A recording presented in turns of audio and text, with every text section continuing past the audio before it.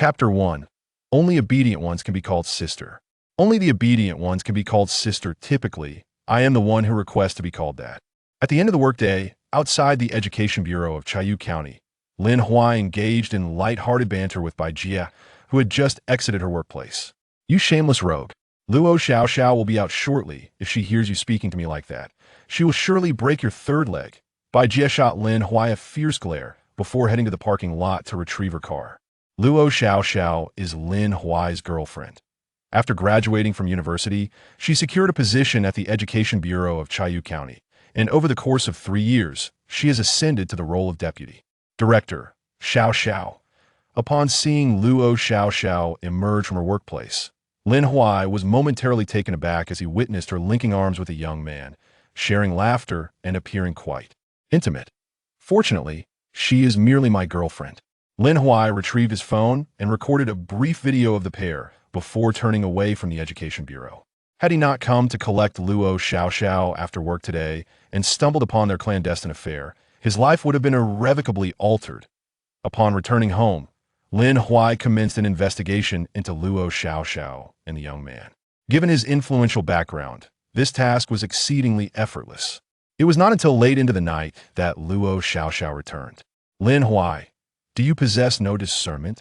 After consuming so much alcohol, aren't you going to bring me a glass of water? She exclaimed as she entered, directing her demands at Lin Huai, who was seated on the sofa. Lin Huai lifted his gaze to Luo Xiao, fixating on the telltale mark on her pristine neck, and let out a cold sneer. Do you still think you deserve it now? Luo Xiao was taken aback. Lin Huai's demeanor had never been like this towards her. Lin Huai, what do you mean? In 3 years, I have worked diligently to become the deputy director of the County Education Bureau. And what about you? You remain just a lackey at the County Discipline Inspection Commission. Why do you think I drank so much, if not for our future? Our future. Lin Huai scoffed. You return from your escapades and then audaciously declare it is for our future? Are you out of your mind? Should I send you to a psychiatric hospital? With a furrowed brow, Luo Xiao wondered if Lin Huai had uncovered something. You? Lin Huai rose and stepped closer to Luo Xiao, inching toward her. What do you mean, you? Do you genuinely believe that your efforts alone could secure you the position of deputy director at the Education Bureau? Without me, you are nothing. Luo Xiao burst into laughter. Lin Huai, you think my promotion to deputy director is due to you?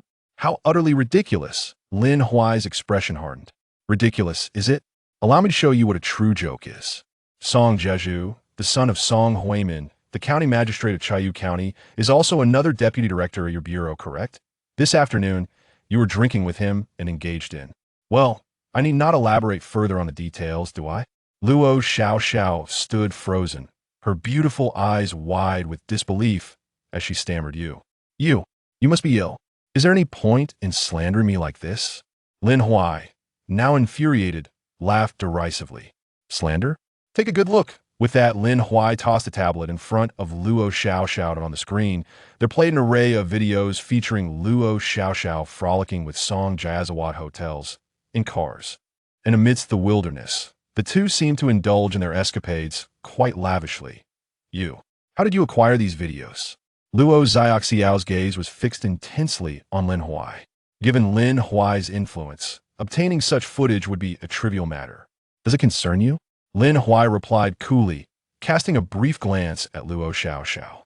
Considering the years you've spent by my side, I won't strike you. Gather your belongings and leave at once otherwise. Do not blame me for being unkind. Grinding her teeth, Luo Xiao retorted, If I must go, then I shall. Lin Huai, let it be known that you will regret this. With that, she turned and entered the room to pack her things. Quickly emerging with a suitcase and TOWAS, she departed. Luo Xiao glanced back at Lin Huai, saying, Lin Huai, mark my words, you have crossed the line, and this is far from over. Lin Huai shrugged indifferently. Do not bring misfortune upon yourself. Humph. Luo Xiao scoffed, and as she walked away, Lin Huai exhaled in relief. Fortunately, they had not tied the knot. He could regard the past few years as time wasted. Lin Huai picked up his phone and dialed a number. Immediate cessation of support for Luo Xiao. He stated matter-of-factly. Congratulations, young master. We celebrate your newfound freedom from Luo Xiao. Do not grieve a breakup, merely paves the way for someone more obedient, more beautiful, and more gentle. Enough, enough. Lao Han, I am not the type to be burdened by what I cannot possess. I desire women. What type do I lack? Please have the family arrange something as of now. I am merely a small figure within the county's Discipline Inspection Commission. Is it possible to secure a more prominent position? Lin Huai contemplated before speaking. Since Luo Xiaoxiao had a penchant for associating with the powerful, it was time she understood what true authority entailed. Very well. I shall consult the old master immediately. Please wait for my call. Lao Han responded. All right. After disconnecting, Lin Huai waited approximately 10 minutes before his phone rang. Lao Han, what did the old master say? Lin Huai answered the call, his voice low with curiosity. The old master believes that serving in a small county like Chaoyu is beneath his dignity. After all, he has endured hardships and faced battles. Must you ramble? Get to the point. Lin Huai's patience began to wane. The old master suggests that you return to the Forbidden City, where he can arrange a suitable position for you. Lao Han conveyed. I am not inclined to return to the Forbidden City just yet. How many of us in this generation have actually gained experience at the grassroots level? Lin Huai pondered before adding, forget it, Lao Han. I will call grandfather myself. After hanging up on Lao Han, Lin Huai retrieved his phone and dialed Lin Jinwei. Brat, you finally remember to call back? The phone rang only a few times before Lin Jinwei picked up, responding nonchalantly. Since you insist on remaining in Chaoyu County, are you satisfied with the position of the county's Discipline Inspection Office Director? Luo Xiaoxiao held the title of Deputy Director of the county's Education Bureau, which was a Deputy Section Chief level.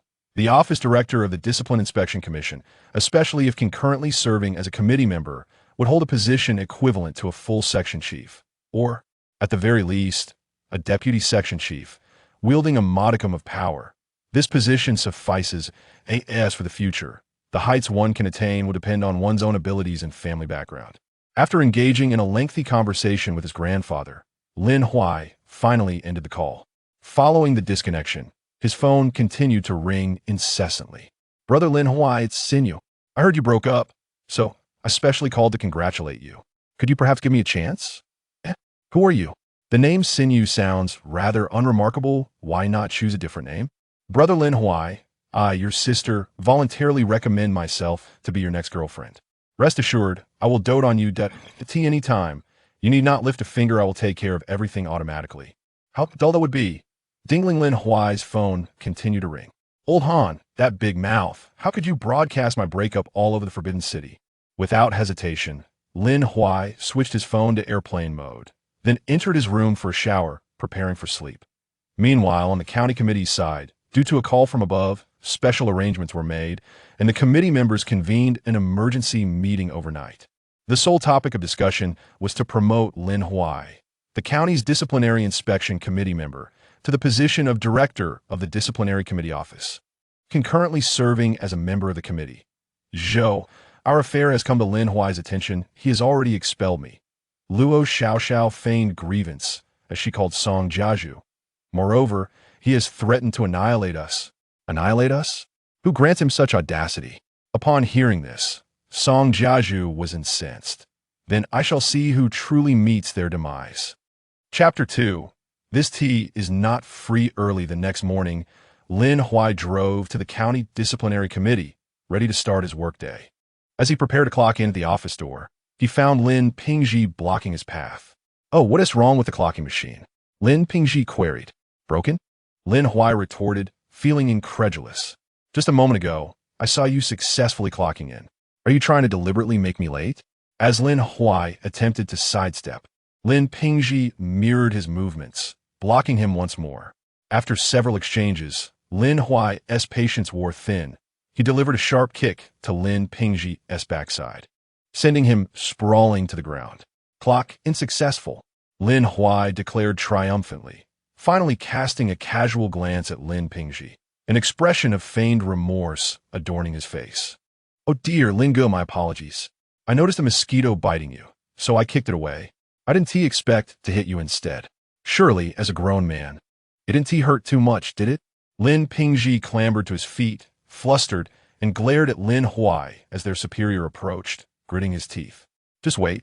You'll regret this. You crossed paths with Song Jiaju, and you know what hit you. Song Jiaju was none other than the son of the county chief. A privileged young man could easily deal with someone as lowly as you. Oblivious to Lin Pingzhi's thoughts, Lin Huai merely chuckled, dismissing him entirely. Upon entering the office, Lin Pingzhi's phone buzzed with a message from Song Jiaju. "How's the lesson going?" "Zhouge, I just arrived at the office." Lin Pingzhi shot a furious glare at Lin Huai's workstation. "No worries. After work today, gather your colleagues from the office. I'll treat them to dinner to strengthen our bonds," replied Song Jiaju. "All right." Lin Pingzhi smirked ominously. It seems Song Jiaju intended to isolate Lin Huai from the entire county disciplinary committee. Excellent.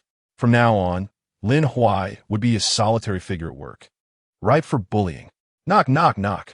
The door to the comprehensive office was gently rapped upon, and County Disciplinary Committee Secretary Zhang Xiaohu stepped forward. Behind him was an elegant gentleman of similar age, both appearing to be in their 40s. "Everyone, this is Minister Xie Changqing from the Organization Department. He has important news to announce." Zhang Xiaohu addressed the gathering, surveying their faces. Without further ado, Xie Changqing opened the folder in his hand and looked at the group. "Who among you is Comrade Lin Huai?" Standing up from his desk, Lin Huai replied, "Minister Xie, I am Lin Huai." Xie Changqing regarded Lin Huai with a discerning eye. Noting his youth, "Comrade Lin Huai, congratulations. After discussions among the relevant departments, it has been decided to promote you to the position of Director of the County Disciplinary Committee Office at the rank of Junka. Here is your letter of appointment." Xie Changqing approached Lin Huai with the document, smiling as he said, "Do not let the organization's expectations go unfulfilled. Remember Minister Xie's guidance." Lin Huai returned the smile to Xie Changqing. Lin Huai was to become the director of the County Disciplinary Committee Office, receiving a direct promotion to Junka, bypassing the position of a mere section chief entirely. What justified such an elevation? Zhang Xiaohu was taken aback, hardly believing that the disciplinary committee had welcomed such a formidable talent. How had he previously overlooked this young man's extraordinary background? From now on, it is imperative to cultivate a good relationship with him. Lin Pingzhi stared incredulously at Xie Changqing and Zhang Xiaohu, who stood before Lin Huai.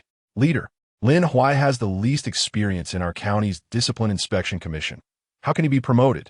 Lin Huai silently scoffed, pondering the low emotional intelligence of this individual. To question a leader in public? That is a grave misstep. Even if one wishes to know the reasons, one must discreetly inquire in private. Indeed, both Zhang Xiaohu and Xie Changqing furrowed their brows. "How can we promote him?" Xie Changqing smiled at Lin Pingzhi. "How about this? I'll summon the county party secretary, the county mayor, the publicity minister, and the United Front minister, those who are members of the county committee, so you can ask them yourself. What do you think?" Lin Pingzhi dared not comply. Realizing he had displeased Xie Changqing with his words, he trembled, beads of sweat forming on his forehead, wishing he could disappear entirely. In order to avoid disrupting the work of others, Xie Changqing exchanged a few brief words with Lin Huai before leaving the County Discipline Inspection Commission, while Lin Huai was called away by Zhang Xiaohu. Watching Lin Huai's departing figure, Lin Pingzhi's complexion shifted from pale to flushed. It's over. What sheer luck has Lin Huai stumbled upon to become the director of the County Discipline Inspection Office? He had just made things difficult for him that morning. If Lin Huai decided to retaliate, would he not be in dire straits? Upon arriving at Zhang Xiaohu's office, Zhang personally opened a small packet of tea leaves and smiled at Lin Huai. "Xiao Lin, today you are in for a treat. This tea is pre-rain long jing sent to me by an old comrade. I've been reluctant to drink it, but let us see how it tastes together today."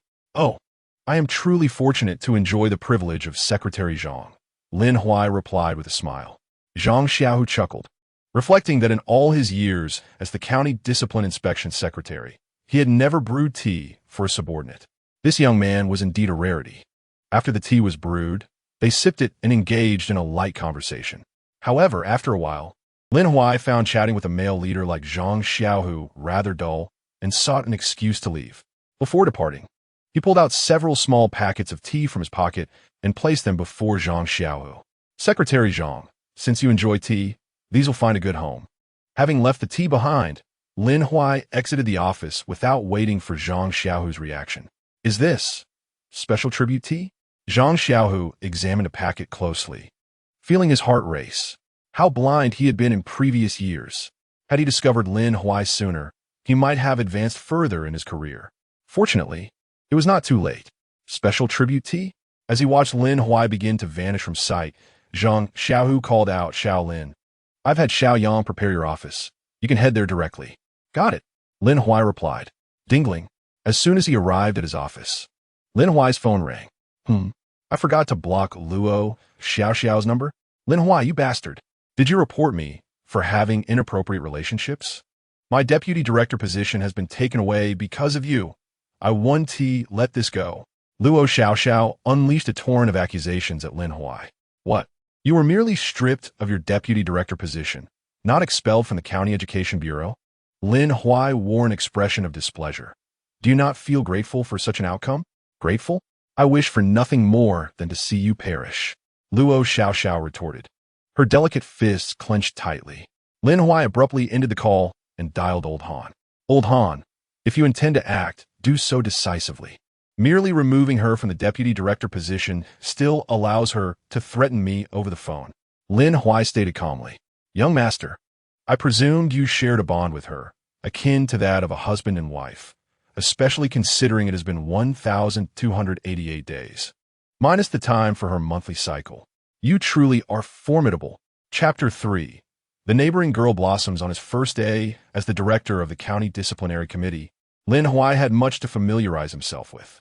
The County Disciplinary Secretary, Zhang Xiaohu, assigned Lin Huai no particularly burdensome tasks, merely instructing him to spend some time in the office to grasp the responsibilities and duties.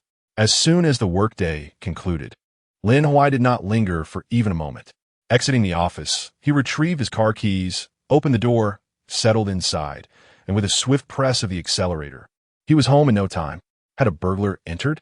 Lin Huai observed that the door was ajar, his brow furrowing slightly as he cautiously peered inside, only to find Luo Xiao seated on the sofa. Luo Xiao, you possess tremendous audacity to dare pick my lock. Lin Huai coldly scoffed as he approached her. And what of it? You caused me to lose my job, and now I have nowhere to go. Who else should I turn to? Luo Xiao confronted him defiantly. I'm sorry, but we have already broken up, Lin Huai replied expressionlessly. Considering it was your first time with me, I suggest you leave immediately, and I shall refrain from calling the authorities. Lin Huai, must you truly be so heartless? Tears glistened in Luo Xiao's beautiful eyes. After all, it was you who took my first time. Why did I end up with Song Jiazhu? It was only because he promised me a rapid promotion. I, too, was thinking of our future together. Furthermore, I merely committed the same mistake all women do. Could he not be so petty? I assure you that any children I bear will be yours. Was it your first time with me?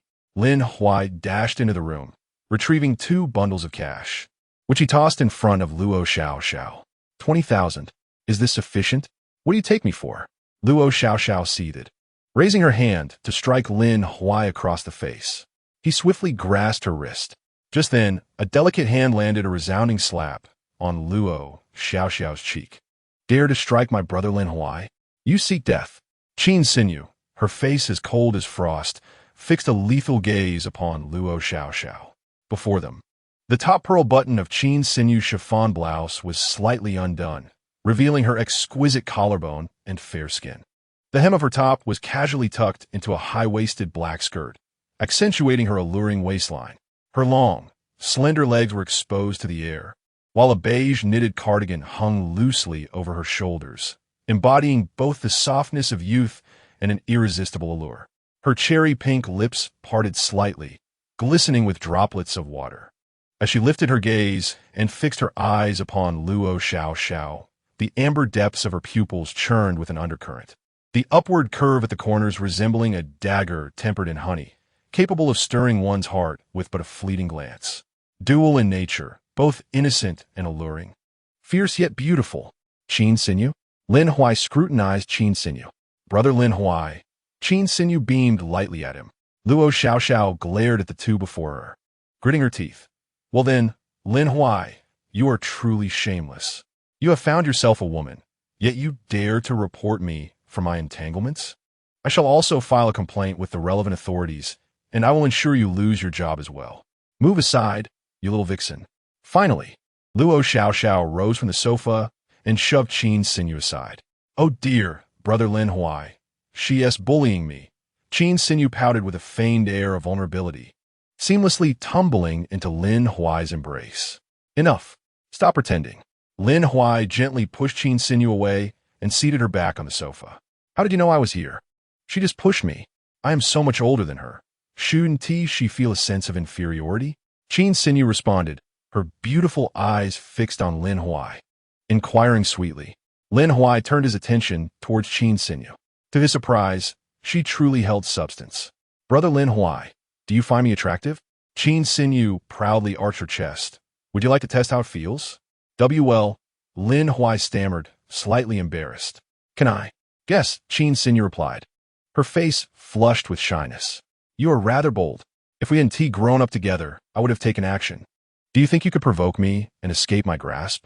Let us not dwell on such trivial matters. Why aren't you staying in the Forbidden City?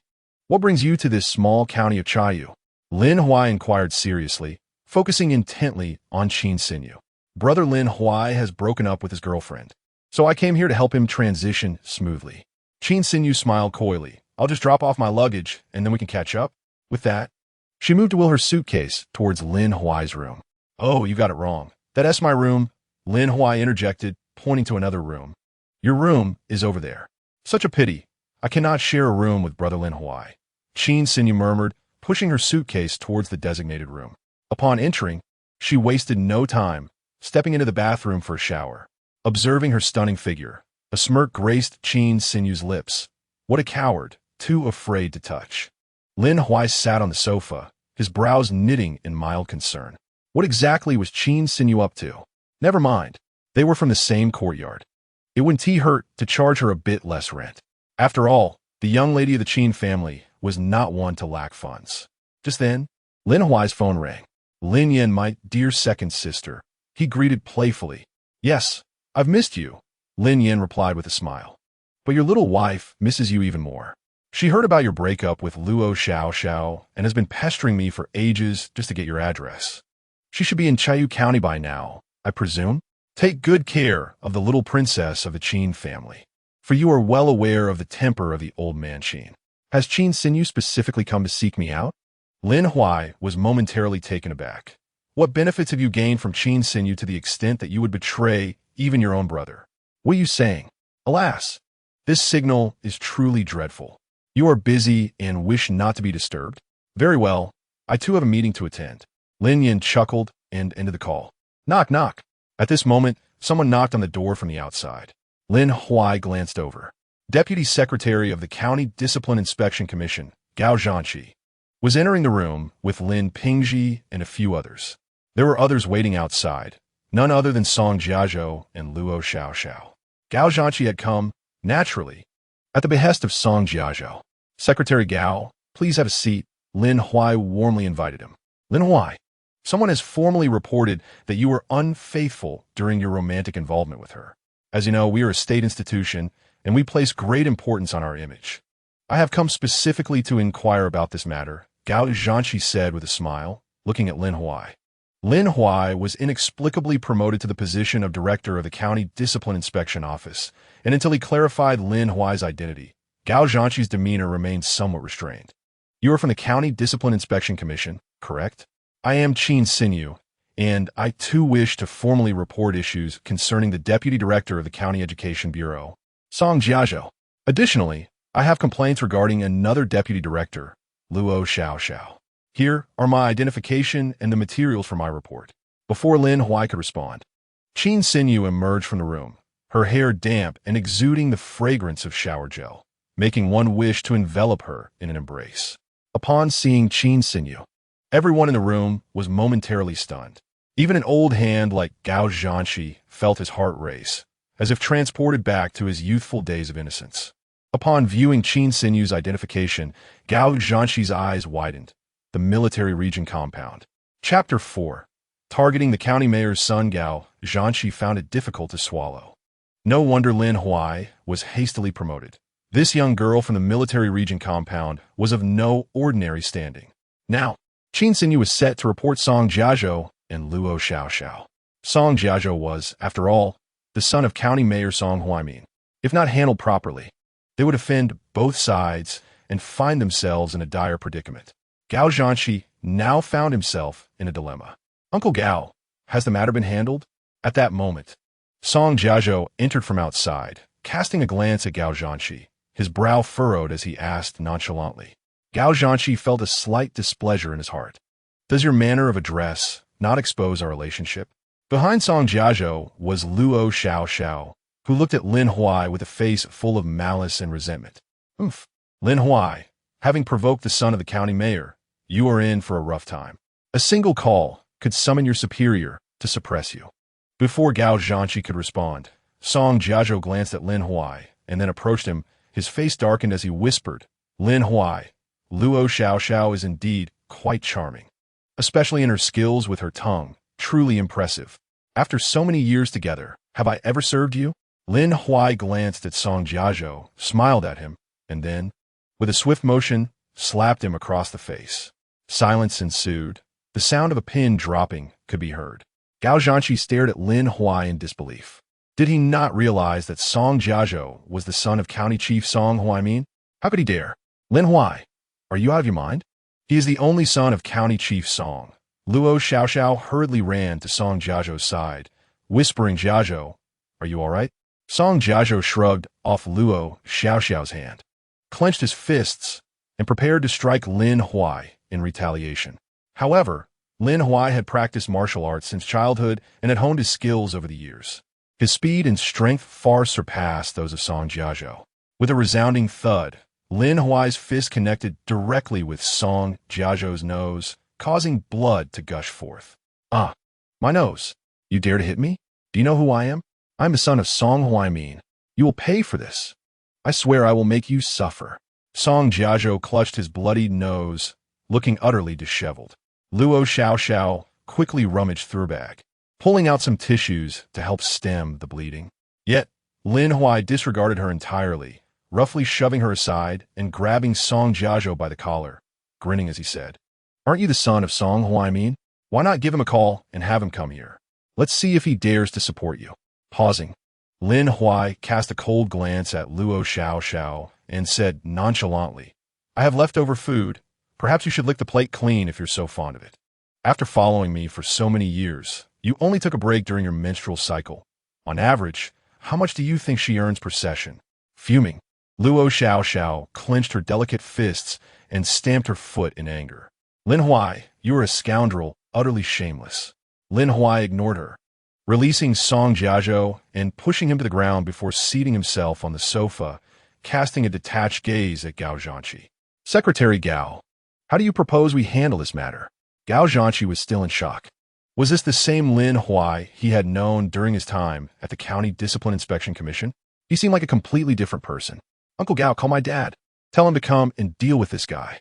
Song Jiazhou gritted his teeth, enduring the pain radiating from his nose. Gao Zhanqi smiled wryly. Jiazhou, I think we should sit down and discuss this calmly.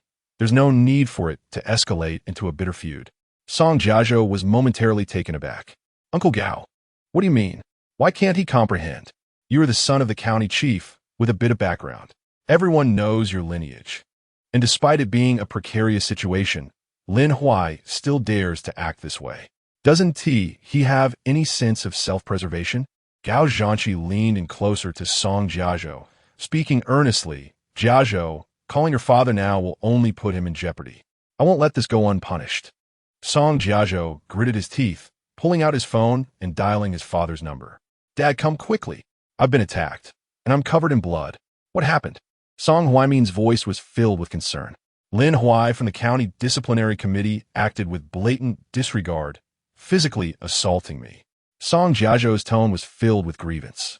Send me your location, Song Huaimin instructed. All right. Song Jiazhou ended the call and sent a location to Song Huaimin. During the phone call, Gao Zhanqi did not intervene. With Lin Huai's audacity, he was determined to uncover the source of this arrogance. After all, he had brazenly struck the county mayor's son right before his eyes. which was a blatant affront to his position as Deputy Secretary of the County Disciplinary Committee. Lin Huai, I advise you to apologize to Jiazhou immediately. Otherwise, when Uncle Song arrives, you shall face dire consequences. Luo Xiao helped Song Jiazhou to his feet, standing beside him, coldly glaring at Lin Huai. Apologize? Lin Huai chuckled lightly, retorting, just don't kneel before me begging for forgiveness later. Keep being stubborn. Luo Xiao fixed her piercing gaze on Lin Huai. Is it only stubbornness that you possess? You ought to be more aware than anyone else, Lin Huai remarked with a playful smile. Qin Xinyu had been seated next to Lin Huai, and upon hearing his words, she leaned closer to his ear and whispered, Brother Lin Huai, then what else do you have? Little children should refrain from prying. Lin Huai rolled his eyes. Seeing that Lin Huai and Qin Xinyu completely disregarded them, Song Jiazhou and his companions grew increasingly furious. Soon, a man arrived, clutching a briefcase. He wore gold-rimmed glasses and appeared to be in his late 30s, exuding an air of refinement. Secretary Jiang, you have arrived, Gao Zhanqi said as he turned to Jiang Buhuan, speaking softly. Jiang Buhuan nodded gently. County Mayor Song cannot come, so I was sent to handle the matter. As he spoke, Jiang Buhuan turned his gaze toward Song Jiazhou, who was bloodied and looked quite fearsome. Secretary Jiang, my nose has been broken. I demand a medical examination and wish to see this scoundrel imprisoned, Song Jiazhou declared, fixing his glare on Lin Huai. Lin Huai, did you break Song Jiazhou's nose? Jiang Buhuan inquired, looking at Lin Huai. Secretary Jiang, I believe you cannot manage this matter. Better to call County Mayor Song. Lin Huai replied nonchalantly. You believe I cannot manage it? Jiang Buhuan chuckled at Lin Huai's words. Indeed, you cannot, Lin Huai said, his expression serious as he gazed at Jiang Buhuan. Then I shall see today whether I can resolve this issue, Jiang Buhuan said, slightly irritated, pulling out his phone to call the police. The county mayor's son has been assaulted. Bring a few officers over to take him to the hospital for an examination. Wasn't he just recently promoted to director of the county disciplinary office? Was it truly necessary to be so arrogant? Just wait until I have you imprisoned. Before long, 3 police officers arrived. The one leading them clearly knew Jiang Buhuan. Secretary Jiang, what is going on? Han Hongyo approached Jiang Buhuan and asked quietly. That fellow assaulted County Mayor Song's son. Jiang Buhuan pointed at Lin Huai, saying, take him in for questioning. Han Hongyo nodded slightly and gestured to his 2 subordinates, who approached Lin Huai, one of them producing a silver bracelet from his possession. Indeed, seeing the lack of personnel, I shall accompany young Master Song to the hospital for an injury assessment, Jiang Buhuan remarked, glancing at Han Hongyo. Very well, Han Hongyo replied, allowing Jiang Buhuan to escort Song Jiazhou to evaluate his injuries. Is this not akin to delivering a fatal blow to Lin Huai? Upon hearing this, Song Jiazhou felt his nose pain diminish, and he cast a subtle glance at Lin Huai, inadvertently making a gesture as if to cut his throat. Just as 2 police officers approached to forcibly place a silver bracelet on Lin Huai's wrist, Qin Xinyu stepped in front of him, beckoning Jiang Buhuan with a cold smile, saying, Jiang Buhuan, why not first take a look at these 2 items before making your decision? Jiang Buhuan stared at Qin Xinyu, puzzled as to how such an enchanting young lady could be by Lin Huai's side. What items? Had Qin Xinyu not been a stunning beauty, Jiang Buhuan would have certainly disregarded her. Without responding to Jiang Buhuan, she retrieved 2 sealed envelopes from behind her and tossed them onto the coffee table. Jiang Buhuan reached for the envelopes, tearing one open to reveal its contents. Instantly, his brow furrowed in concern. The photographs depicted Song Jiazhou and Luo Xiao in various intimate situations, captured by a watermark camera. Furthermore, there were records of a private school transferring 2 sums of money to secure enrollment qualifications for Song Jiazhou. These initial pages alone were already scandalous. What further revelations lay within the subsequent pages? Observing Jiang Buhuan's expression, Lin Huai offered a chilling smile. Jiang Buhuan, if you find yourself at a loss, perhaps it would be wise to contact your superior? No wonder Lin Huai exuded such confidence. It appeared he was well prepared. Jiang Buhuan swallowed hard. To heed Lin Huai's suggestion and call Song Huaimin would undoubtedly tarnish his own reputation. Thus, he approached Song Jiazhou and Luo Xiao, whispering, Jing, Take a look at these documents before deciding how to proceed. At a mere glance, Song Jiaju began to tremble. The contents of the envelope were sufficient to ruin his entire life. If he were to engage in a serious confrontation with Lin Huai, he feared he would gain nothing. What is it, Jiaju? Luo Xiao, noticing Song Jiaju's distress, inquired with concern. Suddenly, without warning, Song Jiaju raised his right hand and struck Luo Xiao hard across the face. You wretched woman, you truly are a harbinger of misfortune, he gritted through clenched teeth. Did you not claim that Lin Huai was merely an ordinary person? Can an ordinary person effortlessly acquire compromising material on you? Does an ordinary person show no fear when confronted by the Deputy Secretary of the county's Discipline Inspection Commission? Does an ordinary person, knowing he is the son of the county mayor, still exhibit no shame? Luo Xiao's face reflected her grievance, yet she could only cover her face, too afraid to speak. Lin Huai, I am sorry. I should not have entangled myself with Luo Xiao, causing you distress. I sincerely apologize, Song Jiaju said, bowing deeply to Lin Huai. Is Song Jiaju not the son of the county mayor? Why, then, does he apologize to Lin Huai with such earnestness? Gao Zhanqi, witnessing the scene before him, felt an unexpected sense of relief.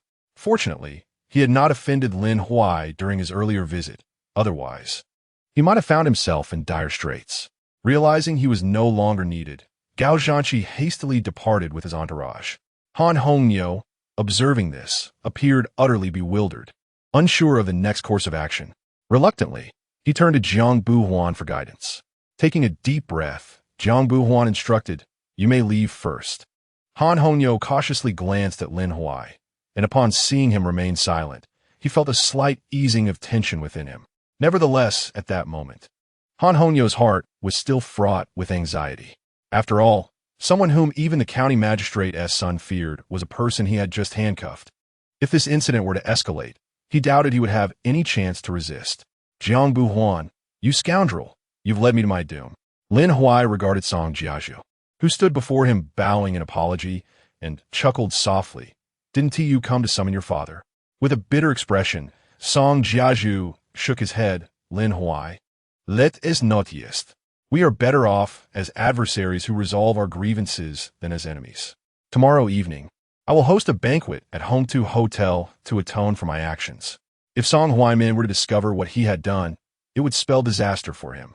Leave. Lin Huai cast a dispassionate glance at Song Jiaju. Thank you. Song Jiaju felt as if a great weight had been lifted and hurried towards the door. However, just as he reached the entrance, his countenance darkened ominously, his fists clenching tightly. Jiaju, wait for me. Luo Xiao quickly pursued him. A series of sharp slaps echoed from outside. Wretched woman, why are you still following me? You bring nothing but misfortune. Do you not think I suffer enough? Whoa, Jiaju, how can you be so heartless? Do you no longer want me? I want your grandmother. Jiang Buhuan turned to Lin Huai and Qin Xinyu, his face flushed with embarrassment. Brother Lin, I apologize. This was all a misunderstanding. I shall treat you to drinks another day to make amends. With that, Jiang Buhuan quickly fled the scene. As Lin Huai observed Jiang Buhuan's hasty retreat, a cold smile crept across his face, but he remained silent. In the next moment, Luo Xiao returned. Her cheeks flushed and tear-streaked, and she collapsed at Lin Huai's feet, clinging tightly to his leg. Lin Huai, I know you still love me. Shall we start anew? I promise to heed your every command. Whatever posture you desire, I shall adopt. Wherever you wish me to be, I will be there, unconditionally compliant. With a swift kick, Lin Huai sent Luo Xiao sprawling away, scoffing apologies, but I have grown weary of the game. Luo Xiao looked up at him. How could that be? I have learned new skills and have yet to showcase them to you. Please grant me another chance. Begone. You are merely leftover scraps, unwanted by others, and I, Lin Huai, have no desire for what I have already discarded. If you persist in your harassment, do not blame me for disregarding past affections and sending you straight to prison. Lin Huai's gaze was icy as he fixed it upon Luo Xiao. Even Song Jiaju remarked that if a confrontation were to occur, Lin Huai could indeed take it seriously. Lin Huai, I have come to regret my actions. Regardless of the circumstances, I shall continue to await your return, for I am confident that my sincerity will surely touch your heart. Luo Xiaoxiao gazed affectionately at Lin Huai before reluctantly departing. Foolish. As he watched Luo Xiaoxiao's retreating figure, Lin Huai let out a soft huff. When I adored you, I would have gone to great lengths to pluck the stars from the heavens for you. But in the absence of those feelings, what are you? Merely dust. Now, the room was left with only Lin Huai and Qin Xinyu. Qin Xinyu, with her delicate hand, playfully draped it around Lin Huai's neck, her expression alluring. Brother Lin Huai, I am quite grown up, yet still a pure maiden, unacquainted with the ways of the world. Would you be so kind as to teach me a few techniques? Lin Huai swallowed hard, realizing the peril she was inviting. As they engaged in playful banter, unbeknownst to them, Song Jiazhou sat in Jiang Buhuan's car, both their expressions dark as thunder. Jiazu, do you intend to let this matter rest? Jiang Buhuan inquired softly. Let rest. Song Jiazhou's fist clenched. Cracking ominously, absolutely not. I shall make Lin Huai's life a living hell. Chapter 6. At that moment, the name seemed quite insipid. Jiazu. Lin Huai's sudden promotion to the director of the County Disciplinary Committee office may have certain implications. Moreover, you currently hold a weakness in Lin Huai's hands. You must tread carefully in dealing with him, Jiang Buhuan stated earnestly, gazing intently at Song Jiazhou. Indeed, Song Jiazhou nodded slightly. You are aware of Deputy Minister Yao Xiaoxue from the Publicity Department, correct? Jiang Buhuan acknowledged. Yao Xiaoxue's affairs are common knowledge throughout Chayu County. With a sinister smile, Song Jiazhou revealed his plan. I intend to anonymously report Yao Xiaoxue for corruption, bribery, and maintaining illicit relationships to engage in power for sex transactions. Since Lin Huai is the director of the County Disciplinary Committee, he should handle the investigation into Yao Xiaoxue, thus allowing her to confront Lin Huai. Jiang Buhuan raised his thumb in admiration. Jiazu, you truly are remarkable. Over the years, Yao Xiaoxue has leveraged her charm to forge connections with numerous influential figures. If she were to speak out, not only in Chayu County, but even in the city, many powerful individuals would rally to her defense. After all, if Yao Xiaoxue were to fall, it would undoubtedly trigger a seismic shift within the political landscape of Chayu County. Should Lin Huai indeed face Yao Xiaoxue, your strategy could be deemed nothing short of brilliant. Song Jiazhou smiled lightly, his eyes gleaming with malice, exuding confidence. Rest assured, they will undoubtedly cross paths. Meanwhile, Lin Huai and Qin Xinyu sat closely on the sofa, the fragrance emanating from Qin Xinyu's body enveloping them. As the eldest daughter of the Qin family, why would you leave the Forbidden City to come to this small county? Lin Huai inquired, tilting his head in confusion. Brother Lin Huai, I came to Chayu County expressly for you. Qin Xinyu replied, her face flushed with shyness, her sweet voice sending shivers down Lin Huai's spine. For me? Lin Huai was taken aback. Of course, do you not recall? When I was younger, I always clamored to be your little wife. Now that I have matured, my ambitions have grown as well, and I have resolved to become your primary wife. Qin Xinyu giggled playfully. Lin Huai was momentarily taken aback. Qin Xinyu was indeed a little enchantress. If he were to believe her whimsical words, he might soon find himself ensnared in her charms. Lin Huai. Suddenly, Luo Xiaoxiao appeared at the doorway, making her way towards Lin Huai and Qin Xinyu. Lin Huai frowned slightly, wondering how this woman could be so relentlessly persistent. What do you want now? Qin Xinyu glared icily at Luo Xiaoxiao. Why should I explain myself to you? Luo Xiaoxiao retorted dismissively, casting a glance at Qin Xinyu. I am Lin Huai's girlfriend, and I have come to find him for a more intimate engagement. Is that any of your concern? Qin Xinyu smiled lightly. Of course it is. Just moments ago, my brother Lin Huai mentioned his preference for ample figures. It is quite evident who possesses that quality between us. Moreover, he enjoys driving his own car, one that only he possesses the keys to. Who knows how many times you've driven it without permission? You might have already ruined it. My brother Lin Huai would never desire you, for he fears the consequences. Although Qin Xinyu appeared harmless, her words could pierce like daggers. Luo Xiaoxiao's chest heaved with indignation. Her fist clenched tightly. I refuse to stoop to your level. With that, she dashed to Lin Huai's side, linking her arm with his. Lin Huai quickly shrugged her off, regarding her with disdain. Luo Xiao, we have already broken up. Can you please stop bothering me? Tears welled in Luo Xiao's eyes. Lin Huai, can you truly dismiss our years of affection so easily? Lin Huai sighed in exasperation. Luo Xiao, what kind of woman do you think I cannot have? Why do you presume that I cannot move on from you? My status has always afforded me the respect of monogamy while with you. With a determined expression, Luo Xiao grasped Lin Huai's wrist and placed it against her chest. Lin Huai, I refuse to believe you have no feelings left for me. Qin Xinyu, observing this spectacle, widened her beautiful eyes in surprise. Oh, is this how far we are taking this? Taking a deep breath, she extended her delicate hands, seizing Lin Huai's and placing them against her own chest, looking provocatively at Luo Xiao. Brother Lin Huai has stated his preference for larger figures. Do you not feel inadequate? Luo Xiao's frustration boiled over. Lin Huai, I have been with you for so many years, and I gave you my first time. You owe me for my youth. Qin Xinyu let out a cold laugh. Your youth is one thing, but what of my brother Lin Huai's? If anyone owes compensation, it is you to him. It has taken this long for me to recognize what kind of person you truly are. And please, do not humiliate yourself further. You're not a courtesan. So why should Lin Huai pay you by the hour? Luo Xiao felt a sense of suffocation wash over her, her emotions churning in turmoil. How could this little vixen be so adept at verbal sparring? Luo Xiao, I have refrained from delivering a harsh blow to you out of consideration for our past together. However, should you continue your unreasonable antics, it will not merely result in your departure from the County Education Bureau. I shall ensure that you find it impossible to thrive in all of Chiayu County. Do you believe me? Lin Huai's cold gaze fixed upon Luo Xiao. I grant you but 3 seconds to leave, and from this moment forth, do not dare to appear in my vicinity again, lest you face the consequences. Seeing Lin Huai's resolve, Luo Xiao could only cast him a begrudging glance before departing. After all, Lin Huai was someone who wouldn't even extend a favor to the Song family. If he were truly provoked, who could predict what actions he might undertake? How infuriating! I should have grasped the 20,000 yuan he had previously thrown my way. Once Luo Xiao had left, Qin Xinyu noticed that Lin Huai's hand remained poised near her chest, and with a mischievous glint in her eye, she took out her phone and snapped a selfie. Lin Huai was taken aback. Qin Xinyu, what are you doing? She waved her phone.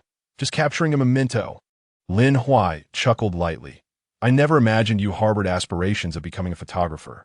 Suddenly, Qin Xinyu's smile morphed into one of wickedness. Brother Lin Huai, if you mistreat me henceforth, I shall share this photo with my grandfather and the Lin family elders, claiming you covet my beauty and resorted to force when denied.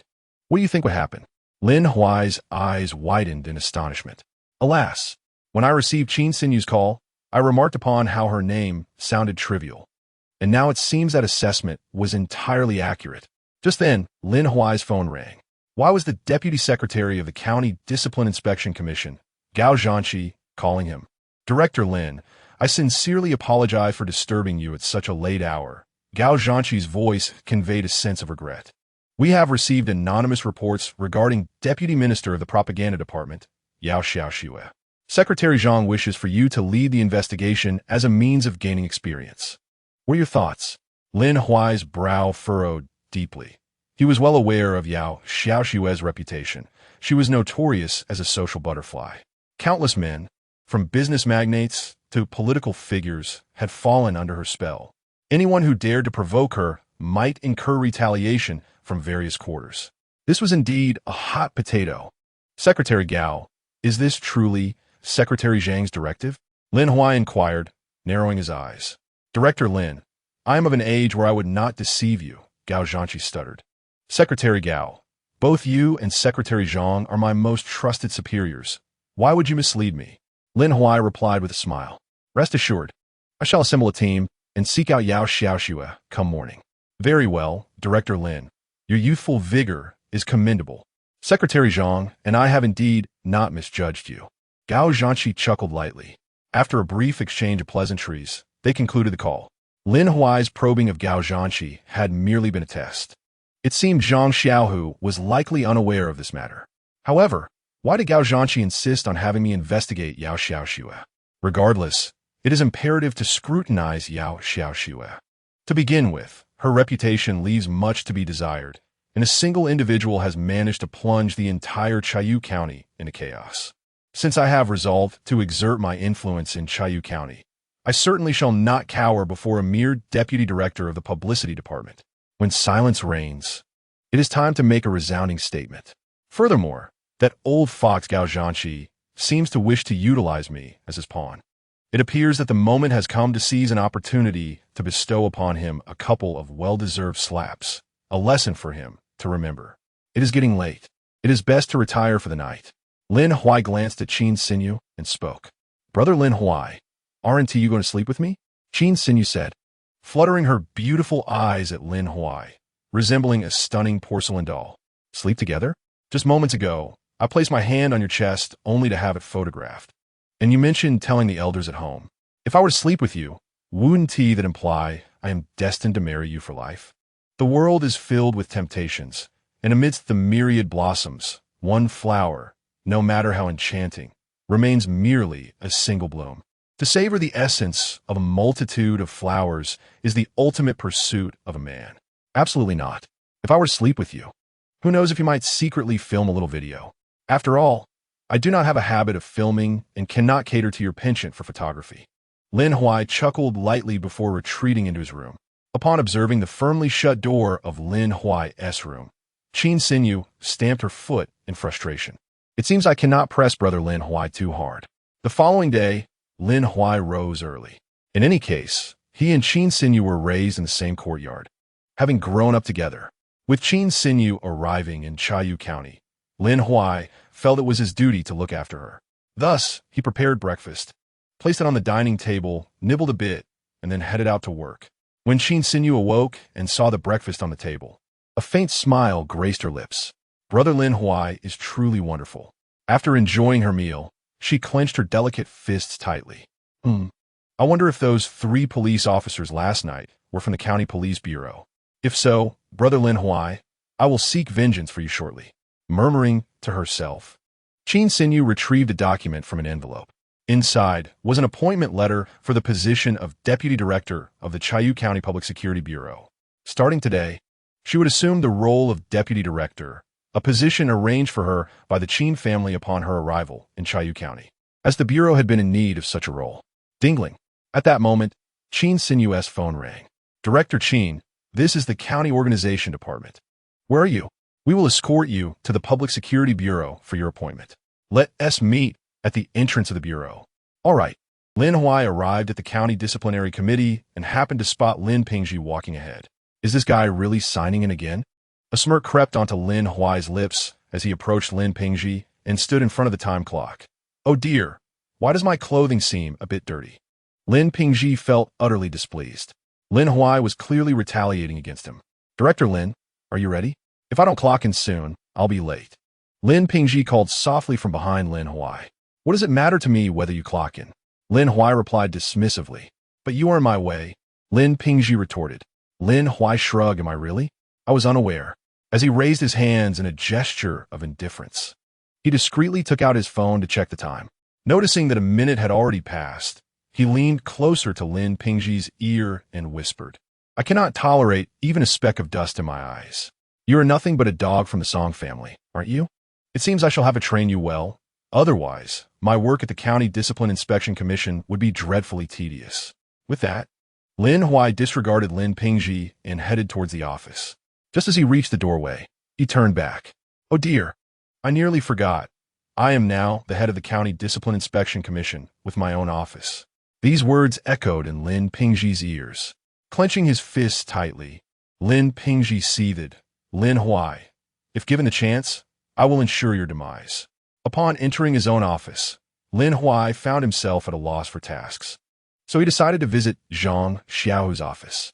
Secretary Zhang, last night Secretary Gao called me, informing me of an anonymous report regarding Deputy Minister Yao Xiaoxue of the Propaganda Department. He asked me to lead a team to investigate her. Lin Huai said softly as he approached Zhang Xiaohu's desk. How come I was unaware of this? Zhang Xiaohu replied, momentarily taken aback.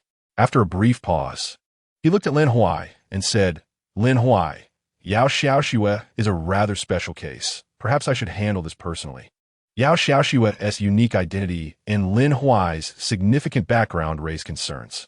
If Lin Huai were to err in this matter, it would surely spell disaster for Zhang Xiaohu's position as County Discipline Inspection Secretary.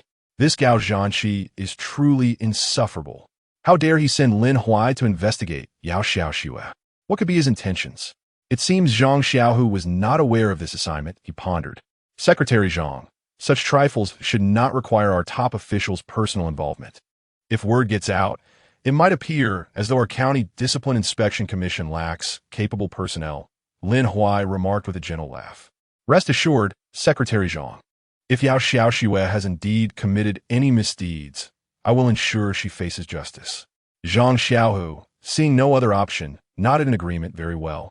But should you encounter any difficulties, be sure to call me immediately. Lin Huai nodded lightly. Secretary Zhang, I will need to bring a team along. You are now the head of the County Discipline Inspection Commission. You can assemble your own team as you see fit, Zhang Xiaohu replied. All right then, I shall take my leave. With that, Lin Huai departed from Zhang Xiaohu's office. Watching Lin Huai's retreating figure, Zhang Xiaohu furrowed his brow and muttered, Gao Zhanqi. You incompetent fool. If you wish for your own ruin, don't drag me down with you. You might as well pray that Lin Huai's investigation into Yao Xiaoxue does not lead to any complications. Otherwise, it would mean your end as well.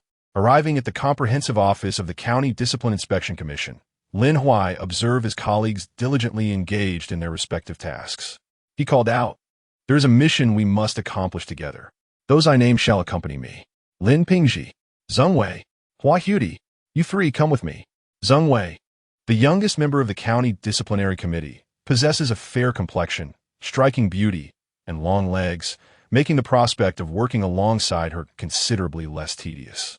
The captivating Hua Dai, at the age of 37, has endured the loss of her husband in a car accident 2 years prior, yet remains in the prime of her allure. Her gaze seems to emit an electric charm, as if she were born with an innate allure. As for Lin Pingji, such a character is only fit to take the blame. Chapter 8. Would you two like to continue? Those who work at the County Disciplinary Committee are certainly not mere ornaments. Lin Huai's sudden elevation in rank must be attributed to a formidable background. If one could establish a connection with Lin Huai, or even engage in deeper exchanges, the benefits to be reaped in the future would undoubtedly be beyond imagination. Very well. Director Lin, what should we prepare? Hua Dai inquired with a gentle smile directed at Lin Huai. Indeed, do we need to bring anything? Zheng Wei also smiled at Lin Huai. Just the equipment for our mission, Lin Huai replied nonchalantly. I will return to the office briefly and depart in 15 minutes. With that, he made his way back to the office. Upon returning, Lin Huai promptly retrieved his phone and dialed Lin Yin, second sister. I need to ask you for a favor. Lin Yin, suspicious, responded, Little brother, you aren't planning to drug that girl Qin Xinyu, are you? Lin Huai, exasperated, replied, Second sister, do I seem like that kind of person? I need you to investigate someone. I will send you the details shortly. Lin Yin sighed in relief. You should have said so earlier. You nearly scared me to death, making me think you were up to no good with Qin Xinyu.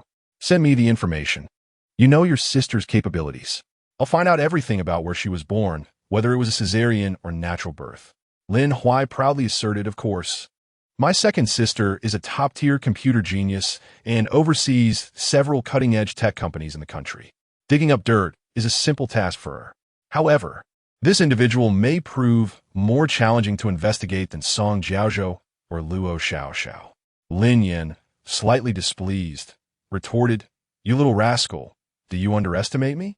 Hurry up and send the details. All right. After ending the call, Lin Huai sent Lin Yin some information about Yao Xiaoxue, which included her ID number, phone number, identification photo, and a brief biography. 10 minutes later, Lin Huai received a file from Lin Yin. Upon opening it, his brow furrowed deeply. Yao Xiaoxue truly showed no restraint whatsoever. Lin Yin's prowess was astonishing. In such a short time, she had uncovered which hotel Yao Xiaoxue was staying in. A human search? Unbelievable. If Lin Yin set her mind to it, she could trace a person's lineage back 3 generations without breaking a sweat. Exiting the office, Lin Huai made his way to the comprehensive office, calling out, Let us go. Understood, Director Lin, Zheng Wei and Hua Dai promptly rose to follow him. Only Lin Pingji reluctantly trailed behind. Lin Pingji, you are a man. Why do you still require Zheng Wei and Sister Dai to carry some documents and equipment? Are you not a man at all? Could it be that you aspire to emulate Lin Pingji from the smiling, proud wanderer and resort to self-mutilation? Lin Huai cast a sidelong glance at Lin Pingji and scoffed. His words sent Zheng Wei and Hua Hudi into fits of laughter. Meanwhile, Lin Pingji wore a gloomy expression, feeling utterly helpless. After all, Lin Huai was now the director of the County Disciplinary Inspection Office. Director Lin, you truly possess a talent for humor. Lin Pingji forced a smile, then took the documents and equipment from Zheng Wei and Hua Hudi's hands, saying, "Allow me to handle this." With everything in place, Lin Huai succinctly briefed the group on the day's tasks before departing in a government vehicle belonging to the County Disciplinary Inspection Office. Ordinarily, driving would not fall under Lin Huai's responsibilities. However, given Lin Pingji's ulterior motives, who could ascertain whether he might harbor resentment and retaliate against society in the most extreme manner, ultimately leading to mutual destruction. Contemplating this, Lin Huai resolved to take the wheel himself. As the car exited the County Disciplinary Inspection Office, Gao Zhanqi sat in his office, a faint smile gracing his lips as he retrieved his phone and dialed a number. Secretary Jiang, Lin Huai and his team have set off to investigate Yao Xiaoxue. Understood, Jiang Buwan replied nonchalantly. We shall observe from a distance, and when the time is right, we will reap the benefits. Indeed, do you have time after work? Shall we invite Director Song's son, Song Jiazhou, for a drink? Gao Zhanqi inquired softly. All right, I will check if Jiazhou is available. After hanging up, Gao Zhanqi let out a cold chuckle. Lin Huai, regardless of your status, once you offend Yao Xiaoxue, can you withstand the combined pressure from the numerous powerful figures? Remember, this time we received an anonymous tip-off regarding accusations against the deputy director of the propaganda department, Yao Xiaoxue. Typically, such a high-ranking individual would warrant direct intervention from higher-ups like Secretary Zhang or Secretary Gao. Yet, both are preoccupied with significant matters. Thus, this task has fallen to us. Therefore, we must thoroughly understand the situation regarding Yao Xiaoxue. While driving, Lin Huai spoke to the others. Zheng Wei and Hua Hudi nodded earnestly, while Lin Pingji seemed lost in thought, entirely detached from the conversation. Before long, Lin Huai parked the car in front of the Yage Hotel. Zheng Wei paused, perplexed.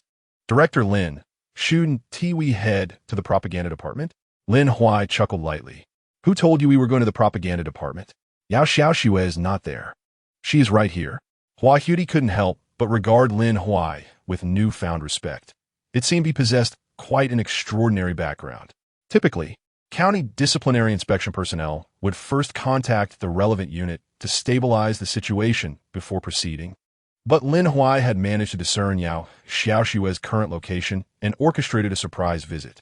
Could anyone else so easily ascertain the whereabouts of a deputy director of the propaganda department? Lin Huai's rapid ascent to the position of director of the County Disciplinary Inspection Office was undoubtedly not merely a stroke of luck. At that moment, the four of them were clad in work attire and donned official identification badges. Upon arriving at the hotel front desk, Lin Huai promptly explained the situation and requested a room key for room 1708. Equipped with the necessary documentation, he was met with the front desk's compliance. After acquiring the key card, Lin Huai, accompanied by several individuals, ascended to the 17th floor of the Yage Grand Hotel. In room 1708, a woman and a man were entangled in an intimate embrace, the woman's voice rising above the din, audible even from the corridor. Zheng Wei, still a young girl at heart, felt her cheeks flush with embarrassment upon hearing such sounds of carnal pleasure. In contrast, Hua Dai, with a playful smile, leaned closer to Zheng Wei's ear and whispered, Wei Wei, you have such a melodious voice. I can only imagine how delightful you would sound in such moments. Perhaps you should consider finding a partner, like Director Lin, for instance. Zheng Wei playfully pummeled Hua Dai's shoulder, exclaiming, Oh, Sister Butterfly, you're insufferable. Lin Pingji observed the playful banter between Zheng Wei and Hua Dai, while the sounds of merriment from within the room rendered him parched. At that moment, Lin Huai had already swiped the card and opened the door. As the door swung open, all activities within the room abruptly ceased. "Who are you? Get out!" The woman hastily covered her pristine form with a blanket, her brow furrowed as she shouted towards the entrance. Rather than retreating, Lin Huai strode confidently into the room. "Who are you? What do you want?" Yao Xiaoxue, feeling a palpable sense of panic as Lin Huai approached, questioned him. "Allow me to introduce myself.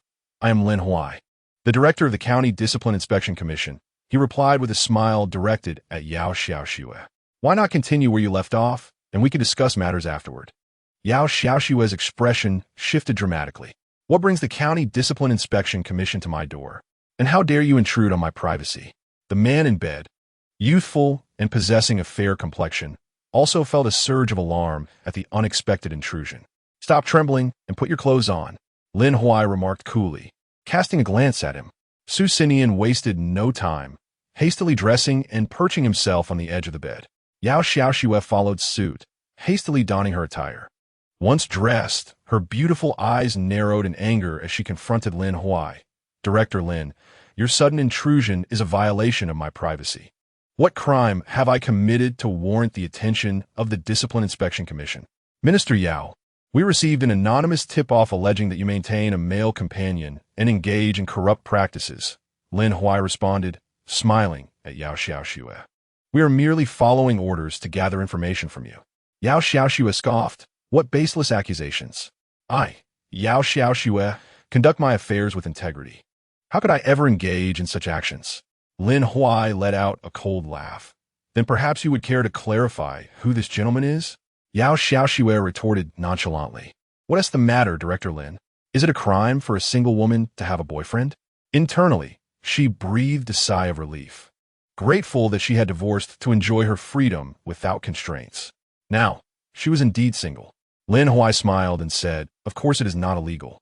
Enjoying the intimacy of a romantic relationship with one's boyfriend is perfectly normal. Given this, it seems the report we received was unfounded. My apologies for the disturbance, Minister Yao." With that, Lin Huai led Zheng Wei and the others out of the room. Yao Xiaoxue looked perplexed as she stared at the door that Lin Huai had just closed, her mind swirling with questions. What on earth was Lin Huai up to? "Director Lin, haven't we done anything yet? Why are we leaving?" Zheng Wei inquired, her confusion evident. "Appearances can be deceiving. Much has already transpired," Lin Huai replied with a faint smile. "If Yao Xiaoxue is indeed as the report suggests, then she will soon attempt to conceal her past transgressions. As long as we keep a close watch on her, we will catch her red-handed." The butterfly, unable to contain her admiration, gave Lin Huai a thumbs up. "Director Lin, this strategy is truly brilliant. Sometimes, deliberately alarming the snake in the grass yields unexpectedly favorable outcomes." Lin Huai nodded lightly. "You understand me well, Sister Butterfly. Let's return." With that, the group departed from the elegant hotel. Meanwhile, inside the hotel, Su Sinian attempted to linger with Yao Xiaoxue, but was abruptly pushed away. "Do not contact me for a while. I have matters to attend to," she declared, opening the hotel door and leaving in haste. Lin Huai returned to the county's Discipline Inspection Commission with his companions, saying nothing as he headed straight to his office. At that moment, Gao Zhanqi arrived at the general office and called out, "Lin Pingji, come my office." "Understood, Secretary Gao."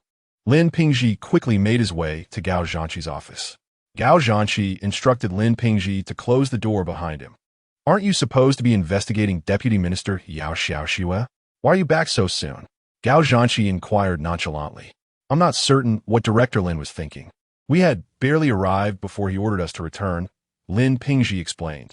"Little Lin, I sense some discord between you and Lin Huai," Gao Zhanqi remarked seriously. "To be frank, I have my reservations about Lin Huai. Ever since he was promoted to the position of director, he seems to regard me as inconsequential. Therefore, I need you to keep an eye on the investigation into Yao Xiaoxue.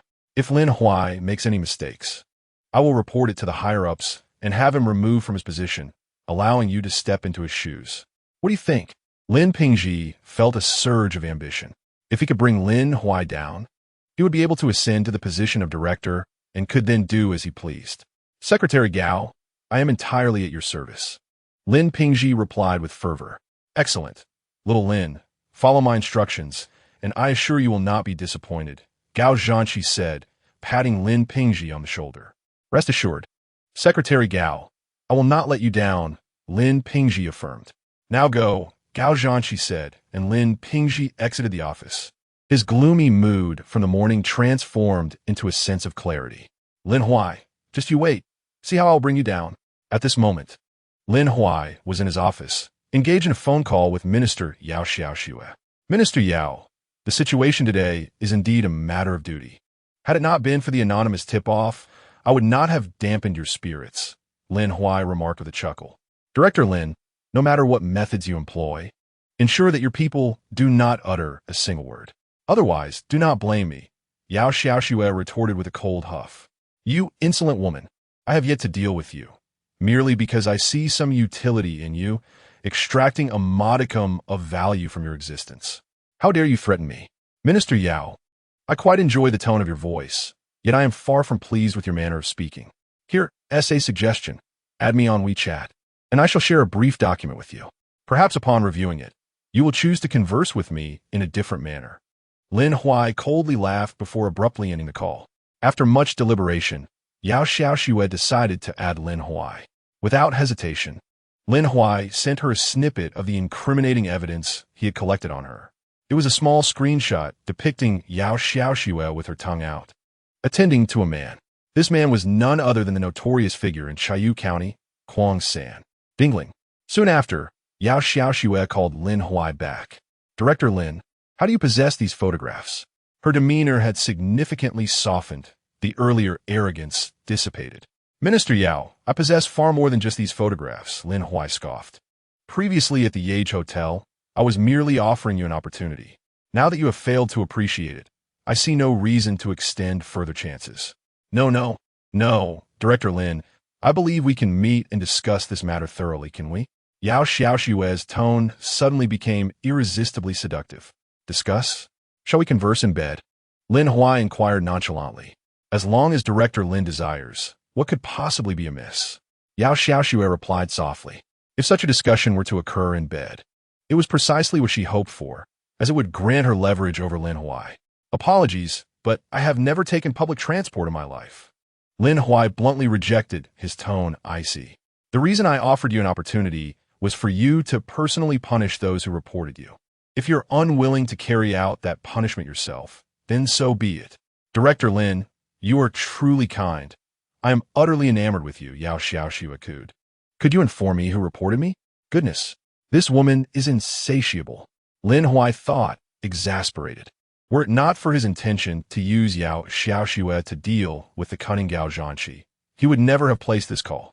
Deputy Secretary of the County Discipline Inspection Commission, Gao Zhanqi, Deputy Director of the County Education Bureau, Song Jiazhou, Secretary of the County Mayor, Jiang Buhuan. The question remained whether Minister Yao possessed the capability to exact punishment upon these three individuals. With that, Lin Huai disregarded any reaction from Yao Xiaoxue and hung up the phone. Chapter 10. No sense of pressure after ending the call. A subtle smile graced Lin Huai's face. Yao Xiaoxue, do not let me down. Utilize the methods you commonly employ on Gao Zhanqi. I refuse to believe that this old fellow would not capitulate before your charm. Just as Lin Huai was contemplating this, an urgent ringtone pierced the air. The caller's number was an unfamiliar sequence.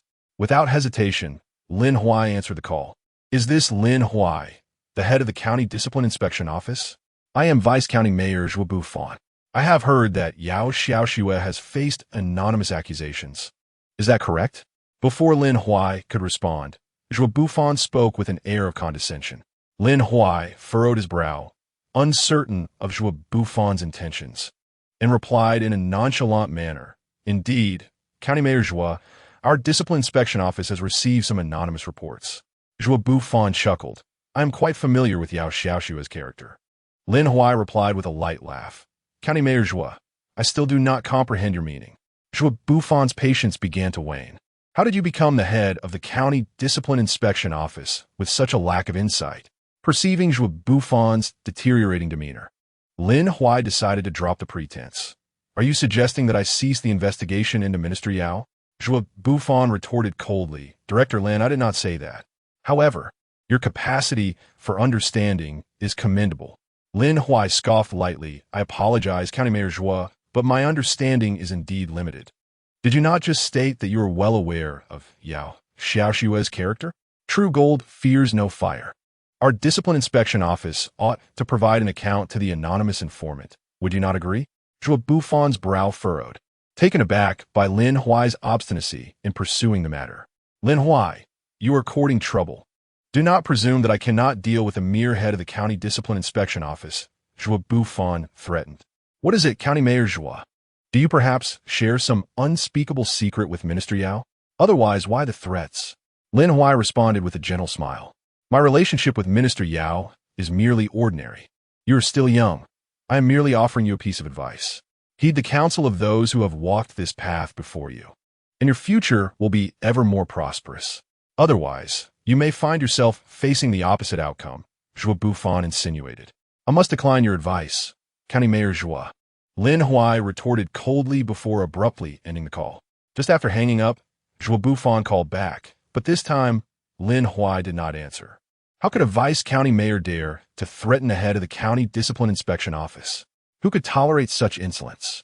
Zhua Bufan, upon realizing Lin Huai did not answer, furrowed his brow in frustration, muttering curses about Lin Huai's ancestors. Meanwhile, Lin Huai, witnessing Zhua Bufan's incessant calls, decided to block his number.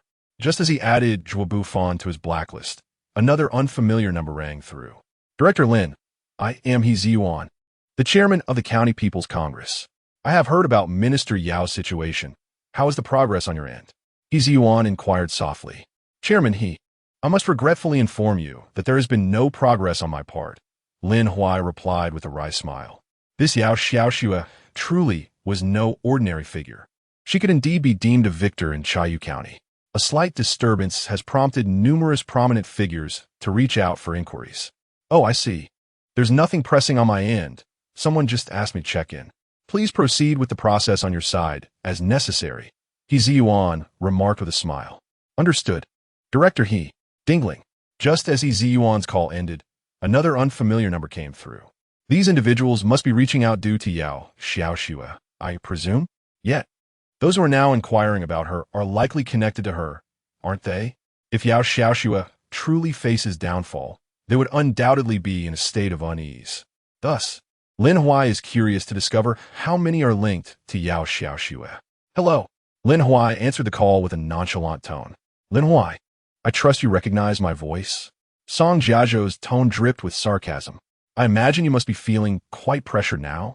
Thank you for your concern, Director Song. But I assure you, I am under no pressure, Lin Huai replied, sensing the tension in Song Jiazhou's voice. Could it be that Vice County Head Zhua Bufan and County People's Congress Chairman He Ziyuan's calls were orchestrated by Song Jiazhou? Is that so? I suspect you were merely putting on a brave front. Song Jiazhou scoffed before abruptly ending the call. After the line went dead, a fierce glint flickered in Lin Huai's eyes. It appears that Song Jiazhou possesses some cunning. First, he anonymously reported Yao Xiaoxue, who has extensive connections in Chayu County, then leveraged his relationships with Zhua Bufan and He Ziyuan to exert pressure on Lin Huai. Both Zhua Bufan and He Ziyuan are formidable figures in Chayu County, and any ordinary person would hesitate to act under their threat. Very well, Song Jiazhou, if you wish to play, then I shall indulge you. Lin Huai mused as he promptly dialed Yao Xiaoxue. Minister Yao, where are you currently? I believe we should meet. There are matters I wish to discuss with you. Lin Huai stated calmly. Previously, even as the director of the County Discipline Inspection Commission, Yao Xiaoxue would have dismissed him, but the circumstances have changed. Lin Huai holds leverage over her, a mere fragment that could potentially ruin Yao Xiaoxue's future. Where shall we meet? Yao Xiaoxue inquired softly. I'll send you a location. As convened there, Lin Huai replied before hanging up and sending her the coordinates. At the eastern outskirts of Chayu County, in front of an unfinished building overrun with weeds, it was deserted during the day. However, some individuals occasionally parked their cars there in the evening to enjoy meals outdoors. Not long after Lin Huai arrived, Yao Xiaoxue also appeared. Shall we converse in your car or mine? Yao Xiaoxue asked gently, glancing at Lin Huai. Yao Xiaoxue drove a Porsche Panamera. How can a deputy minister of the county propaganda department afford such a vehicle if there are no other legitimate sources of income? This raises many questions. Yao Xiaoxue is indeed quite ostentatious. Lin Huai was driving the Ideal 8, and naturally, the rear space was considerably more spacious, allowing for a less oppressive experience while seated. "Come on in," Lin Huai said, promptly opening the rear door and sliding inside. Without hesitation, Yao Xiaoxue followed him into the car. As she entered, her enchanting fragrance wafted into Lin Huai's senses. Yao Xiaoxue remained silent, her delicate hands gently caressing Lin Huai's chest. "I will satisfy you once. Let us consider this matter of anonymous reporting as concluded, shall we?" Before Lin Huai could respond, her hands began to trail down his chest. Chapter 11. Only 3 days' time. Hey, Minister Yao, I am a person of principles. When I say I dislike taking the bus, I truly mean it. My apologies, Lin Huai interjected, quickly halting Yao Xiaoxue's hand. If this continued, it would be too advantageous for her, nearly revealing his true self. Yao Xiaoxue glared at Lin Huai, indignation in her eyes. "Do you dare to humiliate me?" Lin Huai chuckled. "What do you mean, Minister Yao? I was merely expressing my personal preferences." Yao Xiaoxue could only suppress her frustration, vowing that, given the chance, she would make Lin Huai regret his actions. Let him learn why flowers bloom so beautifully. "Director Lin, speak your mind. What is it that you truly desire?" Yao Xiaoxue asked, crossing her arms, accentuating her curves enticingly. Lin Huai swallowed hard. It was no wonder so many were enthralled by Yao Xiaoxue. Her allure was irresistible to any man. Noticing the look in Lin Huai's eyes, Yao Xiaoxue smirked internally before casually remarking, "Director Lin, one must not be too greedy, lest one bursts." Lin Huai laughed heartily. "Minister Yao, that is something you need not concern yourself with." With gritted teeth, Yao Xiaoxue declared, "Fine. I agree to be your woman indefinitely at your beck and call. However, let us consider the matter of the anonymous report settled. Moreover, you are aware of my connections. I can utilize my network to promote you, ensuring that you ascend to the position of County Discipline Inspection Secretary in no time. What do you say?" Look at you, Minister Yao. I've already stated my aversion to buses. What is with your memory?" Lin Huai said earnestly, looking at her. Yao Xiaoxue was nearly apoplectic. In her quest for rapid advancement, she had indeed sacrificed her body. But why did Lin Huai feel entitled to humiliate her? Did he deserve such a stance? "No. I ask you, Lin Huai, why did you summon me here? What are your intentions?" Yao Xiaoxue inquired, a hint of impatience creeping into her voice. "Minister Yao, in truth, the material regarding your anonymous report lacks any substantial content. It is merely a scheme by those rascals from the Song family to incite discord between us. Attempting to use me as a pawn," Lin Huai stated, gazing intently at Yao Xiaoxue. Upon hearing Lin Huai's words, Yao Xiaoxue felt a surge of joy within. At least it seemed he did not possess much information. However, before she could savor her relief for even 3 seconds, Lin Huai's next statement left her utterly stunned. "Although the evidence they provided lacked substantial content, I conducted a brief investigation into your affairs merely to adhere to procedural norms. This is the information I have gathered," Lin Huai remarked with a smile, casually tossing his phone in front of Yao Xiaoxue. "This document contains everything regarding you. Do take a good look." With a sense of suspicion, Yao Xiaoxue picked up the phone Lin Huai had thrown, and her expression changed drastically upon glancing at the first page. As she continued to read, an overwhelming sense of dread washed over her. Her complexion turned pale, and her hands instinctively pressed against her chest. "Director Lin, what must I do for you to let me go?" Tears shimmered in her beautiful eyes. "If you spare me, I am willing to do anything for you." "Minister Yao, to be frank, I'm the only one privy to this information thus far, and I have yet to submit it," Lin Huai replied, his gaze fixed on Yao Xiaoxue with a smile. "There are 3 individuals: Deputy Secretary of the County Discipline Inspection Commission, Gao Zhanxi, the County Mayor's Secretary, Jiang Buhuan, and the Mayor's son, Song Jiazhou, who harbor ill will towards me. How about I help you deal with them?" Yao Xiaoxue quickly responded, "Minister Yao, you truly are a clever man." Lin Huai continued, "You have 3 days, only 3 days, to show results. If there is no progress by then, I shall submit these materials without hesitation. Understood. Yao Xiaoxua trembled as she agreed. Very well, Lin Huai chuckled lightly. If that's the case, I have no further business here. Yao Xiaoxua nodded gently, opened the door of Lin Huai's car, and hurried to her Porsche Panamera. She started the engine and swiftly departed from the dilapidated building before her. Watching Yao Xiaoxua's car fade into the distance, a smirk crept onto Lin Huai's lips. Gao Zhanqi, that cunning old fox, seeks to curry favor with the mayor's son while hoping I believe he has never wronged me?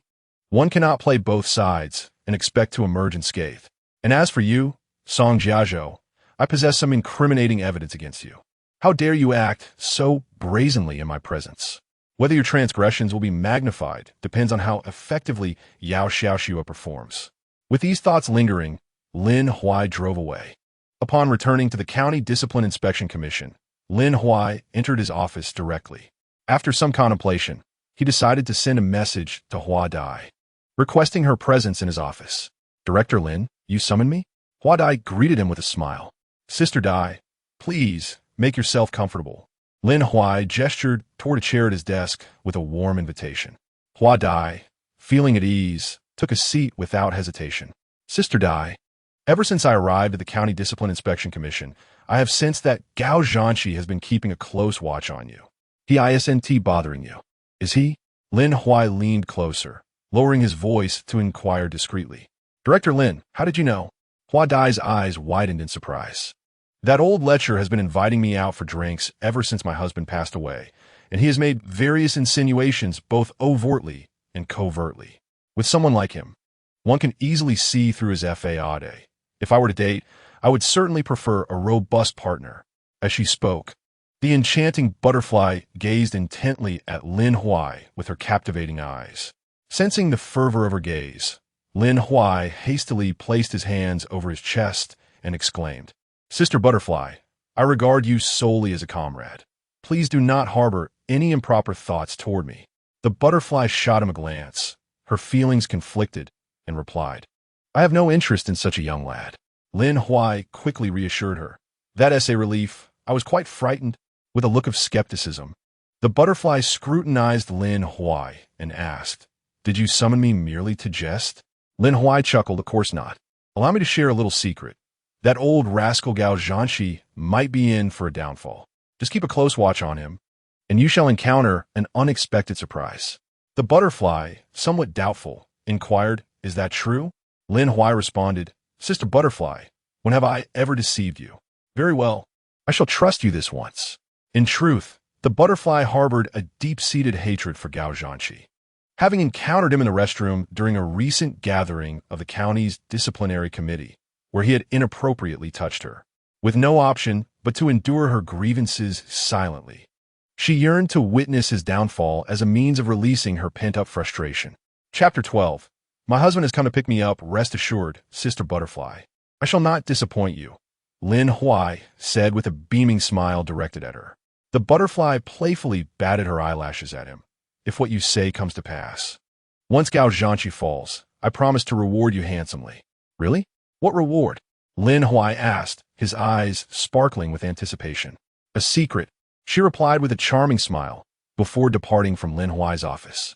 As he watched the butterfly saunter away, Lin Huai finally comprehended why it was often said that youth fails to appreciate the allure of mature women, mistaking young girls for treasures.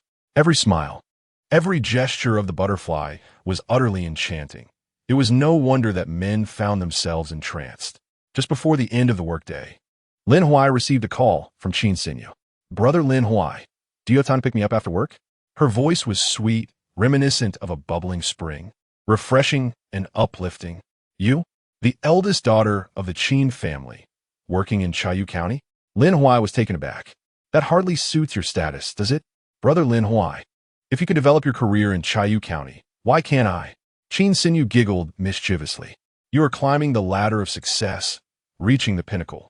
I must accompany you on this journey. But enough of that for now. I will send you my location. Will you come to fetch me? How touching. Lin Huai chuckled lightly. However, I still want to be picking you up. Take a taxi back yourself. Qin Xinyu stamped her foot in frustration. If you don't come, I'll send photos of you inappropriately touching me to my grandfather and old man Lin, claiming you bullied me and forced yourself upon me.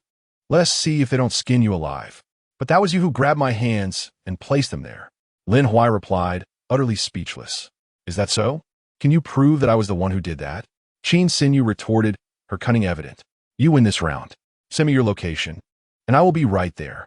After hanging up, Qin Xinyu sent Lin Huai her location, the county police station. What brings this girl to the county police station? Lin Huai, not pondering too deeply, drove directly to the county police station.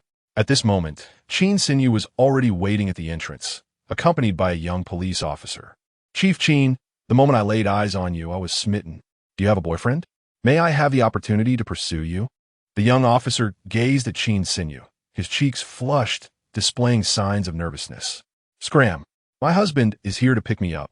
Upon seeing Lin Huai step out of the car, Qin Xinyu joyfully ran to his side, naturally linking her arm with his, her face aglow with sweetness. It is quite commonplace for young individuals, newly emerged into society, to boldly take the first step towards their affections. However, this young officer may think twice before expressing his feelings again. Moreover, how did this little enchantress come to be referred to as Chief Qin? And why does she call him her husband? Lin Huai felt his mind was somewhat overwhelmed. Husband, shall we head home? Qin Xinyu laughed, linking her arm with Lin Huai's as they walked toward the car, pulling open the passenger door before finally releasing his arm. Lin Huai hastily entered the vehicle and started it, departing from the county police station. Qin Xinyu, have you started working at the county police station? Lin Huai inquired, tilting his head to glance at her. Why? Is that not permissible?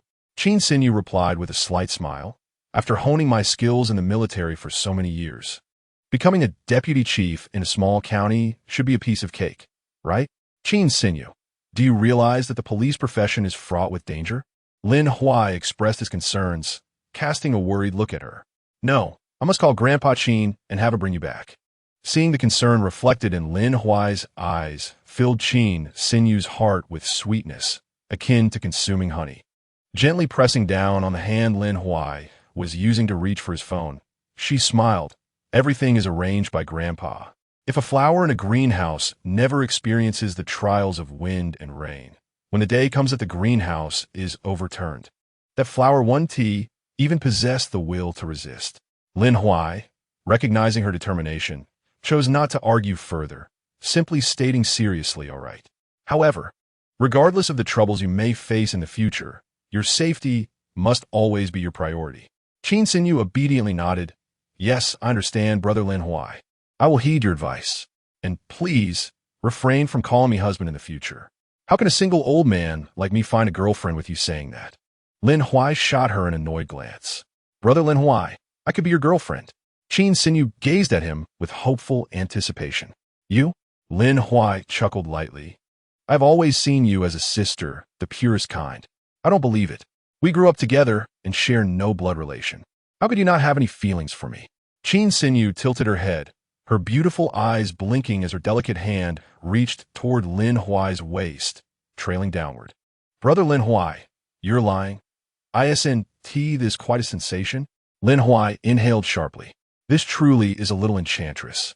How could she perform such an act? I am utterly astounded. This is a man's instinctive reaction. Lin Huai explained in a pale and feeble manner. Is that so? Qin Xinyu gazed at Lin Huai with a hint of skepticism and remarked, I have only treated you this way, so I cannot discern the truth of your words. If you doubt me, you may inquire with the charming readers, she added.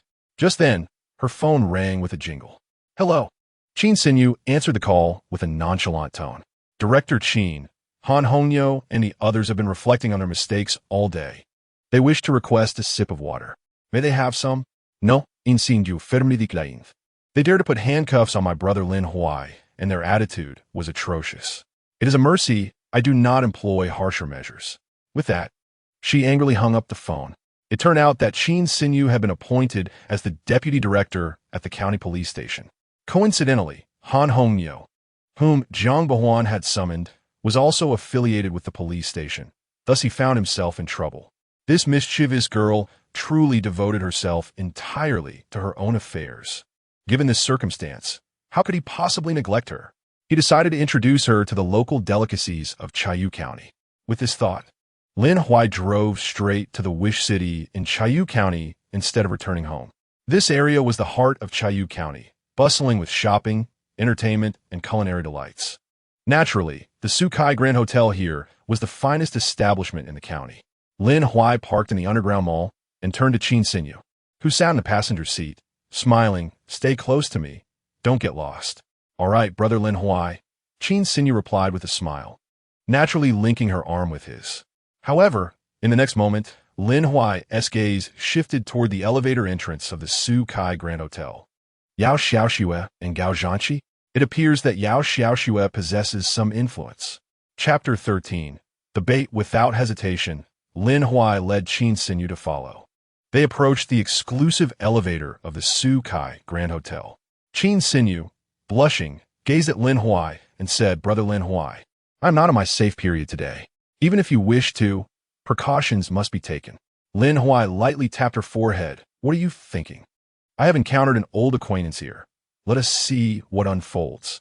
As the elevator reached the 16th floor, Lin Huai hurriedly brought Qin Xinyu inside, also heading to the 16th floor. Initially, he thought they might lose sight of their quarry upon arrival. To his surprise, they spotted Yao Xiaoxue and Gao Zhanqi entering a room. Lin Huai signaled Qin Xinyu to be silent and approached the hotel room door. Inside, Yao Xiaoxue, with her enchanting demeanor, fixed her gaze on Gao Zhanqi. "Secretary Gao, to be frank, Lin Huai from your unit is currently investigating me. Minister Yao in my eyes. Lin Huai is of no consequence. As long as you comply and serve us well, I assure you I will have Lin Huai withdraw his investigation against you." Gao Zhanqi chuckled, his eyes wandering over Yao Xiaoxue's exquisite figure. "Us?" Lin Huai's eyes widened in disbelief. Could it be that others were present in the room as well? These people certainly led a flamboyant life. Upon hearing that Minister Yao possesses remarkable skills in that regard, I have long desired to witness them firsthand. Today, the opportunity has finally arrived. "Come here, Minister Yao." Is that Song Jiajiao's voice? Song Jiajiao is also present. "Director Song, isn't this inappropriate?" Yao Xiaoxue hesitated, casting a furtive glance at Song Jiajiao. "What is inappropriate about it?" Song Jiajiao fixed a frosty gaze upon Yao Xiaoxue. She was now in a position of dependence on them, compelling them to adopt a superior demeanor. He grasped Yao Xiaoxue's chin with a sly smirk and remarked, "Aren't you the renowned social butterfly of Chayu County? Pray tell, how many have referred to you as Minister Yao? How many is Xiaoxue, and how many is Schwerer? Or even darling? Ah, I almost forgot. There must be some who have called you a wench as well."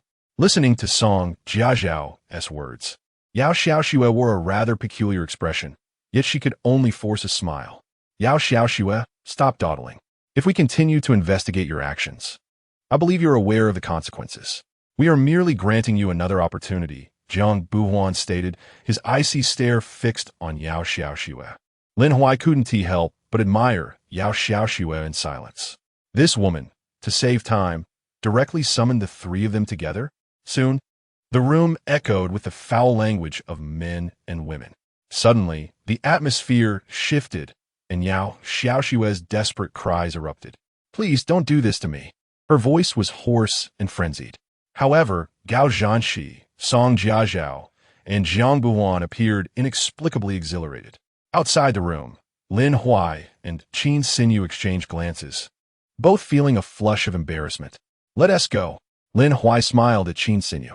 It must be said, individuals like Yao Xiaoxue are indeed rare talents, and she possesses quite the audacity, taking on three at once, engaging directly in the fray.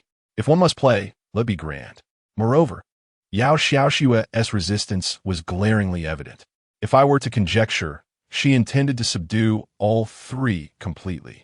Indeed, just as Lin Huai and Qin Xinyu arrived at the parking lot of the Sukai Grand Hotel, Yao Xiaoxue's call came through.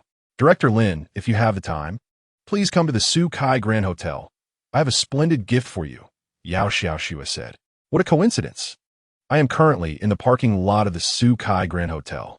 Please provide me with a room number, and I shall be there immediately," Lin Huai replied cheerfully.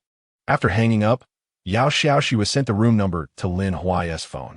Lin Huai then rejoined Qin Xinyu and returned. Meanwhile, Gao Zhanxi, Jiang Buhuan, and Song Jiazhao remained blissfully unaware of the unfolding situation, still immersed in their previous merriment. Knock, knock. The door was rapped upon, causing everyone in the room, aside from Yao Xiaoxi, to freeze in tense surprise. Who is it? Yao Xiaoxi asked nonchalantly. Director Lin Huai of the County Discipline Inspection Office. Lin Huai replied with a sly grin. Deputy Director Qin Xinyu of the County Public Security Bureau. Qin Xinyu mimicked him, speaking with a calm demeanor. Lin Huai glanced at Qin Xinyu's delicate hand, prompting her to quickly realize and release his arm. In a simple setting, the presence of Lin Huai and Deputy Director Qin Xinyu of the County Police Department left a few individuals in the room, including Gao Zhanxi, utterly shocked. How could Lin Huai be here? And who is this Qin Xinyu? What should they do? Should they hide? Yao Xiaoxi, donning her attire with an icy demeanor, fixed her gaze on the three before her and calmly stated, There is no need to hide. I summoned them. Gao Zhanxi glanced at Yao Xiaoxi and remarked, Find a way to send Lin Huai away.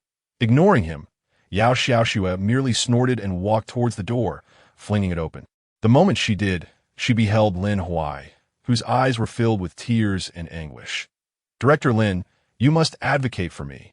Upon hearing her plea, Gao Zhanxi, Jiang Buhuan, and Song Jiazhou were momentarily taken aback. Minister Yao, please do not rush. Let us discuss this calmly. Lin Huai urged, his expression earnest. Rest assured, Minister Yao, if you have encountered any injustice, share it with us. We, the People's Police, shall not let any wrongdoer escape. They assaulted me, Yao Xiaoxi exclaimed, pointing at the three men behind her, her chest heaving with indignation. I will take legal action against them. Gao Zhanxi was stunned. Song Jiazhou's eyes widened in disbelief, while Jiang Buhuan wore a vacant expression. After a prolonged silence, the realization dawned on them. Had they been outsmarted by Yao Xiaoxi? They had fallen into a trap set by her and Lin Huai. You are lying, Yao Xiaoxi. This was all your choice, Song Jiazhou seethed, pointing an accusatory finger at her. I warn you, my father is the county chief. You best not escalate this matter, or you shall face dire consequences. Lin Huai stepped in front of Song Jiazhou and delivered a sharp slap across his face. If I were you, I would have no shame invoking the name of the county chief. A rapist like you dares to bring honor to your father? Secretary Gao, I never expected you to indulge in such frivolity at your age. Oh, isn't this Secretary Jiang? The county chief is busy. Why aren't you by his side assisting him? Gao Zhanxi glared at Lin Huai, frustration evident in his eyes. What exactly do you intend to do, Lin Huai? Lin Huai casually took a seat on a chair in the room, spread his hands, and smiled. Isn't it quite clear? We are all educated individuals and should possess a basic understanding of criminal law. Rape carries a sentence of 3 to 10 years. But what you're implicated in is gang rape, which according to Article 236 of the criminal law is punishable by 10 years or more, life imprisonment, or even death. What do you think I'm aiming for? Chapter 14. No mercy, you're talking nonsense. It was that vixen Yao Xiaoxi who invited us here. She was the one who approached us. Exactly, we were coerced into this. Lin Huai, stop trying to intimidate us. Do you have any evidence? Before Lin Huai could respond, Yao Xiaoxi let out a cold laugh. Aren't you all seeking evidence? I can present it to you right now. With that, Yao Xiaoxi took out her phone. The video showcased her desperate resistance. She played the footage in front of the three of them for a while, then sneered, Do you see clearly? Was I not resisting all the while you forced me? The three felt utterly powerless. It was over. All was lost. Yao Xiaoxi, you vile woman. How dare you set a trap for us? I will make you pay dearly today. Song Jiazhou gritted his teeth and jumped up from the bed, charging towards Yao Xiaoxi. However, halfway through his rush, Lin Huai leapt up and delivered a fierce kick to his chest. Coughing, Song Jiazhou fell to the ground. His face twisted in resentment as he glared at Lin Huai and Yao Xiaoxi. I swear, I will make you two scoundrels pay a heavy price. With a sharp sound, Qin Xinyu stepped forward without uttering a word and delivered a resounding slap to Song Jiazhou's face. How dare you insult my brother Lin Huai? You seek death. Song Jiazhou felt utterly humiliated. Having already been slapped by Lin Huai, Now he was struck again by this woman before him. You wretched woman. Once I deal with Lin Huai, I will make you experience my wrath. His deep-set eyes burned with unquenchable rage as he glared at Qin Sinyu. With another swift motion, Qin Sinyu retaliated with another slap. You, the county chief's son? You still dare to covet me? Do you think you are worthy? With that, Qin Sinyu slowly rose from beside Song Jiazhu and walked over to Lin Huai. Brother Lin Huai, should I arrange for the county police to take them back? Lin Huai nodded gently. That will be acceptable. Don't, Gao Zhanshi hurriedly exclaimed. If they were taken by the county police, the incident would become common knowledge, leaving them no room for maneuvering. Lin Huai turned to Gao Zhanshi and spoke coolly. Secretary Gao, do you have anything to say? Gao Zhanshi looked at Lin Huai, his face a mask of bitterness. Director Lin, I implore you, spare me this time, will you? I assure you that any resources from the county's discipline committee will be directed toward you in the future. What do you think? Lin Huai merely smiled faintly. I'm sorry, Secretary Gao, but you have failed to sway me. As for any resources, I will strive for them myself. In the next moment, Gao Zhanshi's knees buckled, and he collapsed before Lin Huai. Director Lin, I beg you, can we settle this privately? If this gets out, my life will be ruined. I have elderly parents and young children to care for. What will become of them? Gao Zhanshi wept, a grown man facing the prospect of imprisonment, his sorrow palpable. Yet, Lin Huai showed no hint of compassion, casting a calm glance at Yao Xiaoxue. Minister Yao, you are the victim. No one can make this decision for you. It is up to you whether these three should face the full extent of the law or if you wish to resolve it privately. Yao Xiaoxue approached Lin Huai and softly inquired, Director Lin, do you have any advice? Her implication was clear. The fate of Gao Zhanshi and the others rested in Lin Huai's hands. It must be acknowledged that Yao Xiaoxue, devoid of any background, has ascended to her current position through means far beyond the mere label of a political socialite, as others might suggest. Her acumen in assessing situations is truly remarkable. Director Lin, we were mistaken. We implore you to grant us an opportunity to reconcile with Minister Yao. Upon hearing this, Jiang Buhuan's knees buckled, and he found himself kneeling before Lin Huai. As he descended, he reached out to assist the fallen Song Jiazhu. How could Song Jiazhu possibly accept kneeling before Lin Huai? Observing Song's reluctance, Jiang hastily remarked, Jiazhu, this is not the time for heroics. If you were to be imprisoned over this matter, it would invite public scrutiny upon you, and your prospects for promotion and recognition would be jeopardized. Should the relevant authorities pursue this, you might even lose your position as county mayor. Upon hearing Jiang's words, Song Jiazhu's expression turned intricate, his fists clenched tightly, yet he too succumbed to kneeling before Lin Huai. Lin Huai, we have erred. We beseech you for mercy and a chance for reconciliation with Minister Yao. Lin Huai sneered, you do not truly recognize your faults. Rather, you have come to fear the consequences. Now you seek my forgiveness? Did you feel any fear when you had the chairperson of the County People's Congress call me? Did you feel fear when you had the deputy mayor threaten me? Did you feel fear when you anonymously reported Yao Xiaoxue's chaotic private life, her alleged indulgences, and her corruption, inciting conflict between us? Today, no one can save you. Sinyu, please call the county police department. Qin Sinyu nodded gently and retrieved her phone to contact the police. Lin Huai, are you truly going to be this ruthless? Gao Zhanshi glared at Lin Huai with gritted teeth.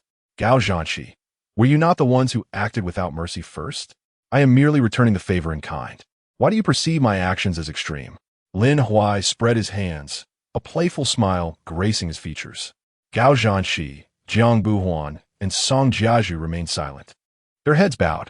Director Lin, is there truly no room for negotiation? Jiang Buhuan gazed imploringly at Lin Huai. Negotiate what? What is there to discuss? Lin Huai chuckled lightly. You would do better to discuss matters in prison. With that, he didn't spare a glance at the three before him. Frustration, rage, a plethora of emotions surged through every fiber of Gao Zhanshi's being. Ultimately, Gao Zhanshi rose resolutely, seizing an ashtray from the bedside table and hurling it toward Lin Huai's head. Since there is no room for negotiation, I shall take you down with me, even if it costs me my life. However, before the ashtray could descend, Lin Huai had already grasped Gao Zhanshi's wrist, a mocking expression on his face. Very well, my dear Gao. You have just acquired another charge, attempted murder. You are already in a weakened state. Having just exerted yourself, you wish to end my life? What gives you such audacity? Lin Huai gently pushed Gao Zhanqi, causing him to fall to the ground. Soon, personnel from the county police department arrived, yet among the officers, there were no leaders to be found. Thus, they were entirely unfamiliar with the formidable individuals before them. Qin Xinyu instructed them on how to apprehend, and they complied. After all, having such a stunning female director as a leader certainly brightened their spirits at work each day. At this juncture, Song Jiazhou could no longer contain himself and dialed Song Huaimin's number, crying out in anguish, "Dad, save me. I don't want to go to prison."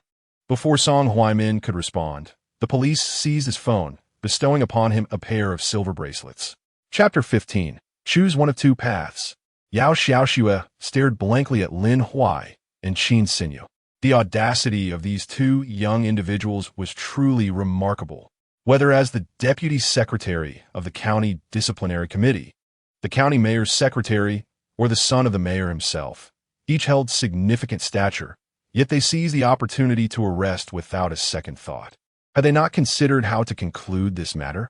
Once the police detained all three, only Lin Huai, Qin Xinyu, and Yao Xiaoxue remained in the room. Minister Yao, you now face two options. The first, voluntarily disclose your actions to the organization, and I will strive to secure leniency for you, as a form of recompense for assisting me in dealing with the three of them. The second, you are still the deputy minister of the publicity department, and I could inform the organization that I found no evidence regarding your anonymous report. However, I cannot assure you that future investigations will be as gentle. As you know, others may not be so forgiving when investigating you. These are your two paths. Choose wisely, Lin Huai remarked, gazing at Yao Xiaoxue with a calm demeanor. He would not allow her to evade the consequences of her actions. Should she choose the latter option, he would ensure her downfall would be swifter and more complete. After all, wrongdoings must bear repercussions. Moreover, while Yao Xiaoxue's actions may not overtly harm the public's interests in Chayu County, the interconnected ramifications would inevitably affect them. Thus, she had sown the seeds of her own misfortune, and she deserved the harvest that awaited her. Yao Xiaoxue's beautiful eyes bored deeply into Lin Huai, yet she felt an overwhelming sense of helplessness. She had contemplated using her body as leverage to plead for Lin Huai's mercy. However, upon seeing Qin Xinyu standing beside him, she felt utterly inadequate. In this world, few could rival Qin Xinyu's beauty. Well, Minister Yao, is it difficult to choose? Lin Huai asked with a smile, glancing at Yao Xiaoxue. Director Lin, I will voluntarily disclose my actions to the organization, Yao Xiaoxue replied, meeting his gaze. However, could you grant me a day? I will come to the county disciplinary committee to find you after one day. Very well, Lin Huai nodded lightly. Afterward, he said nothing further and departed the hotel with Qin Xinyu. As she watched their retreating figures, Yao Xiaoxue felt a tumult of emotions. What immense confidence did Lin Huai possess to believe she would not escape Chayu County within this day? Or perhaps she simply lacked the courage to flee. At that moment, within the county government, in the mayor's office, Song Huaimin's brow was deeply furrowed, his fists clenched tightly, and a shadow of gloom enveloped his face. Are you suggesting that Jiazhou's arrest by the police is connected to Lin Huai and Qin Xinyu? He regarded a girl in her 20s before him with a detached gaze. Indeed, County Chief Song, the information relayed from the County Police Bureau confirms this, she replied. Deputy Secretary of the County Discipline Inspection Commission, Gao Zhanqi, your Secretary Jiangbu Huan, and Director Song were apprehended for illicit acts against the Deputy Minister of the Publicity Department at the Sukai Grand Hotel. Upon the arrival of Lin Huai, the Director of the County Discipline Inspection Office, and Qin Xinyu, the Deputy Director of the County Police Bureau, the police detained the three of them immediately. Xing Lei stood before Song Huaimin's desk, her head slightly bowed, fearful of inadvertently inciting his ire. Do they not realize that Song Jiazhou is my son?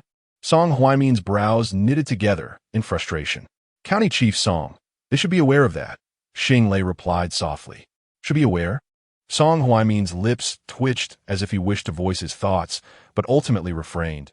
instead directing his gaze at Xing Lei and murmuring, "I understand now. You may leave." "Understood, County Chief Song. Should you require anything, do not hesitate to call upon me." Xing Lei nodded gently before exiting his office. With a loud thud, Song Huaimin struck his fists upon the desk before him as soon as Xing Lei departed. "Lin Huai, Qin Xinyu, you two are truly despicable." In a single night, one had been promoted to the director of the County Discipline Inspection Office, while the other was appointed directly from above as the deputy director of the County Police Bureau. Did they truly believe that their connections would allow them to act with impunity in Chayu County? Muttering to himself, Song Huaimin rose and left the office. Meanwhile, in the County Party Committee compound, Secretary Wang Yiba's office was informed of the incident at the Sukai Grand Hotel by his secretary, Chen Rufang. Adjusting his black-framed glasses, Wang Yiba remained impassive, casting a cursory glance at Chen Rufang and inquiring, "What is your perspective, Xiao Chun?" Chen Rufang, sensing the gravity of the situation, replied, "Secretary Wang, I find it utterly incomprehensible. 3 prominent figures apprehended at once. Were Lin Huai and Qin Xinyu attempting to achieve? Have they not considered the ramifications?" A faint smile finally graced Wang Yiba's face. "Xiao Chun, you have been by my side for some time now, have you not?" 287 days. Chen Rufang answered earnestly. Wang Yiba regarded him kindly. "You must continue to learn, Xiao Chun." With humility, Chen Rufang replied, "Secretary Wang, I shall." However, Wang Yiba held back some thoughts. In certain industries and positions, while acquired knowledge is essential, innate talent is even more critical. The ability to read the room, keen insight, and unwavering execution are indispensable. Chen Rufang was aware of Lin Huai's rapid promotion to the director of the County Discipline Inspection Office, as well as Qin Xinyu's role as the deputy director of the County Police Bureau dispatched from above. Their audacity to directly apprehend Gao Zhanxi and the others indicated that Lin Huai and Qin Xinyu were capable of taking decisive action and ensuring accountability. After a lengthy pause, Wang Yiba finally glanced at Chen Rufang and stated, "I have some matters to attend to today. I shall grant you half a day off." Chen Rufang was momentarily taken aback. "Very well, Secretary Wang. Feel free to instruct me at any time." Wang Yiba nodded slightly, then exited his office. Shortly after leaving, he took out his phone and called Lin Huai. "Hello, Comrade Lin Huai. This is Wang Yiba. I hope I'm not intruding by calling you." "Secretary Wang, not at all. As subordinates, our duty is to serve our leaders and the people." Lin Huai was somewhat surprised to receive a call from Wang Yiba. After all, it was uncommon for a county party secretary to personally contact a subordinate. Such tasks were typically delegated to secretaries. Wang Yiba laughed heartily. "Shaolin, do you have some time? I would like to meet and discuss a few matters face-to-face, if that is agreeable." Over the years in Chayu County, he and Song Huaimin had been in a competitive stalemate, equally matched in their endeavors. However, if Lin Huai were to align with him, the scales of victory might just tip in his favor. Curiosity piqued, Lin Huai wondered what Wang Yiba wished to discuss. Chapter 16. Could you act a bit more convincingly? "Secretary Wang, you didn't inform me of your visit to our county's Discipline Inspection Commission in advance." Zhang Xiaohu greeted Wang Yiba with enthusiasm. Gulme. Let us head to my office. Just the other day, Director Lin gifted me some exquisite tea. We must savor it together." Zhang Xiaohu initially intended to mention that the tea was a gift from an old comrade, but he recognized that Wang Yiba was somewhat aware of the backgrounds and statuses of his old friends. Even if he possessed such fine tea, Zhang Xiaohu doubted he would be willing to share it. Thus, he opted to mention Lin Huai instead. "Old Zhang, I want to be going to your office. I am here to see Lin Huai," Wang Yiba said with a smile. "Very well. Shall I fetch Shaolin for you?" Zhang Xiaohu inquired. "No need. I will go to his office myself," Wang Yiba replied. With that, he made his way to Lin Huai's office. Zhang Xiaohu was left awestruck, contemplating the significance of the county party secretary personally seeking out Lin Huai without requiring Lin Huai to come out and greet him. It was akin to Liu Bei's 3 visits to the thatched cottage to invite Zhuge Liang. Clearly, he had underestimated Lin Huai's standing. Before long, Wang Yiba arrived at Lin Huai's office and gently knocked on the door. "Please enter," Lin Huai called out, not lifting his gaze. "Shaolin, what are you busy with?" Wang Yibo approached Lin Huai with a smile. Secretary Wang, why didn't you inform me of your visit to the Discipline Inspection Commission in advance? I would have come out to welcome you. Lin Huai replied warmly, offering up his chair and adding, Please, take a seat, Secretary Wang. I will prepare some tea. Wang Yibo, feeling at ease, responded with a grin. I heard from old Zhang that you have quite a collection of fine teas. He even received some from you. Today, it seems I am in for a treat. Lin Huai chuckled. Then, Secretary Wang, you shall have to judge my tea-making skills today. Before long, Lin Huai had prepared the tea and presented a cup to Wang Yibo. The two began to savor the tea together, merely by virtue of his tea-making skills. Wang Yibo did not underestimate Lin Huai. If it were not for a family background of considerable depth, how many could achieve such mastery in the art of tea? After engaging in conversation about tea for a while, Wang Yibo looked at Lin Huai with utmost seriousness and said, Young Lin, the reason I sought you out this time is to discuss a matter of great importance. Observing Wang Yibo's earnest demeanor, Lin Huai also adopted a serious expression. Secretary Wang, please proceed.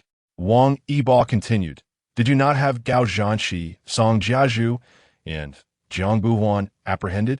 All three are affiliated with County Chief Song, and none can predict what actions he might take. Regardless of how Song Huaimin chooses to respond, I assure you, even if the sky were to fall, Wang Yibo will stand firm for you. Lin Huai looked at Wang Yibo with deep gratitude. Thank you, Secretary Wang. Your words bring me considerable reassurance. In truth, even without Wang Yibo's involvement, Song Huaimin would not be able to stir any significant turmoil. Wang Yibo cast a glance at Lin Huai. In fact, we are mutually supportive. My rivalry with Song Huaimin has persisted long enough. Our philosophies are fundamentally incompatible. If leaders cannot unite to serve the people, the development of this county is destined to be sluggish. Therefore, with you having clipped some of Song Huaimin's wings, I must express my gratitude. Lin Huai replied earnestly, Secretary Wang, regardless of who it is, anyone who commits an egregious error must face the consequences of the law. Well said. Wang Yibo gently patted Lin Huai's shoulder. The people of Chiayu County are fortunate to have a comrade like you. Secretary Wang, you flatter me, Lin Huai responded. Now, young Lin, I have some matters to attend to, so I shall not keep you any longer.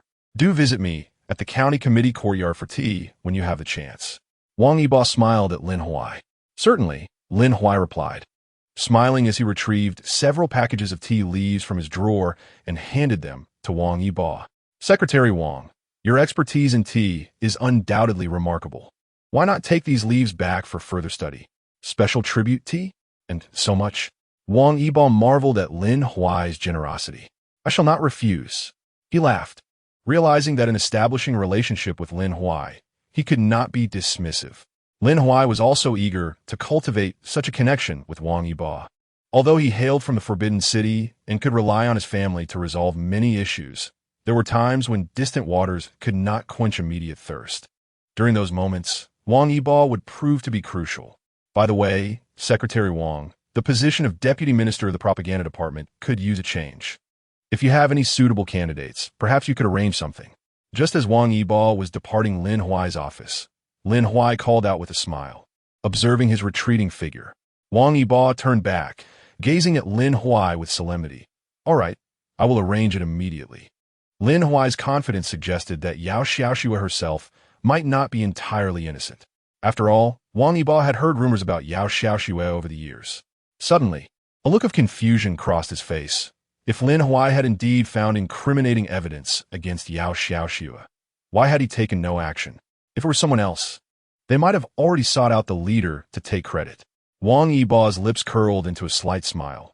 This fellow certainly approaches tasks with method and foresight. As the saying goes, one must be strong in order to forge iron.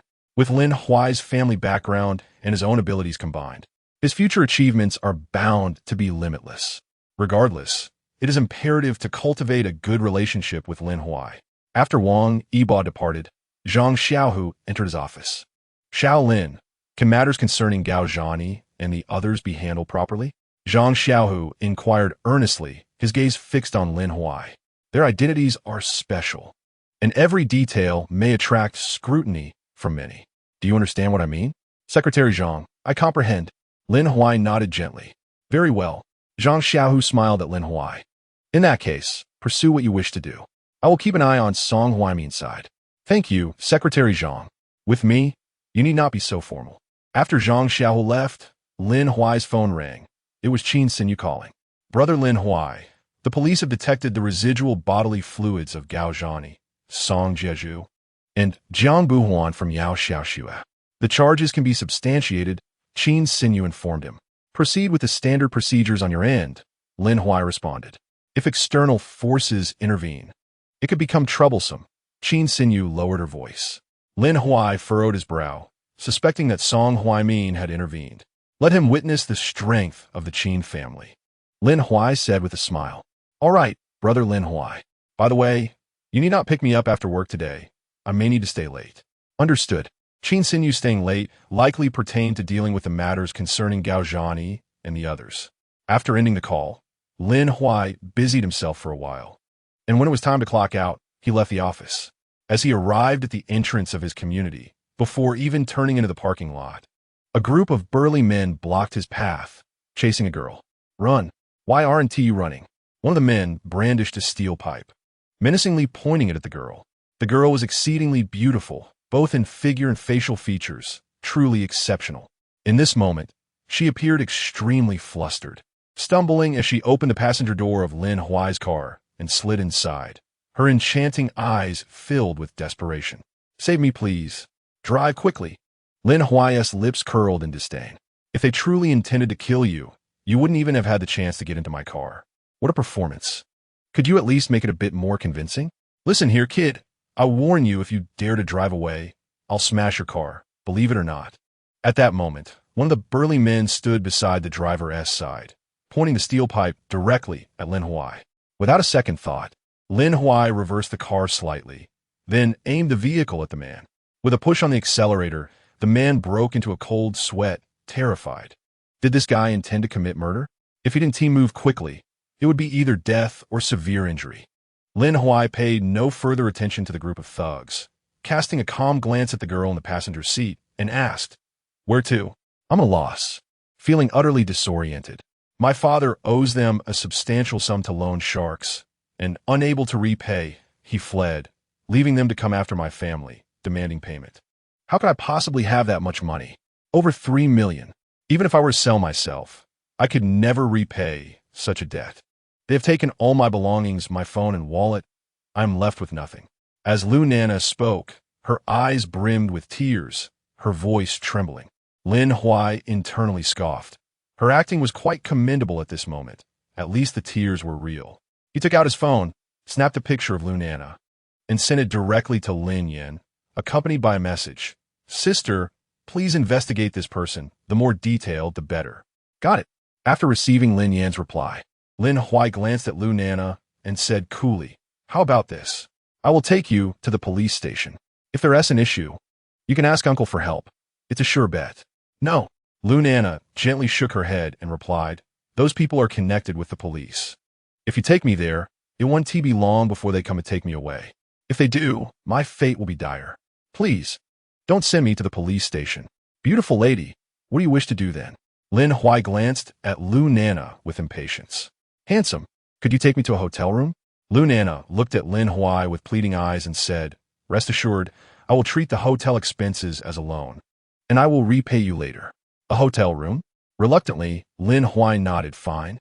Since you wish for me to take you to a hotel, I shall indulge your request and see what you plan to do. Soon, Lin Huai drove to a hotel, where Lu Nana provided her ID for facial recognition and completed the check-in process. After finishing the check-in, as Lin Huai turned to leave, Lu Nana grasped his arm, pleading, Brother, could you stay with me? I'm scared to be alone. Is that appropriate? Lin Huai smiled at Lu Nana and replied, Oh, there's nothing wrong with that. Just keep me company. All right then. Lin Huai followed Lu Nana into the room. Upon entering, a smile graced Lu Nana's lips.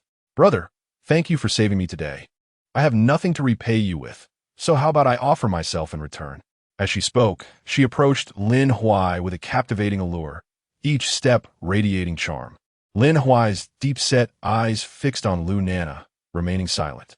With a light chuckle, he lunged toward her, playfully saying, "But you mustn't resist." Lu Nana gazed at Lin Huai with sparkling eyes, giggling, "Brother, you saved my life. If you hadn't appeared, who knows what might have happened to me? Perhaps sold to the north of Myanmar, or even Africa." This boldness of hers, was she not aware of the barriers? Once Lin Huai crossed that threshold, Lu Nana's scheme would be successful. "Hurry up," Lu Nana urged, eagerly reaching to remove Lin Huai's garments. Regrettably, Lin Huai forcefully pushed Lu Nana away. Lu Nana was taken aback. "What's wrong, young man?" Lin Huai adjusted his attire and replied with a smile, "It's nothing. I just suddenly lost interest." "Lost interest?" Lu Nana was stunned. "You've nearly driven me to my demise, and now you claim to have lost interest? Did my previous efforts and compliance amount to nothing? Young man, did I fail to please you in some way?" "Guess what?" Lin Huai fixated on Lu Nana's lips, grinning. "Your lips are quite full and alluring." Lu Nana gently pressed her lips together. This fellow, could he possibly be suggesting? With a determined bite of her lip, Lu Nana resolved to comply with Lin Huai's intentions. After a while, Lin Huai nodded in satisfaction and remarked, "All right, your recompense today has sufficed." He then straightened his clothes, pushed Lu Nana aside, and prepared to leave the hotel. However, Lu Nana grew anxious. This man was exceedingly difficult to please, adamant about not proceeding to the final step. How could she secure his complete submission without it? "No, young man, I have satisfied you, yet you have not reciprocated." Lu Nana urgently clung to Lin Huai from behind. At that moment, Lin Huai's phone chimed, a message from Lin Yan. He had already gathered extensive information on Lu Nana. As he read further, a sinister smile crept across his face. "Are you so eager for my attention that you are here on a mission?" Lin Huai turned to face Lu Nana, his expression mocking. "Now, tell me, what task has your benefactor assigned you?" "Young man, I don't understand what you're saying." Lu Nana replied softly. "Don't understand?" Lin Huai scoffed. Lu Nana, 21 years old, a junior at Lingnan University, a beauty in the dance department. Due to excessive consumption, you have accrued considerable online debt that you cannot repay. 3 months ago, through a referral, you found a boss willing to pay you 50,000 a month. This boss, known as Kwang San, is a notorious figure in Chayu County. Today, Kwang San instructed you to stage a performance near my community, to allow me to play the role of a hero rescuing a damsel in distress, thereby lowering my guard. You then intended to persuade me to take you to a hotel and engage in relations, and should you attempt to resist, you could later accuse me of rape, a claim that would undoubtedly succeed. Moreover, Kwang San promised you 600,000 upon the successful execution of this plan. For a student, 600,000 is no trivial amount. It could easily entice you to take such risks. As Lin Huai spoke, Lu Nana's complexion grew increasingly pallid. "You are a university student. Surely you understand that what you are doing is akin to courting danger?" Lin Huai continued, "Perhaps you are unaware of my identity? I am Lin Huai, the director of the County Discipline Inspection Commission.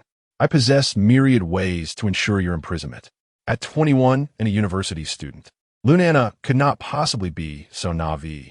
If a county discipline inspection director truly sought to undermine her, she would have no chance of retaliating." As these thoughts crossed her mind, beads of perspiration began to form on Lu Nana's forehead, and even her back was drenched in cold sweat. "How could you possibly know these things?" Lu Nana stared incredulously at Lin Huai. "Do not blame me for my knowledge. I'm also aware that you came to Chayu County under the pretense of being with your boyfriend. I possess certain videos of you and Kwang San, and should these videos surface on the forums or message boards of Lingnan University, I believe, dear Nana, you would become quite the sensation." Lin Huai wore a sinister smile, relishing the ease with which he could manipulate a naive, inexperienced student. "What must I do for you to let me off the hook?" Lu Nana gazed at Lin Huai, her voice tinged with desperation. Chapter 18. "You are not worthy of my response." Lin Huai's heart was elated. It was far simpler to breach the psychological defenses of an undergraduate than to contend with seasoned bureaucrats. He had barely begun to employ any tactics, and already she was capitulating. Lu Nana extended her delicate hand, gently linking it with Lin Huai's arm, and softly implored, "Please, do not upload those videos to the forums of Lingnan University. As long as you refrain from doing so, I'm willing to comply with any of your requests. Lin Huai glanced at her nonchalantly. Are you truly willing to do anything? Lu Nana met his gaze, her beautiful eyes affirmatively nodding. Yes. Young and handsome. Lin Huai was someone with whom she would willingly share an intimate encounter. In that case, do elaborate on why they wish to ensnare me. Lin Huai's penetrating gaze remained fixed on Lu Nana. I do not know, Lu Nana replied, a bitter smile gracing her lips as she shook her head. I merely overheard them say that if they could obtain evidence of you assaulting me, they would be able to negotiate with you. The specifics of a negotiation are unclear to me. Negotiate? Lin Huai furrowed his brow, his mind racing. Have you heard the names Song Jiazhou, Gao Zhanqi, or Jiang Buhuan?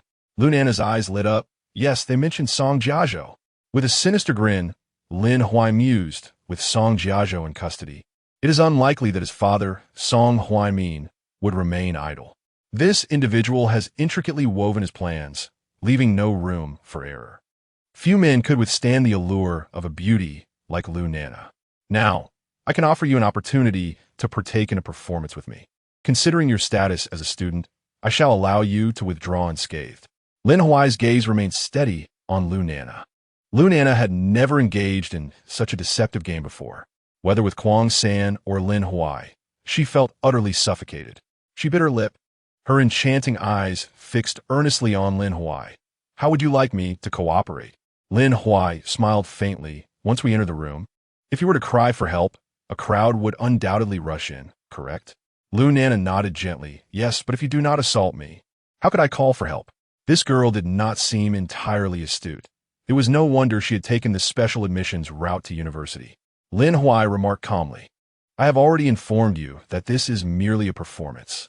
What could I truly do to you? He then proceeded to whisper some particulars into Lu Nana's ear.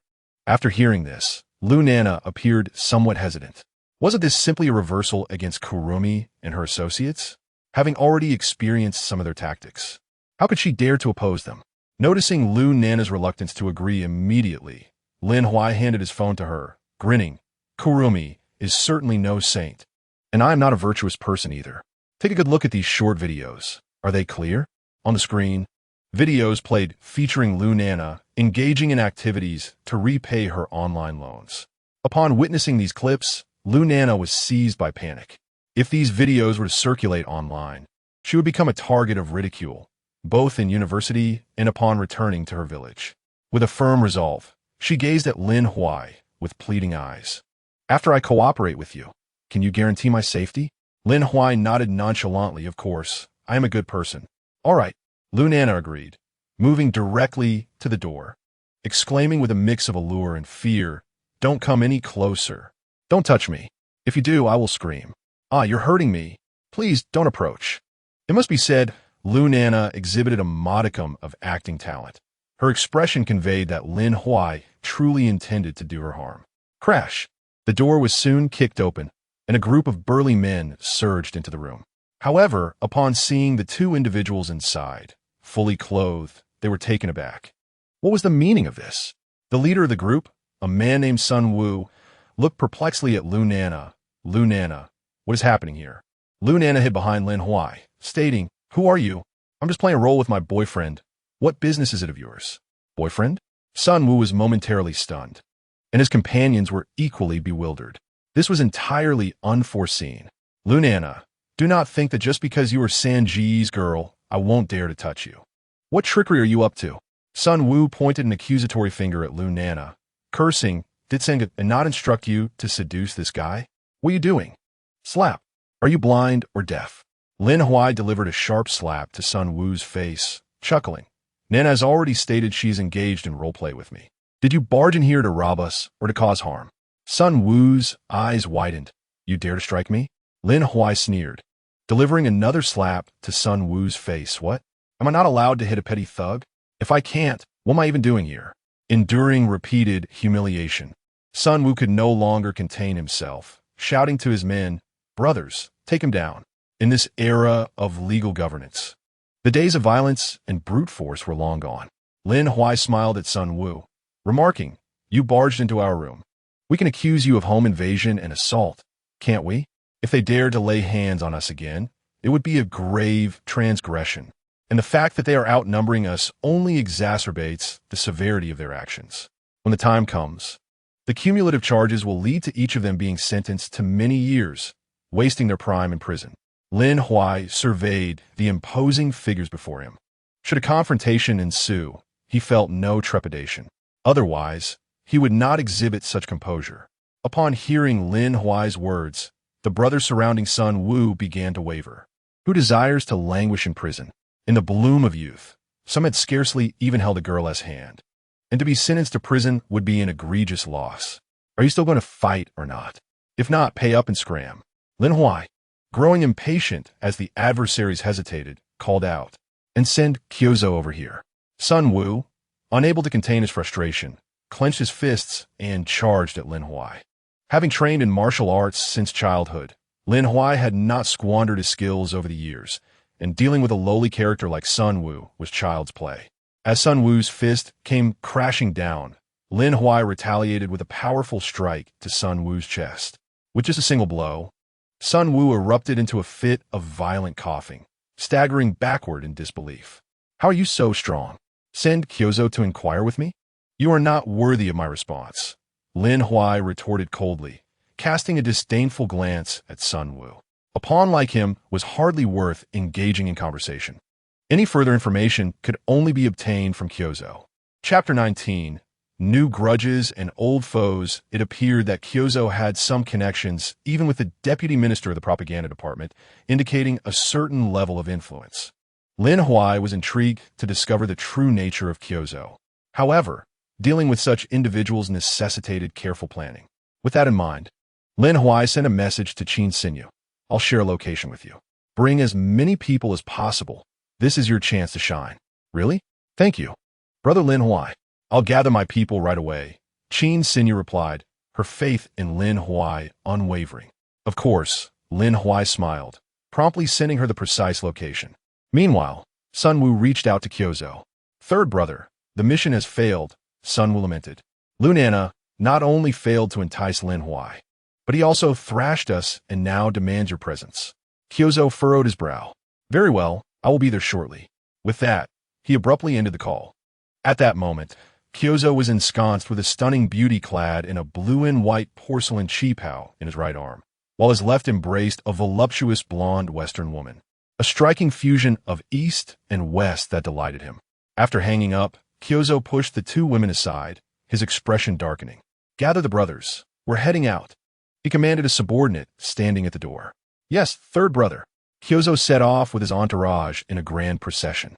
Meanwhile, having witnessed Lin Huai's prowess, Sun Wu dared not act recklessly, opting to wait for Kyozo's arrival before making any decisions.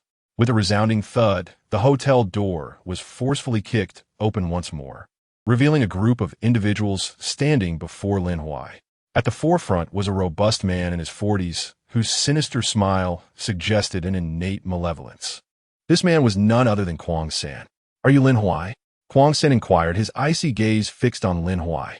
What did a mere nobody like you rise to prominence? Lin Huai cast a casual glance at Kwang San and replied, let us hear it. Why did you instruct Lunana to frame me? Are you seeking death by speaking to our third brother in such a manner? One of Kwang San's subordinates exclaimed, Third brother, this insolent fool is utterly ignorant of his place. Allow me to teach him a lesson. In the entire Chayu County, how many dared to confront third brother with such audacity? Kwang San silenced his followers with a mere glance, turning his attention back to Lin Huai. You are the director of the County Discipline Inspection Commission? Lin Huai smiled at Kwang San. What is the matter? Did you fail to gather sufficient information before attempting to confront me? It was always others who acted with arrogance in his presence. When had it become his turn to be treated with such disdain? Lin Huai's demeanor unsettled Kwang San. With a darkened expression, Kwang San stated, Lin Huai, you've been investigating Yao Xiaoxua, Haven to you? Do you realize she is under my protection? Today, we shall settle both old and new scores. Don't think that just because you're the director of the County Discipline Inspection Commission, I'll refrain from dealing with you. I fear neither heaven nor earth. I would act against even the county's discipline inspection secretary without hesitation. As he spoke, Kwang San commanded his men to encircle Lin Huai. Each of them wielded a steel pipe, and should a confrontation ensue, Lin Huai would find himself at a distinct disadvantage. Sun Wu, who had previously suffered at Lin Huai's hands, finally felt a surge of vindication, glaring at Lin Huai with palpable disdain. "Kid, now that third brother is here, you might as well await your demise. I'll make sure to torment you thoroughly," Sun Wu seethed, his eyes locked onto Lin Huai. "Fear not. You want to even get the chance to touch me." Lin Huai glanced at his phone, noting that he was currently sharing his location with Qin Xinyu, who was already en route. "I wonder what gives you such confidence." "I shall ensure you face the consequences today," Kwang San replied with a mocking smile, then shouted, "Everyone, attack! Let us see how you fare against us." At that moment, Qin Xinyu's voice rang out from outside, swiftly followed by her arrival in police uniform, accompanied by a contingent of officers. The police promptly encircled everyone. Although Kwang San was a local ruffian with numbers on his side, even he had to be cautious before the law. Qin Xinyu approached Lin Huai, her sweet smile illuminating the tense atmosphere. She asked, "Are you all right, Lin Huai Gij?" Lin Huai gently shook his head. "I'm fine." It was evident that even the uniform could not conceal the striking beauty that adorned Qin Xinyu's presence. Kwang San furrowed his brow and pointed an accusatory finger at Lin Huai. "You dare to call the police? I don't believe the law can protect you forever." Pointing at me, Lin Huai stepped closer to Kwang San, raising his hand without hesitation, delivering a sharp slap across Kwang San's face. "What do you mean? Are you seeking retribution against me?" With a swift motion, Lin Huai delivered another resounding slap to Kwang San's face. "Aren't you seeking revenge? Come on, why the hesitation?" He cast a disdainful glance at her and unleashed a flurry of slaps until blood trickled from the corner of Kwang San's mouth. Only when his palm began to ache did he cease, gazing at her with indifference. "Coward, you were quite vocal earlier, weren't you? Weren't you claiming that you'd settle old scores along with the new? Let me inform you that Yao Xiaoxue will voluntarily approach the County Discipline Inspection Commission tomorrow to confess, and she will face sentencing. And you, too, shall not escape the clutches of justice." Listening to Lin Huai's words, Kwang San gritted her teeth. "You're not a police officer. What right do you have to strike me? I will report you to the authorities and ensure your position is jeopardized." This time, Lin Huai refrained from slapping her. Instead, he clenched his fist and began to rain down blows upon her. It wasn't long before Kwang San collapsed to the ground, resembling a defeated dog. The humiliation was unbearable. If it weren't for the presence of so many officers, she would never have refrained from retaliating. Lin Huai crouched down, gazing at Kwang San with a detached demeanor. "Oh, so you intend to report me? Why not do it from within the prison walls?" Kwang San's brows furrowed deeply. "I haven't done anything. What makes you think I will end up in prison?" Lin Huai erupted into laughter. "Kwang San, as a local tyrant of Chaoyu County, engaging in all manner of illicit activities, do you truly believe that others are oblivious? To claim you haven't done anything is quite audacious. What have I done? Do you have evidence?" Kwang San seethed. "Once we arrive at the county police station, you will undoubtedly see the evidence," Lin Huai retorted with a cold smirk. He then stood up, addressing the burly men around him. "If you wish to avoid arrest, I suggest you leave promptly. Otherwise, you will all accompany me to the county police station. The absence of evidence now does not imply that I cannot procure it later. I happen to have a rather formidable sister who can easily investigate anyone." Lin Huai nodded towards Qin Xinyu, who smiled slightly and exchanged glances with a nearby officer. The officer quickly produced a silver bracelet as a reward for Kwang San. Realizing the situation was serious, Kwang San's companions hastily fled without a trace. "Kwang San, if you reveal who instructed you to entice Lu Nana to approach me and agree to testify against them, I assure you I can arrange for a reduced sentence." "What do you say?" Lin Huai said, smiling as he fixed his gaze on her. Chapter 20. Grave nature. Kwang San's expression fluctuated, and after a moment of contemplation, she finally declared, "No one instructed me." Lin Huai chuckled lightly. "In that case, I wish you the best of luck." With that, he ceased further dialogue and instructed Qin Xinyu to escort Kwang San away. At that moment, Kwang San was flanked by two officers, being pushed out of the hotel room. Qin Sinyu glanced at Lin Huai and Lu Nana, her eyes wide. Lin Huai, aren't you leaving? Do you wish to stay here and play cards with this beauty? Or perhaps she might join us for a game of do di ju. Lin Huai fixed his gaze on Qin Sinyu, bemused by her audacious suggestion. How about this? Why don't you freshen up in the restroom first? He replied with a smile. Qin Sinyu pouted playfully and smiled. By the way, I'm leading the team to apprehend someone, and I must return KZ now. We'll discuss the game of do di ju another day. As she spoke, Qin Sinyu felt a rush of warmth and color rise to her cheeks, prompting her to hastily retreat. Your girlfriend is truly stunning. The most beautiful woman I have ever encountered in my life, Lu Nana remarked as she approached Lin Huai, a gentle smile gracing her lips. It was no wonder Lin Huai showed little interest in her teasing. With such a breathtaking girlfriend, even a glance in her direction felt like a high compliment. Lin Huai replied nonchalantly, KZ will face sentencing. No one will trouble you. Lu Nana gazed at Lin Huai with deep gratitude, bowing slightly, inadvertently revealing a glimpse of her fair skin. Lin Huai swallowed hard, quickly averting his gaze. Observing Lin Huai's reaction, Lu Nana's lips curled into a subtle smile as she extended her delicate hand from behind him, embracing him, allowing Lin Huai to truly experience her warmth and softness. Thank you, she whispered. Lin Huai gently removed her hand and chose to leave the room. As he walked away, Lu Nana called out, Could you do me a favor?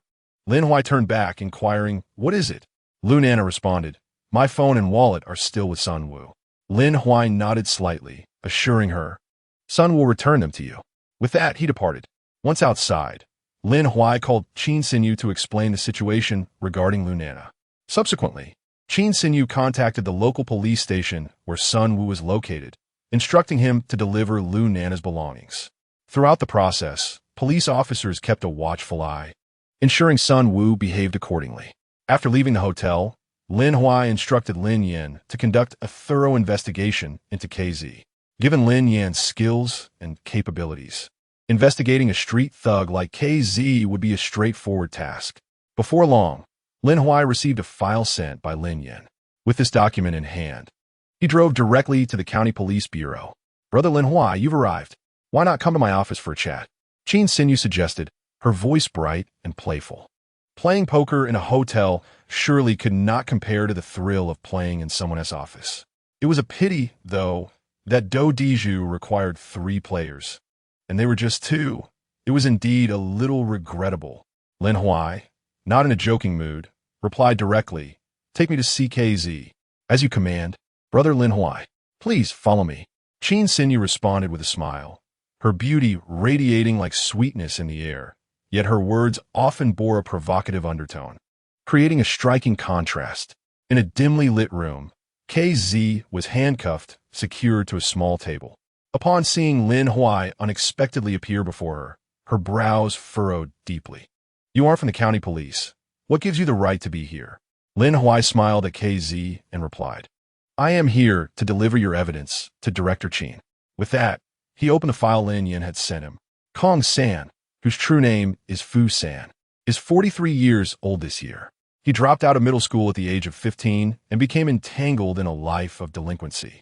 3 years ago, Fu San engaged in an illicit affair with his neighbor's wife, which led to a confrontation with her husband. In a fit of rage, Fu San took a kitchen knife and murdered the man, whose corpse now lies concealed in the freezer of his home. Lin Huai fixed his gaze upon Kong San and spoke with an air of indifference. Upon hearing Lin Huai's words, Kong San's countenance faltered. How could that be? How could you possibly know of something unknown even to the police? Your storytelling skills are commendable, but do you truly believe anyone would take you seriously? Kong San's confidence wavered. Is that so? Lin Huai retorted with a cold smirk. Sinyu, send someone to apartment 2002 in building 3 at Tianya Lake, the residence of Su Ziqing, and search her freezer. Understood, Brother Lin Huai. I will arrange it immediately, Qin Sinyu replied, hastily issuing instructions. During this time, Lin Huai remained silent. The multitude of heinous acts committed by Kong San were numerous, and this particular offense alone warranted the death penalty. Lin Huai and Qin Sinyu continued to scrutinize Kong San, who began to pale, beads of sweat forming on his forehead. Kong San, you are well aware of your deeds. If one wishes to keep a secret, they must not act. Let's approach this differently. I can offer you a chance for redemption. How about this? If you can reveal who instructed you to have Lu Nana seduce me, I shall endeavor to secure a leniency for you. Lin Huai's piercing gaze bore down on Kong San. Kong San smiled bitterly, remaining silent, his head hanging low. In that moment of submission, Lin Huai perceived that all vitality had drained from Kong San's eyes. What could possibly instill such fear in Kong San that he would rather face death than betray the mastermind behind his actions? Let's proceed, Sinyu. There is no need to squander more time. I will send you a document shortly, and we will initiate the necessary legal proceedings regarding Kong San's transgressions, Lin Huai said, casting a smile at Qin Sinyu. Very well, brother Lin Huai, Qin Sinyu replied, returning his smile. Just as Lin Huai and Qin Sinyu prepared to exit the dimly lit room, Qin Sinyu's phone rang. Captain Qin, we have made a discovery in Su Ziqing's freezer. The black plastic bag contains dismembered hands and feet. Qin Sinyu's brow furrowed deeply. This is exceedingly vile. It is one thing to commit murder, but to dismember the body and conceal it in a freezer? Is Su Ziqing in custody? Yes, Captain Qin. We have already detained Su Ziqing. I have instructed a few colleagues to handle the situation here, and we will bring Su Ziqing back shortly. Understood, Qin Sinyu replied coolly. Upon hearing Qin Sinyu's conversation, Kong San felt a wave of dizziness wash over him, collapsing onto the table. It's over. This is the end. Meanwhile, Qin Sinyu and Lin Huai exited the small room and arrived at Qin Sinyu's office. Brother Lin Huai, thank you. I have just arrived in Chayu County and already cracked such a significant case. I am certain I will receive commendation from the higher-ups. Qin Sinyu twirled around, her delicate hand entwining with Lin Huai's arm as she playfully inquired, how should I express my gratitude to you? Lin Huai, with a teasing expression, leaned closer to her ear and chuckled. A pledge of devotion without the burden of responsibility would undoubtedly be the finest form of appreciation. Qin Sinyu crossed her arms, compressing her soft, fair bosom, and glared at Lin Huai with gritted teeth. Lin Huai, you're in grave danger. I shall report all your misdeeds truthfully. Once we return to the Forbidden City, you will face the consequences. Lin Huai quickly interjected, Hey, we are adults. There is no sense in resorting to petty grievances. If Qin Sinyu were to truly lodge a complaint, both the Qin and Lin families would undoubtedly support her. In the courtyard, Lin Huai held no authority whatsoever. Qin Sinyu smiled coyly, tilting her head to gaze at Lin Huai. Lin Huai, do you genuinely desire this? Lin Huai nodded. Is it permissible? Qin Sinyu winked at him, of course.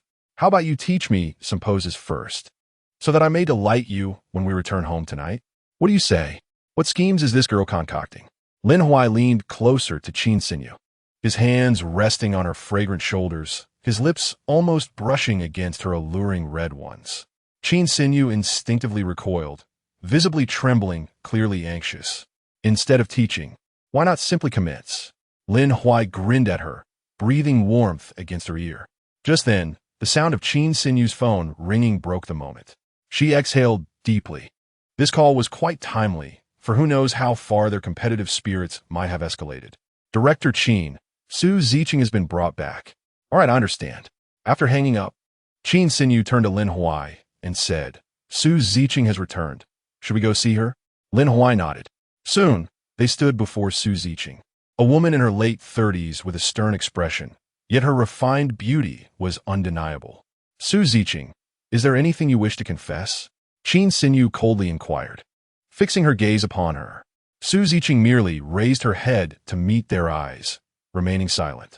Qin Sinyu frowned, taken aback by Su Ziqing's unwavering calmness. Do you have feelings for Kwang San? Lin Huai ventured cautiously. At last, Su Ziqing spoke. What does it matter to you? Lin Huai offered a faint smile, retrieving his phone to pull up the materials Lin Yin had sent regarding Kwang San's illicit activities. After perusing them for a while, he captured a few images and presented them before Su Ziqing. Do you realize what kind of man you are enamored with? Lin Huai stated coldly. Kwang San has countless women outside. You are merely a small fish in his pond.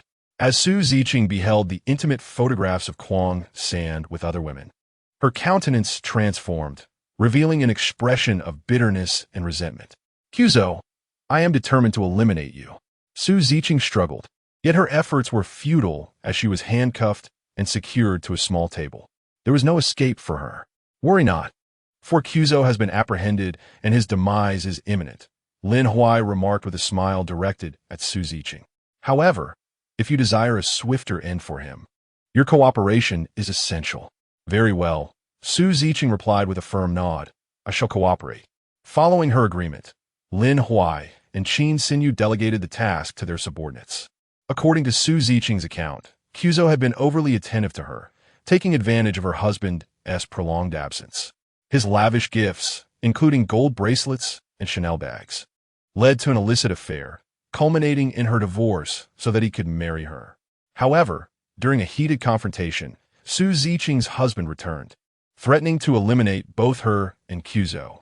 In a fit of rage, Cuso murdered her husband and dismembered his body, concealing the remains in plastic bags within a freezer.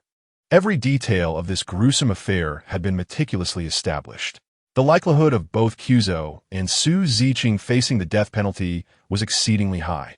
With this in mind, Lin Huai and Qin Xinyu entered the small, dimly lit room where Cuso was confined. Cuso, Su Ziqing has divulged everything, Lin Huai stated, casting a measured glance at Cuso. Will you remain silent, or will you choose to confess? Cuso met their gaze with a sinister smile, retorting, you cannot prevail against him. With that, he fell silent, refusing to utter another word. Lin Huai's brow furrowed in frustration as he approached Cuso. Who is he? He demanded. Cuso, gritting his teeth, replied defiantly. What business is it of yours? Lin Huai was taken aback by Cuso's obstinacy, even in this dire situation. Without hesitation, he intended to employ physical coercion, but was halted by Qin Xinyu. Brother Lin Huai, if we are too overt, might we not provide our adversaries with leverage? Lin Huai smiled reassuringly at Qin Xinyu. Do not fret, it will be undetectable. Bring forth some mustard oil. Qin Xinyu responded with a bright smile. Brother Lin Huai, you are indeed on the same wavelength as I. It shall be delivered shortly. Soon, a subordinate arrived with mustard oil and a syringe.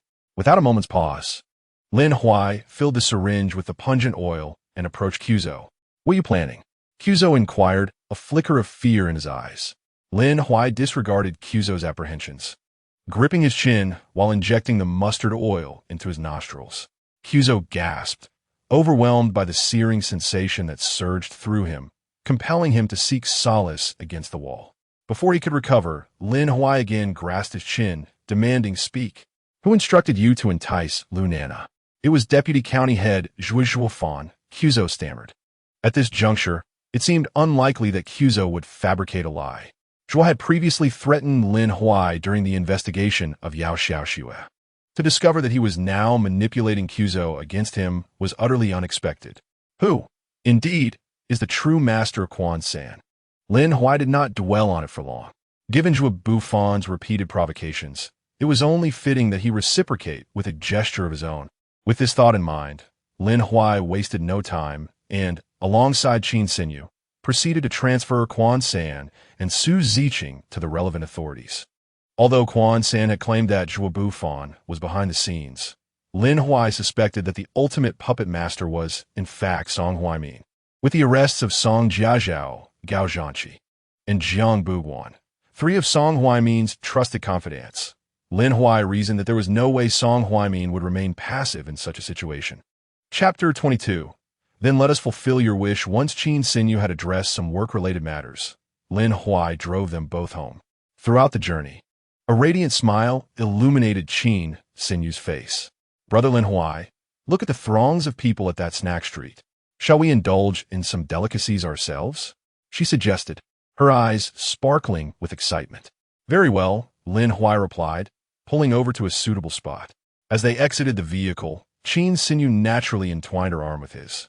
Upon arriving at a barbecue stand, Lin Huai ordered several skewers of beef, grill buns, and shrimp, items that Qin Xinyu had once clamored for during her childhood. He pondered whether she still held a fondness for them.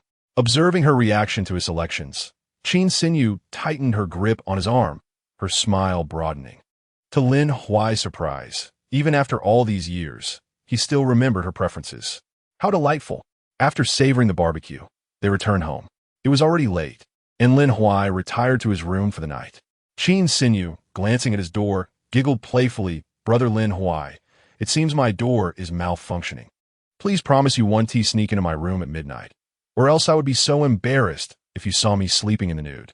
Upon hearing her words, Lin Huai scoffed. Do I look like I would entertain such nonsense? He was simply too weary to engage in frivolous thoughts. The following day, Lin Huai first drove Qin Xinyu to the county police station before making his way to the County Disciplinary Inspection Commission.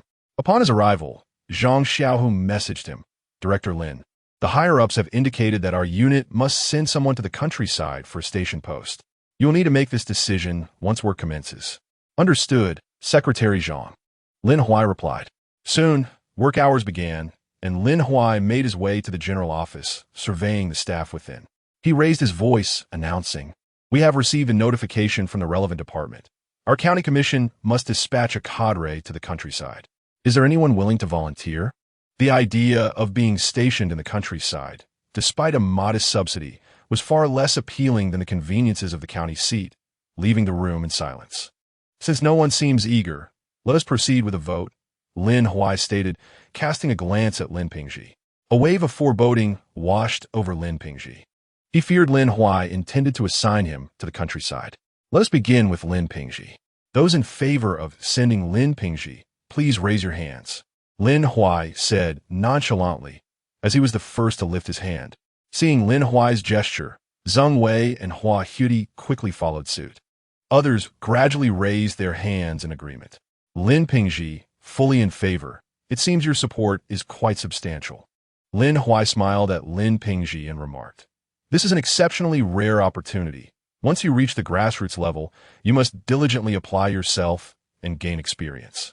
When your term in the village concludes and you return to our county's disciplinary committee, you might find it of great utility." Lin Pingji was not a fool, and naturally, he found Lin Huai's words untrustworthy. Many who ventured to the villages found upon their return to their original units that even their previous positions had been forfeited, ultimately relegated to menial tasks. Lin Pingji's face turned pale with indignation as he looked at his colleagues. "You, Director Lin, are you harboring a personal vendetta? What gives you the right to send me to the village?"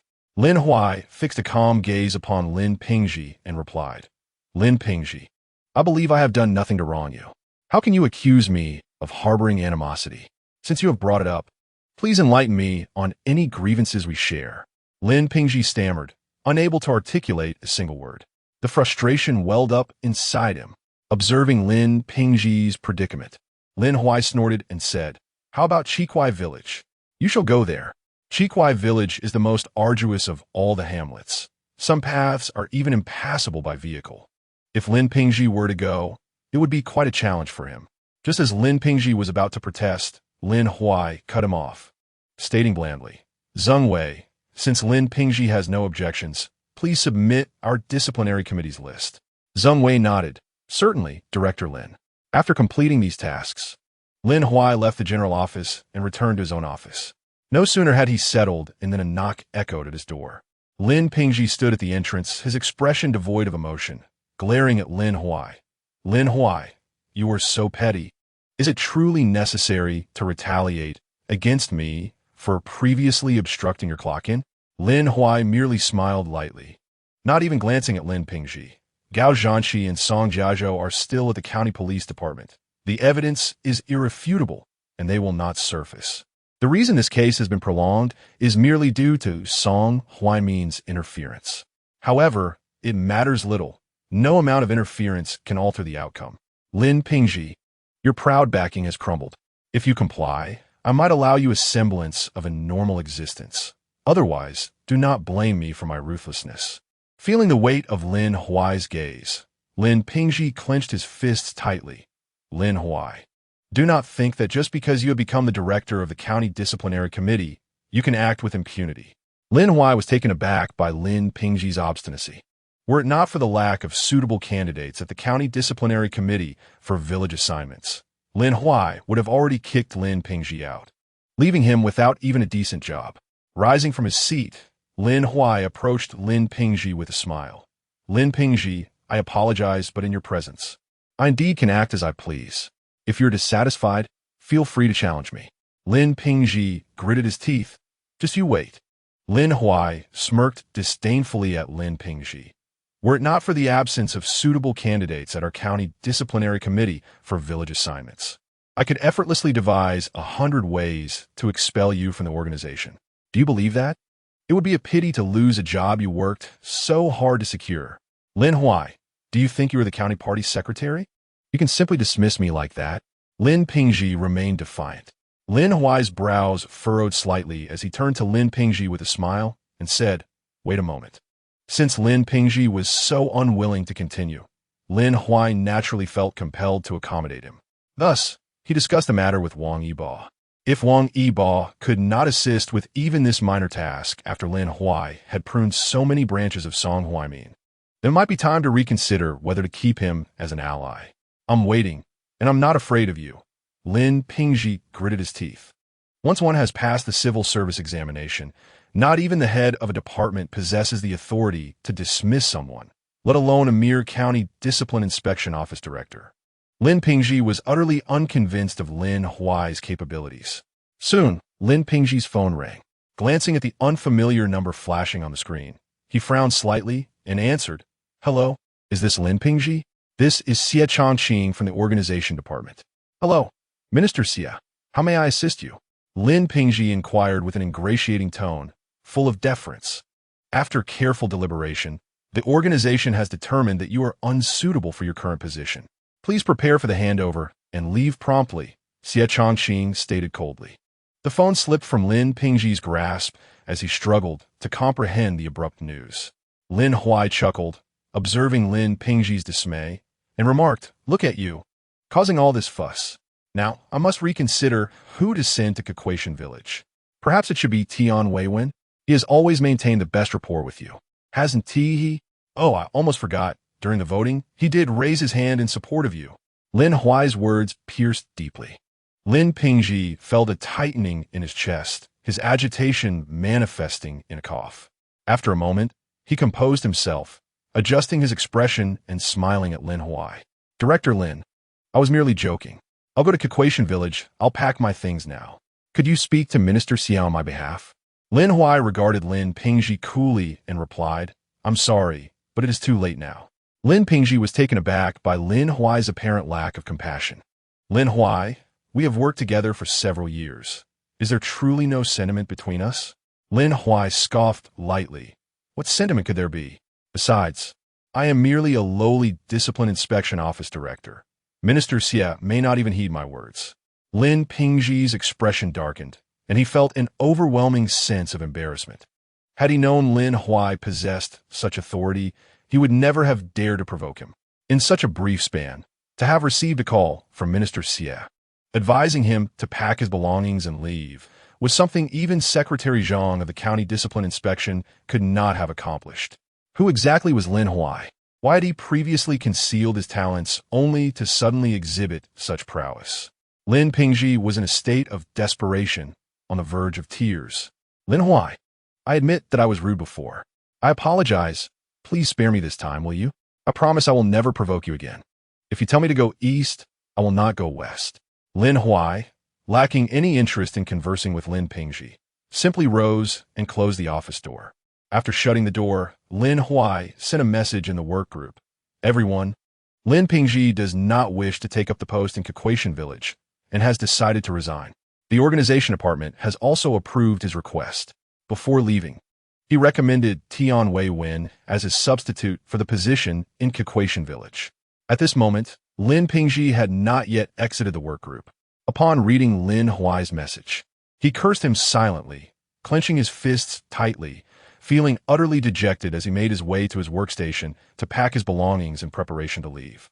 When Tian Weiwen saw this news, he was filled with a desire to leap from his post and give Lin Pingji a good thrashing.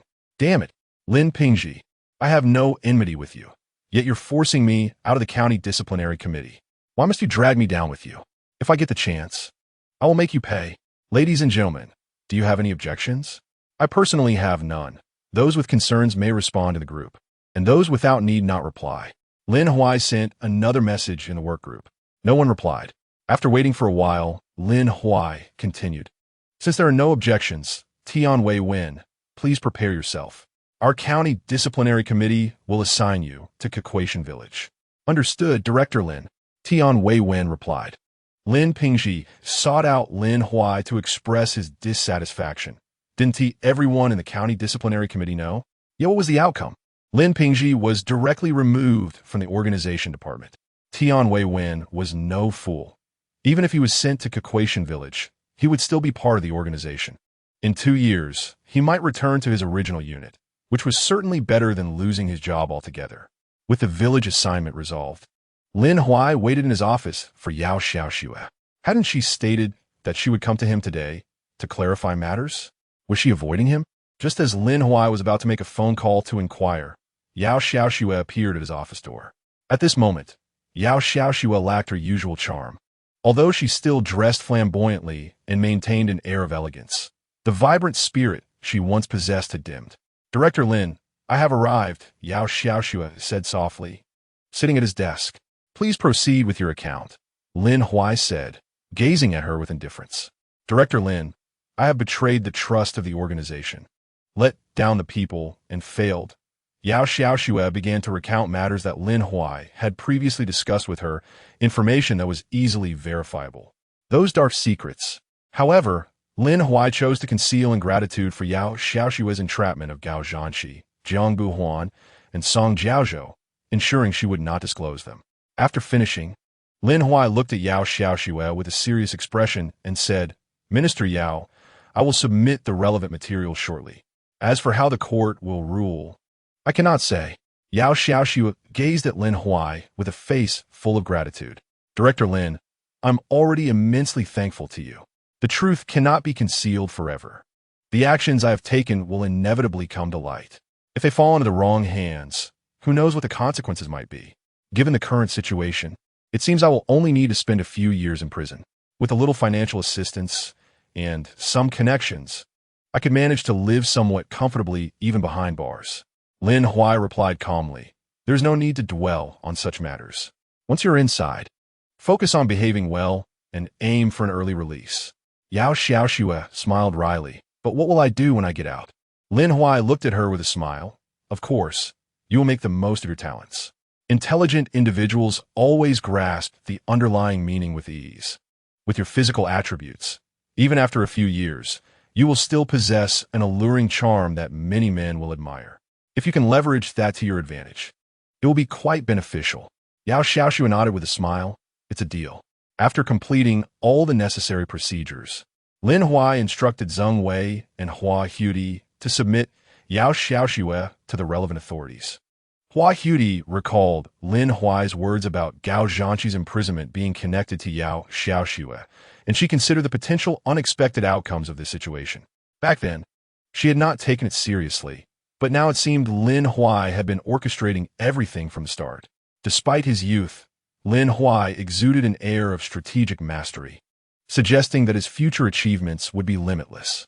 It appeared that she needed to hold on tightly to Lin Huai's coattails. Zheng Wei and Hua Huidi escorted Yao Xiaoxue to the relevant department, and since it was not yet closing time, they naturally returned to the county's Discipline Inspection Commission. Upon their return, Hua Huidi, unable to contain her excitement, hurried to Lin Huai's office. Lin, do you remember what I told you earlier? Hua Huidi looked at him with a glimmer in her eyes, almost overflowing with emotion. What did you say, Sister Huidi? Lin Huai responded, puzzled. Naturally. It pertains to fulfilling a request of my dear brother. Hua Huidi approached Lin Huai, their bodies drawing close enough to hear each other's breaths. Sister Huidi, what are you implying? Lin Huai stood momentarily frozen. Brother, do you find me beautiful? Hua Huidi struck a provocative pose, undeniably alluring. Lin Huai could not deny her charm. Do you wish to have me? Hua Huidi's enchanting gaze seemed to ignite with intensity. Sister Huidi, are you jesting? Lin Huai smiled at her. Though Hua Huidi was indeed striking, a captivating woman, Lin Huai was not ready to become entangled so soon. If he were to shoulder the responsibility later, it could become quite complicated.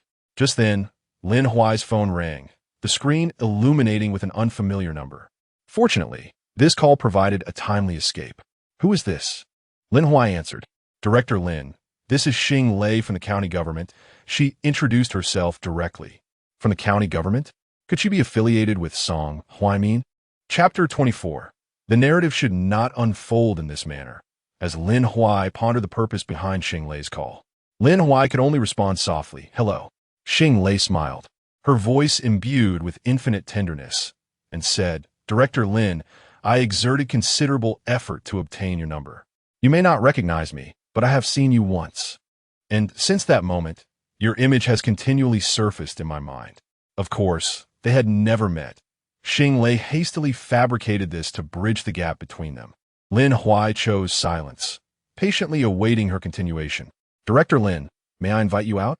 Not in that sense, just a simple dinner. Granting me the opportunity to know you better? Xing Lei's tone was quite nervous, reminiscent of a bashful girl calling a boy she fancied. Sure. Lin Huai's lips curled slightly upward. He acknowledged his own appeal, aware that some girls might muster the courage to confess their feelings. However, given that this girl was from the county government, he felt the need to tread carefully. His agreement to Xing Lei stemmed merely from a curiosity to discern her true intentions. Wonderful. Director Lin, I will send you the location. Let's meet shortly. Xing Lei beamed like a child. Then I shall hang up now. Director Lin, let us not miss each other later. After ending the call, Lin Huai received a friend request from Xing Lei. He accepted it, and soon received some polite exchanges from her along with the location details. At this moment, within the county government, Song Huaimin regarded the coy Xing Lei before him, a slight smile gracing his lips. With such a shy demeanor, how many men would she captivate? Lin Huai is not a man of frivolous desires. You must act prudently, Song Huaimin remarked calmly. Understood. County Chief Song, I will not disappoint you. Xing Lei replied with a smile directed at him. Good, I trust you. Should you secure leverage over Lin Huai, I will ensure you assume the position of office director. Song Huaimin stated earnestly. County Chief Song, before I approach Lin Huai, I wish to offer myself to you, Xing Lei said. Her cheeks flushed as she boldly gazed at Song Huaimin. I fear that Lin Huai may actually take some action against me. Xing Lei, with her stunning figure and exquisite features, could be deemed a paragon of beauty. Who could resist such a lure? Nonetheless, she possessed no substantial leverage over him. If a relationship were to ensue and she could not maintain control, it would be akin to wielding a ticking time bomb. Thus, Song Huaimin resolutely refrained from any advances toward Xing Lei. Xing Lei, I am aware of your inner thoughts. Rest assured, you will hold a significant place in my heart. Song Huaimin said with a smile. Time is of the essence. If both of you are unfulfilled, it will lead to dissatisfaction. Instead, why not wait until you've dealt with Lin Huai? Then give me a call. Upon hearing Song Huaimin's agreement, Xing Lei excitedly nodded. All right, County Chief Song. If she could become his ally, she would undoubtedly rise above others in Chaoyu County. Rather than returning home, Xing Lei chose to freshen up at the office before heading directly to the Kaixin Western Restaurant. Upon her arrival, Lin Huai had yet to appear. According to the agreed-upon arrangement, Xing Lei reluctantly entered the private room to wait. It wasn't long before the door was knocked upon by Lin Huai.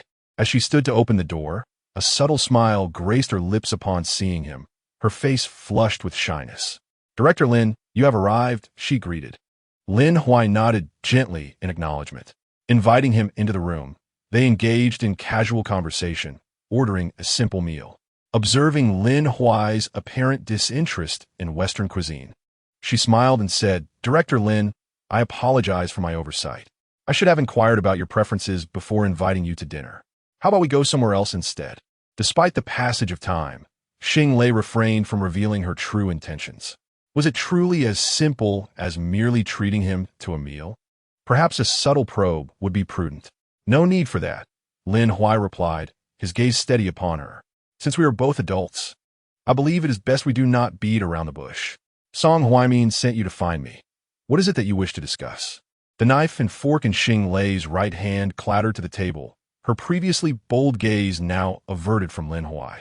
Observing her reaction, a cold smile flickered across Lin Huai's mind. Indeed, her motives were not pure. What are you talking about, Director Lin? I'm afraid I don't understand, she replied, casting him a smile. I invited you simply to express my admiration, nothing more. Understood, Lin Huai responded with a nod. If there is nothing else, I shall take my leave. Rising, he prepared to exit the room. Seeing him about to depart, Xing Lei quickly stood as well. Director Lin, let's leave together. With that, she approached the waiter to settle the bill, then walked alongside Lin Huai as they exited the restaurant. If Xing Lei had approached him without ulterior motives, Lin Huai would certainly not have allowed her to pay. Given her hidden agenda, he resolved not to spend a single penny on her. As they neared the car, Lin Huai furrowed his brow slightly, sensing her lack of initiative. Had he misjudged her true intentions? Just then, Xing Lei let out a yelp, having twisted her ankle, and stumbled into Lin Huai. Are you all right? He steadied her. What are you doing? What do you want from me? Don't think that just because you're the director of the county's disciplinary office, you can have your way with me. Dream on. Xing Lei would rather die than let you succeed, she retorted fiercely. In an instant, the atmosphere shifted dramatically. Xing Lei struggled vehemently, creating the illusion that Lin Huai was holding her captive. At that moment, he noticed cameras in the distance capturing the scene. It dawned on him that everything had been orchestrated to unfold here. Those filming had likely been waiting for quite some time. Moreover, Xing Lei's tactics were exceedingly despicable. You vile woman, are you defaming me? Lin Huai's face was filled with displeasure as he raised his right hand and, with a resounding slap, struck Xing Lei's face fiercely.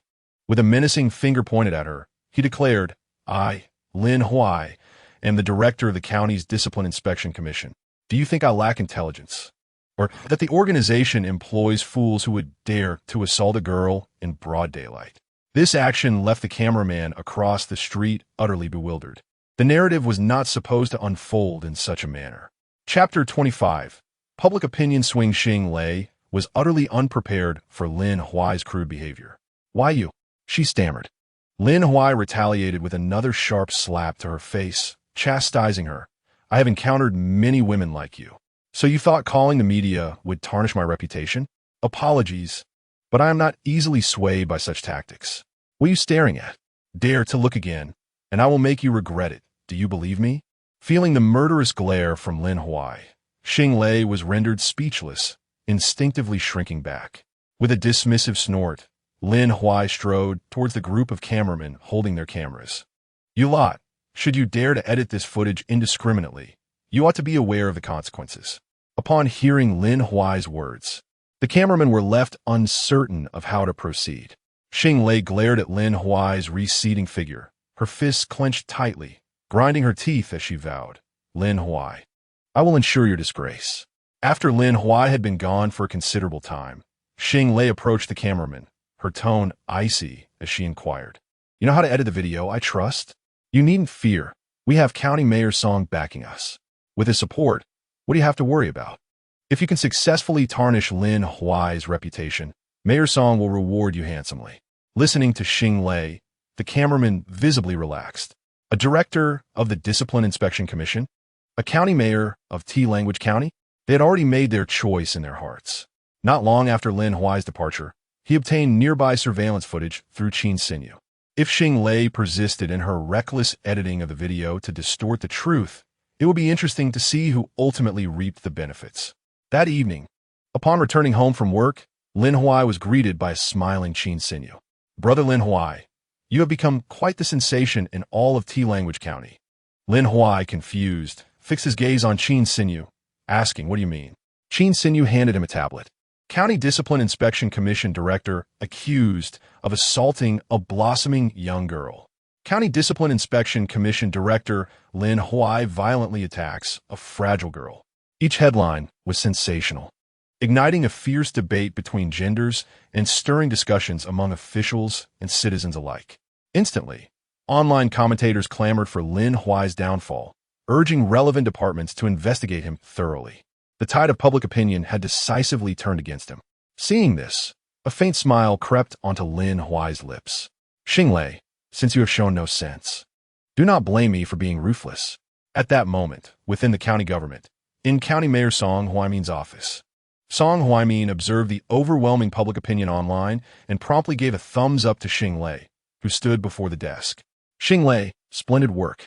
Lin Huai has now become the target of widespread condemnation. Furthermore, I have arranged for all nearby surveillance footage to be deleted. As long as he cannot procure complete video evidence to prove his innocence, we can thoroughly disgrace Lin Huai.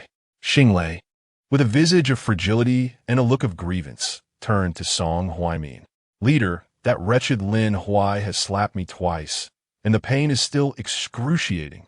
Seeing her distress, Song Huaimin immediately expressed concern. What? How dare he strike you? Rest assured, I shall seek vengeance on your behalf. With that thought, he picked up his phone and called Wang Yibo. Hello, Lao Song, why are you calling me so late? Wang Yibo answered nonchalantly. Wang's secretary, I wish to discuss the matter regarding County Discipline Inspection Office Director Lin Huai. Have you seen the videos circulating online? Song Huaimin replied matter-of-factly. Lin Huai has audaciously committed acts of sexual assault against our county Xinglei in public, which is utterly heinous and severely tarnishes our official image. Many are demanding his dismissal and prosecution. What are your thoughts on this? Listening to Song Huaimin, Wang Yibo furrowed his brow slightly. I haven't been paying much attention to this issue. Let me call County Discipline Inspection Secretary Zhang Xiaohu to inquire, as Lin Huai is under his command. Understood. Wang's secretary, I will await your update. Song Huaimin responded with a nod. With a cold smirk, Song Huaimin thought to himself, regardless of Lin Huai's lack of evidence, it would be our narrative that prevails. Elated at the prospect of utterly dismantling Lin Huai, he felt buoyant. Once Lin Huai's momentum was suppressed, he could subtly maneuver things to perhaps turn the tide regarding his son's situation. After receiving Song Huaimin's call, Wang Yibo quickly gathered the pertinent details and immediately contacted Lin Huai. At that moment, Lin Huai was playfully engaging with Qin Xinyu. Hello, Wang's secretary. Lin Huai answered the call softly. What can I do for you? Lin Huai, what are your thoughts on the controversy surrounding you online? Wang Yibo inquired seriously. Should I arrange for someone to handle it? Lin Huai chuckled. Thank you, Wang's secretary, but I will manage it myself. Wang Yibo was taken aback. Despite the urgency of the situation, Lin Huai remained remarkably composed. Truly, a person of great caliber. All right, should anything arise, do not hesitate to contact me immediately, he advised. Certainly, Wang's secretary, Lin Huai replied. After hanging up, Wang Yibo still felt uneasy and promptly called Chun Rufang. Xiao Chun, keep a close watch on the tumultuous situation regarding County Discipline Inspection Office Director Lin Huai. Ensure that you inform me of any developments at the earliest, understood? Chun Rufang responded. Wang's secretary, should I summon Lin Huai? Such a person is unworthy of remaining within the organization. Wang Yibo furrowed his brow slightly and said, Xiao Chun, why don't you teach me how to handle this matter? Chun Ruo's face immediately turned pale. He had merely made a casual remark, so why was Secretary Wang upset? Chun Ruo hurriedly replied, Secretary Wang, I was wrong. How could I dare? Wang Yibo did not respond to Chun Ruo's words, but instead shook his head with a bitter smile. It seemed that it was time to select a more suitable secretary. After being by his side for so long, how had Chun Ruo not made any progress? After a brief exchange, Wang Yibo hung up the phone. Chun Ruo diligently monitored everything online regarding Lin Huai, reporting to Wang Yibo every half hour. Secretary Wang, there are already plans for someone to confront Lin Huai at the county disciplinary inspection tomorrow to support Xinglei. If this continues, won't it create chaos? Chun Ruo said with a worried expression. If this matter escalates, our credibility in Chaoyu County will surely decline. I understand, Wang Yibo replied calmly. Thus, at the earliest opportunity, he instructed Zhang Xiaohu to issue a statement. Lin Huai had been suspended and was under investigation, with the results to be made public. Chapter 26. You should ask County Head Song. County Head Song, what does Secretary Wang say? The evidence is so compelling. It's evident that Lin Huai harassed me in public. If I do not receive fair treatment, I will escalate this to higher authorities. Xinglei stood before Song Huaimin, resembling a pitiable little white rabbit, evoking sympathy. As Song Huaimin observed the situation escalating, it was clear that not only people from Chaoyu County were concerned, but even some leaders from the city were calling to inquire about the situation. Strangely, Wang Yibo had yet to make any decision regarding the punishment of Lin Huai. Could it be that Wang Yibo intended to protect Lin Huai at all costs? With this thought, Song Huaimin furrowed his brow and immediately called Wang Yibo. Secretary Wang, many leaders from the city are calling me to ask about the situation in Chaoyu County. If Lin Huai is not dealt with soon, our pressure will only increase. Song Huaimin's words carried an undertone of urgency. County Head Song, you seem quite anxious, Wang Yibo replied nonchalantly. Are you not concerned that the outcome may surprise you? Song Huaimin was momentarily taken aback. Secretary Wang, what do you mean? You can't possibly be covering for Lin Huai? Wang Yibo snorted coldly. As the county party secretary of Chaoyu, I treat every comrade with fairness and justice. With that, he disregarded Song Huaimin and hung up the phone. Song Huaimin clenched his phone tightly, his brow furrowing deeply. Wang Yibo was not leaving him any face. Meanwhile, Wang Yibo and Zhang Xiaohu were together. Upon receiving the video sent by Lin Huai, both felt a wave of relief wash over them. Secretary Wang, Lin Huai is indeed impressive. Every action he takes seems to be meticulously calculated. This time, although it appeared he would be publicly shamed, he astonishingly produced a comprehensive video that vindicated his innocence. Zhang Xiaohu finished watching the video and turned to Wang Yibo with a grin. Excellent. Quickly have the publicity department release these videos to affirm Lin Huai's innocence. Additionally, in the video, Xing Lei mentioned that all of this was backed by Song Huaimin. I am curious to see how Song Huaimin will respond. Wang Yibo also smiled softly. Lin Huai had provided him with countless surprises. As the situation escalated, it attracted considerable attention. The deceived public would undoubtedly vent their frustrations on Xing Lei, as they had been thoroughly manipulated by her. Moreover, how would Song Huaimin extricate himself? Lin Huai's maneuver was truly ruthless. At this moment, Lin Huai, the person at the center of it all, was at home with Qin Xinyu. Observing the impending turnaround, Lin Huai smiled gently at Qin Xinyu and said, "There's no need to waste more money on promotions. This issue is already garnering significant attention. Those who realize they have been deceived by Xing Lei will certainly direct their anger towards her." Despite Lin Huai's words, Qin Xinyu invested substantial resources into promotion, aiming to expedite the validation of Lin Huai's innocence. That Xing Lei is utterly despicable. It's time she experiences what it's like to be at the mercy of online outrage. After the official statement was released, Wang Yibo made a special call to Song Huaimin. Old Song, we have clarified the situation here. The statement has been issued. Do you have any further questions? Wang Yibo asked cheerfully. What questions could I possibly have? Secretary Wang operates with integrity, and I, Song Huaimin, am fully convinced. Hasn't Lin Huai already been dismissed and investigated? Song Huaimin inquired. Old Song, what are you talking about? Our county's Discipline Inspection Commission's director, Lin Huai, has been wrongfully accused, Wang Yibo replied calmly. With that, he ended the call without further pleasantries. Listening to Wang Yibo's words, Song Huaimin's brow furrowed deeply.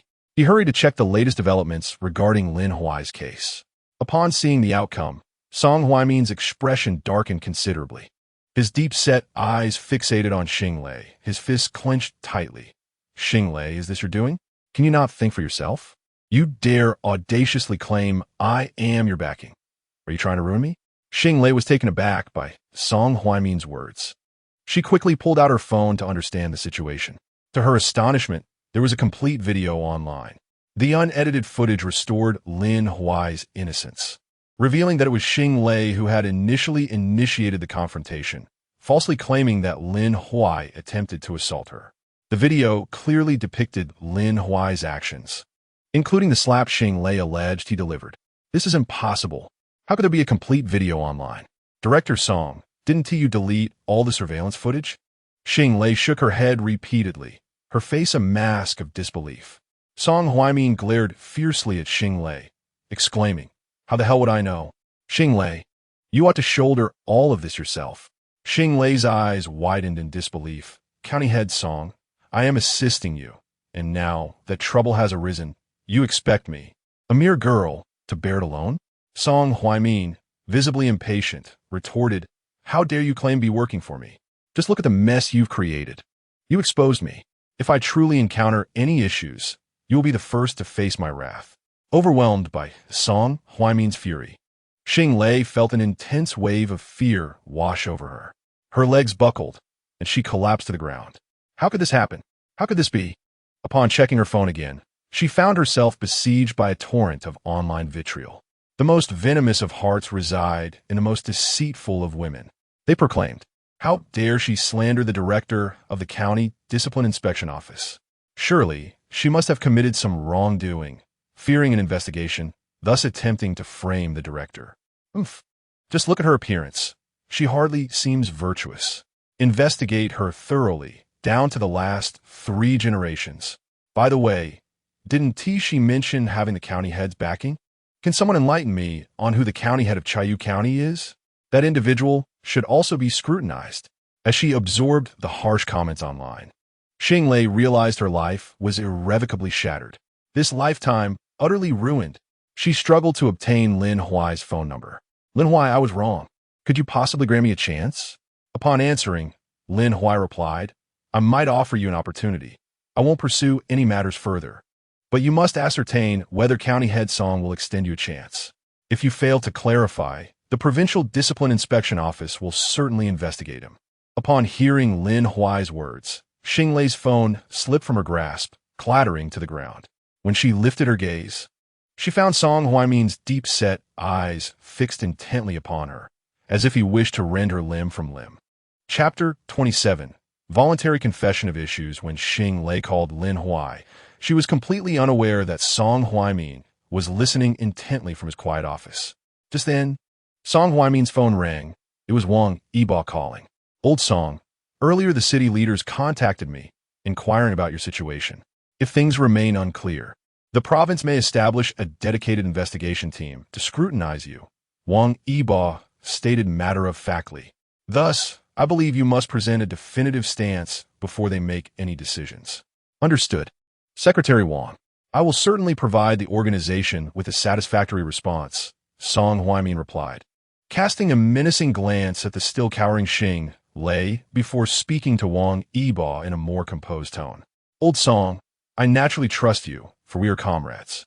Chayu County can only progress swiftly and effectively under our joint leadership," Wang Yibo remarked. "Indeed, Secretary Wang speaks wisely," Song Huaimin acknowledged. After ending the call, Song Huaimin furrowed his brow deeply, abruptly lifting Xinglei from the ground. "Xinglei, what are you still waiting for?" Song Huaimin glared fiercely at Xinglei and said, "Because of you, the leaders in the province have begun to question me. Do you only feel satisfied when the province sends someone to investigate me?" Xinglei was utterly at a loss for what to do. Song Huaimin's eyes bore into her with a menacing intensity. "Now, go to the county's Discipline Inspection Commission and confess voluntarily. Do you understand what I mean? If you refuse to go, you should be aware of the consequences." With that, he stormed out, slamming the door behind him. Staring at Song Huaimin's retreating figure, Xinglei felt as if her soul had been shattered. Ruined. Her entire life was in ruins. How could she dare to defy Song Huaimin's wishes? If she did not comply, he had countless ways to destroy her. After a considerable time, once her body calmed down a bit, Xinglei struggled to rise from the ground and dialed Lin Huai's number again. "Lin Huai, I wish to confess my issues to you." Lin Huai, hearing this, let out a cold chuckle. "Fine. What does Comrade Xinglei wish to confess? Shall we meet at the county's Discipline Inspection Commission?" Xinglei nodded gently. "All right, we shall meet there." After hanging up, she left the county government and took a cab directly to the commission. Watching Xinglei's departing figure, Song Huaimin let out a sigh of relief. Thankfully, he had restrained himself when she had seduced him earlier. Otherwise, he would be in a dire predicament. He hoped that Xinglei would not act recklessly, or else she should not blame him for being ruthless. Upon receiving Xinglei's call, Lin Huai informed Qin Xinyu that he was heading to the office before leaving home. Descending the stairs and driving his car, Lin Huai proceeded directly to the county's Discipline Inspection Commission. When he arrived, Xinglei had yet to appear. After waiting for a little over 10 minutes, Lin Huai's phone rang. "Come directly to my office," he said coolly upon answering. "All right, Director Lin," came the response. At that moment, Xinglei was in a respectful demeanor. Soon, she stood before Lin Huai. He glanced at her and inquired, "Comrade Xinglei, what do you intend to confess?" Instead of answering, Xinglei turned around, closed the office door, and locked it. Lin Huai furrowed his brow, wondering what she was planning. As she approached him, Xinglei began to remove her clothing. Lin Huai frowned. What is the meaning of this? Xing Lei replied, Director Lin, I was wrong. Could you grant me a chance? I will submit myself to you. From now on, I will be your loyal servant. Is that acceptable? Lin Huai shook his head with a faint smile. Xing Lei, you do not even have the qualifications to be my servant. Do you truly think I would allow a woman so filled with cunning to serve me? She might one day turn against her master. It is simply not worth the risk. If you wish to confess, do so quickly. If not, I shall take my leave. Xing Lei did not anticipate that. Even in such a state, Lin Huai would remain unmoved, further trampling her pride. Yet, was this not all a consequence of her own actions? Tears of regret streamed from her beautiful eyes. If she had not aided Song Huaimin, would she not still be in her position? If one does not have a singular ambition to engage in dubious pursuits, would one not still find oneself well-placed in their professional sphere? Alas, there are no what-ifs. Ultimately, Xing Lei sighed and said, Director Lin, I sincerely apologize for my actions. I should not have harbored jealousy towards you or sought to undermine you. Furthermore, I regret having involved the media in a misleading manner, which has caused you irreparable harm. Additionally, my claim that County Mayor Song was behind me was entirely unfounded. All of this stems solely from my own actions. Lin Huai responded to Xing Lei with a smile. It appears that Song Huaimin is quite a character. You were willing to forsake your position, yet you never intended to offend him. That speaks well of you. To Song Huaimin, you are indeed a loyal companion. Xing Lei, visibly reluctant, gazed at Lin Huai and asked, Director Lin, may I inquire, do you not find me beautiful? Lin Huai glanced at her and replied, You are passably attractive. Passably attractive? Xing Lei thought to herself, believing her figure and appearance to be exceptional. How could Lin Huai merely describe her as average? Clearly, his standards were remarkably high. Director, I have disclosed everything that needed to be addressed, Xing Lei stated. Very well, Lin Huai replied nonchalantly. Please wait a moment while I call 2 colleagues to escort you to the relevant department. Being a woman, Lin Huai naturally contacted Hua Hudi and Zheng Wei. Upon receiving his call, they rushed over immediately. After their arrival, Lin Huai assigned them their tasks. Since Xing Lei had fully confessed, and it was now evening, they decided to take her to the party school. Most of the cadres awaiting transfer to relevant agencies in the county were sent there. Lin Huai looked at Zheng Wei and Hua Hudi and said, Director, the party school is located in the eastern outskirts of our county, deep within the mountains. It can be quite daunting for us to go alone. Wouldn't it be better if you accompanied us? Zheng Wei playfully stuck out her tongue at Lin Huai, appearing rather endearing. After a moment of contemplation, Lin Huai nodded in agreement. In the dead of night, being accompanied by an alluring matron and a spirited young lady was not without its charms. Thus, Lin Huai drove his car, with Zheng Wei and Hua Hudi seated beside Xing Lei, heading directly to the party school. Chapter 28. No responsibility required. Secretary Wang. The situation has been clarified. Xing Lei has made a full disclosure to the County Discipline Inspection Commission. Upon receiving this definitive news, Song Huaimin, having learned that Xing Lei had taken full responsibility and absolved them of blame, pulled out his phone to call Wang Yibo. Understood, Wang Yibo replied coolly. After hanging up, Song Huaimin felt quite disgruntled. Despite their long-standing rivalry, this was the first time he had found himself in such a disheveled state before Wang Yibo. All of this was attributable to that insufferable Lin Huai. Without him, how could he have ever been brought low in front of Wang Yibo? Moreover, if it were not for Lin Huai, how could his son still be in detention? Lin Huai was truly infuriating. As they arrived, Lin Huai had successfully delivered Xing Lei to the party school, accompanied by Zheng Wei and Hua Hudi.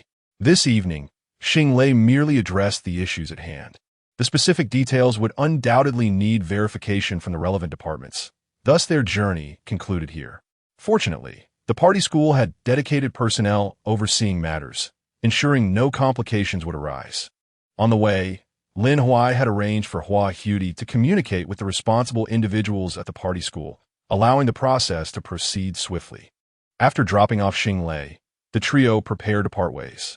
Given the considerable distance of the party school from the city center, Lin Huai felt it prudent to have both women accompany him. Following the route, the first person Lin Huai intended to drop off was Zheng Wei, followed by Hua Hudi. Director Lin, do you have a girlfriend? Zheng Wei inquired from the back seat, her beautiful eyes fixed intently on the driving Lin Huai. Yes, Lin Huai replied with a smile. Director Lin, don't you understand? Our Wei Wei seems eager to be your girlfriend.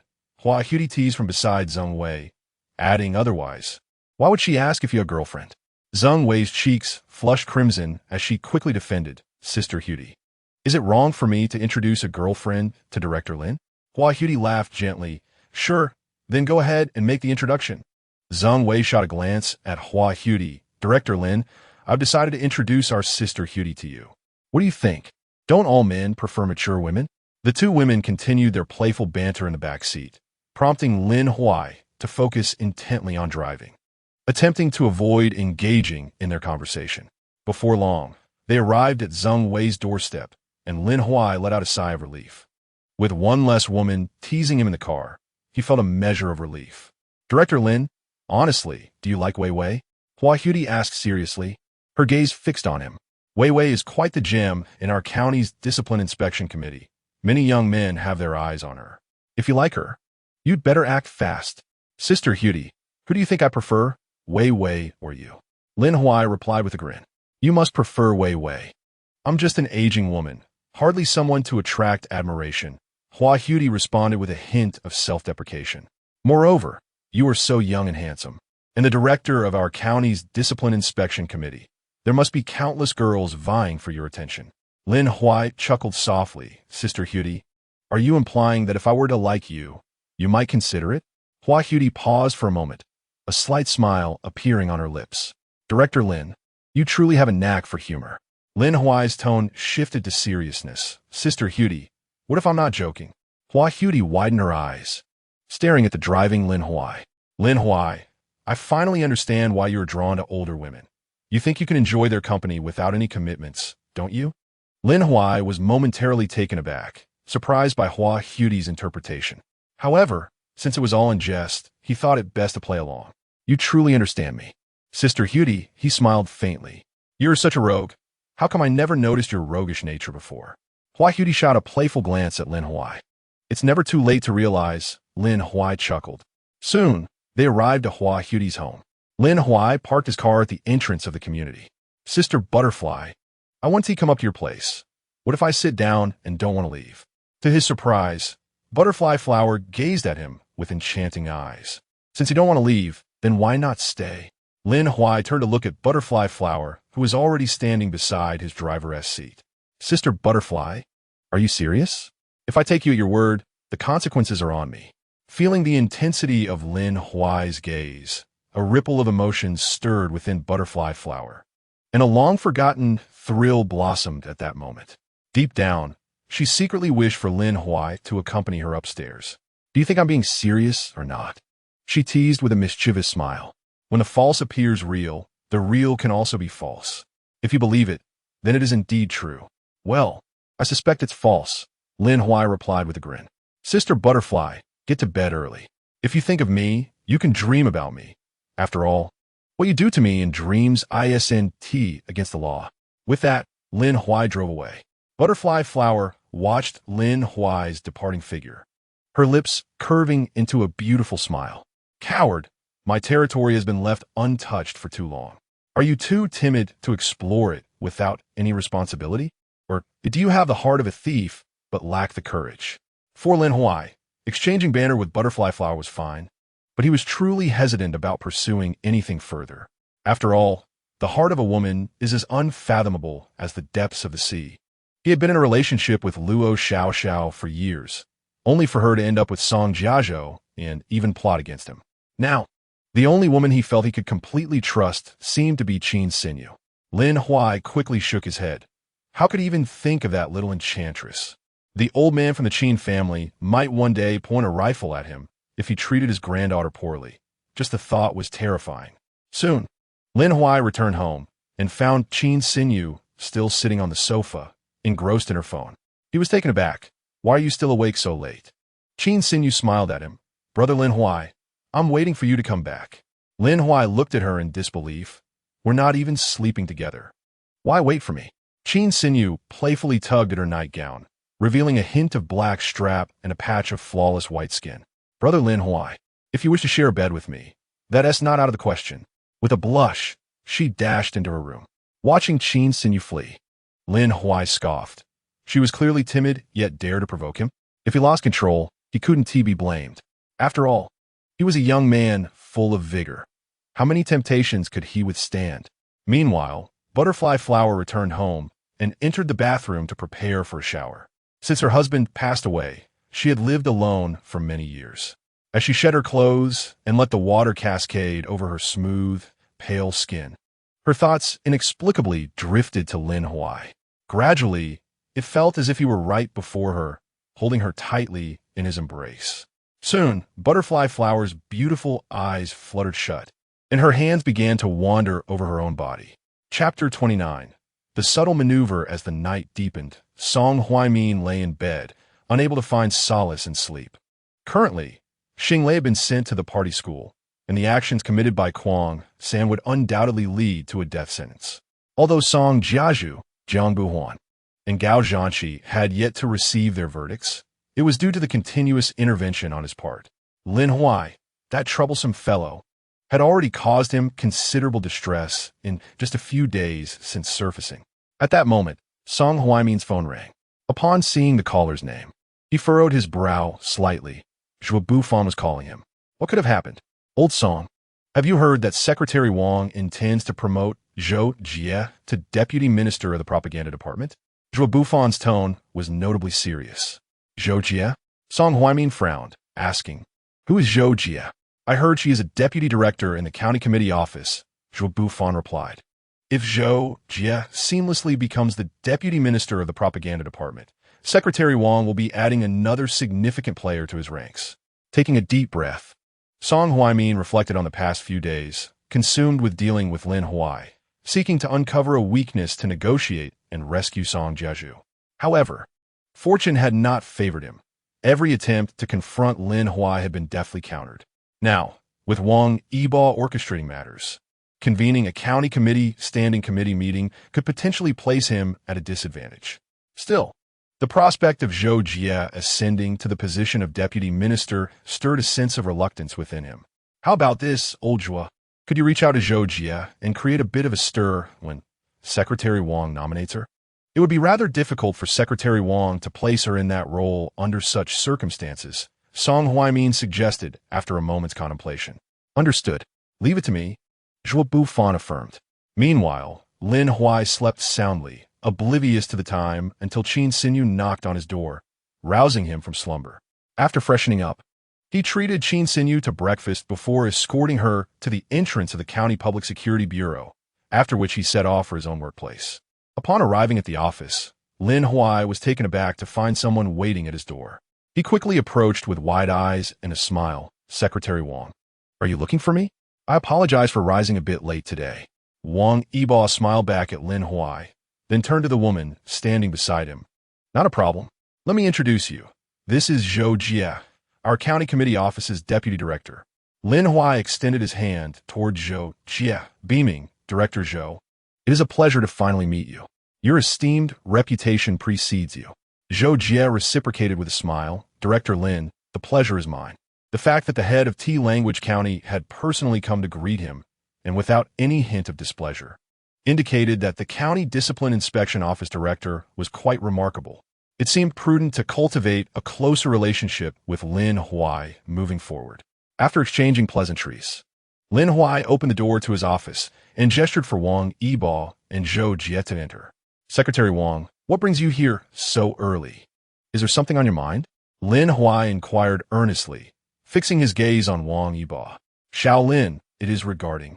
I am well aware of Comrade Zhou Jie's capabilities and qualities, and I intend to appoint her as the Deputy Minister of the Propaganda Department. Wang Yibo gazed earnestly at Lin Huai and remarked, however, there will undoubtedly be some resistance from Song Huaimin's side. Resistance?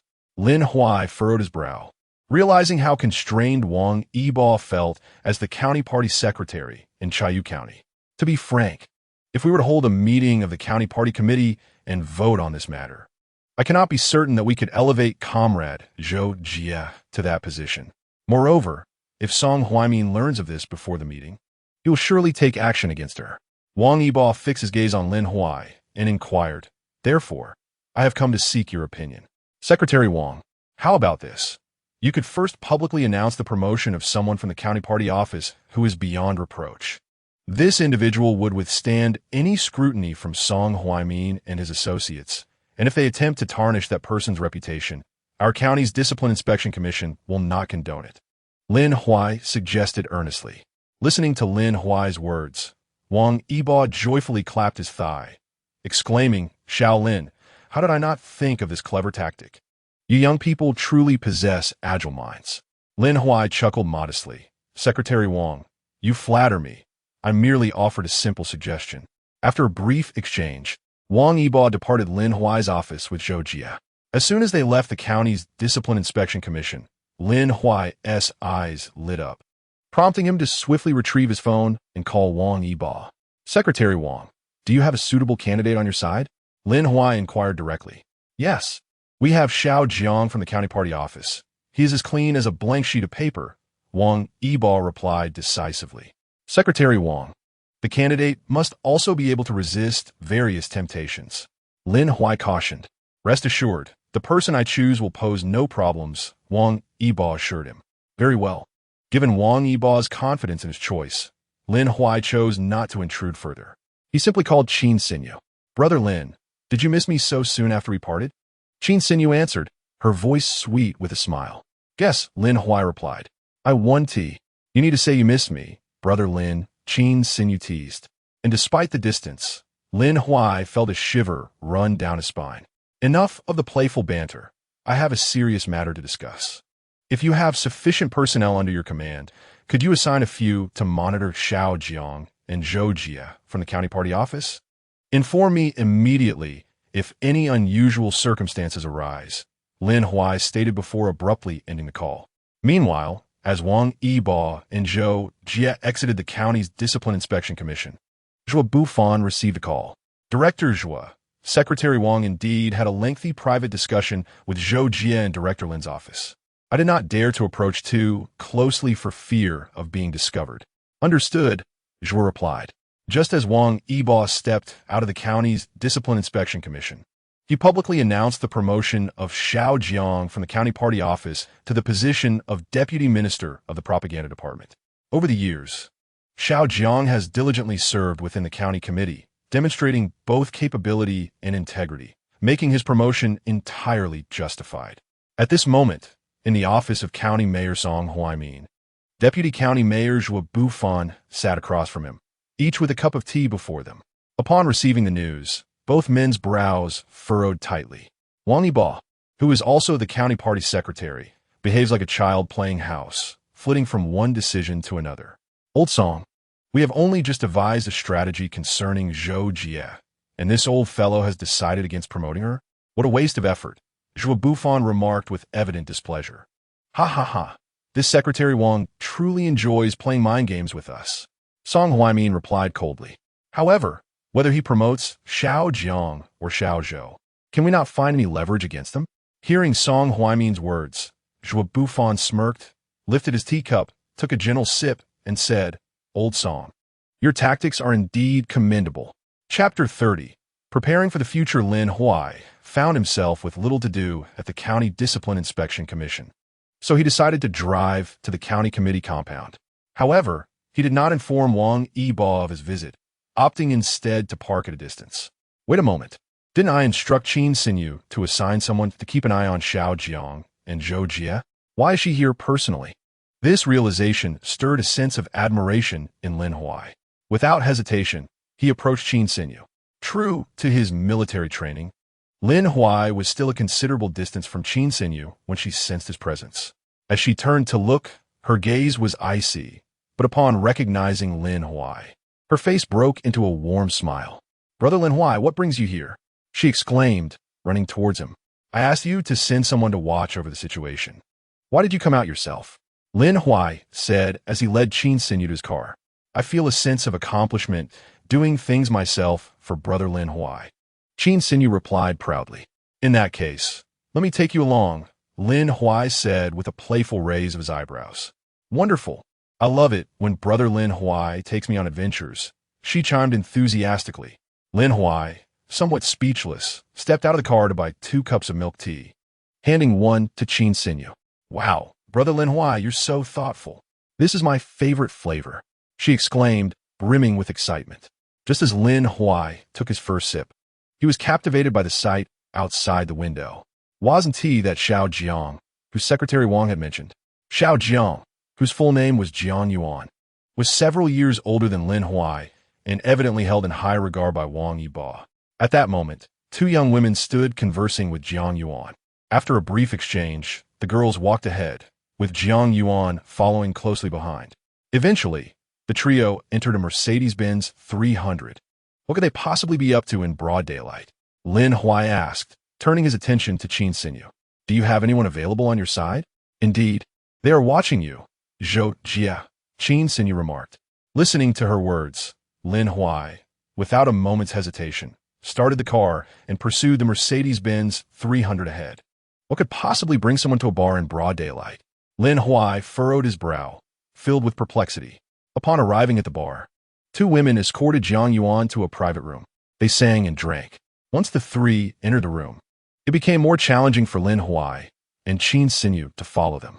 At that moment, Lin Huai signaled a nearby waiter, handing him 200 yuan and saying, I need to keep an eye on the individuals in this room for a while. Do you understand my intent?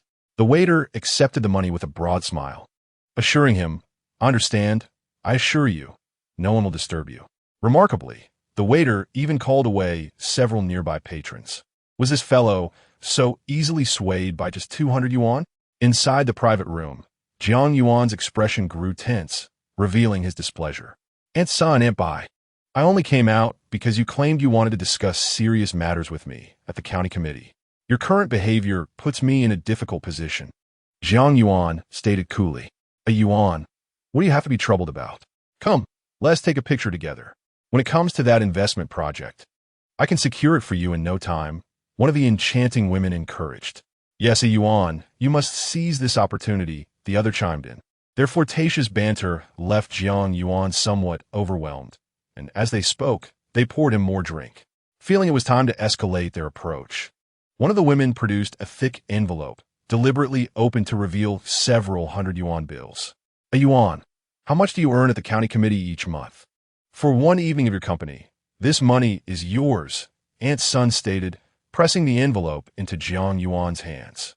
He hastily returned the envelope, saying, This is unacceptable. Aunt Son, Aunt Bai, I have other matters to attend to. I must take my leave. With that, Jiang Yuan stumbled to his feet and hurried away as if fleeing. Lin Huai observed this scene with a furrowed brow. It appeared that there were few reliable individuals within the county committee. With someone like Jiang Yuan being favored by Wang Yibo, it was no wonder Wang had been at a disadvantage in his recent struggles against Song Huaimin. Did you capture the photos? Yes, I did. Hee, mission accomplished. A public servant from the county committee is selling his body for money, engaging in such disgraceful conduct. If this were to leak, do you think Jiang Yuan would lose his job? Whether he keeps his job or not has no bearing on us. Lin Huai documented everything. Once the 2 women exited the private room, he grasped Qin Sinyu's hand, swiftly disappearing from their sight. After leaving, Lin Huai escorted Qin Sinyu to the county police department, while he returned to the county disciplinary committee. Just as he arrived, Wang Yibo's call came through. Xiao Lin, there's been an incident. Jiang Yuan has been set up. Wang Yibo's frustration was palpable, his fists clenched tightly. This must be the work of Song Huaimin and his associates. Secretary Wang, we cannot place all the blame on them. Lin Huai replied calmly. Upon hearing about Lin Huai's situation, Wang Yibo was momentarily taken aback. Do you happen to know the inside story? Lin Huai chuckled softly and replied, Secretary Wang, I happen to know a few details, though not extensively. How about this? I will send you the complete video. What do you say? Excellent. Lin Huai, I cannot thank you enough. Your foresight is something even I, as a county party secretary, must learn from. Wang Yibo expressed his sincere gratitude. After engaging in some light banter with Wang Yibo, Lin Huai promptly sent him the complete video depicting Aunt Son and Aunt by framing Jiang Yuan. Along with it, he attached a note. Secretary Wang, if the capable individuals in your hands are of such caliber, I fear our future path may prove quite arduous. Although Lin Huai did not state it outright, Wang Yibo was likely to comprehend his implication. If Wang Yibo's methods and vision were lacking, why would Lin Huai choose to align himself with him? Wang Yibo paused for a moment before responding. Shaolin, regardless of the circumstances, I must thank you. Without this complete video, Jiang Yuan would likely find it impossible to clear his name, even if he jumped into the Yellow River. Not a problem, Lin Huai replied. At that moment, in the county government, within the county mayor's office, Song Huaimin observed the two videos in his hands, a slight smile gracing his lips.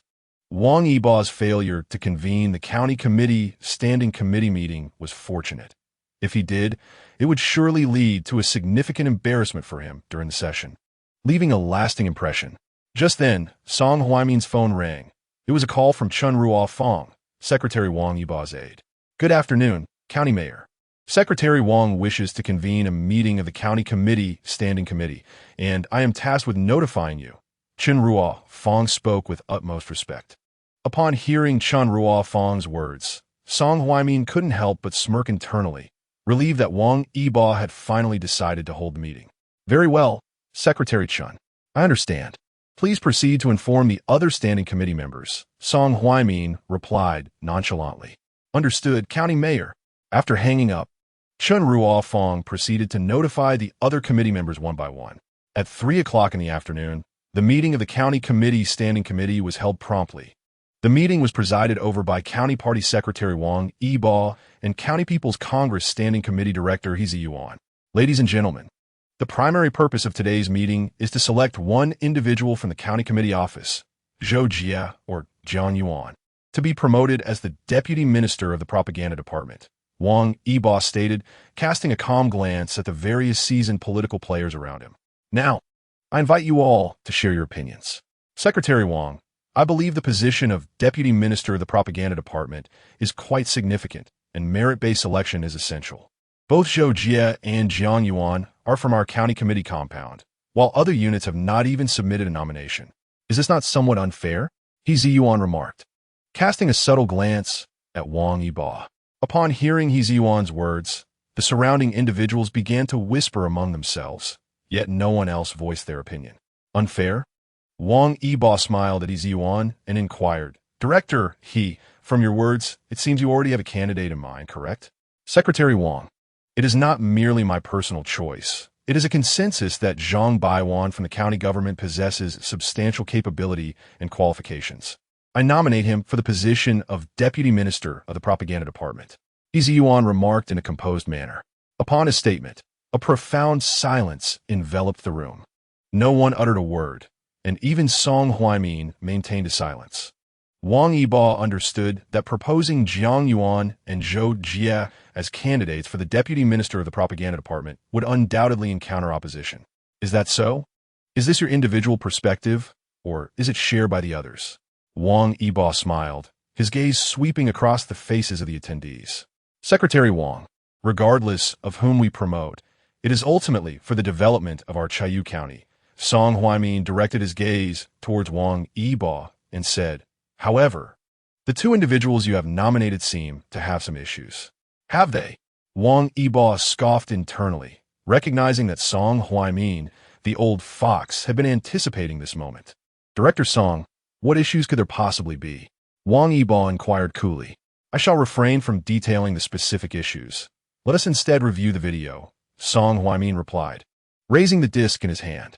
This is an anonymous report I received. In the video, Jiang Yuan is seen behaving intimately with two women. As a government entity, every individual must maintain a positive image.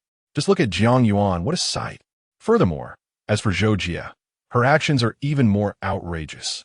Observe what she is doing in this video. She accepts an envelope handed to her, and judging by its thickness, it must contain a considerable sum. Secretary Wang, both of these individuals are from your county committee. Should we report this to the County Disciplinary Inspection Commission, or will you make the decision yourself? As Song Huaimin spoke, his penetrating gaze fixed intently on Wang Yibo. Feeling the weight of the disapproving stares directed at him, Wang Yibo could not help but smirk inwardly. Had it not been for Lin Huai's foresight in anticipating Song Huaimin's potential scheming and taking precautionary measures, he would have undoubtedly faced embarrassment at this county committee meeting. Director Song, have you not considered the possibility that the video may have been edited? Or perhaps it is merely a partial clip? Wang Yibo scoffed, raising the disc in his hand and stating, "How fortuitous. I too have received a disc.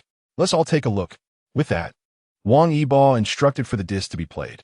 The first video revealed Jiang Yuan strenuously refusing, ultimately storming out in a huff. Did you capture the photos? Yes, indeed. Mission accomplished.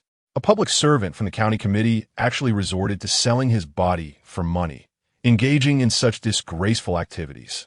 If this were to be released, would Jiang Yuan not risk losing his job? Whether he retains his position or not is of no concern to us. Listening to the dialogue between Aunt Sun and Aunt Bai in the video, Wang Yibo turned to address the assembled crowd with a cold voice. From this complete video, it is evident that these two women have clearly orchestrated a trap to incriminate my subordinate under the guise of discussing a project, luring Jiang Yuan into a scheme of entrapment. I will thoroughly investigate who has instigated these two women, and when the time comes, I shall settle the accounts in full. Similarly, on Zhou Jia's side, Wang Yibo also released the complete video, thereby substantiating Zhou Jia's innocence. Song Huaimin furrowed his brows deeply, taking a deep breath, as a sense of foreboding washed over him, reminiscent of a mantis stalking its prey, unaware of the lurking danger. Could it be that while they were engaged in these activities, Wang Yibo had someone shadowing them? This implied that every move he made was meticulously observed by Wang Yibo. With these thoughts swirling in his mind, Song Huaimin clenched his fists tightly against the table. That cunning old fox, Wang Yibo, truly possessed a meticulous mind. Secretary Wang, I never expected the video I received to be so misleading. In light of this, I will certainly conduct a thorough investigation into the individual who delivered the disc. Song Huaimin remarked coolly, swiftly changing the subject. County Chief Song, I have already identified the person who delivered the disc, but as we are still in a meeting, how about I send the individual to you once the meeting concludes? Wang Yibo inquired, a cheerful smile gracing his face. A jolt of apprehension coursed through Song Huaimin. How could this be possible? Surely, this old trickster was trying to deceive him. If he had truly found the individual responsible for delivering the disc, Wang Yibo would have summoned him forth immediately. Very well, Secretary Wang, I am most grateful. Song Huaimin replied with a smile, aimed at Wang Yibo.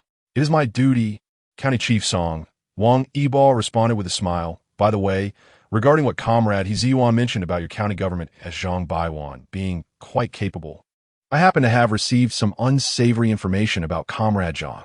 Perhaps County Chief Song would like to take a look? With that, Wang Yibo tossed a sealed envelope onto the table before Song Huaimin. As Song Huaimin gazed at the sealed envelope, his brows knitted tightly. Could it be that Wang Yibo had indeed unearthed some incriminating evidence against Zhang Baiwan? Noticing Song Huaimin's reluctance to reach for the envelope, Wang Yibo chuckled softly, saying, County Chief Song, after you've had a look, it would be wise to give Zhang Baiwan a call, urging him to voluntarily report to the county's disciplinary committee. This way, the relevant departments might consider mitigating his punishment. Listening to Wang Yibo's words, Song Huaimin remained silent, his teeth nearly grinding in frustration. Chapter 32. Had he truly fallen? Since the individuals you nominated possess questionable character and political ideals, let us directly confirm the appointment of the Deputy Minister of the Propaganda Department. Wang Yibo remarked, glancing at the Minister of the Organization Department, Xie Changqing. Old Xie, please arrange for your team to get in touch with Comrade Zhou Jia. Xie Changqing nodded slightly, understood. Secretary Wang. Once the meeting concluded, Wang Yibo approached Song Huaimin with a smile, gently reminding him, County Chief Song, it would be prudent to encourage Zhang Baiwan to confess as soon as possible. Otherwise, should a more significant scandal emerge, it may lead to regrettable consequences. With that, Wang Yibo disregarded Song Huaimin's reaction and exited the conference room. After Wang Yibo and Xie Changqing departed, Song Huaimin and He Ziyuan, along with their associates, glared at the retreating figures, their fists clenching tightly, producing a series of ominous cracks. Originally, at today's county committee standing meeting, Song Huaimin believed he could firmly suppress Wang Yibo and even elevate Zhang Baiwan to the position of Deputy Minister of the Publicity Department. However, now everything has crumbled, and not only has Zhang Baiwan lost his chance, but he must also voluntarily report his issues to the County Discipline Inspection Commission. What on earth is going on here? Song Huaimin cast a faint glance at He Ziyuan, saying, "Old He, look at the good work you've done." He Ziyuan wore a helpless expression. I had no idea that old Wang Yibo could obtain the complete video. Song Huaimin let out a bitter smile. Let us discuss this later. Now, the position of Deputy Minister of the Publicity Department has already been assigned to someone chosen by Wang Yibo. We must keep a close eye on the position of Deputy Director of the County Education Bureau. If all the positions are filled with his people, how are we supposed to survive in Chayu County? He Ziyuan nodded in agreement. Exactly. Just then, Song Huaimin's phone rang. Upon seeing the caller's name, he answered the call and asked coolly, "Have you found out who is behind this?" "Boss, when Aunt's son and Aunt Bai arranged to meet Jiang Yuan that day, Lin Huai was nearby. As for Zhou Jie, she has been followed by several police officers. Moreover, Zhang Baiwan didn't cover his tracks well enough, so it's only natural that he got caught." Song Huaimin's brow furrowed deeply, and he impatiently replied, "All right, I understand." After hanging up the phone, he was filled with rage, his expression becoming quite sinister. "Old He, if we don't find a way to deal with Lin Huai, we'll be restless." Song Huaimin turned to He Ziyuan beside him and said, "Do you know who is orchestrating all this behind the scenes?" "Lin Huai." He Ziyuan looked at Song Huaimin incredulously and said, "That's impossible. He is just a young director of the County Discipline Inspection Office. How could he possess such a commanding presence? If he really is pulling the strings, then that's terrifying. He seems able to anticipate our every move." Song Huaimin also felt a chill run down his spine and said, "Indeed, this fellow's intellect is not something ordinary people can match. No wonder that old Wang Yibo is so desperate to win him over." He Ziyuan nodded gently, saying, "If we truly stand against Lin Huai, we must be extra cautious. After all, he was promoted to the director of the County Discipline Inspection Office overnight. He must have some backing." Song Huaimin scoffed lightly, saying background strength and luck are all essential. "Do you think Lin Huai would fare well without luck?" He Ziyuan's eyes widened. "Old Song, what do you plan to do?" Song Huaimin replied, "Deal with it as it comes." The two cunning foxes walked and conversed as they left the meeting room. After Wang Yibo exited the meeting room, he did not return to the county committee courtyard, but went directly to the County Discipline Inspection Commission. "Shaolin, you truly have a knack for foresight." In Lin Huai's office, Wang Yibo looked at Lin Huai with an expression of excitement. "Secretary Wang, please have a seat." Lin Huai quickly offered a chair to Wang Yibo. As Wang Yibo sat down, he spoke animatedly, his eyes sparkling with enthusiasm. "Shaolin, if it weren't for you this time, I would have been utterly embarrassed." Lin Huai smiled lightly at Wang Yibo and replied, "Secretary Wang, how could that be? I merely performed a modest task within my capabilities." Hearing Lin Huai's words, Wang Yibo felt immensely pleased.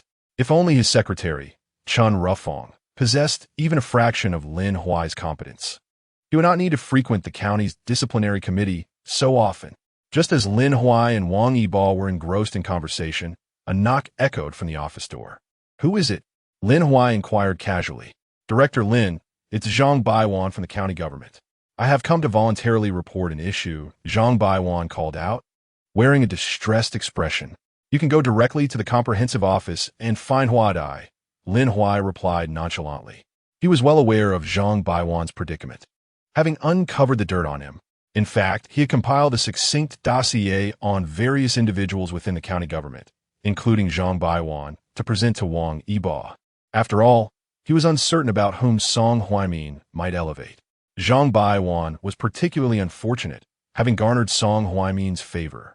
Once Zhang Baiwan departed from the office door, Wang Yibo turned to Lin Huai with a serious expression and asked, "What do you intend to do about the situation with Song Jiazhao and his associates? Should we expedite the process?" Lin Huai gazed at Wang Yibo. "Secretary Wang, do you have any suggestions?" Wang Yibo smiled. "If you're not in a rush, let's take our time. We can slowly simmer the frog. What do you think?" Lin Huai chuckled softly. "Secretary Wang, are you not afraid that the frog might leap out of the boiling pot?" Wang Yibo responded confidently, "I trust you, perhaps even more than I trust myself. Given Wang Yibao's assertion, Lin Huai felt it would be ungracious to suggest otherwise. All right, Secretary Wang, I shall follow your lead. After discussing further matters, Wang Yibao left Lin Huai's office with a satisfied expression. As Lin Huai accompanied Wang Yibao to the office door and was about to return to his work, a woman hastily entered his office ahead of him, leaving Wang Yibao momentarily stunned. Luo Xiao? How did she find her way to my office? Lin Huai regarded Luo Xiao with a calm demeanor. What brings you here? Luo Xiao crossed her arms, her expression filled with anguish, and stated, The doctor told me that I may never be able to conceive. Lin Huai, you scoundrel, it is all your fault. What am I to do for the rest of my life? You must take responsibility for me, or I will cause a scene at the county disciplinary committee. You cannot conceive? Lin Huai was taken aback. When we were together, you never had an abortion. If you cannot conceive, it must be congenital, and it has nothing to do with me. Who says I haven't had an abortion? I just didn't want you to feel burdened. I went alone back then. Luo Xiao retorted, thrusting a document in front of Lin Huai. Scoundrel, you simply do not want to take responsibility, do you? Lin Huai took the document and furrowed his brow, realizing the truth. She had indeed undergone an abortion. Chapter 33. The War of Two Women at this moment. Lin Huai had no choice but to enlist Qin Sinyu's assistance, requesting her to verify the authenticity of Luo Xiao's claims. Luoxia. Who could possibly know whose child you aborted? Lin Huai cast a fleeting glance at Luo Xiao before discarding the document in his hand. Lin Huai, do you find this amusing? I was concerned about how my pregnancy would affect my career, so I discreetly terminated it. And now you refuse to acknowledge it? Luo Xiao's face was a portrait of grievance, tears welling in her eyes. Are you trying to deceive me? Lin Huai scoffed. When have I ever been careless? I punctured the little umbrella you used. Luo Xiao narrowed her beautiful eyes, scrutinizing Lin Huai intently. Do you not perceive the contradictions in your words? Lin Huai, growing increasingly impatient, remarked, previously, you expressed fear of how it would impact your career, thus opting for a clandestine abortion. You prioritized your career and did not wish for a child. How could you possibly have pierced the umbrella? Furthermore, you had the procedure done at Boda Hospital. Did you not? The doctor who signed off was named Zhu Kelly. Luo Xiao's gaze flickered as she questioned Lin Huai's motives for asking. What of it? She pressed, fixing her stare upon him. Do not delay any further. I require proper rest after the abortion, and during this period, I cannot work. You owe me a total of 200,000 for nutritional support, lost wages, and psychological counseling. Hand over the money promptly, or I shall escalate the matter to higher authorities, claiming you coerced me into the abortion. 200,000? Lin Huai chuckled. While that sum is trivial for me, why on earth should I pay you? I could simply visit a spa and indulge in quality services for relaxation. You, Lin Huai, must you be so ruthless? Luo Xiao bit her lip in frustration. Is this what you deem ruthless? Lin Huai replied with a derisive smile. Have I not warned you before? Should you persist in your entanglement, do not expect me to show mercy. Just because you have been dismissed by the organization does not absolve you of your circumstances. Only you know the true state of your integrity. What do you intend to do? Luo Xiao instinctively recoiled under Lin Huai's piercing gaze. What am I to do? Lin Huai replied coolly. Since you refuse to recognize the gravity of the situation, do not blame me for being unmerciful. At that moment, the door was pushed open from the outside. Qin Sinyu had returned. The first thing she did was hand a tablet to Lin Huai. Brother Lin Huai, everything you wish to know is contained within this tablet. Upon opening the video, Lin Huai beheld a scene of Luo Xiao and Song Jiazhu entangled on a bed. Oh, you are so annoying. Be gentle. Do not harm our baby. What? You're pregnant? Yes, I have missed my period for 2 months. I just took a pregnancy test. It should be over 2 months now. This cannot stand. The child must be aborted. Why? Jiazhu, do you not love me? Stop with the nonsense. I command you to terminate it. Otherwise, I swear I will make you regret it. All right, I will do it. I'm going now. Go to Boda Hospital.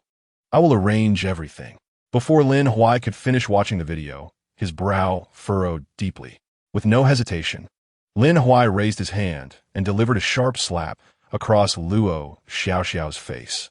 Luo Xiao, can't you display even a modicum of intelligence? Do you genuinely believe I am an easily deceived fool? Luo Xiao was taken aback, never anticipating that Qin Xinyu would manage to obtain such a video.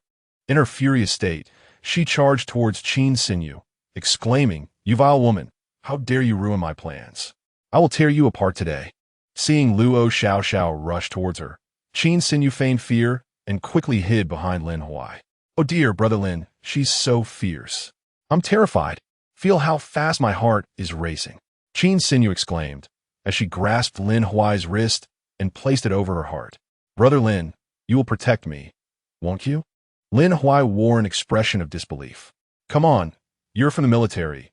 A girl like Luo Xiao, who doesn't even know how to throw a punch. Wouldn't he stand a chance against you?" Luo Xiao gritted her teeth and shot a glare at Qin Xinyu. "Miss, do enlighten me on what it means to have dignity. Is it having another man's child and then coming to demand responsibility from a different man?" Qin Xinyu replied with a gentle smile, inciting Luo Xiao's frustration, her face alternating between shades of green and red before she finally began to stomp her feet in anger. Lin Huai furrowed his brow and glanced at Luo Xiao with indifference. "Hurry and leave. Don't embarrass yourself any further." Though Luo Xiao wished to retort, a single glance from Lin Huai silenced her. Startled, she realized she had never before witnessed such an expression from him. Had she truly never understood Lin Huai? "From now on, do not appear before me again, nor engage in these petty tricks. Otherwise, I will ensure that you and your family cannot remain in Chayu County," Lin Huai stated coldly, his expression devoid of emotion. At that moment, Luo Xiao found herself stripped of any confidence to confront Lin Huai and could only retreat in defeat. However, once she was alone, her countenance darkened. "Lin Huai, I could have soared to great heights, but you caused me to lose my job. How could I possibly let you off the hook? What reason do I have to spare you?" She muttered, her fists clenched tightly. Inside the room, Qin Xinyu noticed that Lin Huai's hand remained over her heart and giggled, asking, "Brother Lin, whose is larger, hers or mine?" Lin Huai was taken aback. "What are you talking about?" Qin Xinyu tilted her head, grinning. "Of course, I mean what women take pride in the most." Lin Huai pondered seriously before responding. "If we are speaking of a woman's pride, then indeed, your legs are somewhat longer than hers." Qin Xinyu was momentarily stunned. In a man's perspective, is a woman's pride associated with her legs? Shouldn't it be her bosom? She cleared her throat and asked, "Then, Brother Lin, let me pose another question. Which is softer, hers or mine? Which has a better feel, her hands or mine?" "Oh no." Qin Xinyu was becoming increasingly bold with her inquiries. "You little rascal, I haven't touched either. So how can I compare?" Lin Huai said, watching Qin Xinyu with a hint of anticipation. "Isn't it simple?" Qin Xinyu beckoned to Lin Huai, saying, "Brother Lin Huai, just follow me." With that, she walked toward her room. Bang! In the next moment, just as Lin Huai was about to enter the room, Qin Xinyu abruptly slammed the door shut, causing Lin Huai to collide with it, wincing in pain. "Oh dear, Brother Lin Huai, I'm so sorry. I didn't expect you to actually follow me. It seems Brother Lin Huai is a bit of a rogue as well."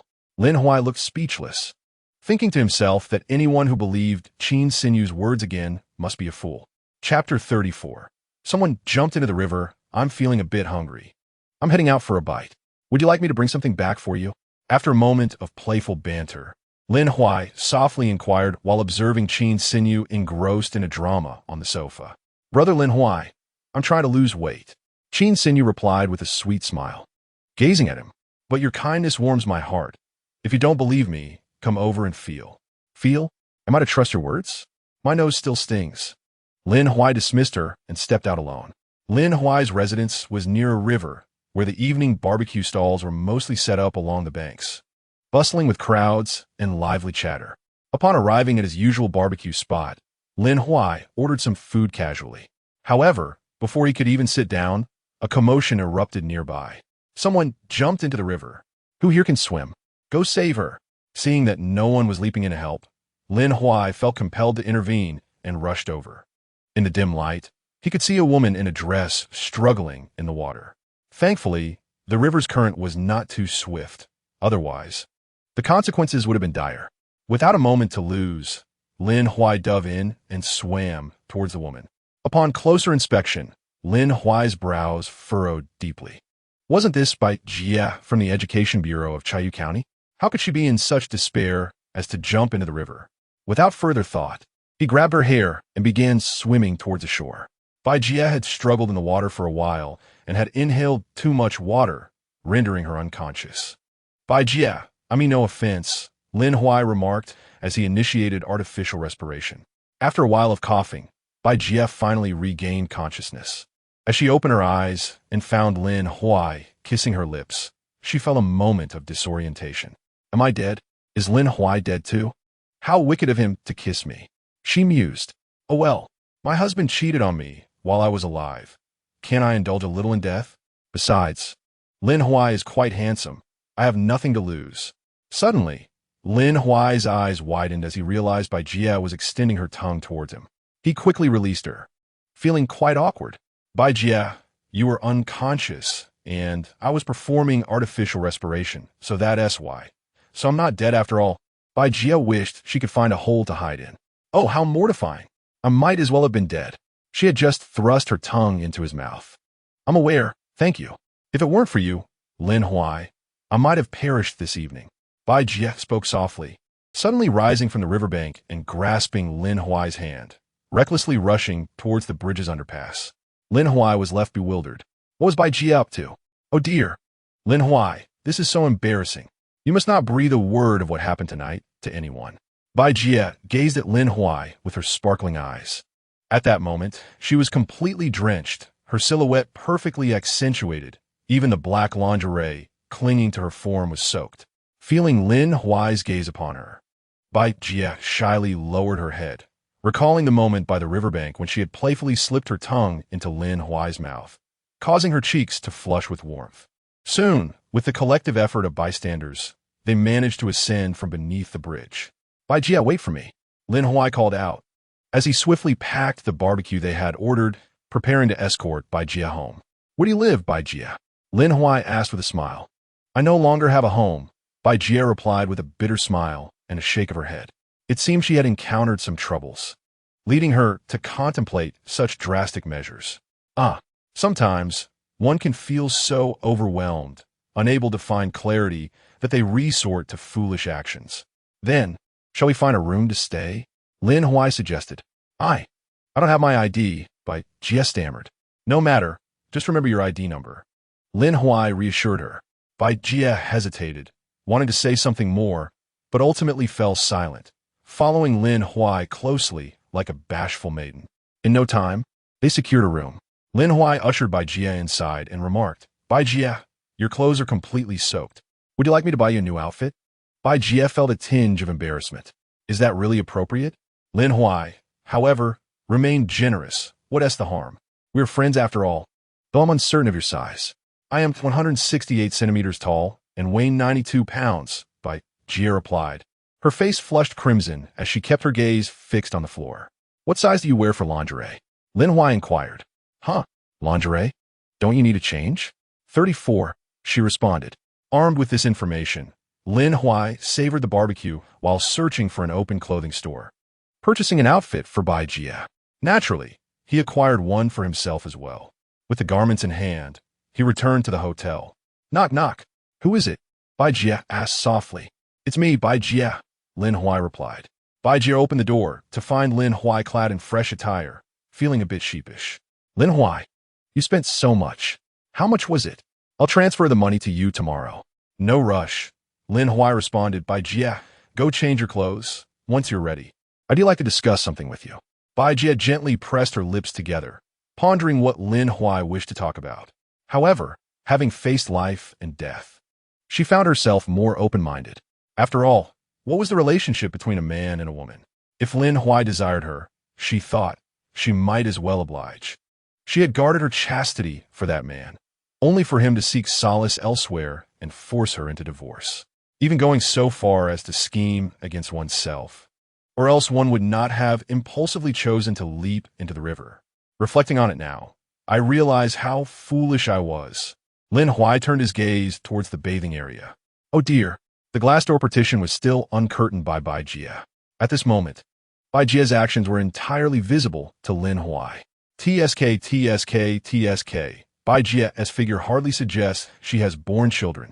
Could it be that despite her many years of marriage, she has chosen not to have kids? I seem to be indulging in a bit of gossip. Just as Bai Jie turned her gaze towards Lin Huai, he instinctively averted his eyes, feeling somewhat guilty. Bai Jie, have you encountered some trouble? He inquired lightly as Bai Jie finished changing and approached him. My husband is unfaithful, pressuring me for a divorce and scheming to ensure I leave with nothing. Had Bai Jie expressed this prior to her leap into the river, her words would have been laced with tears.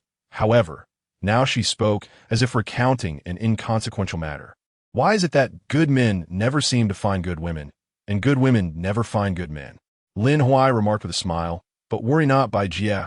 You shall undoubtedly encounter someone whose eyes are solely for you. And you, Lin Huai, how are things with Luo Xiao? Chapter 35. It truly came to pass I've already broken up with Luo Xiao, Lin Huai said with poise. Upon hearing of Lin Huai's breakup, Bai Jie felt an unexpected thrill. She couldn't quite fathom why. Perhaps it was for the best. After all, Luo Xiao's entanglement with Song Jiaozhou was murky at best. Yet, both have now received their just desserts. Bai Jie looked at Lin Huai earnestly. Lin Huai chuckled softly. In this world, where's the justice of karma? What exists are merely the punishments the strong impose upon the weak. Had I not possessed a formidable background, what could I have done about Luo Xiao and Song Jiaozhou? Nevertheless, Lin Huai chose not to elaborate to Bai Jie, instead smiling as he suggested, Bai Jie, now that Luo Xiao and Song Jiaozhou are no longer in the County Education Bureau, the position of deputy director is vacant. Would you be interested? Bai Jie widened her eyes in surprise, then self-deprecatingly laughed. Even if I were interested, it's not as if I could simply step into the role. Lin Huai replied with a smile. What if I could assist you in securing the position of deputy director?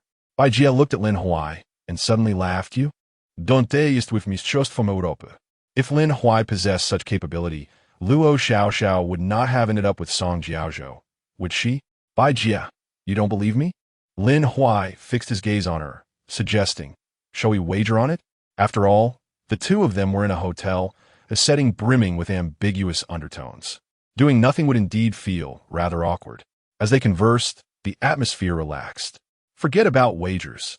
If you can help me become the deputy director of the County Education Bureau, I would be willing to serve you for a lifetime, Bai Jie declared, her cheeks inexplicably flushing.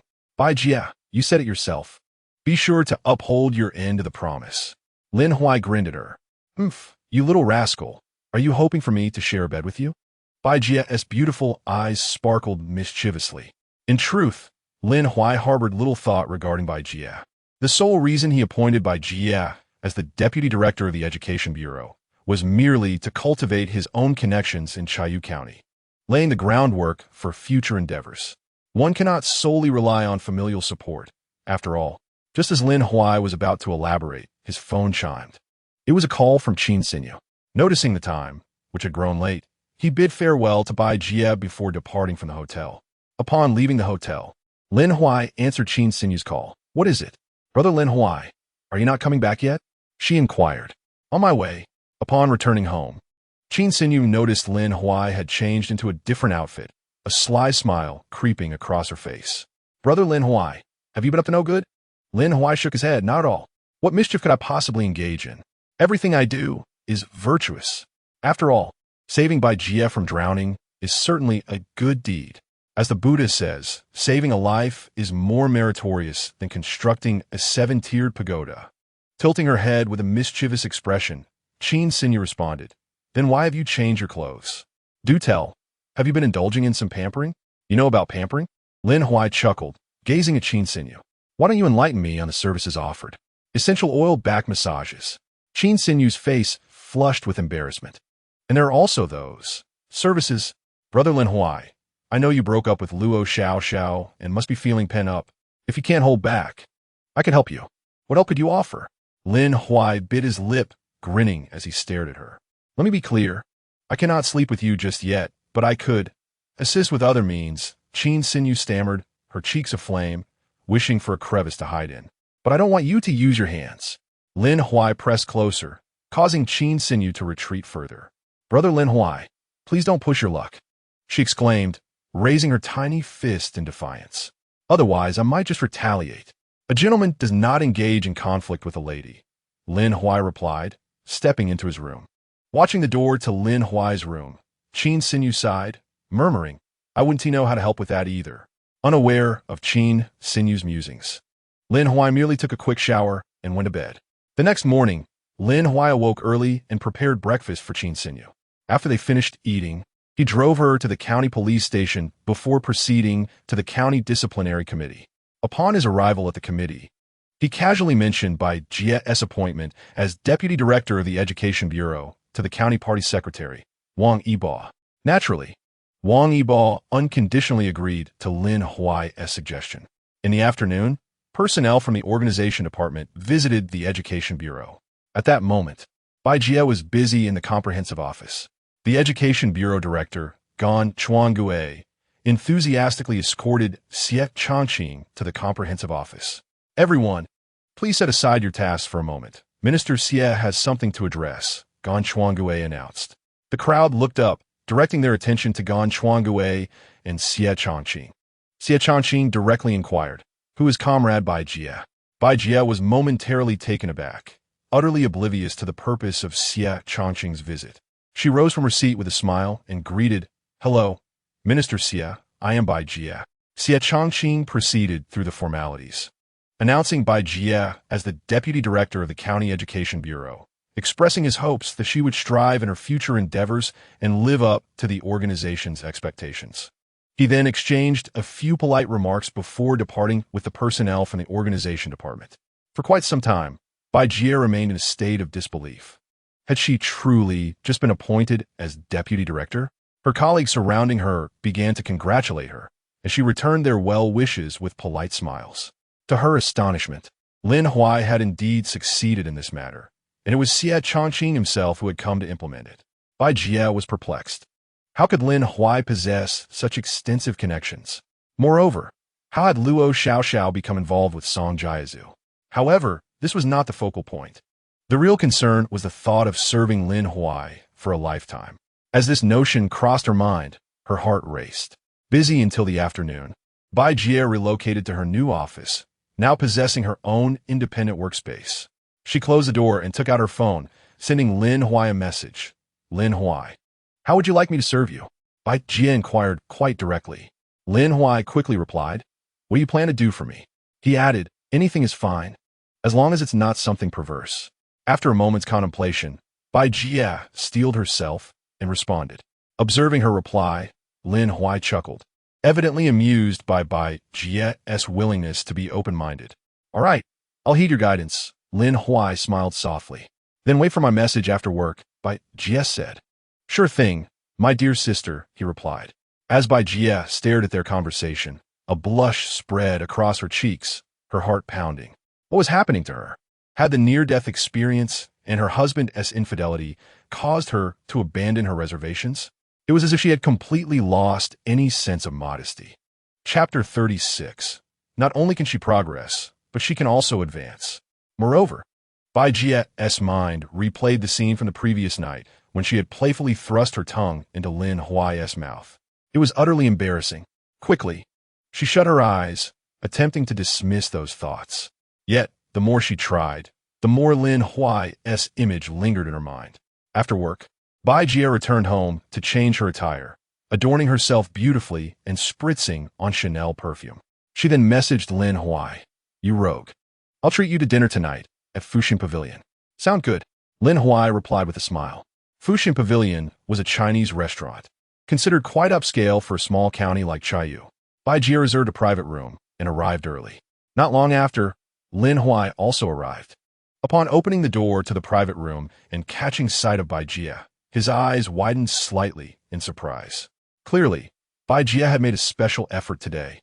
Clad in a black camisole, her fair skin subtly revealed, her exquisite figure was on full display, draped in a sheer shawl that accentuated her every movement, exuding an undeniable aura of allure.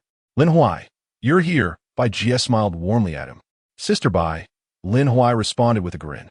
"Lin Huai, unreservedly." drew a chair beside Bai Jie, and took a seat.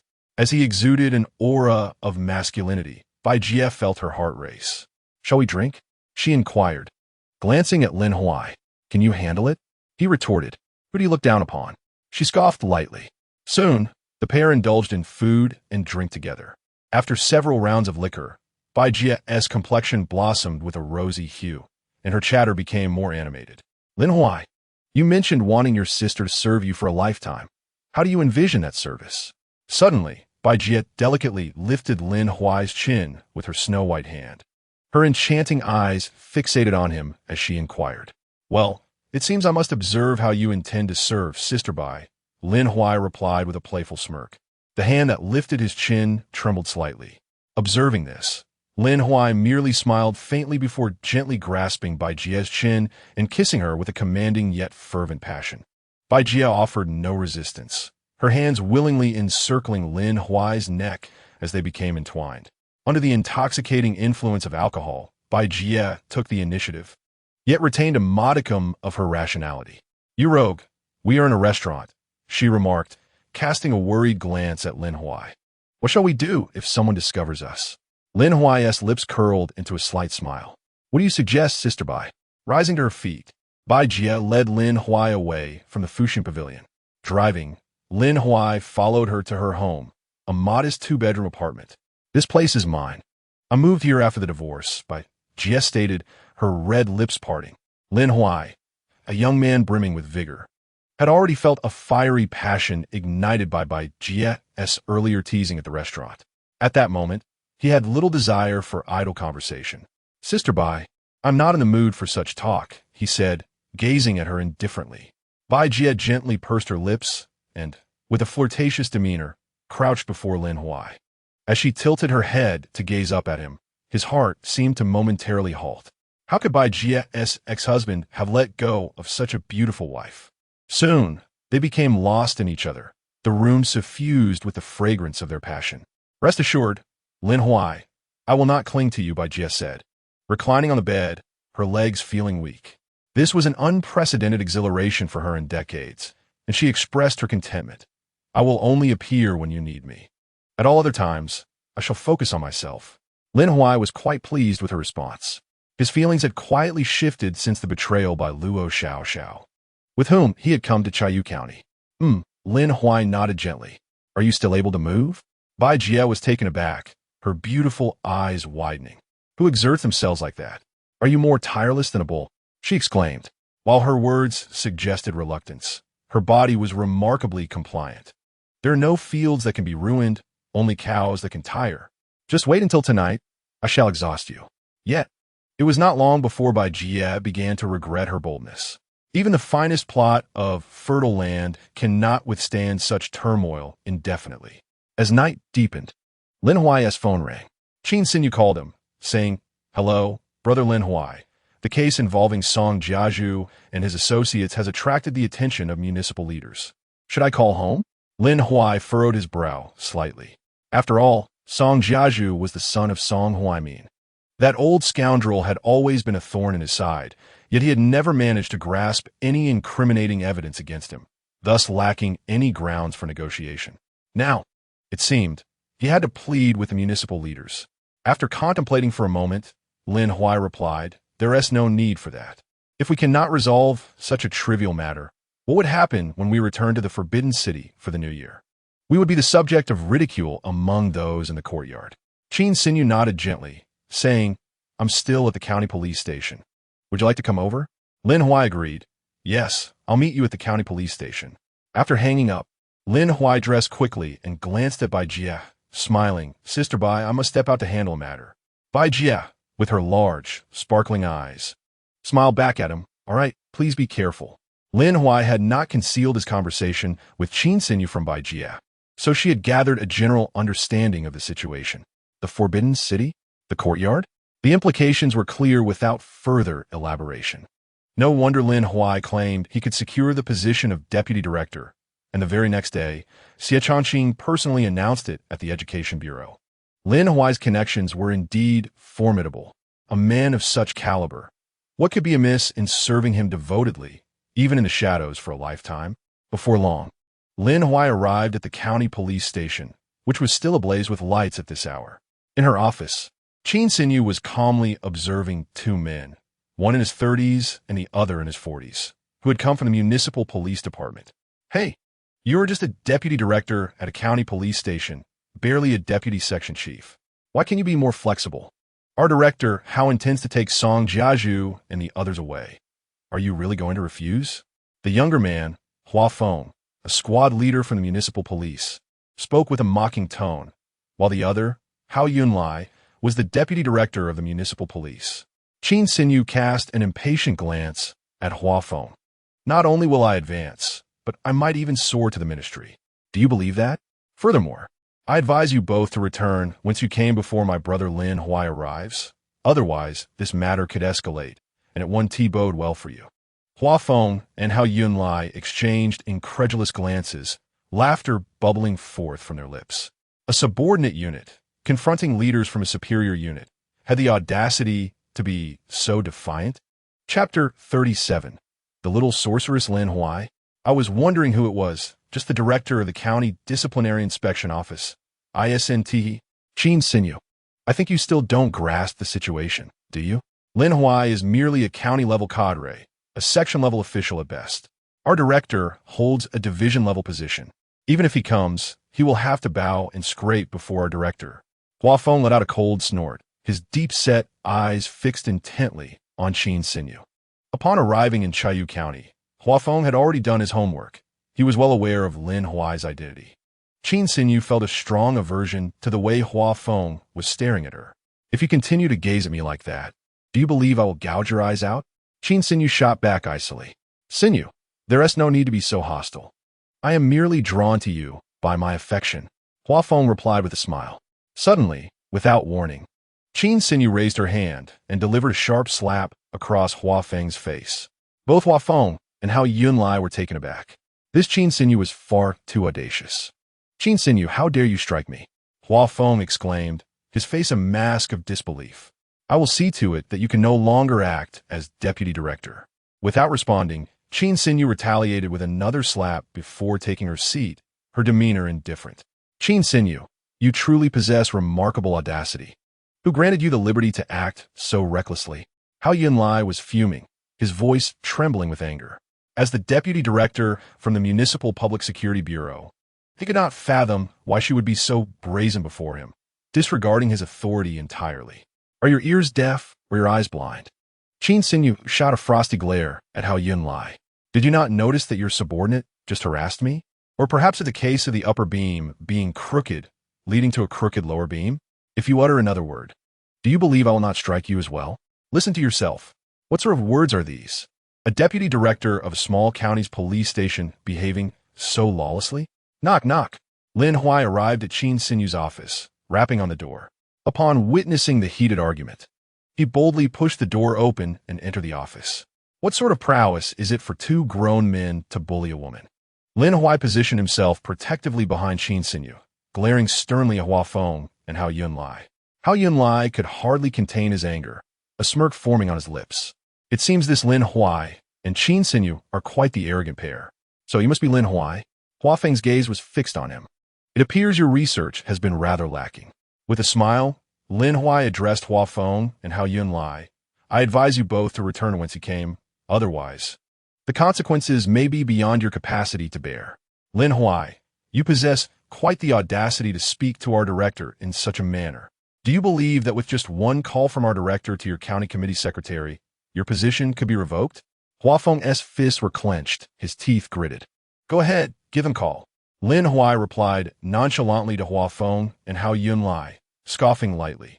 Not shedding tears until faced with the coffin, are we? Hao Yunlai gritted his teeth and pulled out his phone, dialing Wang Yibao's number directly. Secretary Wang, I am Deputy Director Hao Yunlai from the Municipal Public Security Bureau. Oh, it's Deputy Director Hao, my apologies. Wang Yibao's smile did not reach his eyes. Secretary Wang, how is this Lin Huai promoted under your watch? We are a state unit, and we require individuals with a commendable public image. This fellow shows little respect for his superiors. Should you consider appointing someone else as the county's Discipline Inspection Office Director? Hao Yunlai stated coolly. I would replace your mother. What nonsense is this? How audacious of a deputy director of the Municipal Public Security Bureau to call and lecture me. Why not have a secretary of the municipal committee call me? Or perhaps the secretary of the provincial committee. As Wang Yibo spoke, he abruptly hung up the phone. Lin Huai and Qin Xinyu erupted into laughter, taken aback by this unexpectedly charming side of Wang Yibo. The classic expletive he uttered left Hao Yunlai pale with fury. After hanging up, Hao Yunlai clenched his fists tightly, his gaze fixed intently on Lin Huai. Lin Huai, I now suspect you of endangering national security, and I shall take you back for investigation. He sought any pretext to bring Lin Huai back to the city, where there would be a myriad of ways to teach him a lesson. What benefits has Song Huaimin promised you to come down from the city to deal with me? Did he inform you of our identities? Lin Huai inquired calmly. Do I need to know your identities? Hao Yunlai scoffed, glancing at the bystander Hua Feng and commanding, use force, take him away. Understood, Hua Feng replied, producing a silver bracelet and advancing towards Lin Huai. Qin Xinyu clenched her fists and struck Hua Feng squarely on the nose, causing blood to gush forth. Qin Xinyu, what are you doing? Hao Yunlai shouted. What does it look like I'm doing? Qin Xinyu retorted with a cold laugh, tightening her fists and delivering a powerful blow to Hao Yunlai's nose, which also began to bleed profusely. Madness. Qin Xinyu had undoubtedly lost her mind.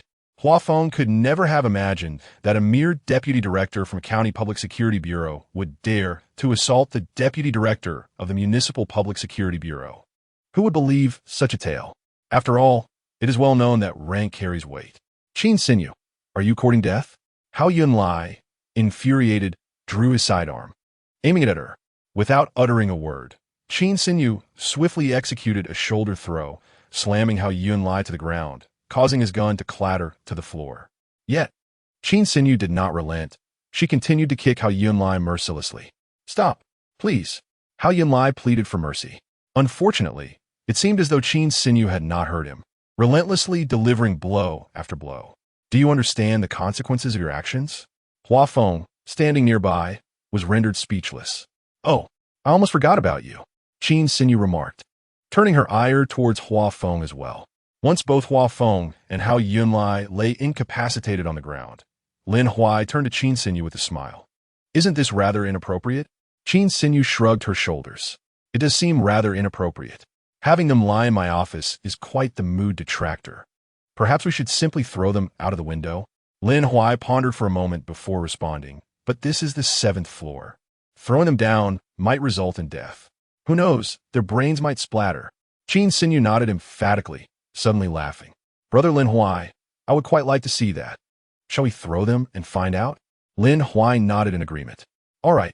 With that, he approached Hua Feng, grasping his collar with one hand and his waistband with the other, lifting him as one would a chick. No, I implore you, I was wrong. I truly was wrong. Hua Feng was so frightened that he burst into tears, quickly begging for mercy. On the ground, Hao Yunlai dared not utter a word. Had these two individuals reduced them to this state? What else were they capable of doing? Just then, Hao Yunlai's phone rang. It was Vice Mayor and Public Security Bureau Chief Fan Xingluan calling. You are doomed. Do you know who is calling? Hao Yunlai seemed to grasp at a lifeline. Chapter 38. Is it hope or despair? Lin Huai and Qin Xinyu remained silent, merely gazing at Hao Yunlai as if he were a fool. You truly are quite foolish. Lin Huai scoffed, casting a cold smile toward Hao Yunlai. Song Huaimin is the county head of Chayu County. He cannot touch me. Why do you believe you can do anything upon your arrival? It seems you believe this call brings you hope. Then you should answer it swiftly. Just wait. Hao Yunlai glared fiercely at Lin Huai before answering the call from Fan Xingluan. Hello, Chief Fan. Do you need something? Hao Yunlai, where have you disappeared to? Fan Xingluan's fury was palpable. I give you half an hour to return or face the consequences. Hao Yunlai was bewildered. After years of working together, it was his first time witnessing Fan Xingluan this irate. Chief, I'm in Chayu County right now. I can't possibly return in half an hour. He lamented. What are you doing in Chayu County? Fan Xingluan replied coldly. In half an hour, the Provincial Disciplinary Committee will be looking for you. Whether you can return is your own concern. With that, Fan Xingluan abruptly hung up the phone. Hao Yunlai stood there, frozen like a statue, utterly stunned. What was happening? The provincial disciplinary committee wanted to speak with him? Once they set their sights on someone, it was over. Suddenly, he looked toward Lin Huai and Qin Sinyu, meeting their mocking gazes, and seemed to understand everything. This is all you're doing? Isn't it? Hao Yunlai questioned. A mere section-level cadre, without a formidable background. How could these two be so audacious? It's over. Chief, what have we done? It seems we have done nothing at all. Lin Huai shrugged helplessly. Didn't you come all the way here to make things difficult for us? With great difficulty, Hao Yunlai rose from the ground, his face a mask of anguish as he looked at Lin Huai and Qin Sinyu. I beg you, I was blinded by foolishness. It was all that old rascal Song Huaimin's doing. If it weren't for him, how could I possibly have come to confront you? Lin Huai snorted disdainfully. That is your problem. Now, you can either leave this place and never let us see you again, or you can continue to entertain us. Choose wisely. Hao Yunlai hurriedly replied, I'll leave. I'm leaving right now. Saying this, he scrambled out of Qin Sinyu's office. Huafeng quickly followed suit, eager to depart from the county police department. Chief, are we truly just going to leave in such disgrace? Huafeng's face was filled with reluctance. In his usual manner, he would only inflict harm upon others. It was rare for anyone to retaliate against him. Yet today, he had been thoroughly chastised by Qin Sinyu, leaving him unable to swallow his pride. What choice did he have but to remain? Hadn't you heard Director Fan's call? The Provincial Disciplinary Committee is waiting for me at the municipal police station. Hao Yunlai, in a state of panic, remarked. Regardless of whether it is Lin Huai or Qin Sinyu, their backgrounds are undoubtedly formidable. At least at the provincial level, we cannot afford to provoke them. Huafeng, if you wish to serve diligently, cast aside any thoughts of revenge, or you will meet your demise even sooner. As Hao Yunlai's words sank in, a profound sense of helplessness enveloped Huafeng. The more Hao Yunlai pondered, the angrier he became. He retrieved his phone and dialed Song Huaimin. Song Huaimin, I curse your ancestors. You have led me to the brink of ruin. Let me make this clear. Should any harm befall me, you shall not escape unscathed either. After hurling his invective, Hao Yunlai abruptly ended the call and hurried towards the city. Meanwhile, Song Huaimin, perplexed by the call, was left in a state of confusion. Once Hao Yunlai and Huafeng had departed, Lin Huai turned to Qin Sinyu and said with a smile, since Song Huaimin is already seeking assistance for Song Jiazo, Zhang Buhuan, and Gao Zhanxi, you should expedite the process and solidify the charges against them. I am eager to witness the frantic desperation of Song Huaimin. Qin Sinyu nodded gently. Very well, Brother Lin, I shall commence the procedures tomorrow. By the time Lin Huai and Qin Sinyu exited the county police station, night had fallen. On their way home, Lin Huai received a call from Wang Yiba. Little Lin, I just received a call from Deputy Director Hao Yunlai of the Municipal Police Department. It seems he holds some grievances against you, Wang Yiba remarked. Indeed, Lin Huai acknowledged with a slight nod. Secretary Wang, I was right beside you during your call with Hao Yunlai. What? You were present? He didn't bully you, did he? Wang Yiba's voice was laced with concern. No. Hao Yunlai was thoroughly beaten by Qin Sinyu and is now returning to the city in disgrace. Lin Huai replied with a smile. That's a relief. Wang Yiba exhaled deeply. If you and Lil Qin are free this weekend, I would like to treat you both to dinner. What do you say? Lin Huai responded cheerfully. Sounds good. After hanging up, Wang Yiba felt a surge of elation. His life might be set on a course of fortune. A small county like Chiyu, with Lin Huai, was already remarkable, and now there was Qin Sinyu as well. The key was that these two shared a particularly close bond. As long as he catered to these two young luminaries, his career path would surely ascend without impediment. In the realm of politics, one must consider various factors. Strength, background, and fortune are all indispensable. Presently, Wang Yiba felt that his luck was unparalleled. By the way, little Lin, have you heard about the construction of the ring road in Chiyu County? Wang Yiba inquired. Yes, I have heard of it. It was mentioned that a village's hilltop would need to be appropriated, but that area is entirely covered with fruit trees. Due to compensation issues, both parties could not reach an agreement. Hence, the ring road project has been stalled at that point. Lin Huai replied nonchalantly. Indeed, Wang Yiba sighed and remarked. The construction of the ring road is a commendable initiative that benefits both the nation and its people. However, there are individuals who delight in exploiting the advantages of socialism. If this situation remains unresolved, the progress of the Ring Road project will undoubtedly stagnate. Furthermore, I have an unsettling suspicion that someone is deliberately obstructing the negotiations between the parties involved. You young minds are agile. I implore you to devise a perfect solution. Lin Huai chuckled quietly but acquiesced. Very well, Secretary Wang, I shall exhaust all my resources to assist you in unraveling this predicament. Pleased with Lin Huai's agreement, Wang Yiba's spirits lifted. Excellent. It's getting late. I shall not keep you any longer. Meanwhile, within the brightly lit office of the county government, County Head Song Huaimin scrutinized the documents before him, a smirk curling at the corners of his mouth. Wang Yiba, should the Ring Road project become a half-finished endeavor, I shall relish the opportunity to see how you justify this to your superiors. Once I eliminate you, dealing with a mere novice like Lin Huai will be a walk in the park. Chapter 39. More people, more solutions, as Song Huaimin mused. A sinister smile graced his lips.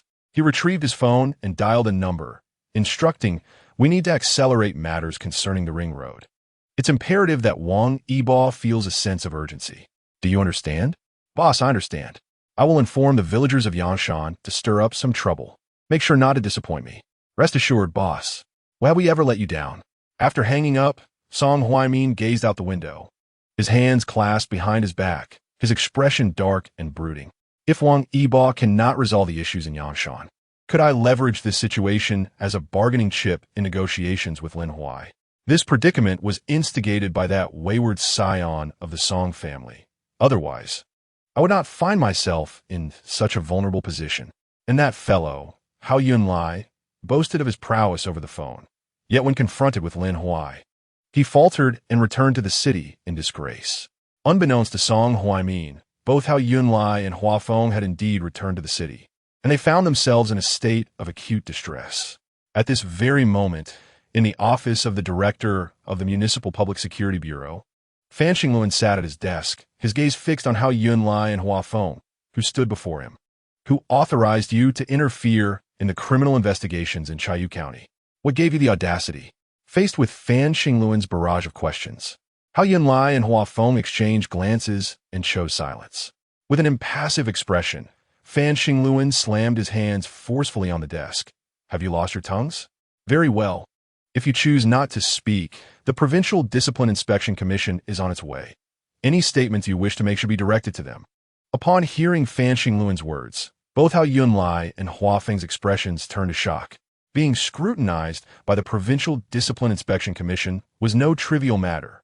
Hao Yunlai quickly donned a pained expression and turned to Fan Xingluan. "Director Fan, why would the Provincial Discipline Inspection Commission suddenly seek us out?" Fan Xingluan scoffed. "What do you think? Is it because of Lin Huai and Qin Xinyu?" Fan Xingluan was perplexed. How could two young individuals working in a small county possibly attract the attention of the Provincial Discipline Inspection Commission?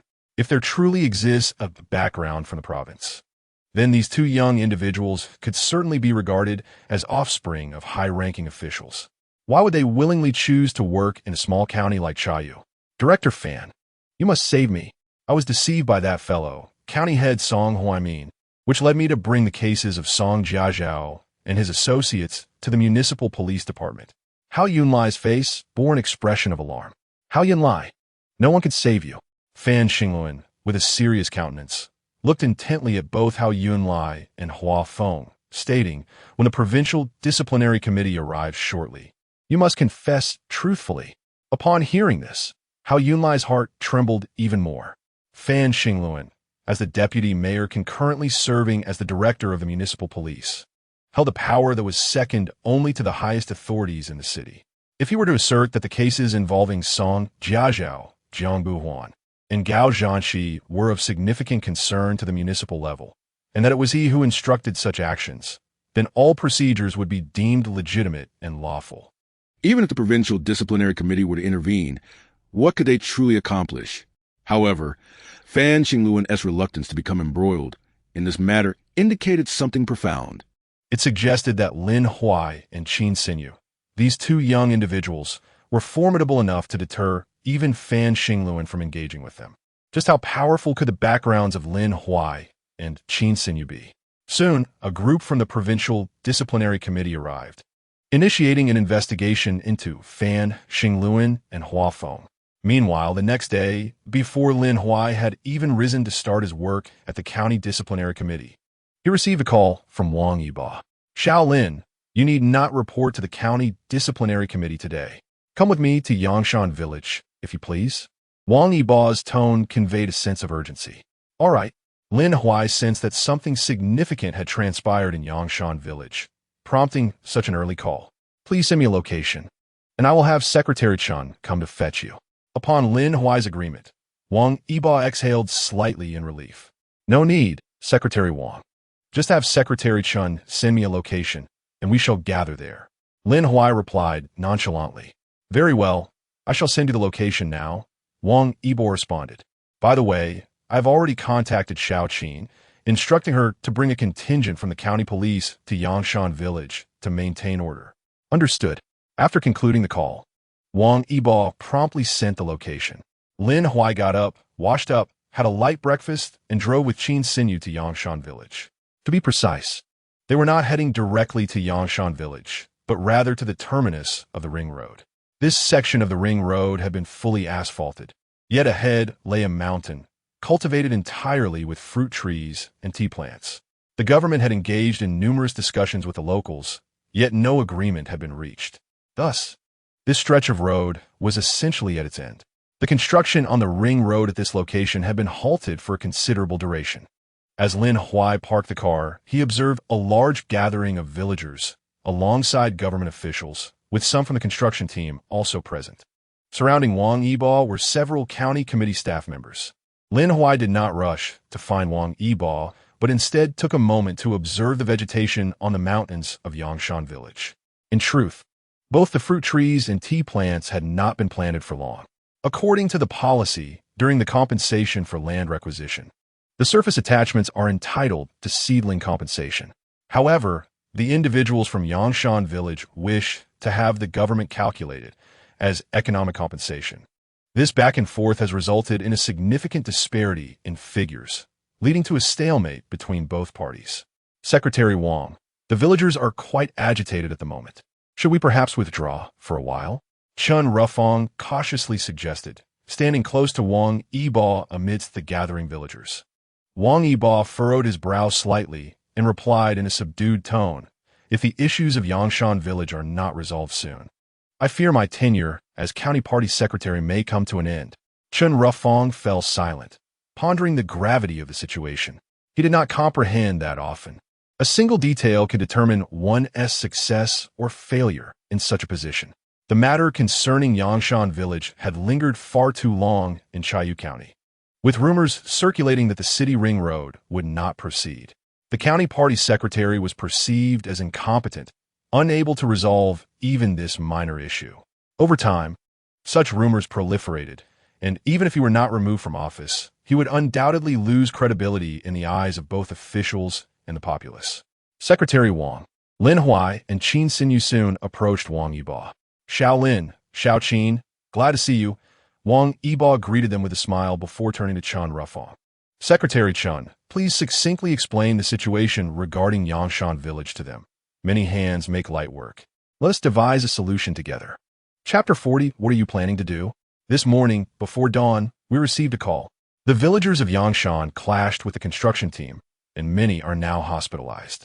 The construction team wishes to commence work, yet the villagers are obstructing them. As the construction team prepared to dig with their excavators, the villagers laid down on the hillside, stating that unless all of them were buried, they would not allow the excavation to proceed. Currently, the fields are filled with elderly and frail individuals. In truth, the construction team's operations were both reasonable and lawful. They had already transferred compensation to every villager's account. However, they later heard from some source that the crops planted on the hillside were classified as economic crops, which they believed warranted economic compensation, thus continuously hindering the construction. Upon hearing Chun Rufang's account, Lin Huai also furrowed his brow slightly. These individuals merely seek to obtain more money. Even if we grant them the funds, they might still obstruct the process with various excuses.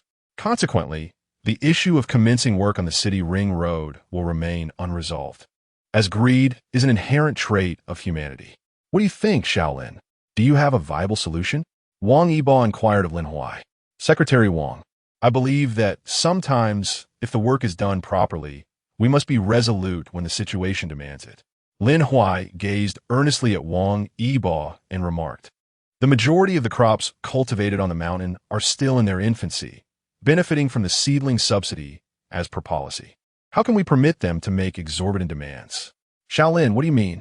Wang Yibo fixed his gaze on Lin Huai, still somewhat hesitant. However, with so many people involved, if we were to apprehend them all, it would undoubtedly provoke a fierce societal outcry. Regardless of our righteousness, few would stand by our side, and the consequences could be dire. At that moment, Wang Yibo's secretary, Chen Rufang, cast a fleeting glance at Lin Huai. This is the County Disciplinary Inspection Office Director Lin Huai, whom Secretary Wang holds in high regard. To utter such words demonstrates a rather mediocre intellect and capability. Director Lin, you have yet to venture into the grassroots level. The work there is far from simple. Moreover, with so many individuals entrenched on a mountain, can we truly say we can just apprehend them? Capturing such a multitude would surely cause a sensation, and it may even backfire on Secretary Wang. Lin Huai sensed Chen Rufang's tone and hostility, gently furrowing his brows, yet chose not to stoop to his level. Secretary Wang, I am not suggesting we apprehend them all. Lin Huai replied calmly. Identifying the puppeteer behind the scenes is the key to resolving this matter. The puppeteer? Wang Yibo sighed deeply. Uncovering the mastermind is not a trivial task. Secretary Wang, if you trust me, please allow me to handle the situation in Yangshan village directly. Lin Huai asserted earnestly as he gazed at Wang Yibo. Wang Yibo, with a serious demeanor, returned Lin Huai's gaze and nodded firmly. Shaolin, I certainly trust you. However, in dealing with any issue, we must prioritize the well-being of the people to avoid incurring public ire.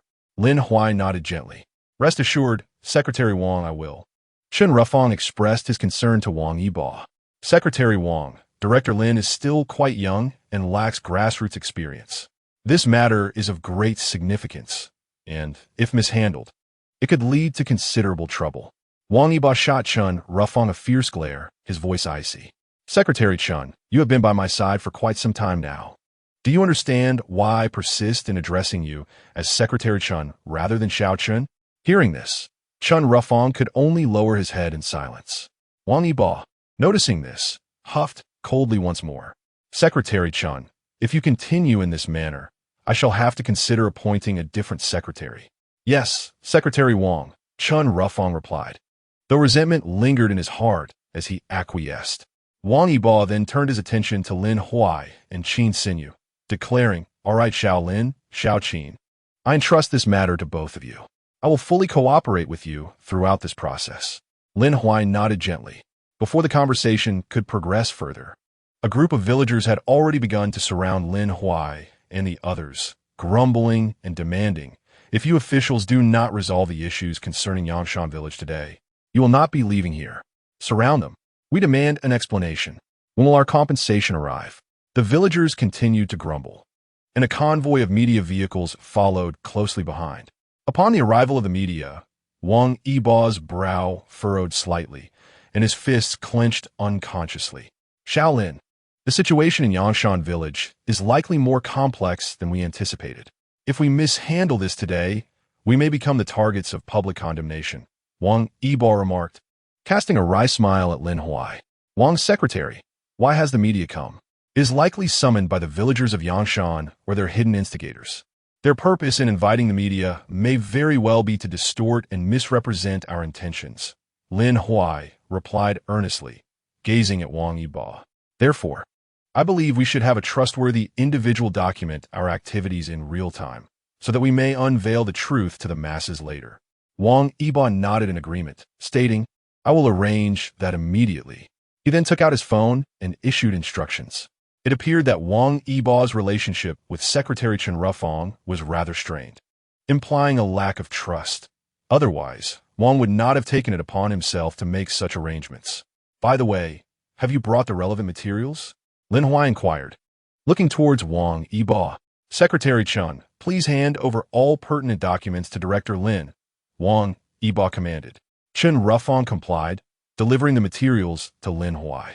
Upon receiving the documents and briefly perusing them, Lin Huai turned to Wang Yi and softly said, "Wang's secretary, I will take the lead in addressing the crowd shortly. Even if I falter in my speech, we will still have room for maneuver later." Wang Yi was deeply impressed by Lin Huai's initiative in such a challenging situation. Not only was Lin willing to step forward, but he remained composed in the face of adversity, a quality not easily found in others. Very well, Wang Yi acquiesced. At that moment, the villagers and media drew closer to Lin Huai and Wang Yi, the noise escalating. Lin Huai stood before the gathering, holding a thick stack of materials, and gently inquired, "Dear villagers, what is it that you seek?" Chapter 41. The issue remains unresolved. Who are you? The leader among the villagers, appearing to be in his 50s with naturally curly hair and a vacant gaze, glared sideways at Lin Huai. "I am Lin Huai, the director of the County Discipline Inspection Commission, here to discuss this matter with you," Lin Huai replied calmly, directing his gaze at Yang Dingdi. Yang Dingdi scoffed. "Do not overestimate yourself. As a mere county official, you cannot resolve our issues in Yangshan village." Lin Huai's brow furrowed. It seemed Yang Dingdi was quite the provocateur. The prospect of a constructive dialogue appeared nearly impossible. "What is your name?" Lin Huai asked, fixing his gaze on Yang Dingdi. "Can you truly represent the entirety of Yangshan village?" "My name is Yang Dingdi." "What of it? Can you represent Chayu County in making decisions?" Yang Dingdi retorted, teeth clenched. "I can," Lin Huai replied with a smile, looking at Yang Dingdi. "Is that so? Just because you can speak?" Yang Dingdi pressed on relentlessly. "Fellow villagers, with so many media present, what benefit would lying bring me? In the end, I would only face the scorn of my fellow compatriots. You said so much, but can you truly represent the people of Yangshan village? If you cannot, then let us not squander each other's time. I am here to resolve issues, not to engage in futile debates." Lin Huai glanced at Yang Dingdi, a faint smile gracing his lips. How could Yang Dingdi possibly represent the entirety of Yangshan village? Not even Yang Kaitai, the village head, would dare to claim such a representation. If he cannot speak for Yangshan village, then what purpose does your outcry serve? Lin Huai fixed a cold stare upon Yang Dingdi and declared, "I see now. You're instigating unrest. You seek to obstruct our government's negotiations with the villagers, wishing for nothing but discord among neighbors. What are your true intentions? Do you harbor some ulterior motive?" Whether in verbal skirmishes or physical confrontations, Lin Huai was unyielding. In contrast, Yang Dingdi, taken aback by Lin Huai's sharp accusations, furrowed his brow deeply, yearning to confront him. However, Lin Huai offered no opportunity. Instead, raising the documents regarding the compensation for Yangshan village and stating these compensation papers were not signed under duress, were they? The government has disbursed every penny owed to you, has it not? You have received your rightful share, and should you find it insufficient, we can sit down and negotiate further. But why are you obstructing the construction? Hear us what we can do. Fellow villagers, send out a few representatives, and I will engage in a proper discussion with them. If the outcome does not meet your satisfaction, we can address that then. But blocking progress and refusing to engage with me will not resolve the issues at hand. How about you confer for 5 minutes? With that, Lin Huai stood his ground, smiling at the gathered villagers of Yangshan. Were it not for the media present, he would never have maintained such composure. It was evident that these villagers were merely stirring trouble. Soon, Yang Dingdi approached with 4 robust young men, converging in front of Lin Huai. "We will talk with you," Yang Dingdi said coldly. "Very well, please follow me," Lin Huai responded with a smile, leading the 5 men aside. "Now, what are your demands? What do we cultivate in our fields? Fruit trees and tea trees, year after year. These are our livelihoods, perhaps even passed down for 3 generations. They are a stable source of income. Our village demands a one-time payment equivalent to 15 years of economic yield from the government. Is that too much to ask? We believe our request is quite reasonable." Listening to these men, Lin Huai felt a chuckle rising within him. Indeed, fruit trees were planted on the mountainside, and it was true that tea trees were cultivated as well. However, it would take several more years to reap any benefits, and many of these trees were planted only after government requisition. Let me be clear. The compensation you seek cannot fulfill any of your demands. What was sown in the ground, you are undoubtedly aware. If we were to pursue this matter rigorously, I would compel the relevant authorities to bring a lawsuit against your entire Yangshan village. I trust there are individuals within your community who comprehend the law. What crime is it to unlawfully siphon off state assets? Could one face imprisonment or perhaps a sentence of several years? Would it affect the future prospects of your descendants in public service? Surely, there are those who understand these implications. I shall instruct the construction team to commence work on these mountains tomorrow. Should anyone dare to obstruct them, I will ensure their arrest, followed by charges of provoking unrest. Lin Huai gazed coolly at the few individuals before him. The group, taken aback by Lin Huai's words, was left bewildered. Wasn't it agreed that this would be a negotiation? What manner of negotiation is this? Is this not a declaration of judgment? Unfazed by their thoughts, Lin Huai returned to Qin Sinyu's side and softly instructed, "Send your people to the mountain to persuade those lying on the ground to return. If persuasion fails, apprehend them directly." Qin Sinyu nodded gently, expressing concern. "Brother Lin Huai, with so many media outlets watching, will this not escalate the situation?" Lin Huai chuckled lightly. "As long as we are in the right, what calamity could possibly arise? If we cannot bear it, can those old fellows in the Forbidden City?" Soon, Qin Sinyu issued a command for the main force to ascend the mountain and persuade the people to return home. Initially, these individuals were reluctant to leave. To their astonishment, the uniformed personnel genuinely began to make arrests. Yang Dingdi glared fiercely at Lin Huai. "Is this how you serve the common people, Lin Huai? There are so many media representatives present." Lin Huai, recalling the media presence, scoffed and turned to address them regarding today's events. "Should any media outlet dare to take my words out of context, they shall bear the consequences." Not a single member of the media responded to Lin Huai's proclamation. He smirked, choosing silence as he glanced at Qin Sinyu, saying, "Let us depart." Qin Sinyu hesitated, but "Brother Lin Huai, the matter remains unresolved." Lin Huai replied with a smile, "Staying here will not resolve anything. This will have to wait until tomorrow." Unsure of Lin Huai's intent, Qin Sinyu nodded softly and followed him to the car. Once they were inside, a young man hidden among the villagers swiftly gathered Yang Dingdi and others to convene. "You must continue to block him tomorrow. He is merely a small county disciplinary inspection office director and cannot stir any significant turmoil. Perhaps the public opinion generated by the media could ultimately bring him down."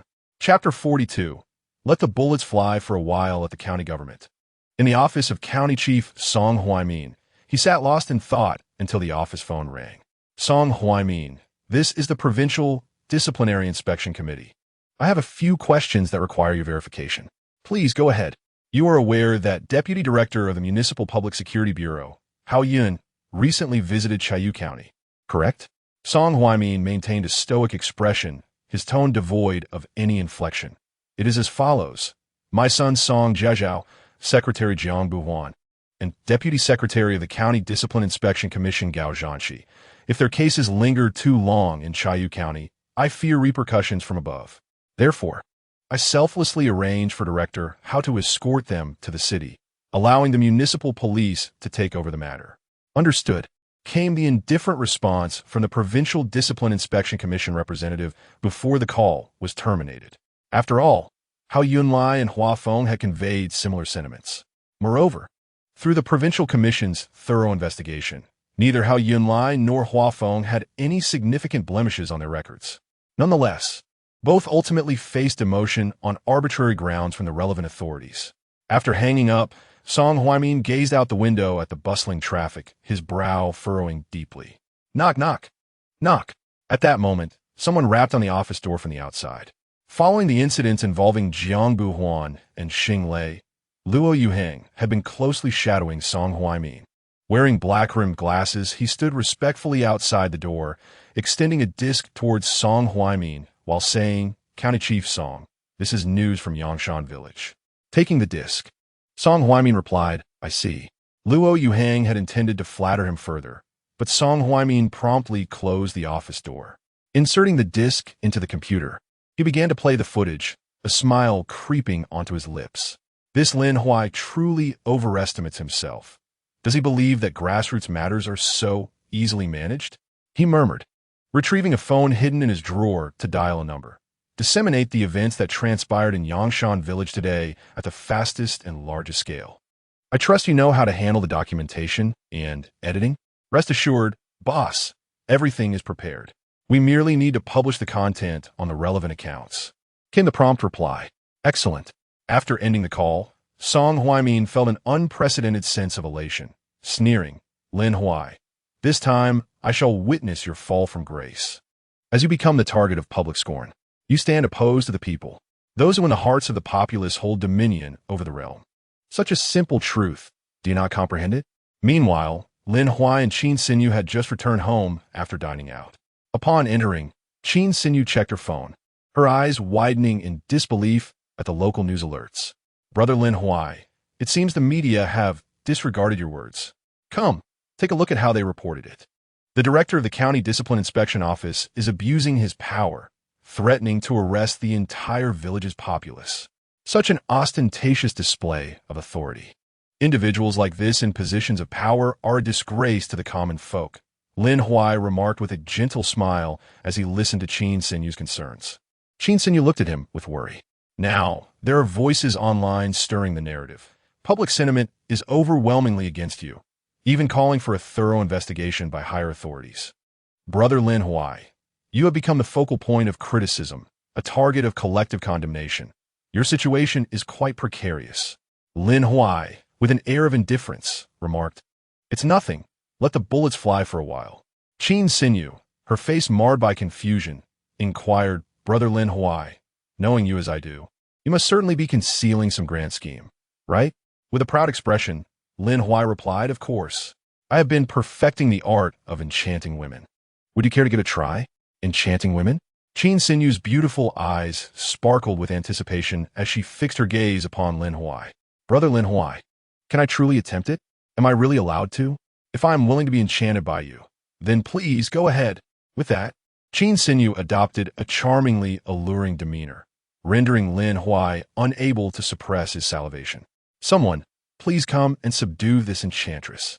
Just then, Lin Huai's phone rang. Shaolin, have you seen the news online? The situation is quite unfavorable for us. Wang Yibo spoke with palpable concern. Lin Huai appreciated Wang Yibo's attitude. Amidst the storm of public outrage directed at him, Wang Yibo referred to their plight as we, not you. Rest assured, Secretary Wang, there is no need for alarm. Lin Huai reassured him with a smile. Wang Yibo, though uncertain, pressed on, Shaolin, should I take measures to silence the media? Lin Huai laughed heartily. Secretary Wang, how can we silence them? Instead, let them invest substantial resources to fuel consumption. The incident in Yangshan village should become widely known. If you find yourself restless, why not have your team amplify the buzz surrounding this matter? Wang Yibo, taken aback by Lin Huai's suggestion, was left even more puzzled and reluctantly asked Shaolin, please, enlighten me on your thoughts. Seeing this, Lin Huai chuckled, Secretary Wang, do we not possess ample materials on this matter? Moreover, we have solid evidence that the villagers of Yangshan are maliciously demanding a portion that is not rightfully theirs. Relevant departments have engaged in discussions with the villagers multiple times, yet each attempt has ended in failure. Clearly, their stance is unwavering. Either the government compensates them, or the Ring Road project is abandoned. To take it a step further, if the government were to concede and provide them with funds, would they not concoct further schemes to extract more money? Listening to Lin Huai's words, Wang Yibo remained perplexed and finally queried, Shaolin, I am getting older. Please refrain from keeping me in suspense.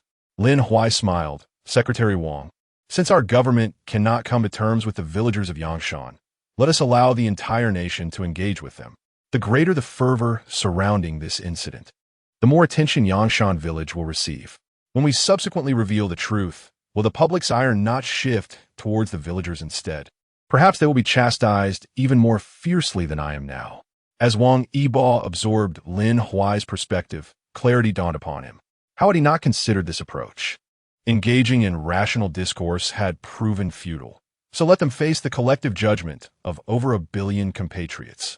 Chapter 43. The turn of public opinion the following morning.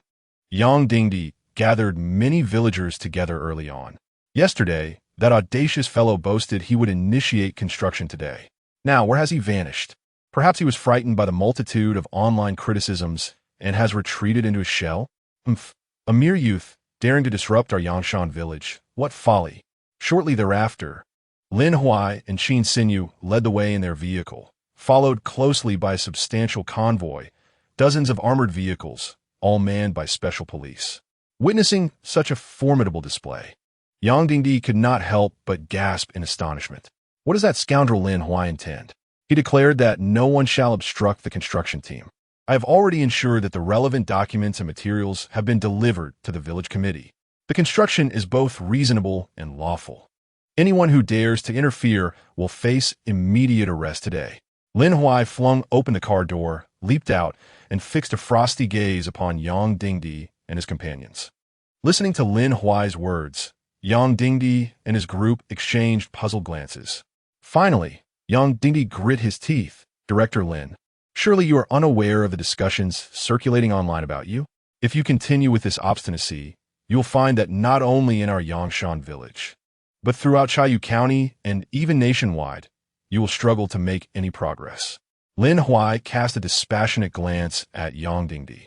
Your information is indeed outdated.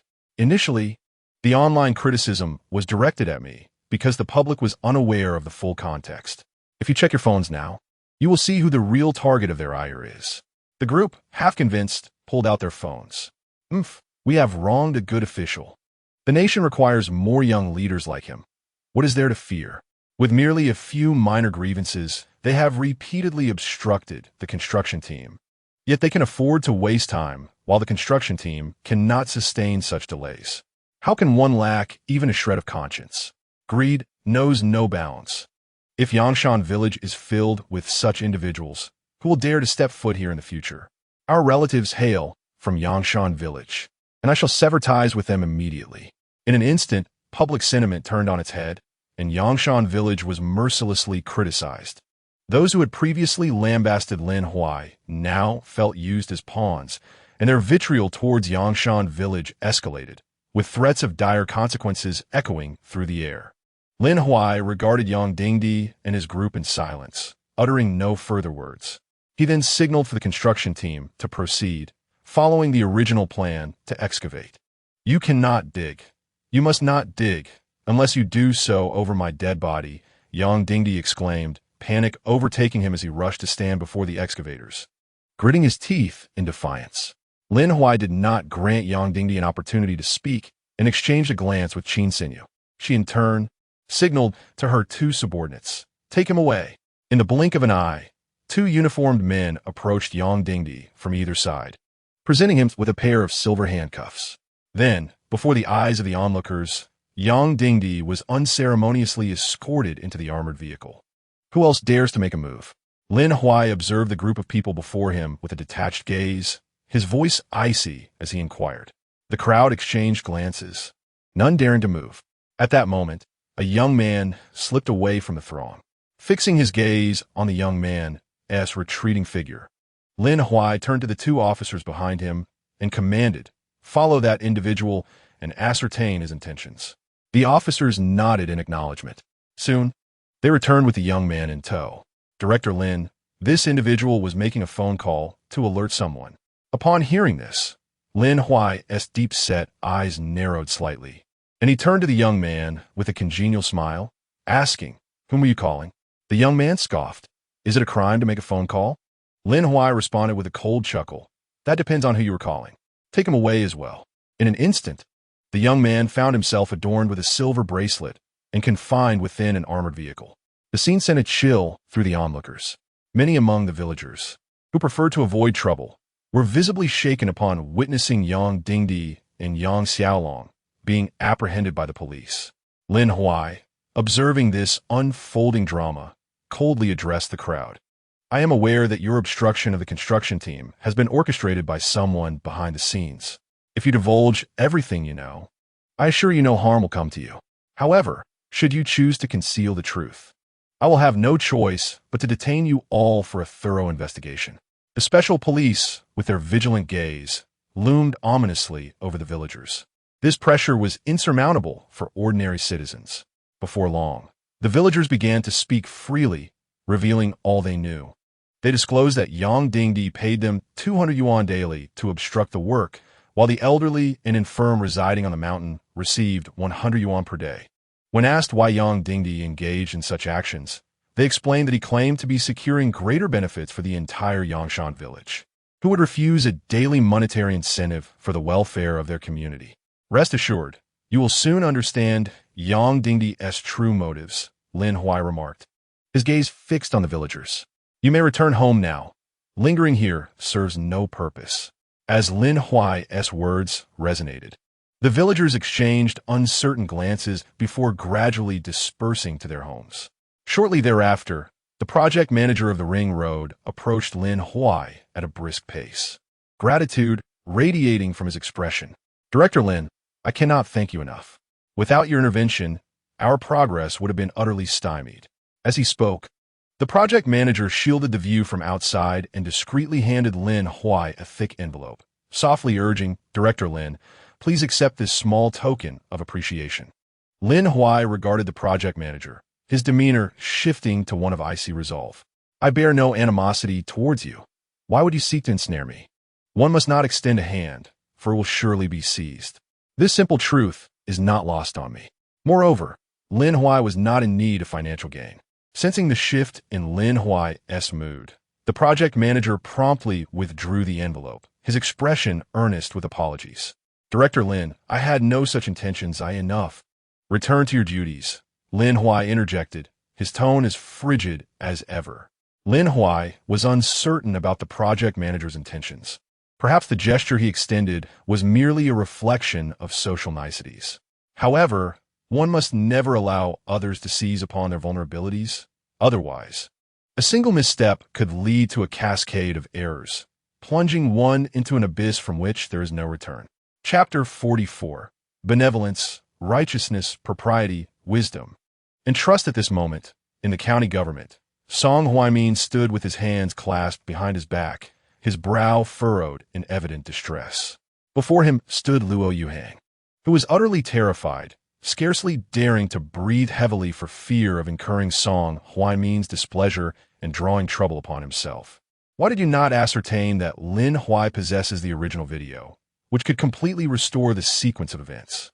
Song Huaimin fixed a penetrating gaze upon Luo Yuhang. Apologies. County Chief, I. Luo Yuhang's throat constricted, and after much hesitation, he could not articulate a response. Song Huaimin shot him a cold glare. In the end, have we unwittingly woven a shroud for that Lin Huai? Many are now scrutinizing the affairs of Yangshan village. Initially, everyone believed Lin Huai to be a nefarious individual, even willing to deprive the common folk of their interests. Yet now, with the full context revealed, Lin Huai has emerged as a hero. What do you propose we do next? Luo Yuhang trembled in fear. He was merely a tool, serving tea and running errands. How could he possibly know what to do? At that moment, the shrill ring of Song Huaimin's phone broke the tension. Boss, you must assist us this time. Our media accounts have all been hacked. We cannot even log in now. Furthermore, other media companies in Chayu County seem to be conspiring to suppress us, rendering us utterly powerless. Understood, I will find a way. Song Huaimin replied tersely. Just after hanging up, another call came through. This time it was from another media company. Surely they couldn't be in the same predicament? Song Huaimin answered patiently. And indeed, it was as he suspected. Every account had been compromised, and the company was facing coordinated external pressure. After ending the call, Song Huaimin's furrowed brow deepened. Not only had he failed to rescue Song Jiazhu and his associates, but he felt as though Lin Huai had him pinned down, relentlessly grinding him into the ground. The sensation was unbearable. Casting a mild glance at Luo Yuhang, Song Huaimin said, You may leave. Yes, County Chief.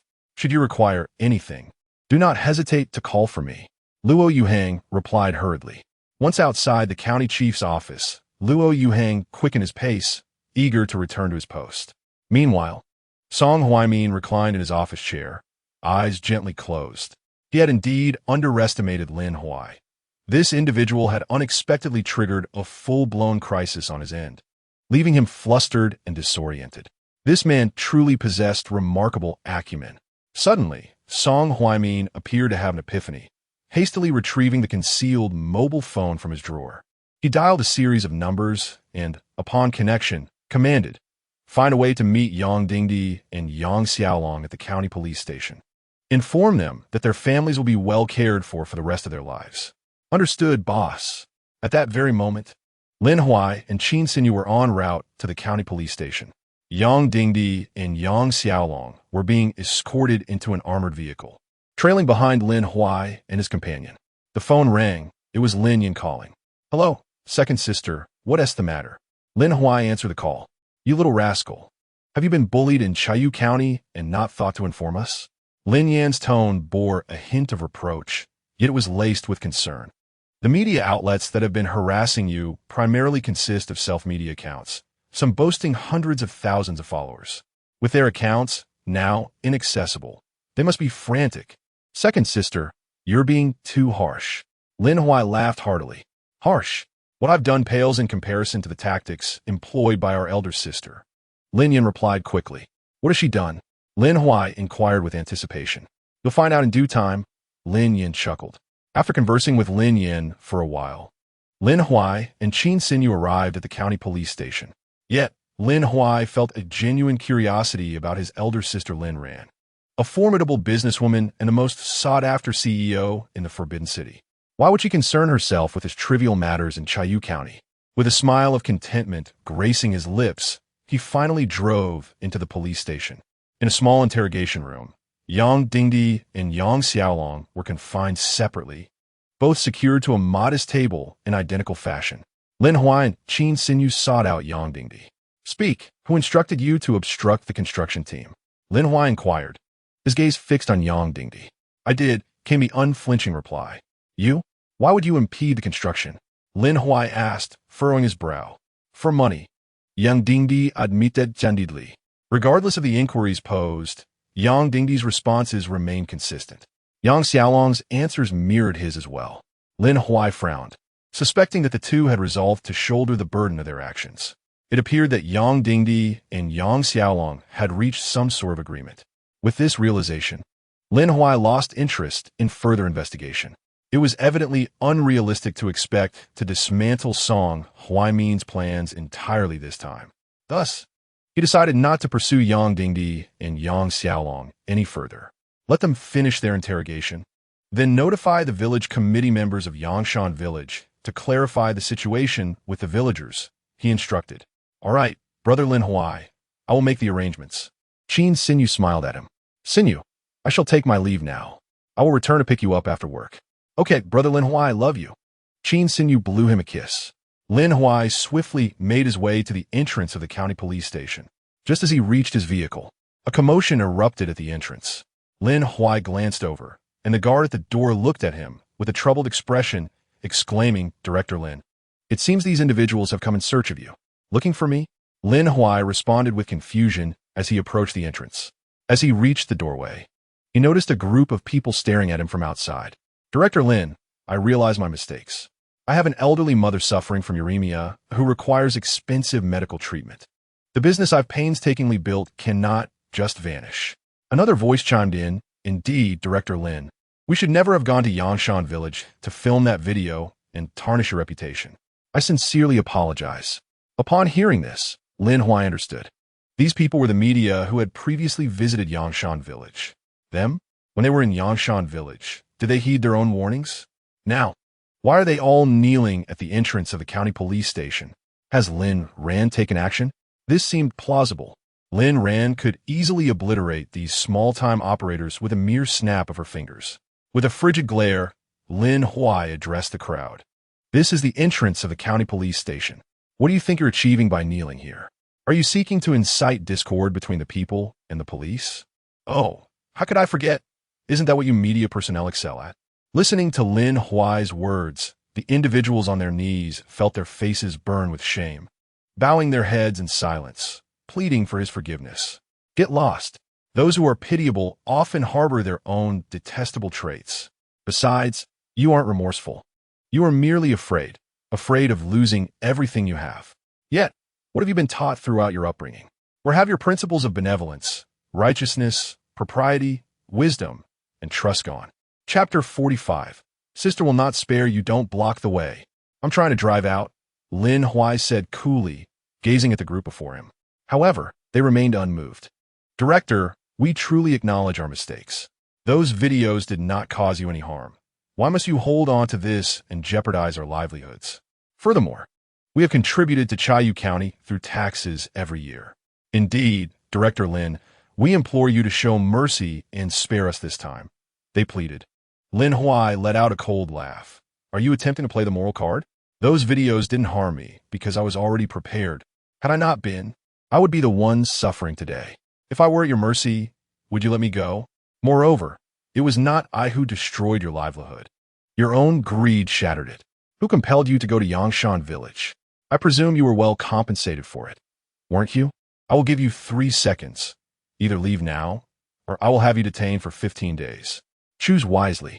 With that, Lin Huai ceased his discourse, fixing an icy stare on the group.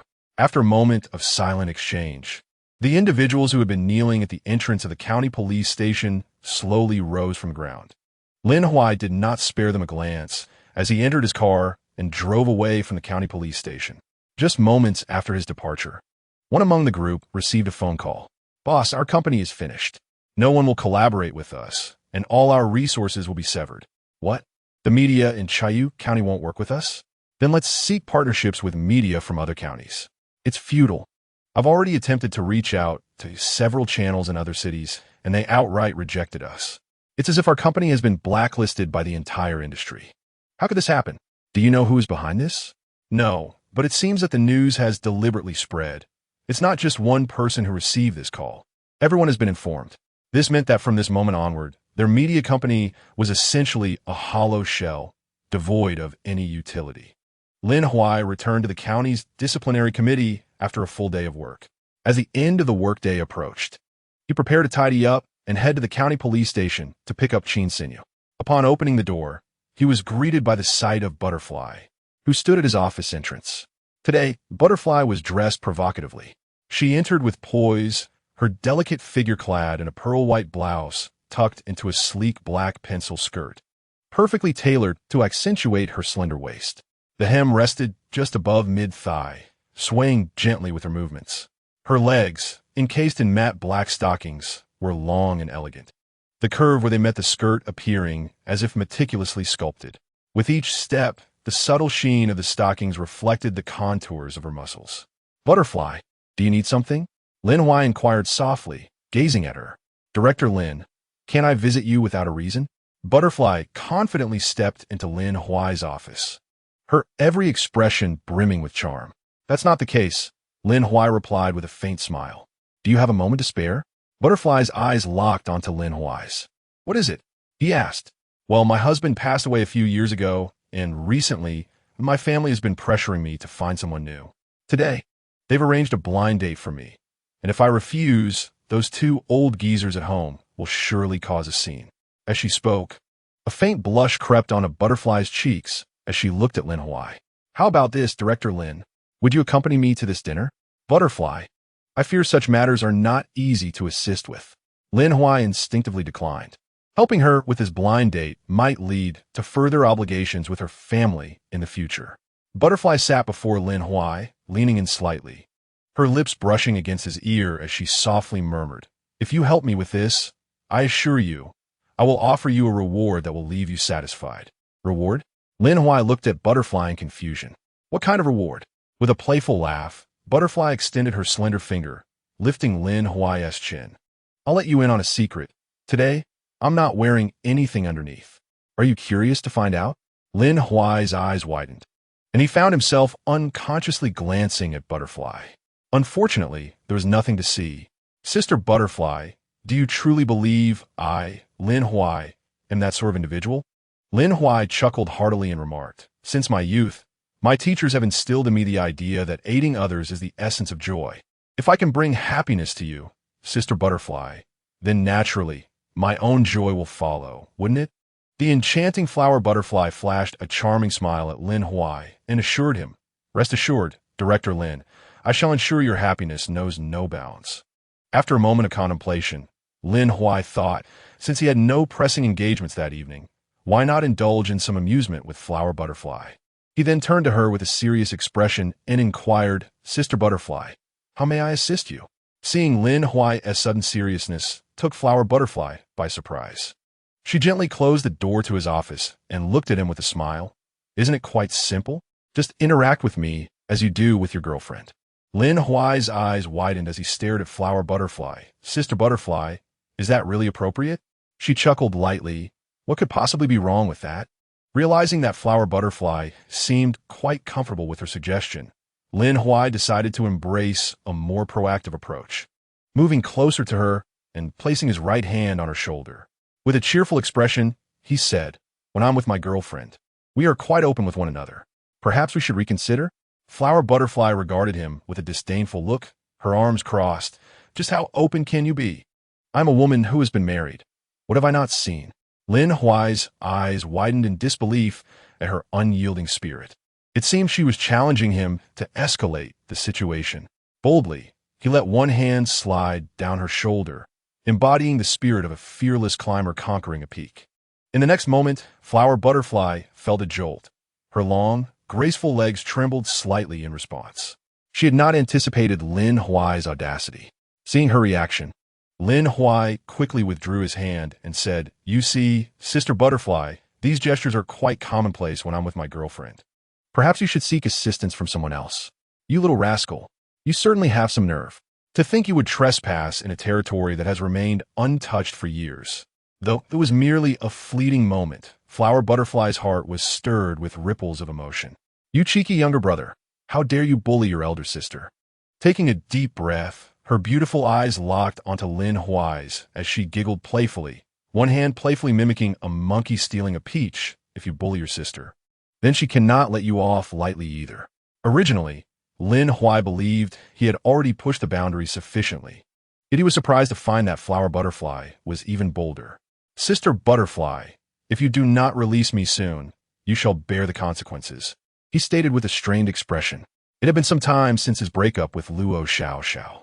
Although he had been unaware of her entanglement with Song Jiazhu, he had found her somewhat useful during their time together.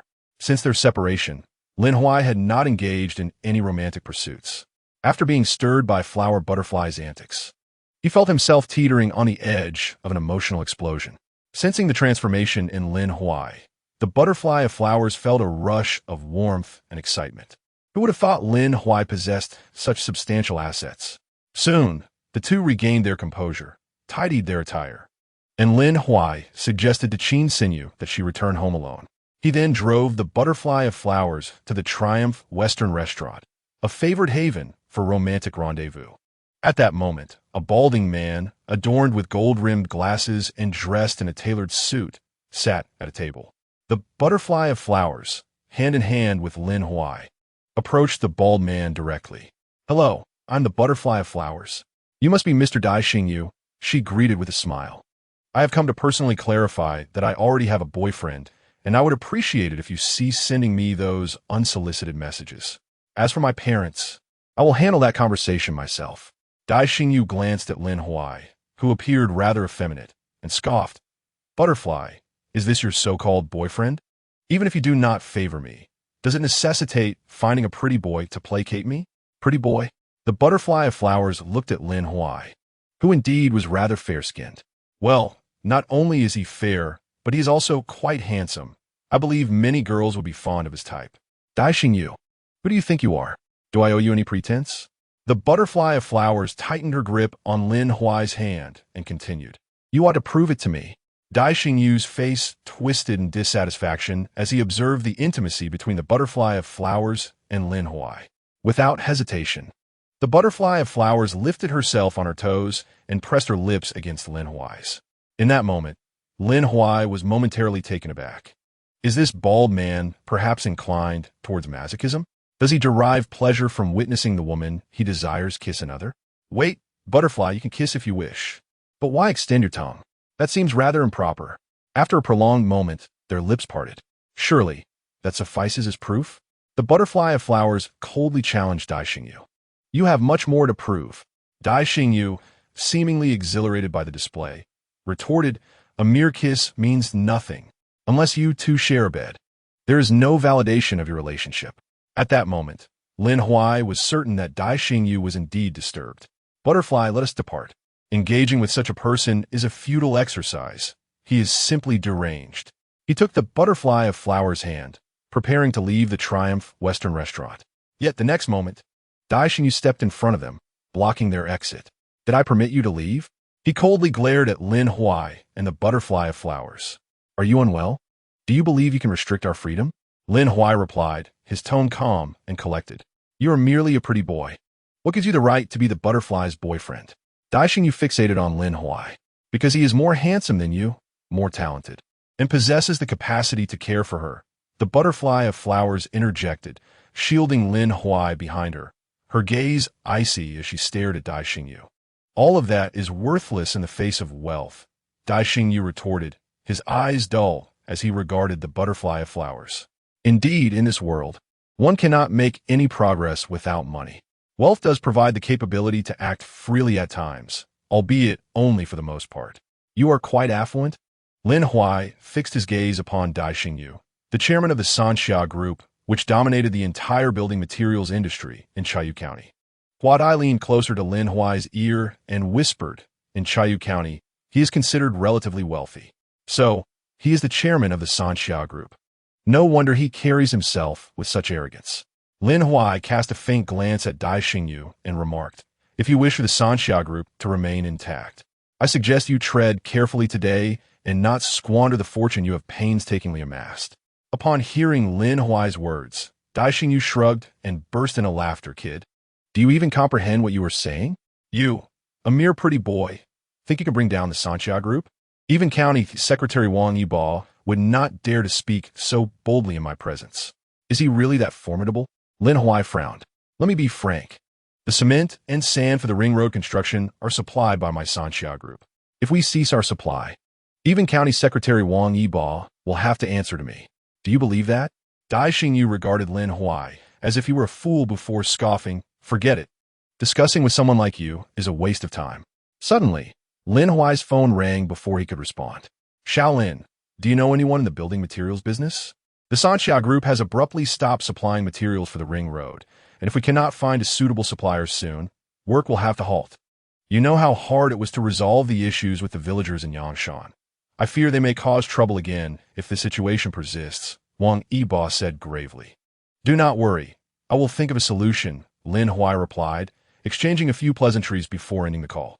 After hanging up, Lin Huai regarded Dai Xingyu with a serious expression.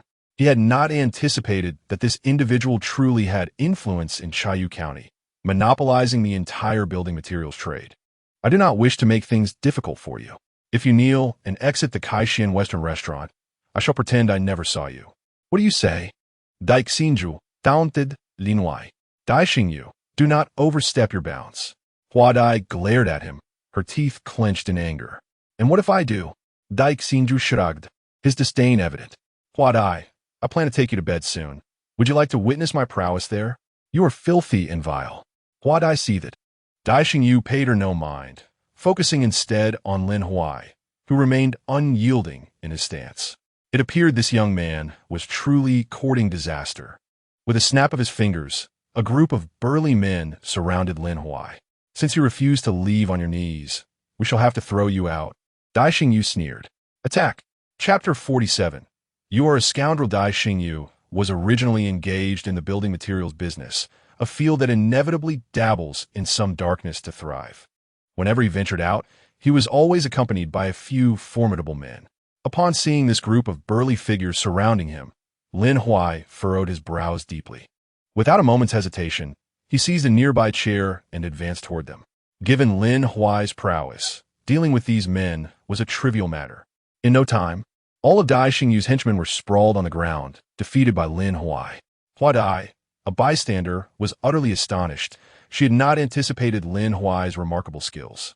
Dai Xingyu himself was left dumbfounded. These men were seasoned fighters, yet they were rendered utterly ineffective against Lin Huai. Lin Huai, clutching the chair. Approach Dai Xingyu step by step. What are you going to do? Dai Xingyu stammered, fear evident in his eyes. Lin Huai offered no response. Instead, he lifted the chair and brought it crashing down onto Dai Xingyu's head. Dai Xingyu let out a pained scream, collapsing to the ground. However, Lin Huai was not yet finished. He walked over and delivered a series of kicks to Dai Xingyu's back. Stop, please.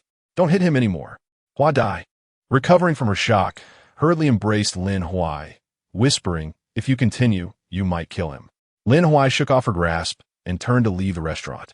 Sensing something was amiss with Lin Huai, Hua Dai rushed after him.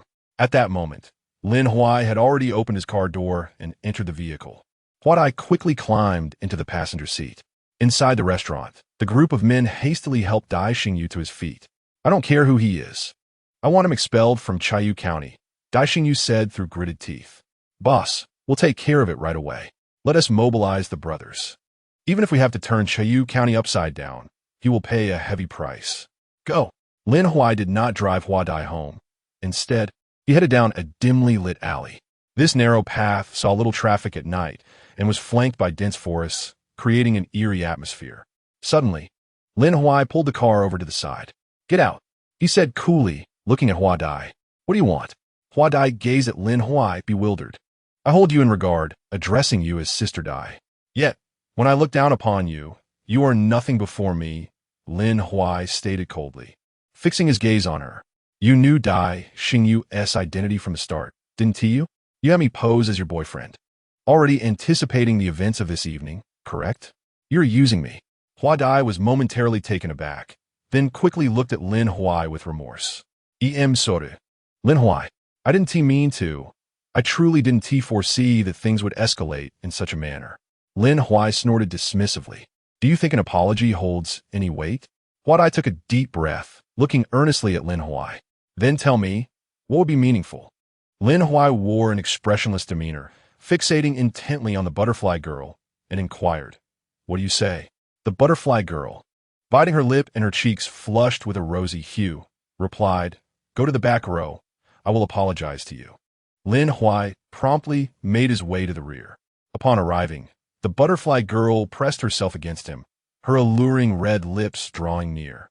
After a moment's hesitation, she provocatively teased, Director Lin, are you not simply craving my body? I can oblige. A faint smile played on her lips. Suddenly, Lin Huai delivered a sharp slap across the butterfly girl's face. What is this? Are you unwilling? He questioned coldly. The butterfly girl stood stunned, unable to comprehend his audacity. You hit me? She stammered, taken aback. Is hitting forbidden?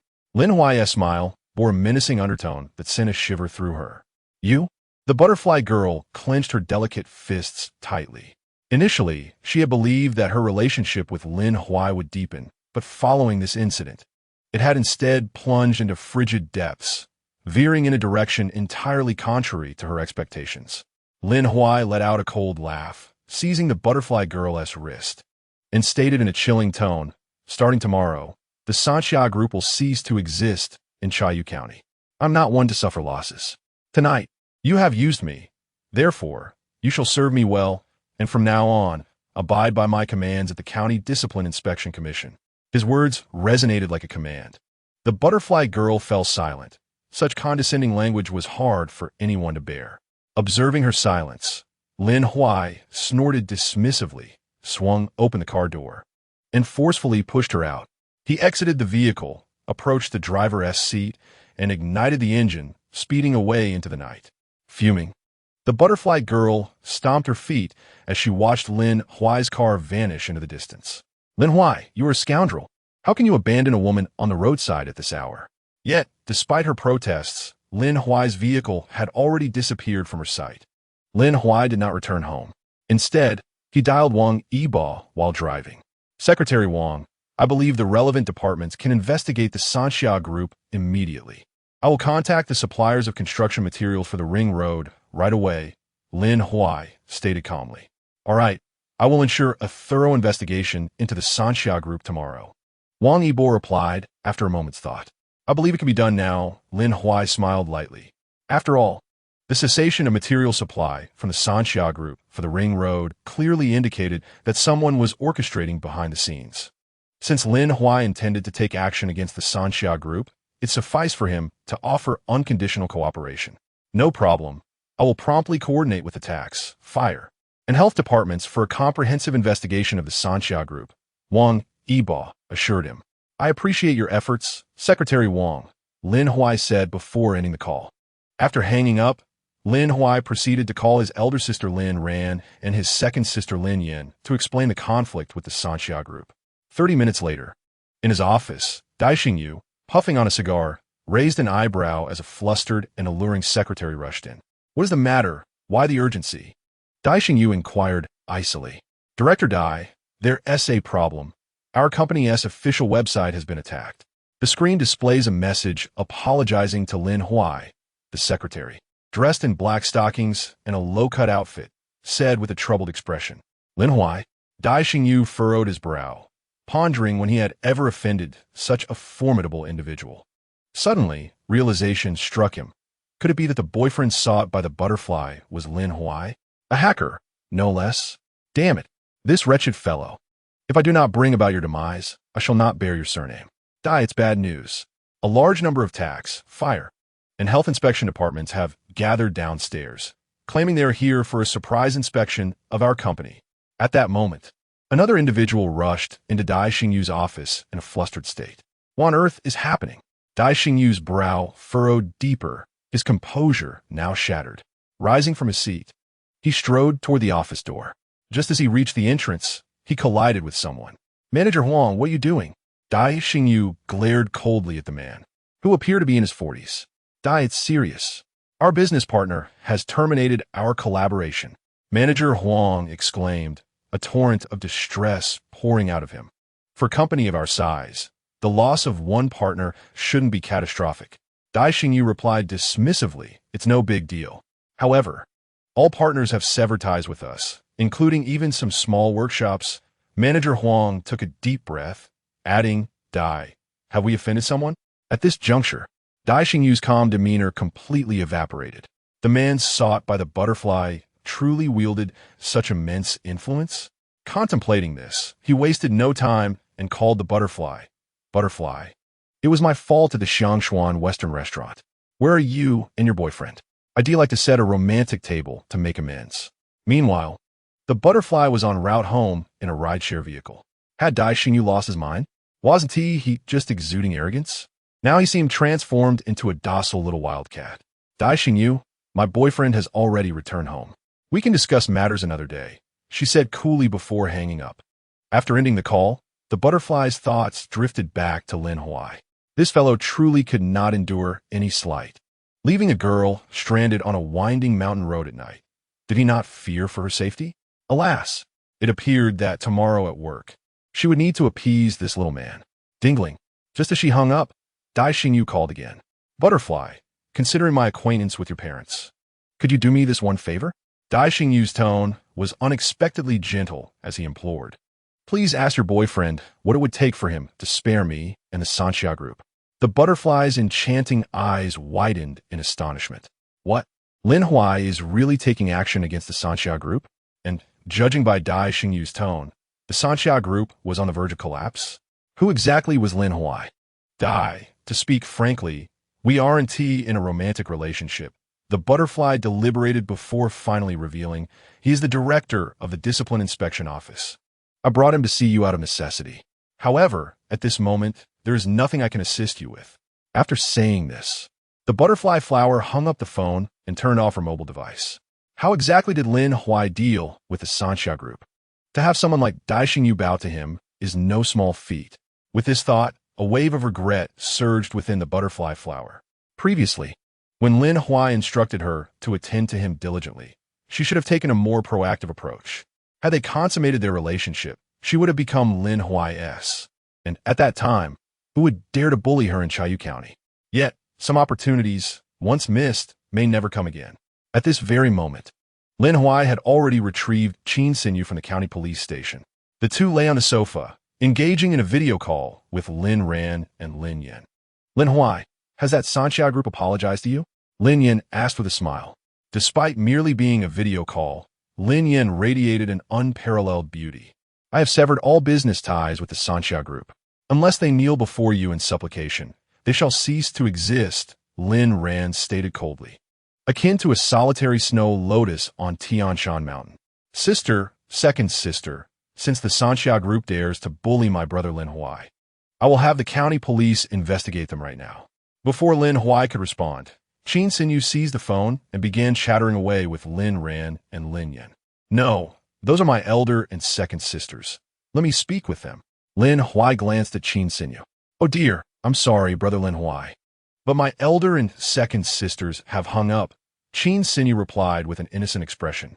They are my elder and second sisters. Oh, brother Lin Huai, don't be so particular. After all, they will be marrying you, so they are also my elder and second sisters. This girl, while appearing like a naive little rabbit, is more cunning than anyone else. After exchanging playful banter with Qin Xinyu, Lin Huai's phone rang. Upon seeing the unfamiliar number flashing on the screen, he answered the call nonchalantly. Who is this? Director Lin, it's me, Dai from the Sanxia group. Dai Xingyu lowered his stance significantly. Oh, it's you, Dai. What brings you here? Lin Huai scoffed. Director Lin, I call to express my realization of my mistakes. I would like to set up a romantic dinner to apologize to you. What do you think? Dai Xingyu said anxiously. I think nothing of it. Lin Huai replied coolly. Such establishments are not suitable for a person of my impeccable character. With that, he hung up the phone. After terminating the call, Lin Huai switched his phone to airplane mode. Brother Lin Huai, didn't you date Luo Xiao for quite some time? Did nothing happen between you two? Qin Xinyu inquired with curiosity, her gaze fixed on Lin Huai. Mind your own business when it comes to adult matters, Lin Huai retorted, casting a glance at Qin Xinyu. Brother Lin Huai is clearly no longer innocent, yet he pretends to be pure, Qin Xinyu muttered. Lin Huai smiled at Qin Xinyu and leaned in closer indeed. I'm no longer pure. You'd best not provoke me. Otherwise, when we return home for the new year, it won't just be the two of us. But 3. Qin Xinyu clapped her delicate hands, resembling a lovesick maiden, exclaiming, oh yes, brother Lin Huai, I can hardly wait. Shall we go to your room or mine? Lin Huai merely hummed in response. What? Are you unable to accept the sofa? Qin Xinyu puffed out her chest defiantly. Who says so? As long as it's with brother Lin Huai, I can accept anywhere. Lin Huai smiled at her. What about the street? Qin Xinyu rolled her eyes. Why not? Shall we give it a try right now? With that, she stood up, grasping Lin Huai's shirt, eager to head outside. Has she lost her mind? Lin Huai thought. How about we start on the rooftop instead? He suggested, pulling her along without further discussion. Upon reaching the rooftop, Lin Huai gazed at Qin Xinyu with mischief, pretending to swallow greedily, and asked, So, where do you think I should start? Perhaps the chest? I need to verify if it's natural. If it's artificial, that would be utterly disappointing. Hearing his words, Qin Xinyu boldly offered, Go ahead, examine it. Anyone who dares to claim mine is artificial will face my wrath. Chapter 49. Had I known, I wouldn't have begun. Lin Huai felt embarrassed to truly examine her. Having grown up together, if you were to take action now and they didn't end up marrying, it would certainly be awkward. Moreover, Lin Huai had no intention of tying himself to a single crooked tree when he could freely navigate through a garden of blossoms, untouched. After exchanging playful banter, Lin Huai retired to his room for the night. The following day, upon arriving at the county disciplinary committee, Lin Huai noticed Dai Xingyu kneeling at the entrance through the car window. Lin Huai paid him no mind and parked his car, intending to head to his office. However, as he stepped out, Dai Xingyu frantically shouted, Director Lin, it's me, Xiao Dai. Please give me a chance. I have something to say. Seeing the attention of the onlookers, Lin Huai reluctantly approached Dai Xingyu. What are you up to, boss Dai? He asked, maintaining a stoic expression. Director Lin, I was blind to your greatness at the Kaishian Western restaurant. I was disrespectful, and I have come to apologize sincerely. Dai Xingyu replied earnestly. Sorry, but it's too late, Lin Huai said, not even glancing at Dai Xingyu, and turned to walk away. After taking a few steps, he looked back and added, And don't cause a scene here, or I'll make sure you regret it. Dai Xingyu's face turned ashen. After all, he was the owner of the Sanxia group, a figure of some stature in Chayu County. Yet, here he was, kneeling and stripped of his dignity, unable to earn Lin Huai's forgiveness. Could it be that the Sanxia group was truly destined for ruin? Dai Xingyu was anxious indeed. At present, the entire group has descended into a state of paralysis. If this issue remains unresolved, it will inevitably lead to an irreparable situation. Director Lin, Dai Xingyu, unwilling to concede, frantically called out to Lin Huai's retreating figure. However, Lin Huai appeared oblivious to his pleas. Ultimately, Dai Xingyu had no choice but to rise from the ground, breach the access control, and pursue Lin Huai directly. As Lin Huai settled into his office, Dai Xingyu rushed in, urgency written all over his face. With a sudden collapse, Dai Xingyu knelt before Lin Huai, his knees buckling. Director Lin, I truly realize my mistakes. I have worked tirelessly to develop the Sanxia group to this point. Could you please grant me another chance? If you are willing to give me this opportunity, I can transfer 50% of the shares of Sanxia group to you. What do you say? Upon hearing Dai Xingyu's words, Lin Huai furrowed his brow, fixing a steely gaze upon him. Had I known it would come to this, why bother? The Sanxia group is no more. From this day forth, strive to be a better person. Do not trouble me again, or your fate will be far worse. As Lin Huai spoke, Dai Xingyu longed to retort, but found himself at a loss for words. When he exited Lin Huai's office, he was engulfed in a haze of despair. A lifetime of effort had dissipated in an instant. How many could bear such a reality? The more he contemplated, the tighter his fists clenched. He had already discarded a man's dignity, kneeling before Lin Huai. Why could he not extend forgiveness? In the next moment, Dai Xingyu produced a small knife he carried and lunged at Lin Huai's chest. Yet, Lin Huai remained vigilant. The instant Dai Xingyu turned, he seized a chair and hurled it towards him. With Dai Xingyu being significantly older and Lin Huai having trained in martial arts throughout his life, dealing with someone like Dai Xingyu was hardly a challenge. Even if the king of heaven himself were to come today, he could not save you, Lin Huai scoffed. Lin Huai, you have the audacity to kill me. Dai Xingyu gritted his teeth. Originally, I had no intention of involving myself in your affairs, but the police will eventually come to settle the score. Are you aware of your dealings in the construction materials business? You know how many illegal activities you have engaged in. After being taken by the county police today, every single matter will be investigated thoroughly, Lin Huai retorted, firmly gripping Dai Xingyu's wrists and twisting them behind his back. I will end you, one way or another. Dai Xingyu screamed in desperation. The commotion from the office attracted many colleagues from other departments. The county discipline inspection secretary, Zhang Xiaohu, was the first to arrive. Upon witnessing the scene, he urgently inquired, Lin Huai, are you all right? Secretary Zhang, I am fine, Lin Huai replied. Noticing that Lin Huai had subdued Dai Xingyu, Zhang Xiaohu promptly called the police for assistance. Shortly thereafter, Qin Xinyu personally led a team of officers to the scene. Upon hearing that Dai Xingyu had attempted to assassinate Lin Huai, Qin Xinyu felt an overwhelming sense of concern. She scrutinized Lin Huai from head to toe, exclaiming, Brother Lin Huai, are you injured? Lin Huai shook his head, dismissively replying, What injuries could I possibly sustain? Qin Xinyu, patting her already ample chest, sighed in relief. Thank goodness. You frighten me. She insisted. Let us take him back to the county police station. Lin Huai glanced at Qin Xinyu, who nodded in agreement. Soon, Dai Xingyu was taken away by the police, and tranquility returned to the county disciplinary committee. However, tranquility was short-lived as Hua Dai, with a guilty expression, entered Lin Huai's office. Her beautiful eyes were filled with remorse. Director Lin, I truly had no idea that asking you to pose as my boyfriend last night would lead to such chaos. Nor did I anticipate that scoundrel Dai Xingyu would attempt to kill you. Tears welled in her eyes as she expressed her deep guilt. Then, with a determined resolve, she said, Director Lin, I don't even know how to apologize. Would it be acceptable if I served you instead? Lin Huai regarded Hua Dai with a measured gaze. How do you intend to serve me? After surveying the surroundings, Hua Dai locked the office door, then slowly knelt before Lin Huai's desk. Director Lin, when a woman serves a man, how do you envision such service? Surely, you have experienced it before with your girlfriend? She looked at him with a hint of sorrow, her hands resting on his thigh. Which kind of service are you referring to? Lin Huai replied coolly. I can demonstrate for you. Hua Dai said sweetly, her breath fragrant, causing Lin Huai to tense noticeably. Director Lin, you seem rather anxious. She teased, her delicate hands moving playfully. Just then, a knock resounded from outside the office door. Who is it? Lin Huai inquired nonchalantly. It's me, Zheng Wei, came the soft reply from outside. Before Lin Huai could call her in, Zheng Wei had already pushed the door open and entered. If she were to discover Hua Dai kneeling before him, it would surely lead to complications. Thus, Lin Huai hurriedly pressed down on Hua Dai as head. Hua Dai let out a muffled sound in surprise. Director, what was that noise? Did you hear it? Zheng Wei asked, her brows furrowing in suspicion. It's nothing.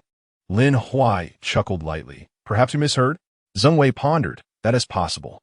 Eager to redirect the conversation and hasten Zheng Wei's departure, Lin Huai directly inquired, what brings you here?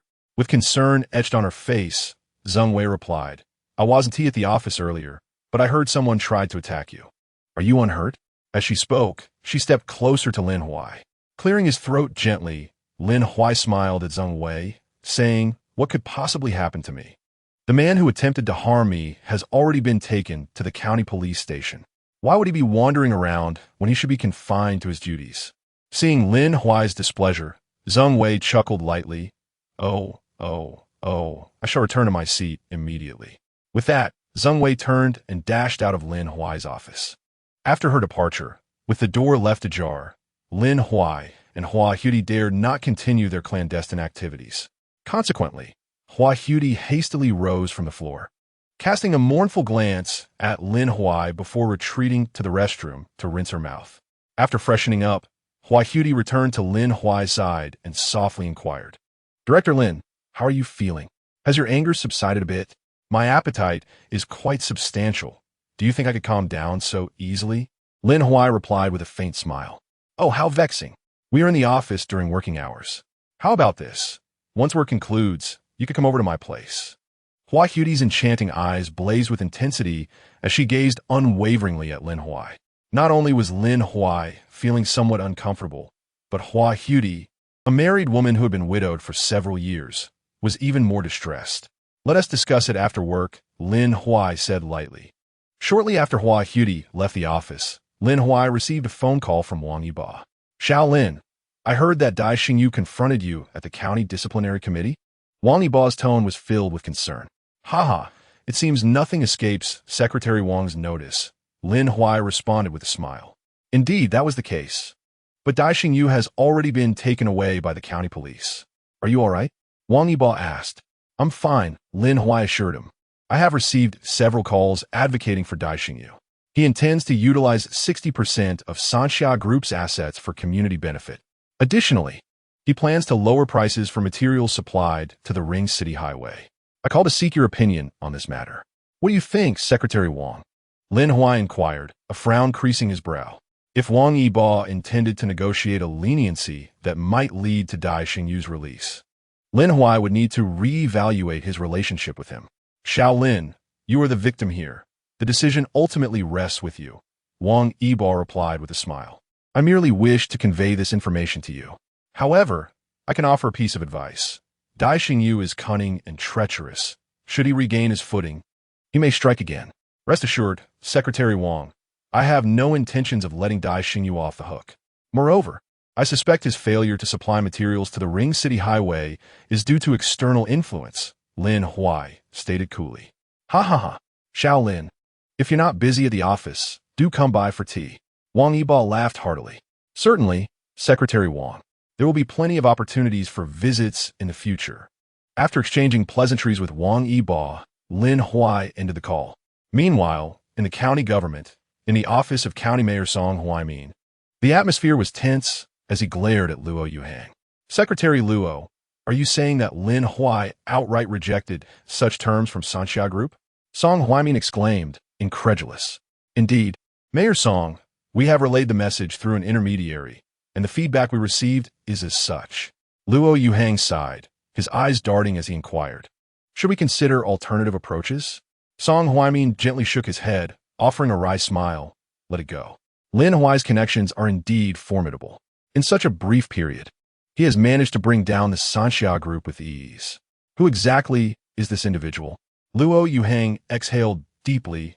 Leader, should I send someone to investigate? Song Huaimin narrowed his eyes slightly. You wish to send someone? With unwavering confidence, Luo Yuhang replied, I have a cousin, nearly 20 years old, strikingly youthful and a university student. With a little guidance, she could be quite the asset. Perhaps she could approach Lin Huai and yield unexpected results. Song Huaimin nodded thoughtfully. Very well. A man remains youthful until death. After all, what man does not fancy an 18-year-old girl? If that is the case, you may proceed with your arrangements. Should you require my assistance, do not hesitate to ask. Luo Yuhang nodded gently. It is my honor to relieve your burdens, leader. Xiao Luo, stay close to me. I shall not treat you poorly, Song Huaimin chuckled, patting Luo Yuhang's shoulder. Hearing the mayor's words and feeling his encouraging gesture, Luo Yuhang felt invigorated. Rest assured, leader, I will not disappoint you. Go on. Song Huaimin smiled at Luo Yuhang. Understood, leader. As he watched Luo Yuhang's retreating figure, Song Huaimin took a deep breath. His son, Song Jiazu's case, remained unresolved. Without addressing Lin Huai, the chances of salvaging the Song Jiazu case were almost non-existent. He hoped Luo Yuhang would not let him down. Just after Luo Yuhang exited Song Huaimin's office, he quickly pulled out his phone to make a call. Cousin, I have secured an opportunity for you. But your performance is crucial. Luo Yuhang stated, if you can manage the man I mentioned, you will be elevated to a position of great influence. Do not worry, cousin. I have my methods when it comes to dealing with men, came the melodious voice of Li Kiki from the other end. Oh, cousin, rest assured. I am currently juggling 3 boyfriends, all of whom are utterly enchanted by me, spending quite a bit of money on me. I can handle him both technically and psychologically. Li Kiki said playfully, I will come find you shortly, and we can discuss this in detail. All right, I will send you my location. You can take a cab over. Luo Yuhang replied. After hanging up, Luo Yuhang sent Li Kiki a location. Soon, in a quaint CAF, Li Kiki sat opposite Luo Yuhang, appearing remarkably innocent, truly resembling a student yet to enter the workforce. Cousin, this matter has been entrusted directly by the mayor. Are you truly confident in handling Lin Huai? Luo Yuhang scrutinized Li Kiki. Li Kiki did not respond to Luo Yuhang, but instead sat beside him, her delicate fingers tracing circles on his chest. With her crimson lips slightly parted, she playfully inquired, Cousin, do you still doubt me? Luo Yuhang, despite being a grown man in the prime of his youth, felt a twinge of discomfort at her playful antics. This cousin of his was indeed enchanting. With her striking figure and beauty, she stood out remarkably. Moreover, her ability to embrace various styles suggested that Lin Huai might genuinely fall for her charms. I certainly believe you, Luo Yuhang replied with a smile. Lin Huai works at the County Disciplinary Committee. Here, his photo. You might want to catch him right after work. As for how to orchestrate a chance encounter, I trust you know how to handle that. Kiki waved dismissively. No need. I have plenty of experience. Seeing her confidence, Luo Yuhang chose not to linger on the topic. After settling the bill, they departed the CAF. At the County Disciplinary Committee, as the workday concluded, the captivating Huadai did not rush home, but instead made her way to Lin Huai's office. Director Lin, we had an agreement. You mustn't go back on your word, she said alluringly, casting a bewitching glance at him. Huadai, what sort of agreement did you make with Director Lin? Might I join? At that moment, Zheng Wei appeared behind Huadai. Lin Huai shot an ominous grin at Zheng Wei and replied, Huadai and I are about to discuss the pleasures of life. If you don't mind, bringing you along could be arranged. Zheng Wei scrutinized the pair. What sort of pleasures are you discussing? Huadai smiled seductively at Zheng Wei, then leaned closer to whisper, as adults, we naturally explore the intricacies of the human body. Zheng Wei, you haven't experienced the joys of romance yet, have you? Zheng Wei's face flushed crimson. Huadai, Director Lin, you are both incorrigible. With that, she shyly retreated. As they watched her leave, Lin Huai and Huadai exchanged knowing glances and chuckled. After tidying the office, they prepared to leave the disciplinary committee. The opportunity was too tempting to pass up, and with a woman like Huadai, there were no lingering concerns, no psychological burdens to bear. Just as their vehicle pulled away, a girl darted out from the roadside, colliding with the front of the car. Lin Huai was startled and quickly exited the vehicle. Are you all right?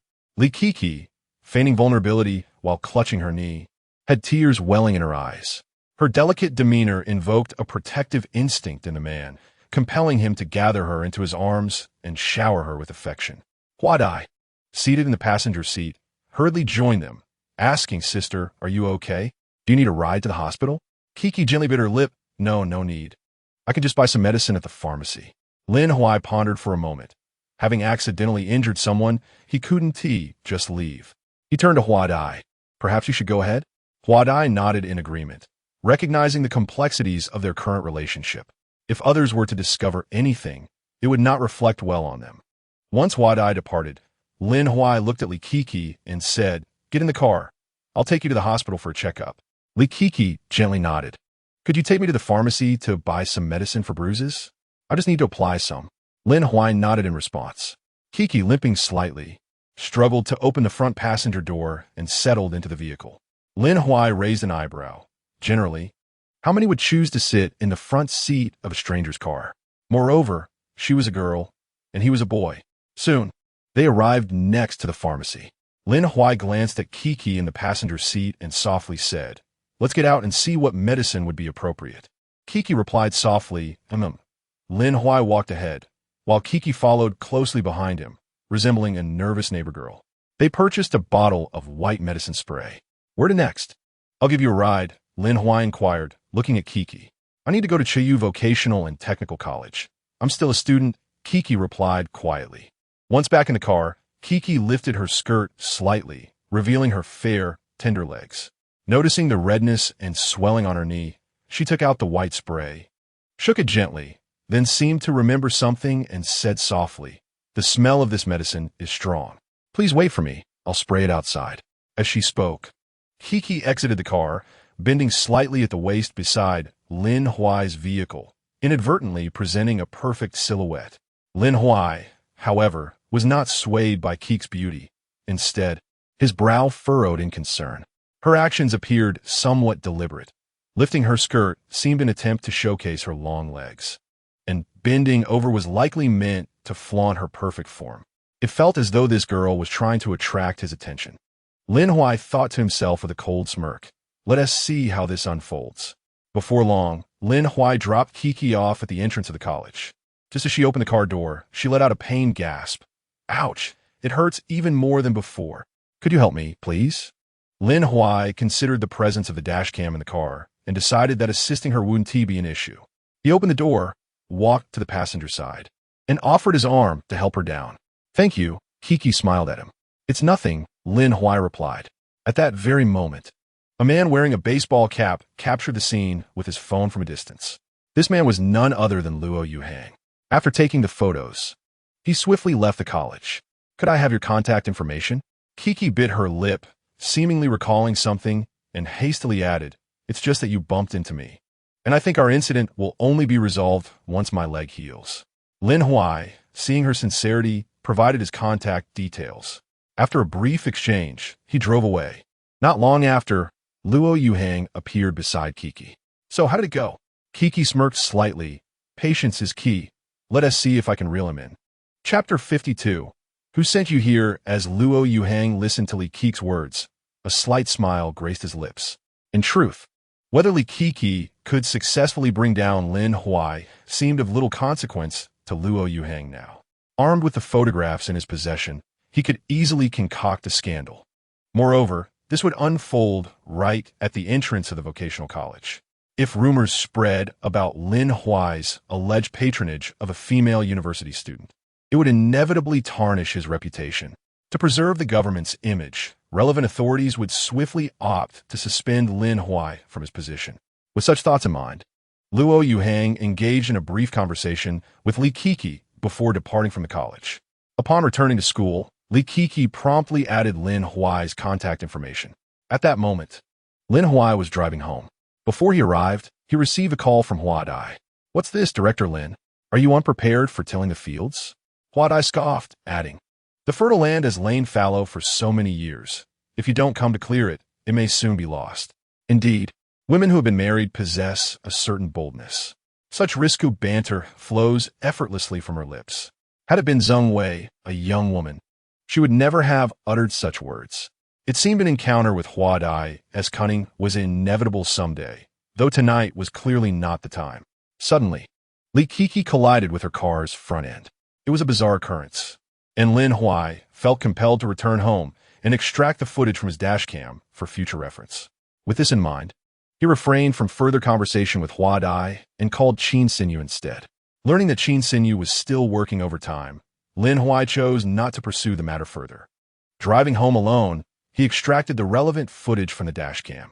As he gazed at the images on his phone, he chuckled softly. This girl's acting leaves much to be desired. Who could have prompted her to approach me? As he pondered, several messages popped up on his phone.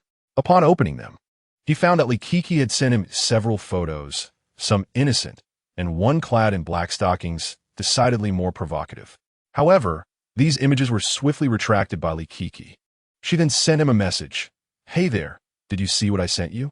Lin Huai smirked, finding the woman's game rather juvenile. What did you send me? He replied blandly. Humph. Li Kiki responded playfully, I won't tell you. Oh. Lin Huai let out a cold hum. On the other end, Li Kiki frowned at his curt response. For goodness sake, she was a beauty, and here she was, offering him an opportunity, yet he seemed utterly unappreciative. So stingy with his words. How about you take a guess at what I sent you? Li Kiki pondered a moment before messaging again. Not interested, Lin Huai replied flatly. Oh, come on, just take a guess. There's a reward if you get it right. Li Kiki teased. What reward? You tell me first, Lin Huai countered. Does the young gentleman have a girlfriend? Li Kiki inquired. No, why do you ask? What could Li Kiki be thinking that Lin Huai wouldn't know? Since you seem to possess no thoughts on the matter, I shall humor you with a proposition. I can be your girlfriend for a day. What do you say? Li Kaka Ramarka. Boring, Lin Huai retorted bluntly. Thereafter, regardless of what Li Kiki sent him, Lin Huai ceased to respond. In text conversations, it was impossible for Lin Huai to weigh every word with utmost caution. Occasionally, a single misstep could render him vulnerable. Noticing Lin Huai's prolonged silence, Li Kiki furrowed her brow in her school dormitory. Clearly, this Lin Huai was proving to be more challenging than she had anticipated. However, such a minor difficulty was hardly a deterrent. With that thought in mind, Li Kiki promptly dialed Lin Huai's number. Hey, the leg you bumped into is hurting quite badly. I can hardly stand. It's excruciating, Li Kiki exclaimed, wincing in pain. Lin Huai's brow knitted tightly. Damn it, at the time of the incident, seeing that Li Kiki had not sustained any serious injury, Lin Huai hadn't even thought to call the police, let alone file an insurance claim. If he had, it wouldn't he have spiraled into such a hassle. Calm down, it's getting late, and as a male, it might not reflect well on me to come out and take you to the hospital, Lin Huai contemplated. How about this? We seek assistance from the police, and I will find a female officer to accompany you to assess your leg. What? Are you being so irresponsible? Li Kiki exclaimed, on the verge of tears. My leg truly hurts, and besides, what kind of society are we living in? What impact could it possibly have? Hurry and come pick me up at the school gate. I need to get an x-ray to see if I've injured my bone. Reluctantly, Lin Huai acquiesced after some contemplation. If he refused, Li Kiki could easily take the moral high ground to criticize him, claiming that as a county disciplinary committee director, he had recklessly struck her with his car. The public opinion would inevitably turn against him, and he would find himself subjected to online backlash. Of course, Lin Huai was not deterred by the hassle. His primary motivation was to discover who this girl truly was. With that in mind, he drove to the vocational college's entrance once more. There, Li Kiki, having changed into a different outfit, was already waiting for him. As Lin Huai's car came to a halt beside her, she limped over. Hey, could you help me out? Li Kiki implored, her beautiful eyes gazing at Lin Huai with a hint of sorrow. Li Kiki was all too familiar with the kind of women that captivate men. Lin Huai chuckled lightly and said, Li Kiki, I don't have time to waste here. Just tell me who sent you. Li Kiki's expression shifted abruptly, a flicker of guilt crossing her features. I don't understand what you're saying, she stammered. Lin Huai let out a dismissive grunt. After reviewing the footage from the dash cam, I noticed that when my car was moving slowly, you deliberately darted in front of it. In other words, You orchestrated this entire incident intentionally. Quite clever of you to collide at such a low speed. Li Kiki wore a look of distress and exclaimed, "What are you saying? Young man, how did I collide with you? Are you trying to evade responsibility?" As her words trailed off, she could only cover her face and begin to sob, her cries gradually intensifying. Chapter 53. The beautiful trap Keek's weeping grew louder as she squatted beside Lin Huai's car, lamenting about his apparent desire to shirk his obligations. Wasn't this a classic case of a scoundrel playing with emotions only to abandon them? The crowd around them swelled, with many pointing and gossiping about Lin Huai. Observing this, Kiki smirked internally, thinking, I refuse to believe you can withstand the weight of so many whispers. Why don't you come over and comfort me? To her surprise, Lin Huai's brow furrowed as he coldly regarded the weeping Kiki on the ground. Your acting is quite impressive, he remarked. Kiki was taken aback. Was he really going to confront her? Amidst the scrutiny of their classmates, he accused her of putting on a performance. Kiki remained silent, continuing to sob on the ground. Her demeanor only served to shift the blame more towards Lin Huai in the eyes of the onlookers. Seeing Kiki persist in her tears, Lin Huai's expression hardened, and he simply got into his car and drove away. Prolonging the confrontation at the school gate would only disadvantage him further. By the time Kiki realized what had happened, Lin Huai's car had already vanished into the distance. Furrowing her brow, she rose from the ground, retrieved her phone, and melded into the crowd while dialing Luo Yuhang. Cousin, Lin Huai seems rather capable. Do you think he might not be interested in women? Kiki asked in a hushed tone. What's wrong, cousin? Do you lack confidence now? Luo Yuhang replied nonchalantly. Cousin, it's just that Lin Huai appears to be different from others, Kiki said, gently biting her red lips. The tactics that work on everyone else seem ineffective with him. Cousin, you need to hasten your efforts. Find a way to get closer to Lin Huai. If you can gather some evidence of intimacy between you two, I can ensure Lin Huai is thoroughly subdued, Luo Yuhang advised. Understood, cousin. I will find a way, Kiki promised. After ending the call, Keek's beautiful eyes sparkled with determination. Now that Lin Huai had left the vocational college, what excuse could she use to summon him back? Suddenly, an idea struck her. She promptly dialed Lin Huai's voice call. At that moment, he had not strayed too far. Upon noticing Keek's call, he frowned but still answered. What is it? Young man, why did you leave? My legs hurt so much. How can I go to the hospital alone for an x-ray? Kiki feigned a sob, adding, Never mind, I will go to the hospital for the x-ray, and I will send you the bill afterward. It was evident that Kiki intended to stage a desperate act. Lin Huai smirked inwardly, realizing that this Kiki was determined to achieve her goal at all costs. Given the circumstances, it would be prudent for me to take the initiative and discover her intentions. Allow me to escort you.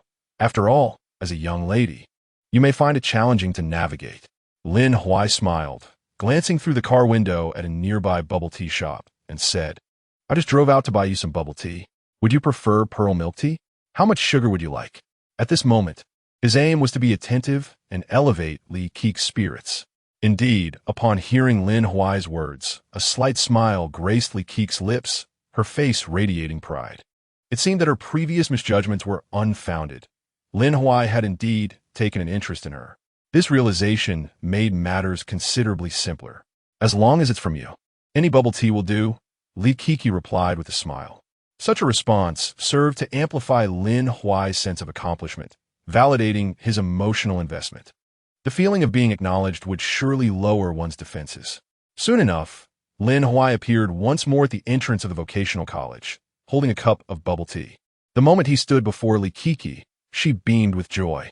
Although she pretended to struggle with her legs, she hurriedly made her way towards him. Observing this, Lin Huai rushed to her side, urging, You shouldn't run with your legs in such a condition. Li Kiki blushed slightly, retorting, Though my legs may be inconvenient, they certainly won't deter my desire to be near you.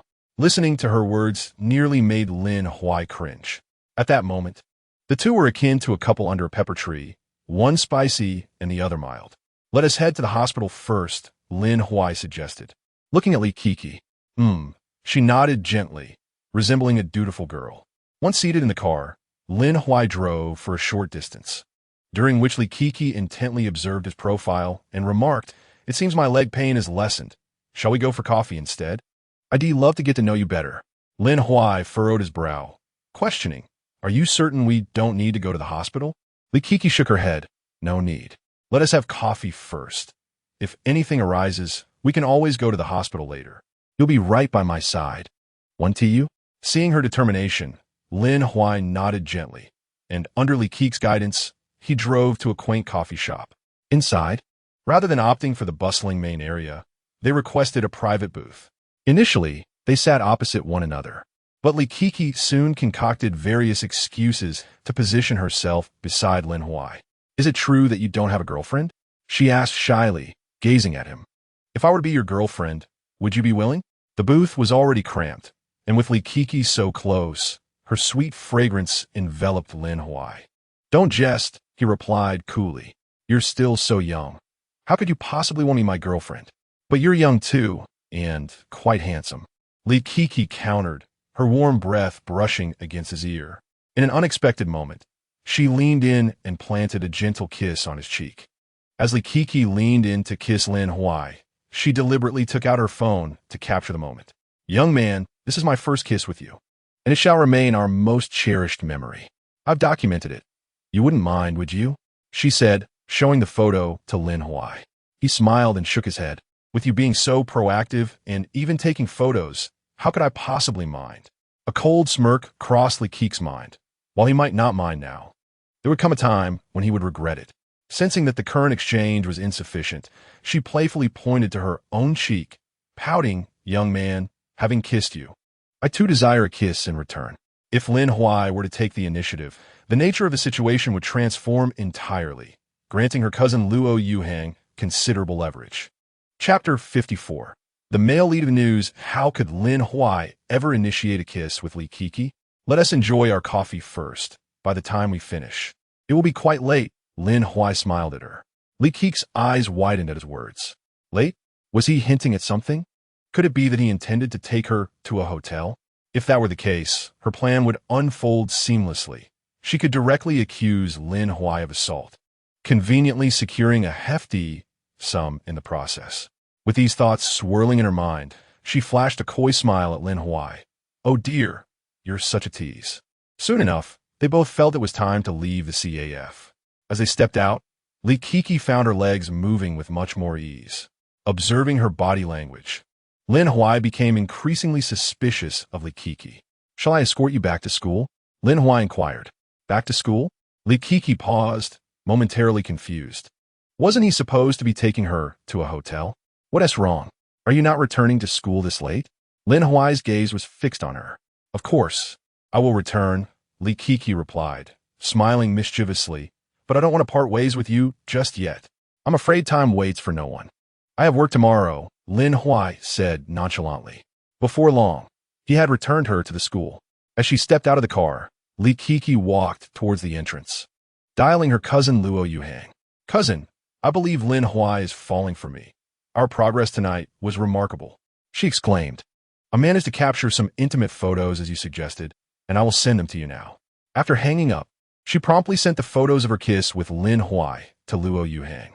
Moments later, she called him again, stating, "Cousin, are these photos sufficient?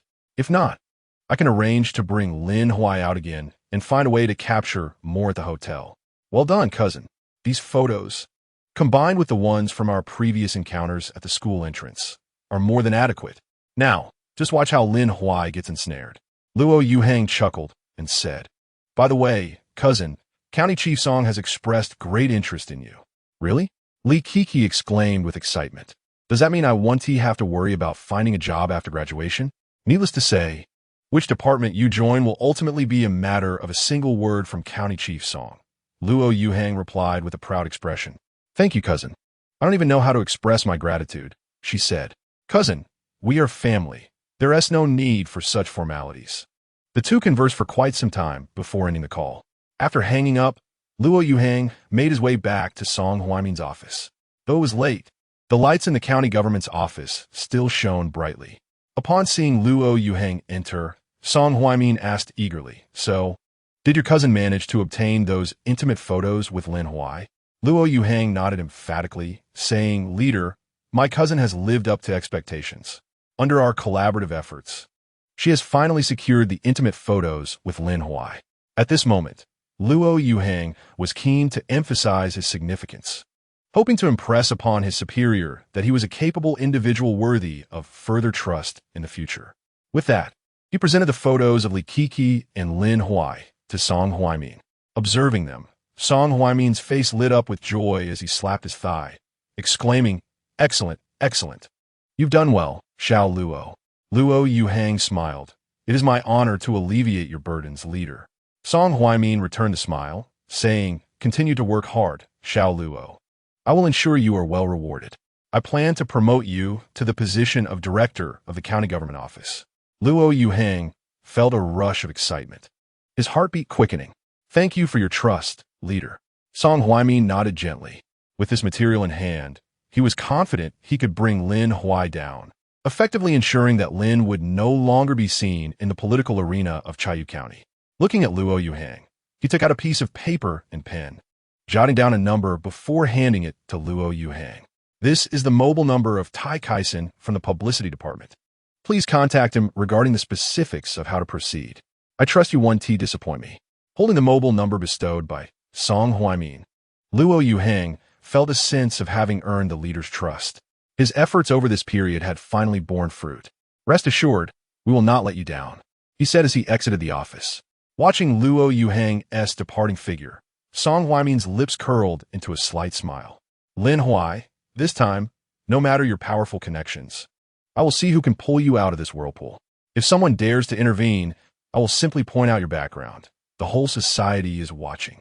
I refuse to believe your patrons will risk their lives to protect you." With these thoughts, Song Huaimin felt an exhilarating thrill. For too long, he had been outmatched by Lin Huai. Not only had he faced rebuttals, but he had also felt utterly suppressed. As a county chief, the feeling had been incredibly stifling. However, those days were about to become a thing of the past. The following day, as Lin Huai arrived at the office, he sensed the peculiar glances cast upon him by his colleagues. What could possibly be amiss with these individuals? He chose to disregard their stares and proceeded directly into his office. No sooner had he settled into his chair than he opened his phone, scrolling through short videos, and his brows furrowed deeply in dismay. The headlines screamed of county disciplinary officials maintaining illicit relationships with female university students, tales of entangled emotions, and coercive demands for abortions that led to tragic outcomes. The juxtaposition of an official and a student ignited an undeniable fervor in public discourse. To his astonishment, he found himself thrust into the spotlight once more. He had always suspected that Li Kiki was no virtuous character.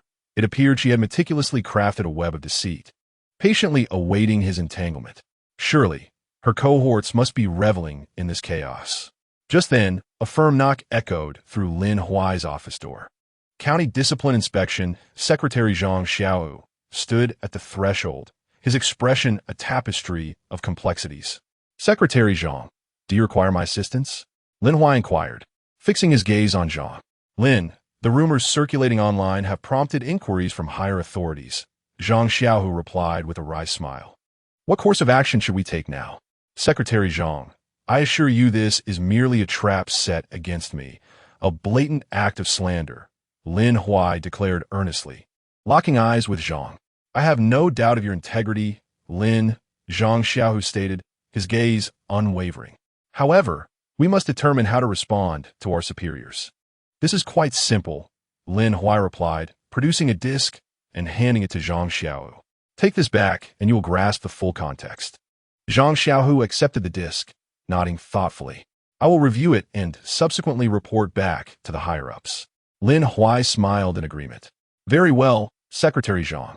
Upon returning to his office, Zhang Xiaohu's brows knitted in concern as he reviewed the video Lin Huai had provided.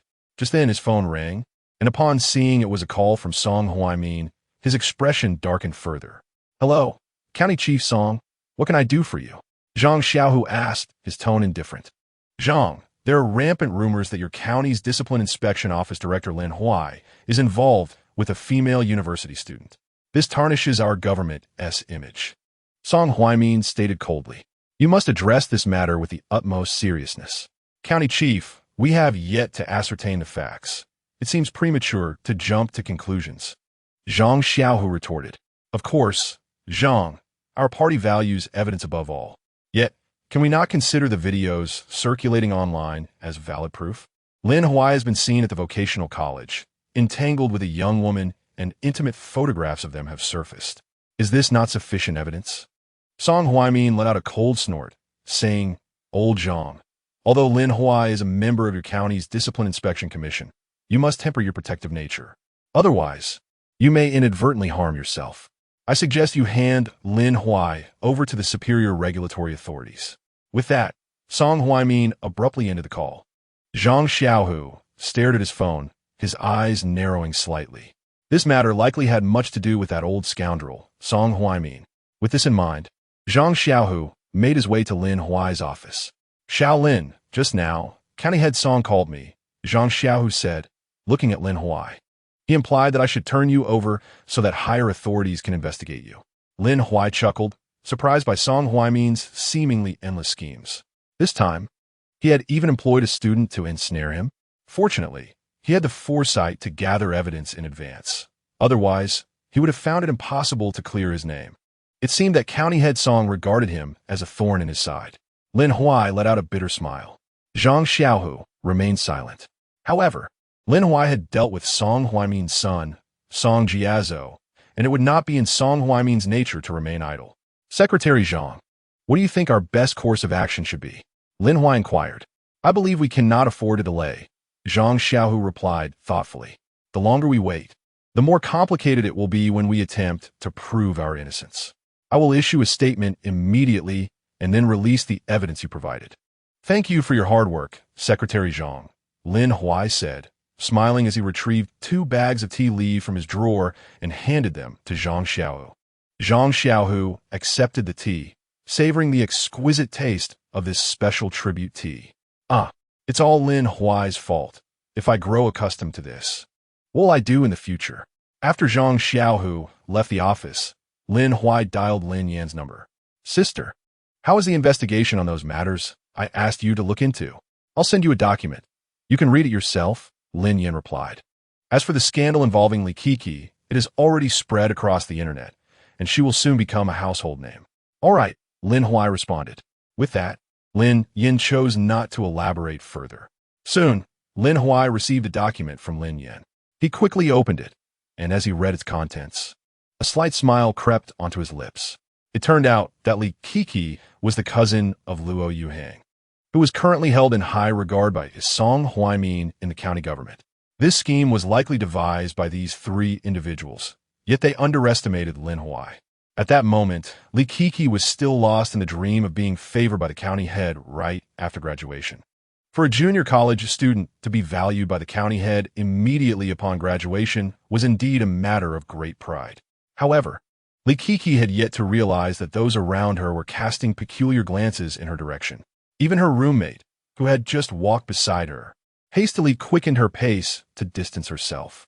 Li Kiki finally noticed this strange scene, her brows furrowing as she asked, What is wrong with these people? Look. This is the student who is rumored online to be deceiving young men. Her name seems to be Li Kiki. Yes, it's her indeed. Her schemes are quite elaborate. She deliberately positions herself in front of a director's car at the County Discipline Inspection Commission, feigning an accident, and then insists that the director accompany her to our school. She cries and throws a tantrum, claiming that the director is unwilling to take responsibility, crafting a fade of victimhood. How shameful. Such a girl is truly a disgrace. I wonder what kind of upbringing she has had. A true femme fatale. Without a doubt. Yet our county discipline inspection director is the one to be pitied, hearing the whispers and criticisms directed at her. Li Kiki hurriedly shielded her forehead with her hand and fled behind a large tree, quickly dialing Luo Yuhang's number. Cousin, has something happened? Li Kiki asked anxiously. How can you even ask? Look at the mess you've created. Luo Yuhang retorted, exasperated. How could you allow Lin Huai to secretly record you during your interactions? And how did your liaisons with those men become public knowledge? Now everyone knows you are an indiscreet girl. You've become infamous nationwide. Do you realize that? With her brows furrowed, Li Kiki hastily ended the call, grabbing her phone to check online. Indeed, a deluge of insults flooded the internet, with many defending Lin Huai. How could this happen? Has she become a pariah, reviled by all? Just then, her phone rang. Li Kiki, you wretched woman. How dare you deceive me and consort with other men behind my back?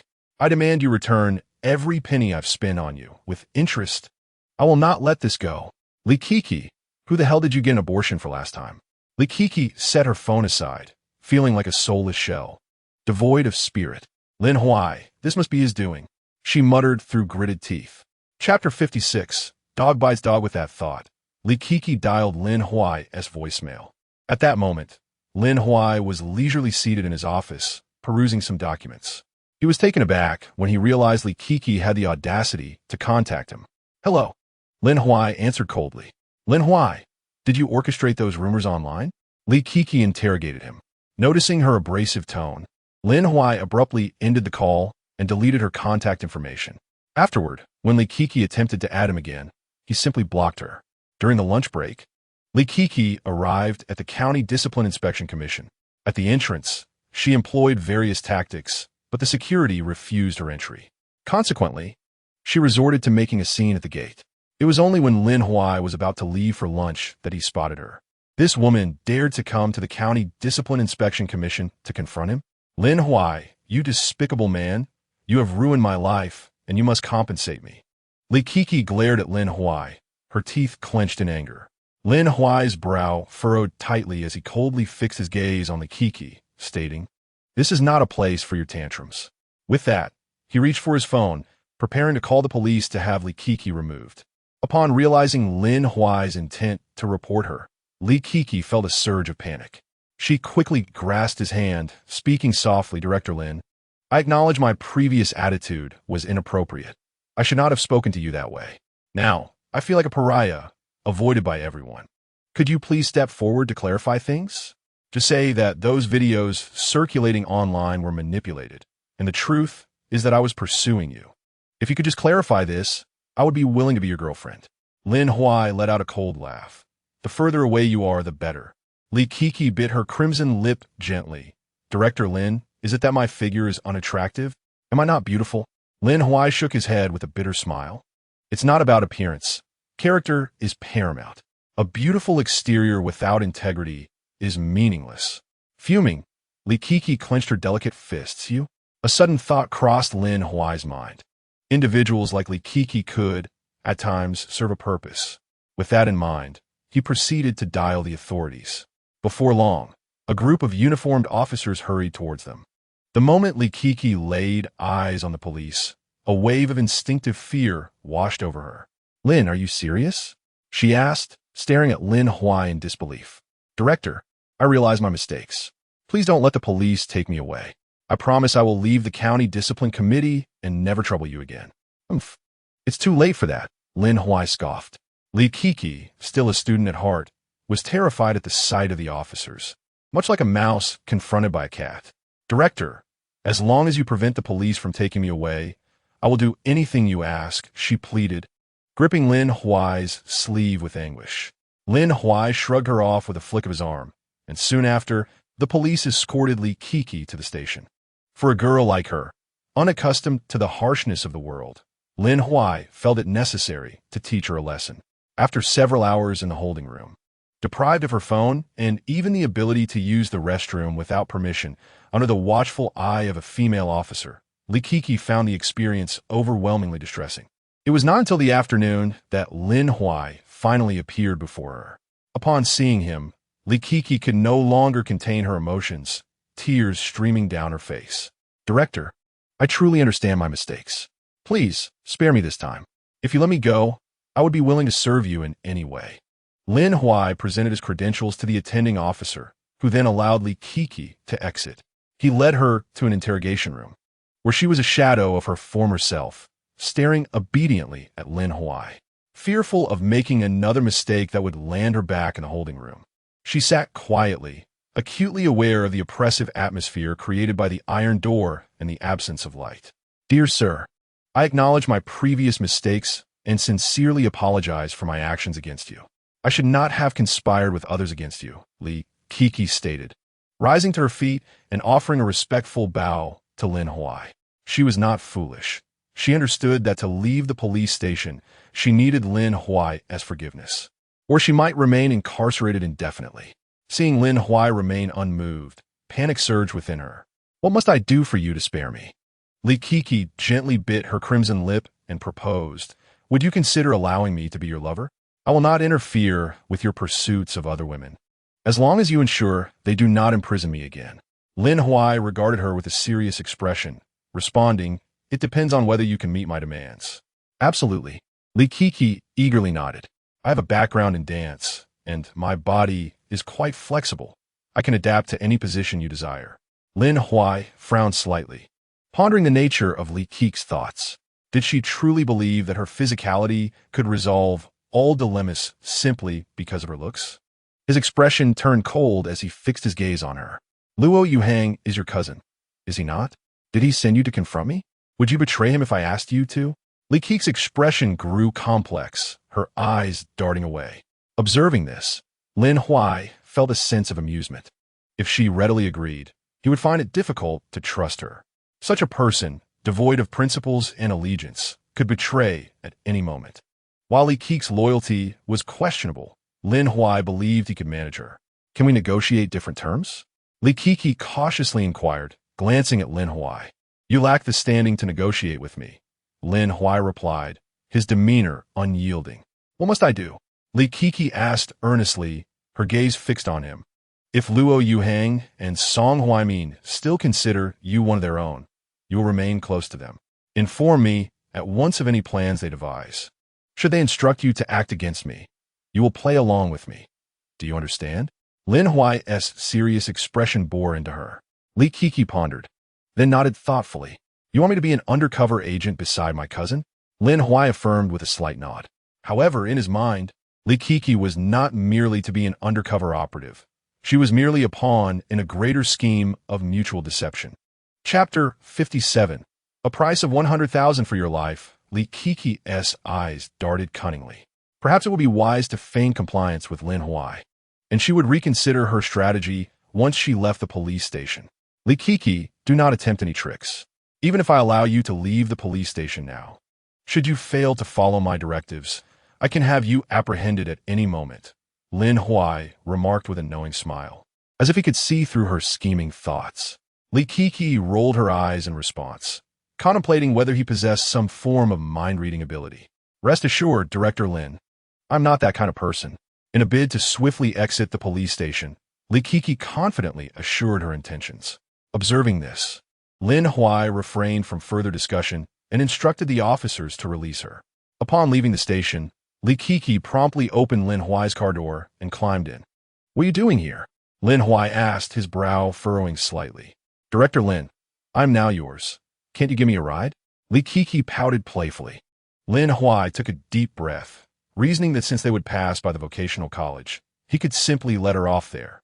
The journey was quiet, and upon reaching the school entrance, Lin Huai cast a fleeting glance at her, reminding her, remember, you must inform me at the first sign of any actions from Luo Yuhang and his associates. Understood? Li Kiki nodded gently, understood. As soon as she stepped out of the car, a man blocked her path. Li Kiki, you wretched woman, how dare you entertain other men while being with me? Return the money I spent on you, or I will end you today. The man, appearing to be in his late 20s, wielded a sharp fruit knife in his right hand. Zhou what are you doing here? Li Kiki's heart raced at the sight of the knife, prompting her to retreat instinctively. What do you think I'm doing here? Zhou seethed, his anger palpable. I called your phone, but you didn't answer, so I had no choice but to wait at your school gate. Today, you either pay me back or face dire consequences. Zhou, please calm down. I will repay you, Li Kiki stammered, swallowing hard. Now, immediately give me the money. Yang showed that. The security guards at the school, witnessing the unfolding scene, rushed forward with shields, intending to subdue Zhou. Unfortunately, in the moment the guards charged, Zhou seized Li Kiki, dragging her towards an open door of a BMW 3 Series. Once inside the vehicle, the driver sped away from the vocational college. Lin Huai had not ventured far. He parked nearby and, through the rearview mirror, witnessed the entire incident. This was all a consequence of Li Kiki's actions. If Zhou Yang were to stab her, it would be well-deserved. Lin Huai had invested considerable time to ensure Li Kiki could infiltrate Luo Yuheng and Song Huaimin's circle. Perhaps after this ordeal, Li Kiki would learn her lesson and cease to toy with the affections of men.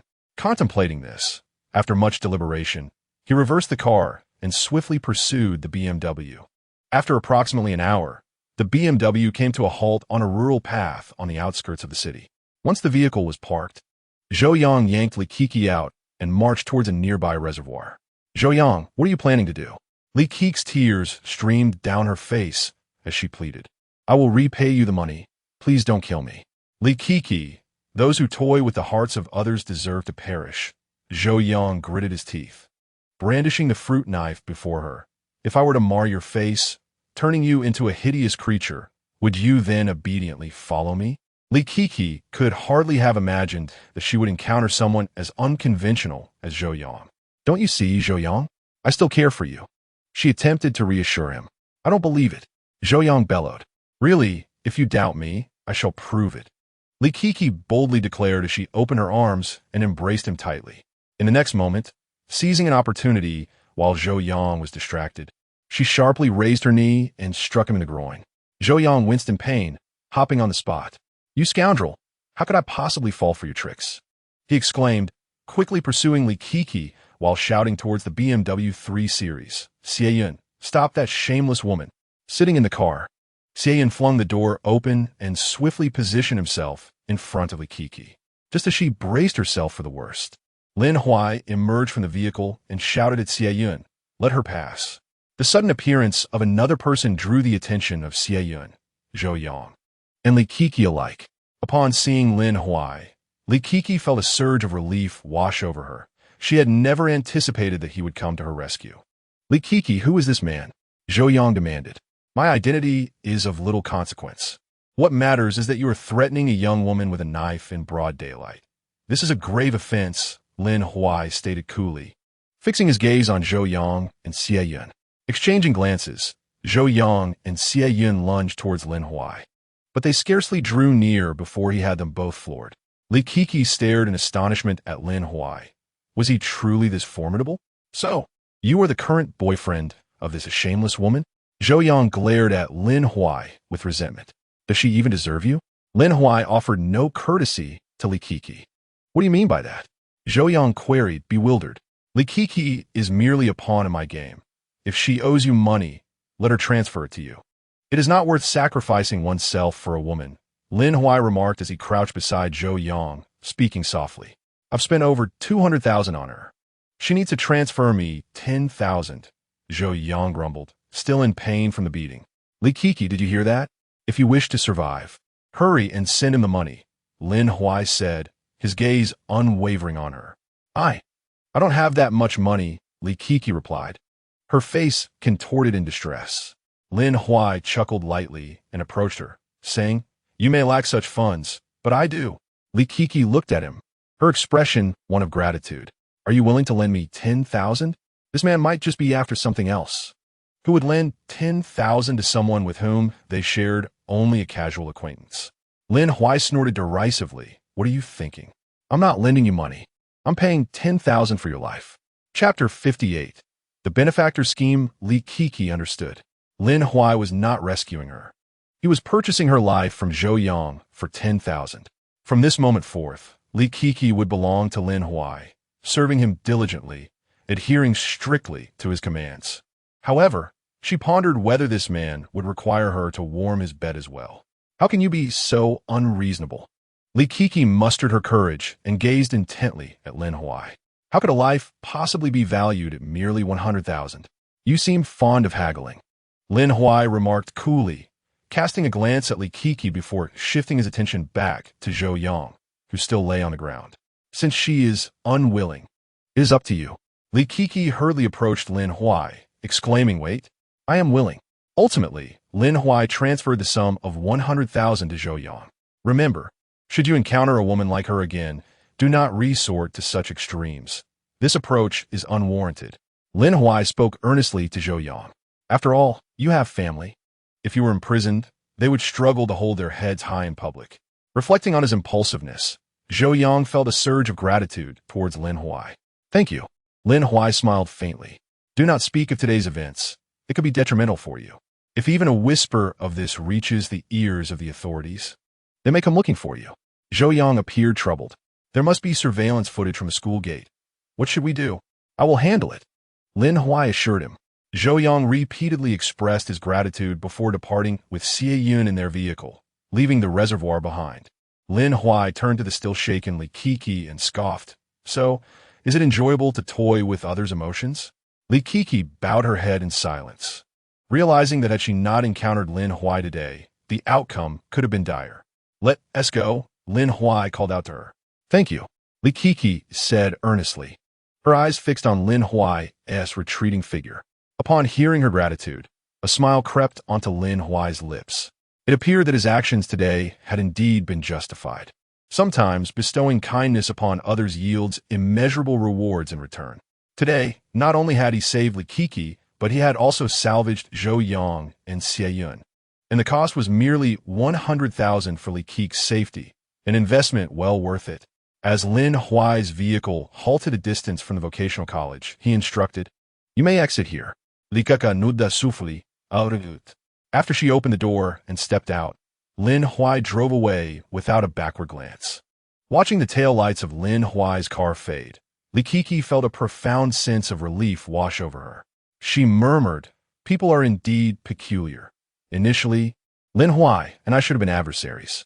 Yet today, he stepped forward, not only rescuing me from the police station, but also intervening when I was in danger. This man was truly enigmatic." As she contemplated this, she walked into the school. Meanwhile, the earlier incident involving Zhou Yang brandishing a knife to abduct Li Kiki was clarified by a witness, who stated it was merely a prank. Upon returning to her dormitory, Li Kiki's first action was to reach out to Luo Yuhang. "Cousin, could you possibly secure me another chance with Mayor Song?" Li Kiki softly murmured this time. "The issue primarily arose from my carelessness. You are aware of my capabilities. I can capture intimate photographs of myself with Lin Huai. Yet do you still doubt my abilities? Cousin, how about I bring this matter up with Director Song later?" Luo Yuhang's eyes glinted mischievously. Indeed, Li Kiki possessed a certain finesse when it came to dealing with men. Otherwise, how could someone like Lin Huai enter a secluded CAF booth with her? Moreover, if Li Kiki were introduced to Song Huaimin, would she eventually find herself in his bed? If that were the case, a rapid ascent in his career would be within reach. With these thoughts swirling in his mind, Luo Yuhang felt a surge of excitement.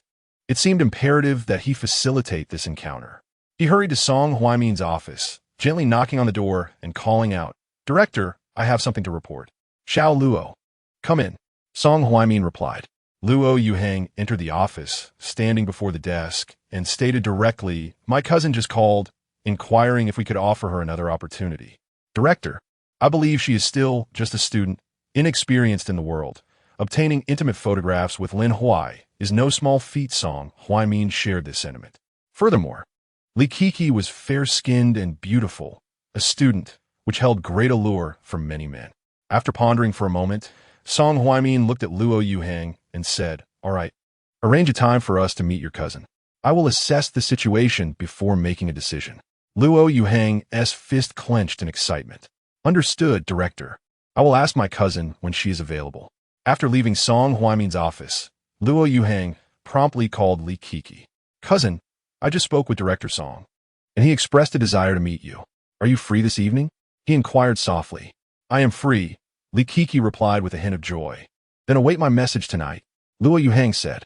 After work, with no other engagements, Luo Yuhang directly met with Li Kiki. "Cousin, Director Song wants to meet with you this evening. You must dress beautifully. Do you understand what I mean?" he said softly, sitting across from her at a milk tea shop. "If the director takes a liking to you, just think of how many years you could save in your struggles." Li Kiki's face lit up with excitement. Her delicate fists clenched tightly. "Cousin, I will not disappoint you."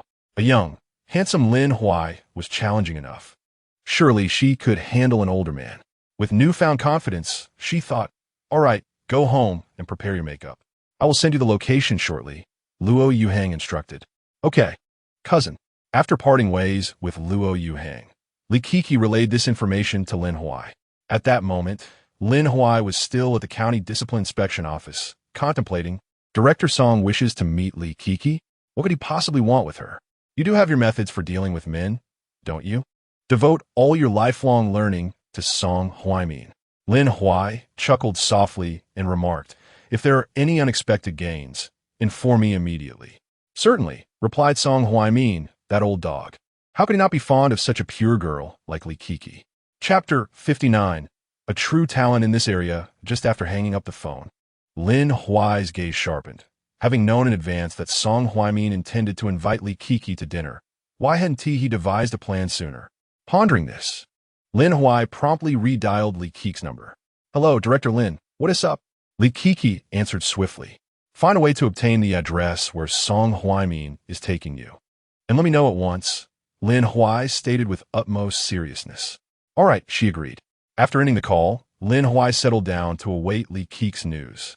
5 minutes later, she sent him a message. Xingyao Restaurant, woohoo, High private room. Got it, Lin Huai replied, immediately seeking a channel to purchase a pinhole camera, then proceeded alone to Xingyao Restaurant. Upon arrival, Lin Huai seized the opportunity to enter the woohoo, High private room. Swiftly installing the device while ensuring no one was paying attention, then exited the room. After leaving, he retreated to a seemingly pleasant CAF at the back of Xingyao Restaurant. At that moment, Lin Huai was disguised in a baseball cap and mask, rendering him unrecognizable. He ordered a cup of coffee and attentively focused on the screen of his phone. Half an hour later, Song Huaimin, Luo Yuhang, and Li Kiki appeared on the screen. Li Kiki, with her high ponytail, had her hair dancing joyfully with her steps, the hem of her school uniform revealing a slender calf, while her canvas shoes cast dapple shadows across the sunlit ground. Her bright laughter rang out like the chime of wind bells, her eyes sparkling with youthful exuberance. Occasionally, she tucked a stray hair behind her ear, revealing a smooth forehead and a bashful smile, her lashes fluttering as if they contained the entire summer's starry sky. Song Huaimin's gaze lingered on Li Kiki, clearly captivated by such a girl. With this in mind, the situation became increasingly intriguing. Xiao Luo, go have the waiter bring the dishes, Song Huaimin called out to Luo Yuhang. Luo Yuhang nodded gently in acknowledgement before stepping out of the private room. It seemed he was inadvertently creating an opportunity for Song Huaimin and Li Kiki. At this moment, Song Huaimin shifted his chair closer to Li Kiki. You must be Li Kiki, he said casually, glancing at her. Yes, kind of head Song, I am Li Kiki, she replied, her eyes shyly meeting his, a hint of crimson blooming on her ears.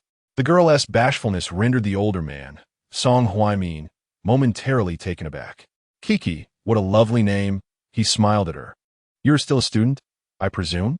Yes, county head Song, but I am about to graduate, Li Kiki smiled back. Have you found a job yet? Song Huaimin asked, his expression genuinely concerned. Not yet, she admitted. Li Kiki pursed her lips and shook her head. How about this? After graduation, I will recommend you to the county government. Although there is no official position, I assure you that the benefits and treatment you deserve will not be lacking from my side. What do you think? Are you interested? Song Huaimin gazed at Li Kiki with eager anticipation. Li Kiki was taken aback, soon overwhelmed with excitement, her delicate fists tightly clenched. Really? Is this true, County Chief Song? Song Huaimin was captivated by the youthful innocence radiating from Li Kiki. It had been years since he had encountered a young girl like her. In his many years of political life, he had met women who sought to ascend through more dubious means. But he found those women too tainted by worldly desires for his liking. Of course it's true, Song Huaimin replied with a warm smile.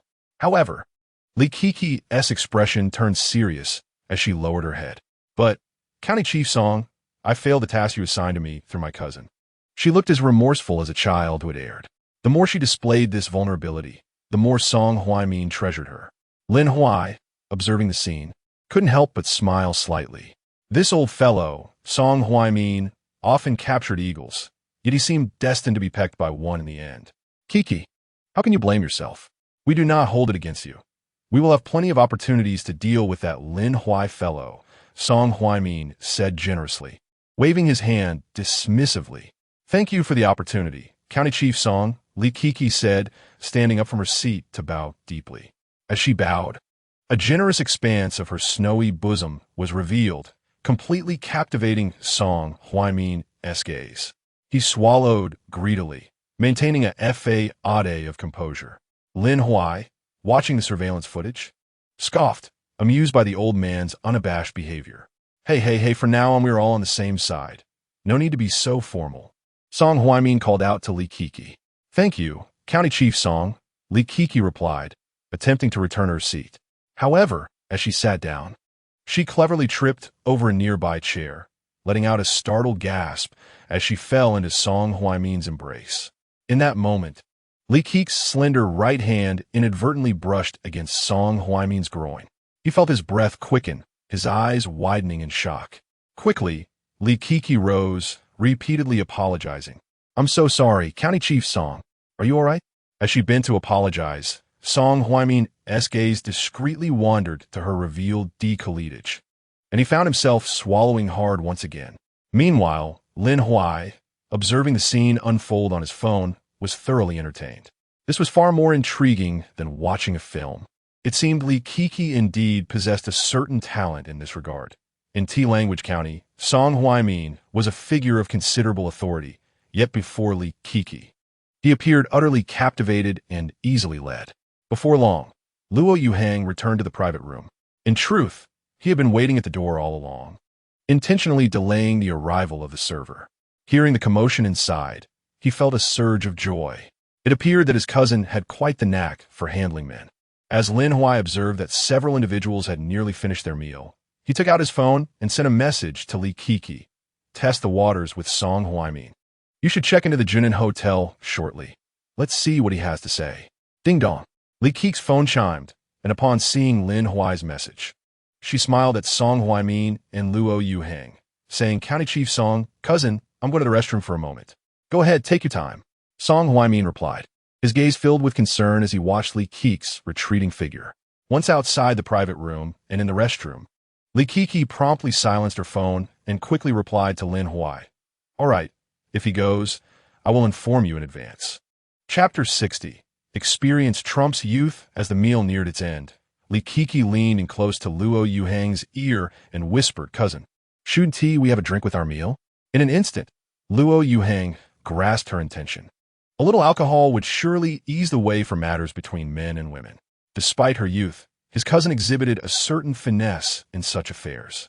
With this understanding, Luo Yuhang turned to Song Huaimin and quietly inquired, Leader, shall we indulge in a drink? Song Huaimin glanced at Li Kiki and said, Let us have a little, but let us agree to keep it moderate. We must not overindulge. After a few rounds of drinks, Li Kiki's complexion blossomed with a rosy hue, and her speech became somewhat slurred. I can't drink anymore, she exclaimed, waving her hands. Cousin, County Chief, I really must leave. You're intoxicated.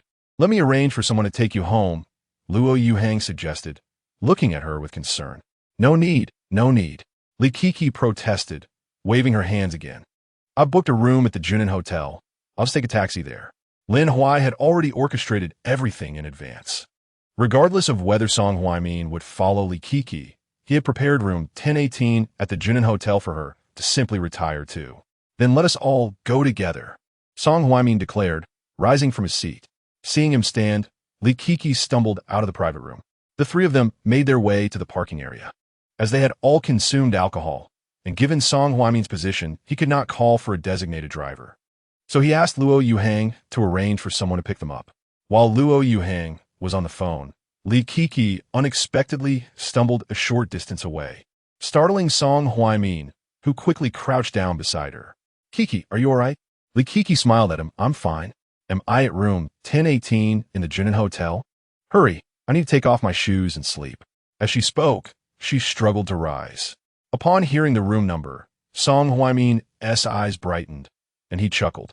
Kiki, you're quite intoxicated. We're still on the street. Am I drunk? Li Kiki boldly draped her delicate arm around Song Huaimin's neck. Her enticing red lips slightly pursed, exuding an irresistible allure. Not daring to engage further in public, Song Huaimin swiftly guided her to the back of the car. As they reached the vehicle, Li Kiki leaned against him, her entire being nestled in his embrace. As the fragrant aroma emanated from Likiki, Song Huaimin found himself utterly entranced. He had long forgotten the essence of youthful innocence. "Xiao Luo, has everyone arrived?" He called out to Luo Yuhang, who remained outside the vehicle. "They have arrived," Luo Yuhang replied. "That is splendid. Once they are here, please escort Kiki to the Junin Hotel," Song instructed. "Understood." Soon, the driver, Old Ko, arrived. A diligent and unassuming retired Special Forces soldier, he focused solely on driving and refrained from prying into other matters. Following Luo Yuhang's directions, he first transported Li Kiki to the Junin Hotel. Luo Yuhang disembarked and assisted Li Kiki with the check-in process. "Cousin, what do you think of County Chief Song?" he inquired softly. "What is your impression, cousin?" Kiki countered. "I sense there's a hint of interest. Let's take our time. Once you have ingratiated yourself with County Chief Song, our prosperous days will surely follow." Luo Yuhang smiled at Li Kiki. "All right, cousin, I will do my best." In no time, Li Kiki opened the door to room 1018. As the door swung open and the lights illuminated the space, Lin Huai, observing through the surveillance, saw only Li Kiki enter. Is my meticulous arrangement at the Junin Hotel in vain? Why is it just Li Kiki? He pondered, sensing that Song Huaimin was indeed cautious. Murmuring to himself, Lin Huai swiftly seized his phone and messaged Li Kiki. "Did that old dog Song Huaimin not accompany you to the hotel?" Li Kiki, upon receiving Lin Huai's message, replied promptly, "Not necessarily. I have already disclosed the room number to him." Lin Huai contemplated for a moment. "Then we shall wait." Approximately 40 minutes later, Li Kiki heard a knock at the door. "Who is it?" she called out. "It's me," came the voice of Song Huaimin from outside. Lin Huai's furrowed brow relaxed instantly. Had Song Huaimin finally fallen in the trap? It seemed that the evening's efforts would not be in vain. Thus, Lin Huai focused intently on his phone, striving to capture every detail. At that moment, Li Kiki, wrapped only in a bath towel, revealing her long, elegant legs, opened the hotel door. "County Chief Song, what brings you here?" she asked, her gaze fixed seriously upon him. "Kiki, I came to see you. If you're displeased, I shall leave at once," Song Huaimin replied. Li Kiki quickly grasped Song Huaimin's hand and pulled him into the room.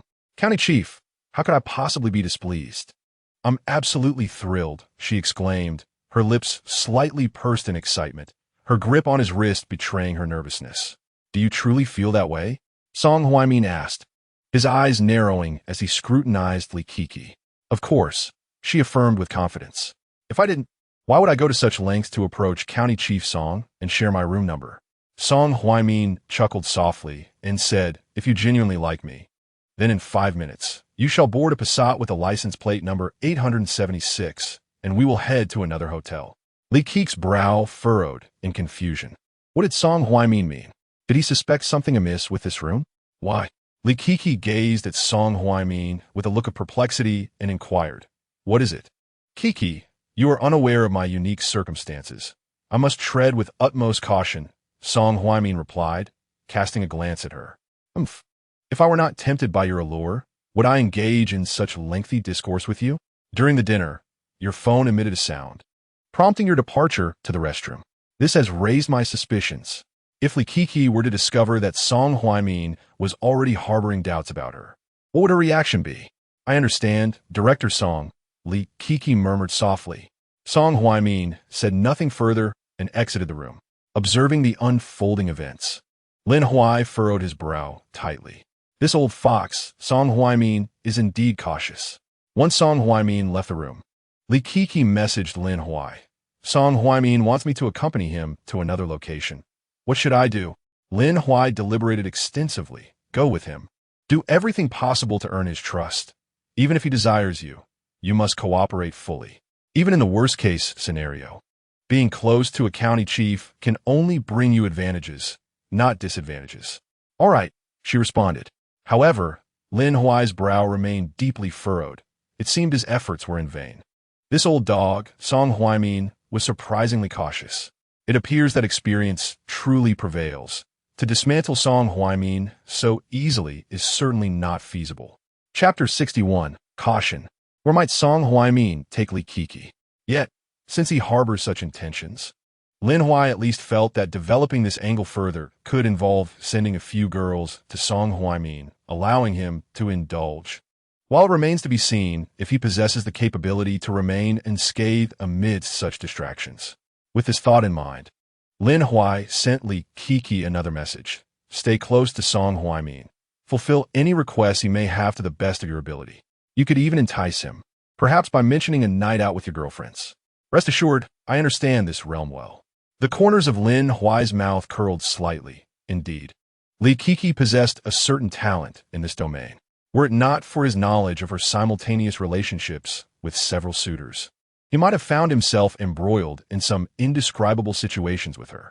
However, upon learning of Li Kiki's conduct, Lin Huai felt a sense of distaste. How could he possibly engage with her? A few minutes later, Li Kiki emerged from the Junin Hotel, having changed her attire. At the hotel entrance, a car waited. Song Huaimin sat in the back seat, rolled down the window, glanced at Li Kiki, and beckoned her over. Understanding his gesture, Li Kiki approached the vehicle, opened a rear door, and took a seat. As soon as she settled in, the fragrance emanating from her captivated Song Huaimin entirely. After an undetermined duration of travel, they arrived at a small island at the heart of the lake. This island housed a hotel named Lakeside Hotel, while it might not be 5-star. It stood as the finest establishment in the small town of Chaoyu County. Song Huaimin led Li Kiki directly from the basement to the top floor via the elevator. Upon entering the suite, Song Huaimin's piercing gaze fixated intently on Li Kiki. Li Kiki gently bit her red lips, shyly glancing at Song Huaimin. County Chief Song, if you look at me like that, I might feel embarrassed. Song Huaimin let out a faint hum. Li Kiki, if you wish to remain by my side, I hope you refrain from playing tricks. Otherwise, should I discover any deceit, your fate will be dire. A chill ran through Li Kiki.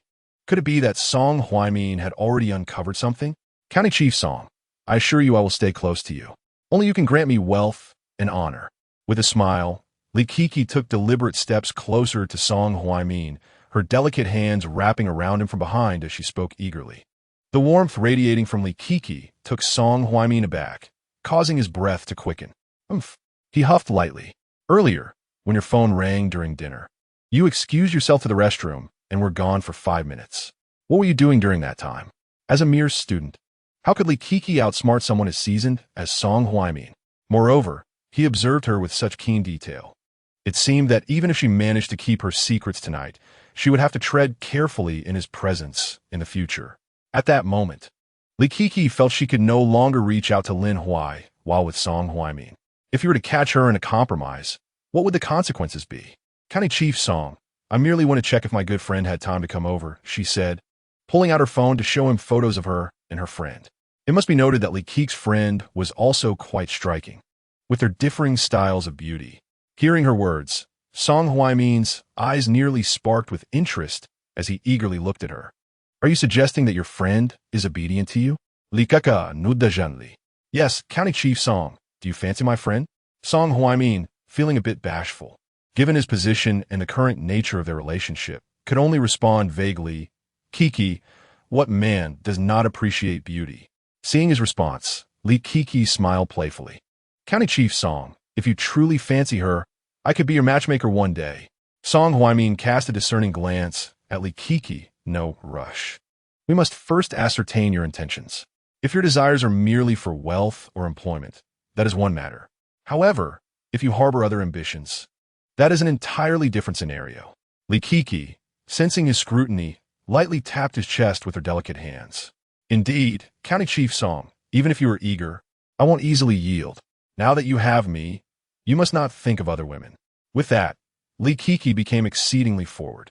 Observing her assertiveness and recognizing that they were in his territory at the Lakeside Hotel, Song Huaimin felt no need to conceal anything further. After their passionate entanglement, Song Huaimin looked at Li Kiki with satisfaction and said, after graduation, come directly to the county government. Thank you, County Chief Song. Indeed, this evening, you may take refuge at the Lakeside Hotel, Song Huaimin stated, rising to don his attire, signaling his intention to depart the room. Li Kiki harbored no genuine affection for such an elderly gentleman, yet she understood the necessity of feigning interest. As she observed Song Huaimin nearing the exit, she leaped into his embrace, exclaiming, "County Chief Song, I do not wish for you to leave." Song Huaimin chuckled, "Be obedient. I have matters to attend to." With a resigned expression, Li Kiki replied, "Very well." Once Song Huaimin had departed, Li Kiki initially contemplated sending a message to Lin Huai to report her whereabouts. Yet she ultimately refrained. This venue had been selected by Song Huaimin, who could ascertain whether he had installed any surveillance devices. If that were the case, she would have unwittingly compromised herself. The following day, upon awakening, Li Kiki vacated the lakeside hotel. After returning to school, she reached out to Lin Huai. "Can we meet?" She inquired directly. "I have something to discuss with you." Upon receiving Li Kiki's message, Lin Huai's lips curved into a subtle smile. "Certainly, if you are available, I can come and pick you up at your school entrance." "All right." Just as Lin Huai was about to set off, an idea seemed to strike him, prompting him to quickly voice call Li Kiki. Given Song Huaimin's cautious nature, do you think he might send someone to keep an eye on you afterward? With Lin Huai's reminder, Li Kiki felt the plausibility of such a notion, prompting her to ask, "What should we do then? How about this? Could you bring someone along when you step out? You both could enjoy coffee at a CAF, and I will find an opportunity to meet you there." Lin Huai suggested thoughtfully. "Okay, I will invite my best friend," Li Kiki responded. After a brief exchange with Li Kiki, Lin Huai arrived at the entrance of the vocational college. It was prudent to exercise caution. One must ascertain whether Song Huaimin had indeed dispatched someone to covertly follow Li Kiki. Chapter 62. Perhaps I worried too much when Lin Huai reached the vocational college. He spotted Li Kiki entwined with a fashionably dressed young woman, waiting for a rideshare at the entrance. Shortly thereafter, their vehicle arrived, and Li Kiki and Luo Xie boarded the car. Just as Lin Huai was about to start his engine to follow, he noticed a nearby vehicle had also ignited its engine, inexplicably trailing behind the car in which Li Kiki was seated. One must exercise utmost vigilance when engaging in games of wits with elderly gentlemen like Song Huaimin. A moment's carelessness could lead to irreparable consequences. "You're being followed." "What? How is that possible?" Likaka responda, astunisha. "There is nothing impossible about it. That old man, Song Huaimin, is exceedingly cautious. It is entirely normal for him to have someone shadow you." Lin Huai replied with a slight smile. "Did you not mention wanting to introduce your friend to Song Huaimin? Once you arrive at the CAF, you could discuss this matter directly. His associates will surely relay the information back to him, potentially allowing you to establish a firm footing with Song Huaimin." "All right." Soon, Li Kiki and Luo Xie arrived at the blue CAF. As the two women entered, the vehicle trailing behind them also parked and followed closely into the CAF. Lin Huai found it rather amusing. Did Song Huaimin truly possess no sense of counter-surveillance? After all, he was not far from them. It appeared that the strategy of the mantis catching the cicada, with the yellow bird waiting in the rear, was beginning to bear fruit.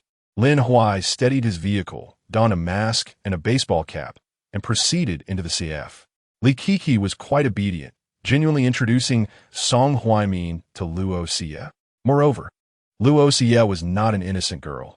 Upon learning of a connection to the county chief, her interest piqued, leading to an animated conversation. At the table adjacent to the two girls sat Song Huaimin's associates. Once Li Kiki and Luo Xie vacated the CF, his associates departed as well. Lin Huai waited until they had completely vanished before swiftly ushering Li Kiki and Luo Xie into his car. "Is this your close friend?" Lin Huai inquired softly, glancing at Li Kiki. "Yes, her name is Luo Xie," she replied. "Hello, I'm Lin Huai." After a brief introduction, Lin Huai drove the two directly to a fine dining establishment. Girls like Luo Xie were easily won over. A sumptuous meal and a few thoughtful gifts, combined with his handsome appearance, would surely ensure their affection. After their outing, Luo Xie's gaze towards Lin Huai had noticeably shifted. "Kiki, is he your boyfriend?" On their way back to the vocational college, Luo Xie grasped Li Kiki's hand and asked, biting her lip in curiosity. "Xie, don't be infatuated," Li Kiki responded, casting a glance at Luo Xie. "He wouldn't be interested in us." Luo Xie was unconvinced. "How could that be? We are quite beautiful. He must find us appealing. Li Kiki remained silent, recalling her initial thoughts upon meeting Lin Huai, which mirrored Luo Xie's current musings. However, she had since gained a clearer understanding of herself. Well, let's see how it goes. What kind of girls does Lin Huai truly fancy? Is your friend reliable? Despite the three being together, Lin Huai still messaged Li Kiki. Reliable. Li Kiki replied, feel free to speak your mind. Seeing this, Lin Huai deemed it unnecessary to hold back. There's not much to say. Just gain Song Huaimin's trust at all costs, he chuckled. Their first meeting concluded with a simple introduction. Lin Huai did not escort them back to campus. They opted to take a taxi instead. Kiki, I think I'm in love, Luo Xie exclaimed, grasping Li Kiki's hand. Are you close with Lin Huai? Li Kiki shook her head with a smile. Not really. Indeed, they were not close. Had it not been for Lin Huai saving her life, she would not have engaged in such endeavors. Li Kiki was, after all, a person who valued gratitude. Luo Xie nearly leaped in excitement. That's wonderful. If I end up with Lin Huai, I won't have any psychological burdens. Li Kiki regarded her friend with a look that suggested disbelief. What are you thinking? I advise you not to get too deep. Someone like Lin Huai is not someone we can aspire to. Luo Xie wore an expression of indifference, scoffing. Are you worried I might steal Lin Huai away? Let me assure you, I intend to compete with you fairly. Li Kiki, feeling a sense of despair, quickly shifted the topic, saying, Xie, our primary task at hand isn't this. We must first secure a favorable position with County Chief Song.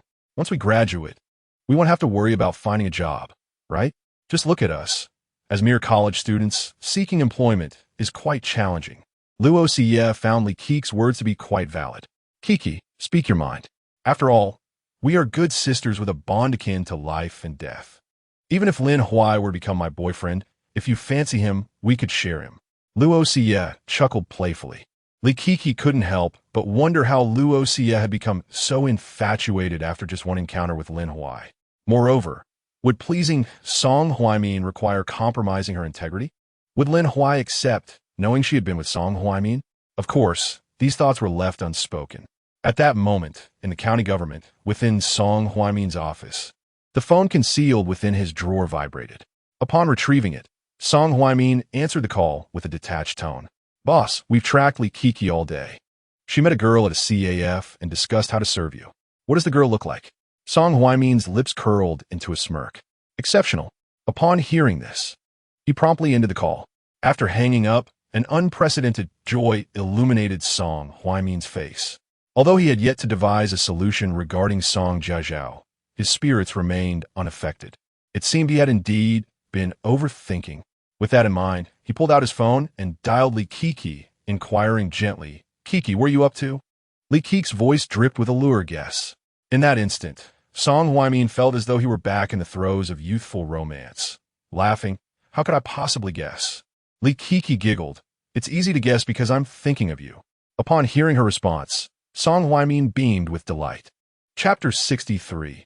Contrast, they say that youthful hearts are filled with longing. At that moment, Song Huaimin, despite his age, bore the unmistakable expression of infatuation. His smile could almost stretch across the Strait of Malacca. Li Kiki and Song Huaimin exchanged sweet nothings, embodying the essence of a couple in the throes of love. Meanwhile, Lin Huai had returned home. Noticing Qin Xinyu had yet to arrive, he picked up his phone to call her, asking casually, still working late? Qin Xinyu lowered her voice. Lin Huai, I'm at the airport on a mission. We've received intelligence that a group of bandits intends to kidnap Ms. Zhao Muqing, the chairwoman of Qingyun Group. Zhao Muqing? The chairwoman of Qingyun Group? Isn't she Song Huaimin's wife? Lin Huai pondered, his mind racing. With Song Huaimin and Li Kiki entangled in their affair, it seemed the opportune moment to devise a plan to approach Zhao Muqing. With these thoughts in mind, Lin Huai left his home without hesitation and drove straight to the airport. Brother Lin Huai, I'm at exit 2, beside the trash bin. Qin Xinyu, dressed casually, stood near a garbage can, seamlessly blending into the crowd. Had it not been for Lin Huai's call, he would have certainly struggled to locate her. The officers assigned to this mission were all in plain clothes, lurking in every corner of the airport. As Lin Huai approached Qin Xinyu, he kept an eye on the flights arriving at the airport. In 3 minutes, a flight from the Forbidden City was set to land in Chayu County. If his instincts were correct, Zhao Muqing would be aboard that very plane. Brother Lin Huai, what brings you here? It's quite dangerous. You should go back. Qin Xinyu remarked, turning to face Lin Huai as he neared her. She leaned in, whispering softly in his ear. Everything is fine. I will ensure my safety. Lin Huai assured her with a reassuring glance. Time ticked away, and, as the flight landed, passengers began to emerge from exit 2. Suddenly, a lavishly dressed woman adorned with pearl earrings appeared, and at that moment, 2 men rushed out, flanking her and making a beeline for Zhao Muqing. Sensing something amiss, Qin Xinyu quickly pursued them. However, a luxury Alfred had already pulled up to the exit. Its doors swung open, and 2 burly men forced Zhao Muqing into the vehicle. Lin Huai and Qin Xinyu exchanged glances, disbelief evident in their eyes. Could it be? Are robbers now so affluent that they resort to luxury cars for their crimes? With no time to ponder further, Qin Xinyu urgently called out to the officers, "Attention, all units. The target has been kidnapped and is in a Toyota Alphard. License plate ending in 986. License plate ending in 986. Without a moment's hesitation, Lin Huai shouted to Qin Xinyu, "Get in my car." She swiftly followed him, and as Lin Huai jumped into the driver's seat, Qin Xinyu deftly took her place in the passenger seat. Thus, Lin Huai drove his ideal 8 in pursuit of the Toyota Alphard, while the officers behind them hastily boarded their police vehicles. How did you come to know someone was planning to kidnap Zhao Muqing? Lin Huai glanced at Qin Xinyu. I'm not entirely sure how the information reached us, but this mission was assigned to me by County Public Security Director Zhuo Bufan. Qin Xinyu replied without reservation. The Deputy County Head, Zhuo Bufan, concurrently serving as the Public Security Director, shared a close bond with County Head Song Huaimin. Now, with Song Huaimin's wife suspected of being kidnapped for ransom, why wasn't he personally overseeing this mission, but instead sending Qin Xinyu? Having just arrived in Chayu County, Qin Xinyu was still unfamiliar with its surroundings. Upon hearing of the impending kidnapping, her chivalrous spirit compelled her to accept Zhuo Bufan's assignment without hesitation. Yet, Lin Huai remained cautious. What if something unexpected were to happen to Qin Xinyu during this operation? Suddenly, a glimmer of realization struck Lin Huai. Perhaps this mission was not genuinely aimed at Zhao Muqing, but was, in fact, a maneuver targeting Wang Yibo. For Song Huaimin's faction, the removal of Qin Xinyu could be perceived as the severance of a wing from Wang Yibo's side. Of course, this was merely Lin Huai's conjecture. The truth of the matter would only be revealed upon encountering that group of individuals. Contemplating this, Lin Huai took a deep breath and quickened his pace to pursue the Alpha. Through the rearview mirror, Lin Huai observed the police cars trailing behind. Although their lights flashed, none of them were at the forefront. Were these individuals trustworthy? Lin Huai glanced at Qin Xinyu and quietly inquired, "Are they reliable?" "Brother Lin Huai, I've only just arrived at the county police station. How could these individuals possibly be my trusted allies?" Qin Xinyu replied with a wry smile. "They were merely assigned to accompany me on this mission." Upon hearing Qin Xinyu's words, Lin Huai became increasingly convinced that tonight's operation might indeed be a trap. His involvement introduced the greatest variable. He chose not to dwell on the matter further, maintaining a leisurely pace behind the Alpha van. After an undetermined duration, the police cars had fallen behind, while the Toyota Alpha continued to advance. Eventually, they reached a treacherous mountain road. Halfway up the slope, there was an observation deck. The Alpha entered the resting area of the viewpoint, and Lin Huai followed suit. No sooner had he parked the vehicle than a group of burly men emerged from the van, menacingly approaching Lin Huai's side. Each of these men brandished steel pipes, intent on smashing Lin Huai's car window. Lin Huai glanced at Qin Xinyu. "Do you have your gun?" Qin Xinyu nodded lightly. "Have you ever shot anyone?" Lin Huai continued to question. "Brother Lin Huai, do you underestimate me?" Qin Xinyu replied with a smile. Just as the burly men were about to strike Lin Huai's vehicle, Qin Xinyu drew her gun and aimed it at them, declaring, "Step back. Otherwise, you will be assaulting a police officer, and I will not hesitate to shoot you on the spot." Unexpectedly, the men dismissed her threat, thinking of her as merely a woman trying to sound tough. And not only did they not retreat, but they quickened their advance. This caused Qin Xinyu to feel quite humiliated. "Damn it," she exclaimed, abandoning her previously delicate demeanor in front of Lin Huai. With a single hand, she raised her gun and pulled the trigger. Bang, bang, bang. A series of gunshots rang out, and the men struck in the head had no chance to plead for mercy. This girl truly was full of surprises. As the men collapsed, Qin Xinyu pushed open the car door and approached the Alpha van to check on Zhao Muqing's condition.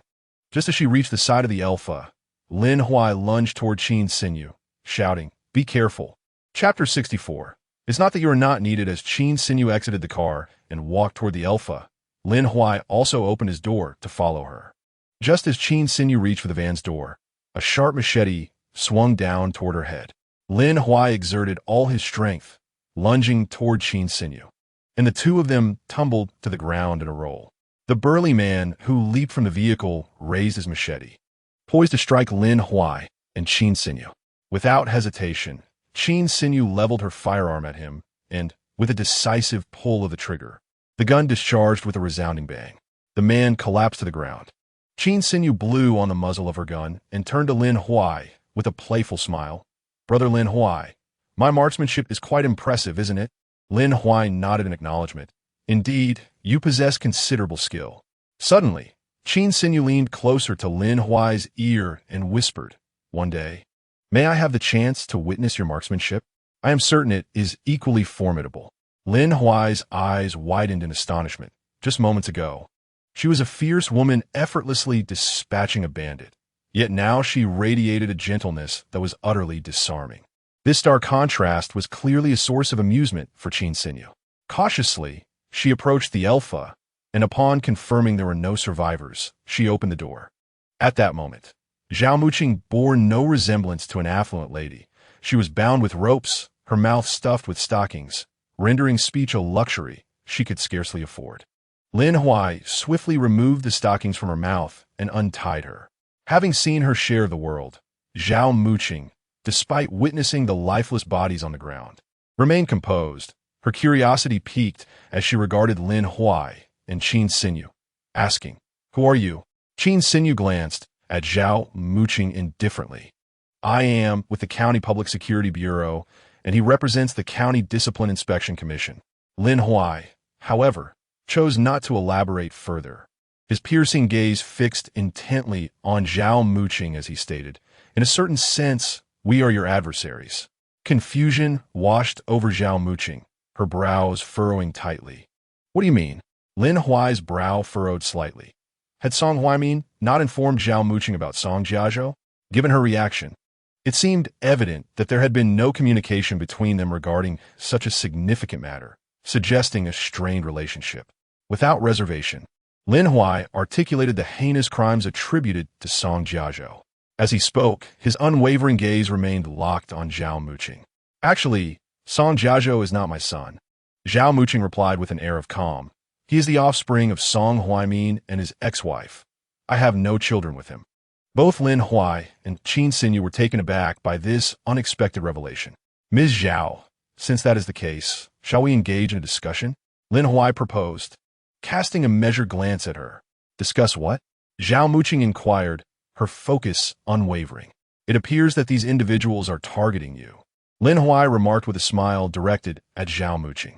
"Then why not say they are targeting us all?" Zhao Muqing retorted, her striking eyes fixed keenly on Lin Huai and Qin Xinyu. "I suspect their aim encompasses the three of us, meaning, if I am not mistaken, you two are thorns in Song Huaimin's side." Internally, Lin Huai scoffed at her perceptiveness. Zhao Muqing was indeed quite astute. "Ms. Zhao, since you possess such intelligence, let's speak candidly." Lin Huai cast a fleeting glance at Zhao Muqing and inquired, "What is your perspective on today's matter?" "I have entered into a subsequent restructured family with Song Huaimin. He has advanced through my family S network, while I have soared utilizing his resources, ultimately establishing our business within the Forbidden City." Zhao Muqing, with a serious demeanor, intently regarded Lin Huai and Qin Xinyu, stating, "In the beginning, the two of us were together, yet as time passed, we found ourselves increasingly apart. With our individual thoughts diverging, our marriage, though technically intact, has effectively become a mere formality. Should I succumb, All that I possess would unequivocally belong to Song Huaimin. Lin Huai fixed his gaze on Zhao Muqing, questioning, "Do you not have children?" Zhao Muqing shook her head in reply, "No." Given this scenario, it is indeed plausible that Song Huaimin might consider eliminating Zhao Muqing. After all, upon her demise, he would emerge as the unequivocal victor, seizing both wealth and power. Once he inherits everything from Zhao Muqing, acquiring any luxury villa or high-end vehicle would merely require reporting to the organization, as such income would be deemed legitimate. Furthermore, any subsequent financial gain would likely go unnoticed. It seems Song Huaimin has meticulously calculated his strategy. Since your relationship with Song Huaimin has reached a freezing point, why have you not divorced? Lin Huai inquired, his expression filled with curiosity. Zhao Muqing explained, Song Huaimin has consistently delayed the divorce. However, this time, unexpectedly, he expressed a desire to meet and discuss matters in Chayu County. Upon my arrival, I was unexpectedly seized by two imposing men and forced into this vehicle. Thus, you can comprehend why he suddenly wishes to engage in conversation. Lin Huai refrained from responding, pondering whether Li Kiki had truly ensnared Song Huaimin. Perhaps after divorcing Zhao Muqing, he intended to pursue a relationship with Li Kiki, yet Lin Huai simply speculated, recognizing that for a man like Song Huaimin, women were mere accessories, easily discarded and replaced at will. In truth, it appeared that Song Huaimin's target was Zhao Muqing, with Qin Xinyu caught in the crossfire. Would you consider collaborating with me? Lin Huai proposed, gazing calmly at Zhao Muqing. What sort of collaboration? Zhao Muqing asked. Her beautiful eyes briefly lowered before lifting again to smile at Lin Huai. I propose that once I obtain incriminating evidence against Song Huaimin, you would personally come forward to file a formal complaint.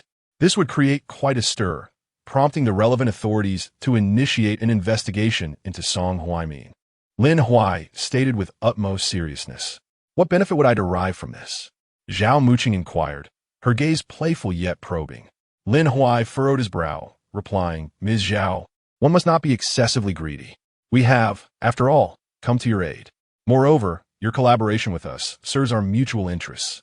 We're not solely dependent on you. However, our assistance on one occasion does not guarantee we will be able to do so a second time. If Li Kiki obtains compromising evidence against Song Huaimin, the identity of the informant matters little. It is merely that if Zhao Muqing steps forward, the impact would be maximized. However, this woman dares to negotiate terms. Truly a merchant, solely concerned with profit. Yet, this greatly displeased Lin Huai. Observing that Zhao Muqing had yet to utter a word, he wrapped his arm around Qin Xinyu's shoulder and confidently made his way towards his ambitions. Shall I call someone to handle the scene? Qin Xinyu glanced at Lin Huai. No need, someone has already made the call, Lin Huai replied with a smile. As Lin Huai approached Qin Xinyu, a police car had indeed arrived not far away. However, it did not advance towards them, but rather turned around, presumably to report the situation. On Zhao Muqing's side, seeing Lin Huai and Qin Xinyu board the car, she hurriedly called out, "Wait for me." Yet, Lin Huai, having heard her, chose to ignore her and drove off. Chapter 65. Controlling the tempo. As for whether Zhao Muqing would inform Song Huaimin, Lin Huai was not the least bit concerned. Song Huaimin was already intent on eliminating her and seizing everything she possessed. If Zhao Muqing were foolish enough to divulge any information to him, it would surely indicate a lapse in her sanity. On their way back, Qin Xinyu placed a call to the county police department, requesting their presence to manage the scene, as she had pressing matters to attend to. By the way, Xinyu, starting today, while at the county police department, be vigilant in all your dealings, especially regarding that old fox, Zhuobu Fawn, Lin Huai remarked while driving. Brother Lin Huai, are you concerned about me? Qin Xinyu's face blossomed into a sweet smile, reminiscent of lilies blooming in spring, fresh and untainted. Yet, could one imagine that this very girl, just minutes prior, had relentlessly pulled the trigger to eliminate bandits? The contrast presented by Qin Xinyu is striking. One might wonder if anyone who marries her would ever find peace and sleep. As Lin Huai and Qin Xinyu made their way towards the county town, in a suite at the lakeside hotel, Zhuo Bufan gripped his phone tightly, his brow furrowed with a dark expression. Beside him stood Song Huaimin, who, noticing Zhou Buffan's demeanor, felt a stir of unease and inquired, "What has happened?" Zhou Buffan took a deep breath and replied, "Old song, we are in grave trouble. My men were all shot down by Qin Xinyu, not a single survivor. Moreover, Zhao Muqing was rescued by her and her associates." Song Huaimin's eyes widened, his fists clenched tightly. Isn't Qin Xinyu merely gilded by her connections in the Forbidden City? How could she possess such strength?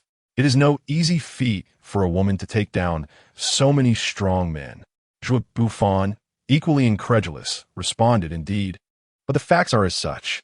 My sources have reported that Lin Huai and Qin Xinyu are now en route back to the county town." Song Huaimin fixed his gaze on Zhou Buffan.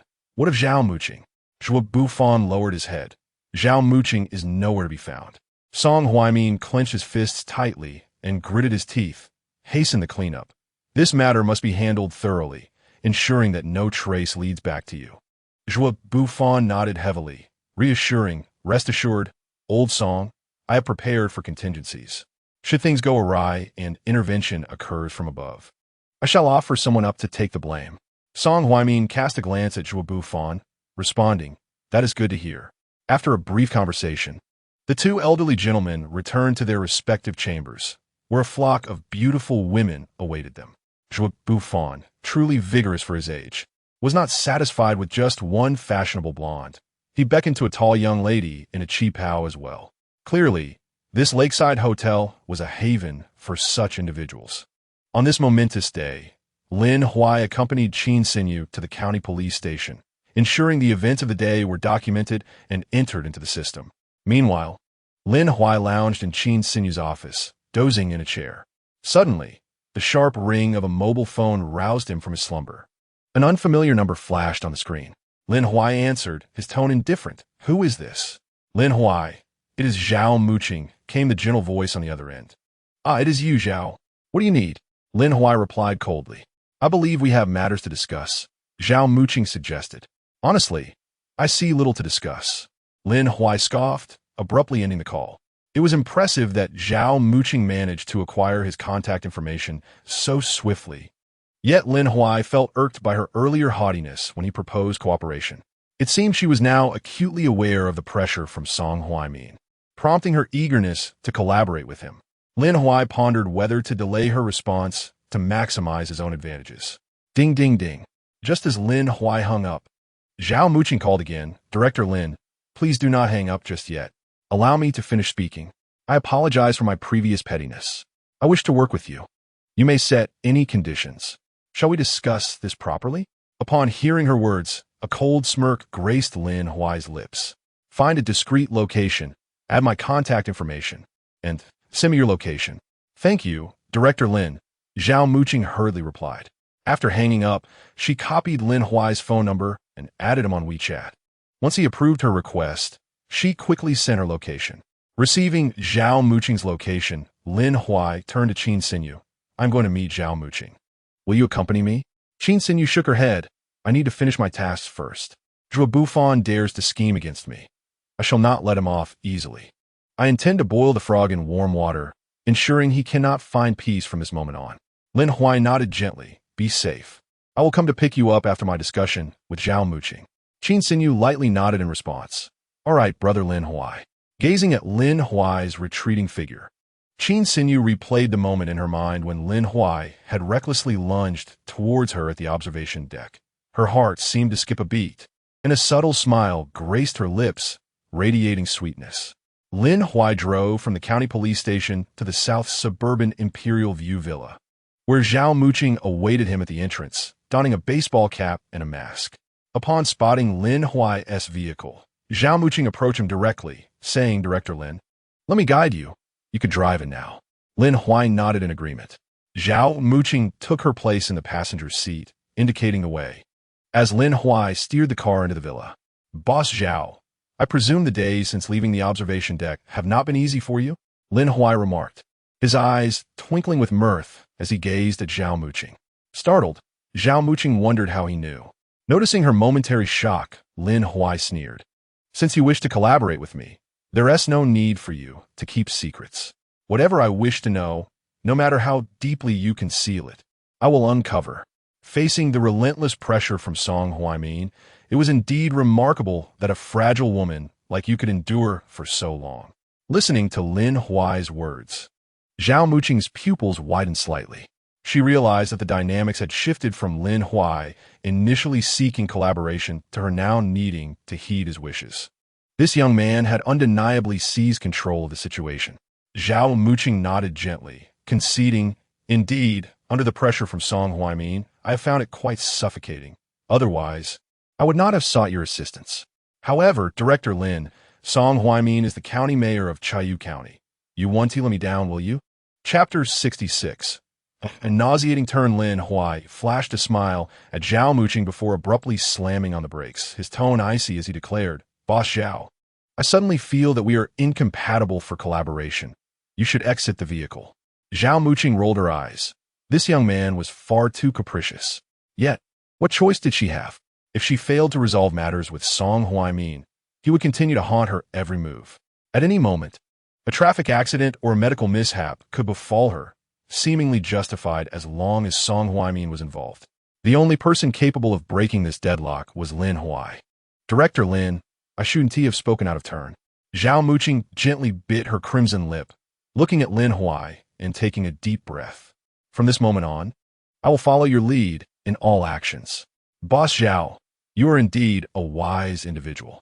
At last, Lin Huai offered Zhao Muqing a faint smile, saying, "You may exit the vehicle now.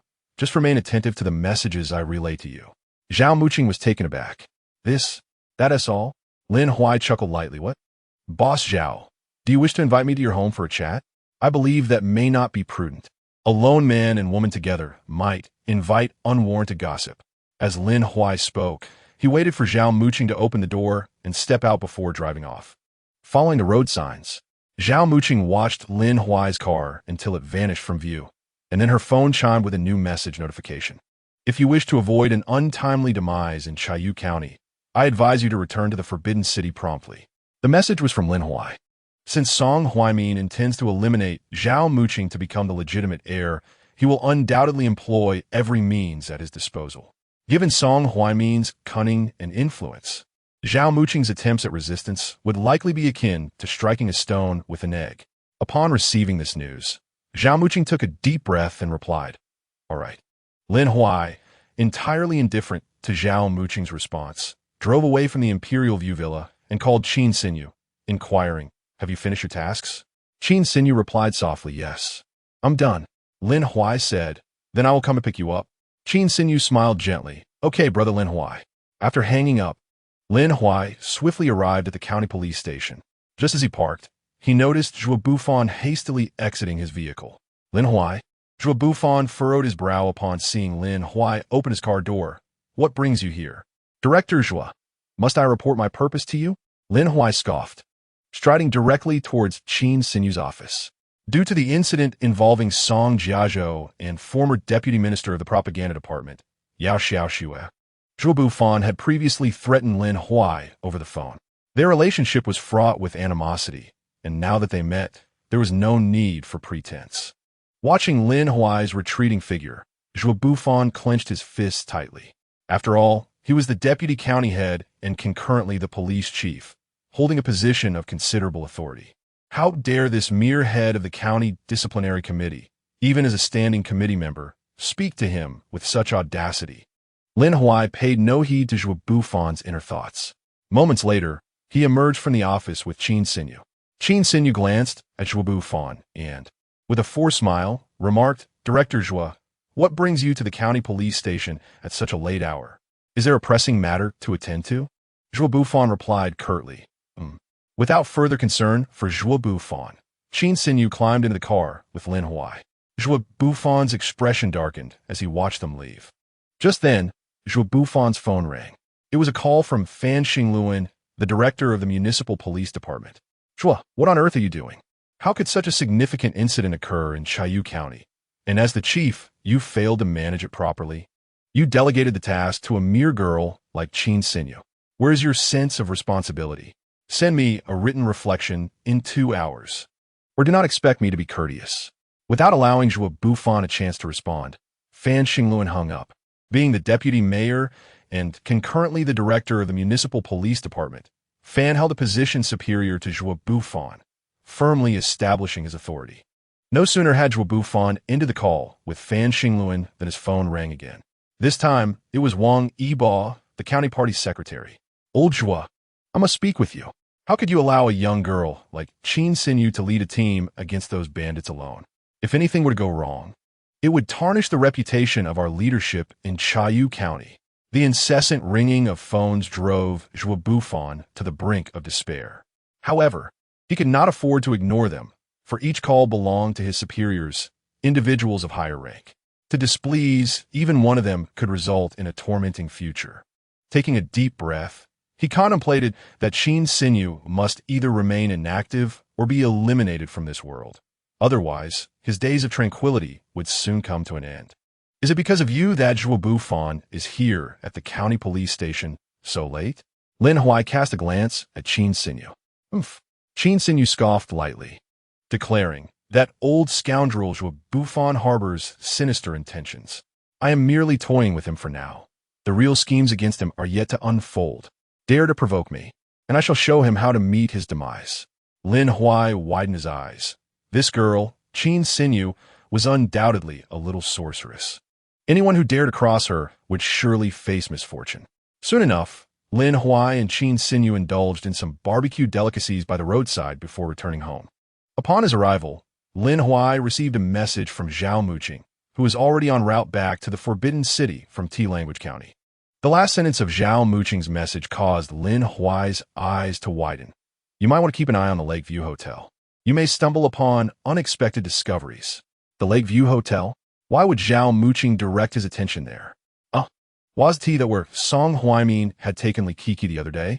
With this thought, Lin Huai swiftly picked up his phone and sent Li Kiki a message. "Is it convenient to chat?" Li Kiki replied, "Absolutely." Lin Huai quickly followed up. "Did you go to the Lakeview Hotel with Song Huaimin that day?" Li Kiki responded, "I thought you already knew." Upon receiving this reply, Lin Huai finally grasped why Zhao Muqing had urged him to focus on the Lakeview Hotel. It appeared that this establishment held numerous secrets pertaining to Song Huaimin. Chapter 67. Are you trespassing on private property? Lin Huai intended to surveil the Lakeview Hotel, but he could not be in two places at once. As for the county's disciplinary committee members, the two women, Flower Butterfly and Zheng Wei, were ill-suited for such tasks. Moreover, Lin Huai had yet to divulge many matters to them. With this in mind, he immediately thought of Old Han, deciding to invite him to T-Language County for a visit while he gradually developed his own network. It was too late to reach out today, so he resolved to call Old Han the following day to discuss his thoughts. The next day, shortly after 10, Lin Huai called Old Han. "Old Han, would you like to come to T-Language County for a visit?" Upon receiving Lin Huai's call, Old Han was ecstatic. "Young master, have you been missing me? If I come to T-Language County, will you introduce me to a few ladies?" Lin Huai was utterly speechless. "No wonder you are over 40 and still a bachelor. With your demeanor, which woman would dare to associate with you?" Old Han wore a proud expression and said, "Young master, you simply don't understand. If I had a girlfriend or got married, I would be hanging from a crooked tree, forced to gaze longingly at the myriad of blossoms from afar. How unbearable that would be. However, the situation has changed. I can charm any woman, and with proper time management, it would be effortless to amuse several. Young master, would you care to learn from my methods?" Lin Huai, disinterested in idle chatter with Old Han, directly conveyed his purpose for summoning him to Chayu County. Without hesitation, Old Han agreed and indicated he would take a flight to Chayu County that very afternoon. Once Old Han arrived, the matter concerning the Lakeside Hotel could be entrusted to him. At just over 40, Old Han had always been by his grandfather's side and possessed commendable qualities. With this issue resolved, Lin Huai settled in his office, perusing recent documents. At that moment, Zheng Wei approached Lin Huai's office door and gently knocked. "Director Lin, there has been a formal complaint against Su Zikai, the mayor of Qinghe Town, alleging extramarital affairs and embezzlement. Should we investigate further?" Lin Huai was somewhat acquainted with Su Zikai, who had aggressively developed the economy of Qinghe Town, which had seen remarkable growth in recent years. Could such a capable individual truly err so gravely? Very well, let us depart and ascertain the facts, Lin Huai responded, glancing at Zheng Wei. Director Lin, the staff is quite occupied at the moment, all engaged in various tasks. Shall it just be the two of us? Zheng Wei's eyes sparkled with a hint of delight, tinged with shyness. It is perfectly fine for us to go alone. Is there an issue? Lin Huai tilted his head, regarding her. Of course not, Director Lin. I shall prepare immediately, Zheng Wei replied, barely concealing her excitement as she hurried off to gather materials. Lin Huai took his work identification and essential equipment before departing the office. Director, if you feel secure with a female driver, I can take the wheel. Zheng Wei cheerfully suggested beside a government vehicle from the County Discipline Inspection Commission. I will drive. Lin Huai smiled at her, entering the car and starting the engine. Once Zheng Wei was seated beside him, he pressed the accelerator, propelling them forward. The journey to Qinghe Town took merely 50 minutes, and upon arriving at the government building, the staff was still at work. Additionally, Lin Huai and Zheng Wei had not informed Suzuki of their visit, so he remained unaware of their intentions as they approached his office. Suzuki, a portly man nearing 40, was momentarily taken aback by Lin Huai and Zheng Wei's unexpected appearance. Mayor Su, I am Lin Huai from the County Discipline Inspection Commission. We have received allegations of your extramarital affairs and embezzlement, Lin Huai stated calmly, meeting Suzuki's gaze. Having served in the organization for many years, you should understand that the policy favors honesty, while resistance is met with severity. We shall grant you 3 minutes to contemplate your response. Decide what you wish to disclose and what you would prefer to withhold. In truth, Lin Huai's words were merely a means of applying pressure on Suzuki. Little did he know, Suzuki turned to Lin Huai and Zheng Wei with a faint smile, saying, neither of you, I have nothing to contemplate. I have not committed the acts in question, and I trust the organization will grant me vindication. Mayor Su, we are merely affording you time for reflection. Should you insist on this obstinate stance, the only one who will suffer is yourself. Zheng Wei regarded Suzuki with utmost seriousness. I understand. Yet, for deeds I have not committed, why should I confess? Suzuki fixed his gaze directly on Zheng Wei. Lin Huai scrutinized Suzuki and swiftly produced a video of the formal accusation. Is this not you? In the video, Suzuki stood before the door of a hotel room, where a stunningly adorned woman awaited within. However, the video concluded with a beautiful woman pulling Suzuki into the room, leaving ample room for subjective interpretation. Lu Meiwan, I bear you no grudge. Why seek to harm me? Suzuki's fists clenched tightly, delivering a forceful blow to the desk before him. Director Lin, may I be granted an opportunity to explain? Suzuki implored Lin Huai. Lin Huai nodded. He was somewhat familiar with Suzuki's reputation. Otherwise, how could he engage in this discourse? Follow me, Suzuki instructed. Exiting the office. Upon descending the stairs, Suzuki greeted several staff members of the town government. As for Lin Huai and Zheng Wei, how many of the lower-level clerks were acquainted with them? Thus, Suzuki's presence did not significantly affect his standing. Suzuki opened a car door, glanced at Lin Huai and Zheng Wei, and called out, please accompany me. Lin Huai and Zheng Wei exchanged glances and entered Suzuki's vehicle. Suzuki's mood was rather somber, and he refrained from initiating conversation with Lin Huai and Zheng Wei throughout the journey. It wasn't until several minutes later that the car halted before a modest 3-story villa. As the vehicle came to a stop, Suzuki dashed into the villa. Lu Meiwan, come out. Why do you seek to harm me? He shouted. Just then, a flamboyantly dressed woman emerged from within. What are you yelling about? Lu Meiwan regarded Suzuki coolly, saying, Mayor Su, are you trespassing in my residence? Chapter 68. Madness as Lu Meiwan spoke. She walked toward a large iron gate and locked it with a hefty padlock. Lin Huai furrowed his brow. Why would Lu Meiwan lock the door? Suddenly, he caught a whiff of a strong gasoline odor, and an ominous premonition surged within him. Lu Meiwan, you lunatic, what are you planning? Suzuki stared at Lu Meiwan, saying, I have devoted significant time and effort for your orchard, even visiting the hotel to procure materials from you. Yet you recorded that video to ensnare me today, haven't you? I, Suzuki, hold my conscience clear before heaven and earth, and I cannot fathom why you wish to harm me so. Listening, to Suzuki. Lu Meiwan, let out a bitter smile. Mayor Su, you are a good person, but alas, you lack adaptability and have offended those you should not have. Suzuki glanced at Lin Huai and Zheng Wei behind him. And what about them? Lu Meijuan's expression remained impassive. He is the true protagonist. As for the two of you, whether you live or die is no longer of consequence. With that, Lu Meijuan unhesitatingly ignited the gasoline that lay strewn across the ground. What do we do? Zheng Wei exclaimed in panic. The villa's walls were rather tall, making escape over them a troublesome endeavor. Moreover, the yard was piled high with dry firewood, which would ignite rapidly. At such close proximity, evasion was impossible. Spotting a water faucet not far away, Zheng Wei hurriedly called out to Lin Huai, "Director Lin, there's water here." However, as she approached and turned the faucet, no water flowed. In an instant, the flames erupted, engulfing the area in thick smoke. Lu Meijuan, I only wish to understand why, Suzuki asked, exhibiting a calmness that was almost unfathomable in such dire circumstances. There is no reason, Lu Meijuan replied resolutely. Is it because of Zhuo Bufan? Suzuki inquired, fixing his gaze upon Lu Meijuan. Is it worth it? As Suzuki posed his question, Lin Huai took a running leap, kicking the wall twice with his feet, successfully grasping the top and flipping over. Upon witnessing Lin Huai attempt to escape, Lu Meijuan's brow furrowed deeply. Where do you think you're going? She yelled, seemingly frantic, and charged towards Lin Huai with a bucket of gasoline, intent on dousing him. This woman has gone completely mad. Arson, murder, such are grave offenses. Is it truly worth it for a man?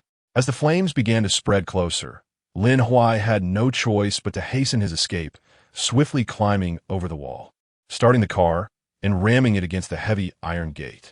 Clang, clang, clang. After several attempts, reversing and crashing against the gate over and over, he finally managed to knock it down. Seeing Lin Huai succeed in breaching the gate, Lu Meijuan was momentarily taken aback. None of you are leaving today, she shouted, now sprinting toward Lin Huai with a bottle of gasoline in hand. Observing Lu Meijuan ignite the gasoline and throw it into the car, Lin Huai dared not remain inside any longer. Without hesitation, he opened the door and leaped out. Suzuki and Zheng Wei hastily fled the yard, watching in horror as the flames surged higher. Had it not been for Lin Huai, they might have perished here. Witnessing Lu Meijuan in a state of near frenzy, Suzuki ran towards her without a second thought. With a sharp slap, he struck Lu Meijuan across the face, hastily searching her for any remaining lighters. Yet, in that moment, Lu Meijuan appeared to have lost her sanity, breaking free from Suzuki and charging at Lin Huai, shouting, "Die! Why won't you just die?" Lu Meijuan appeared almost deranged, her eyes glaring crimson at Lin Huai. If you die, he will be able to wholeheartedly stay by my side. You must die. You must die. In her hand, she clutched a fruit knife, thrusting the glimmering blade towards Lin Huai's chest. Typically, Lin Huai refrained from striking women, but the current circumstances were anything but ordinary. Without hesitation, he delivered a swift, precise kick to Lu Meijuan's wrist, followed by a powerful punch to her shoulder.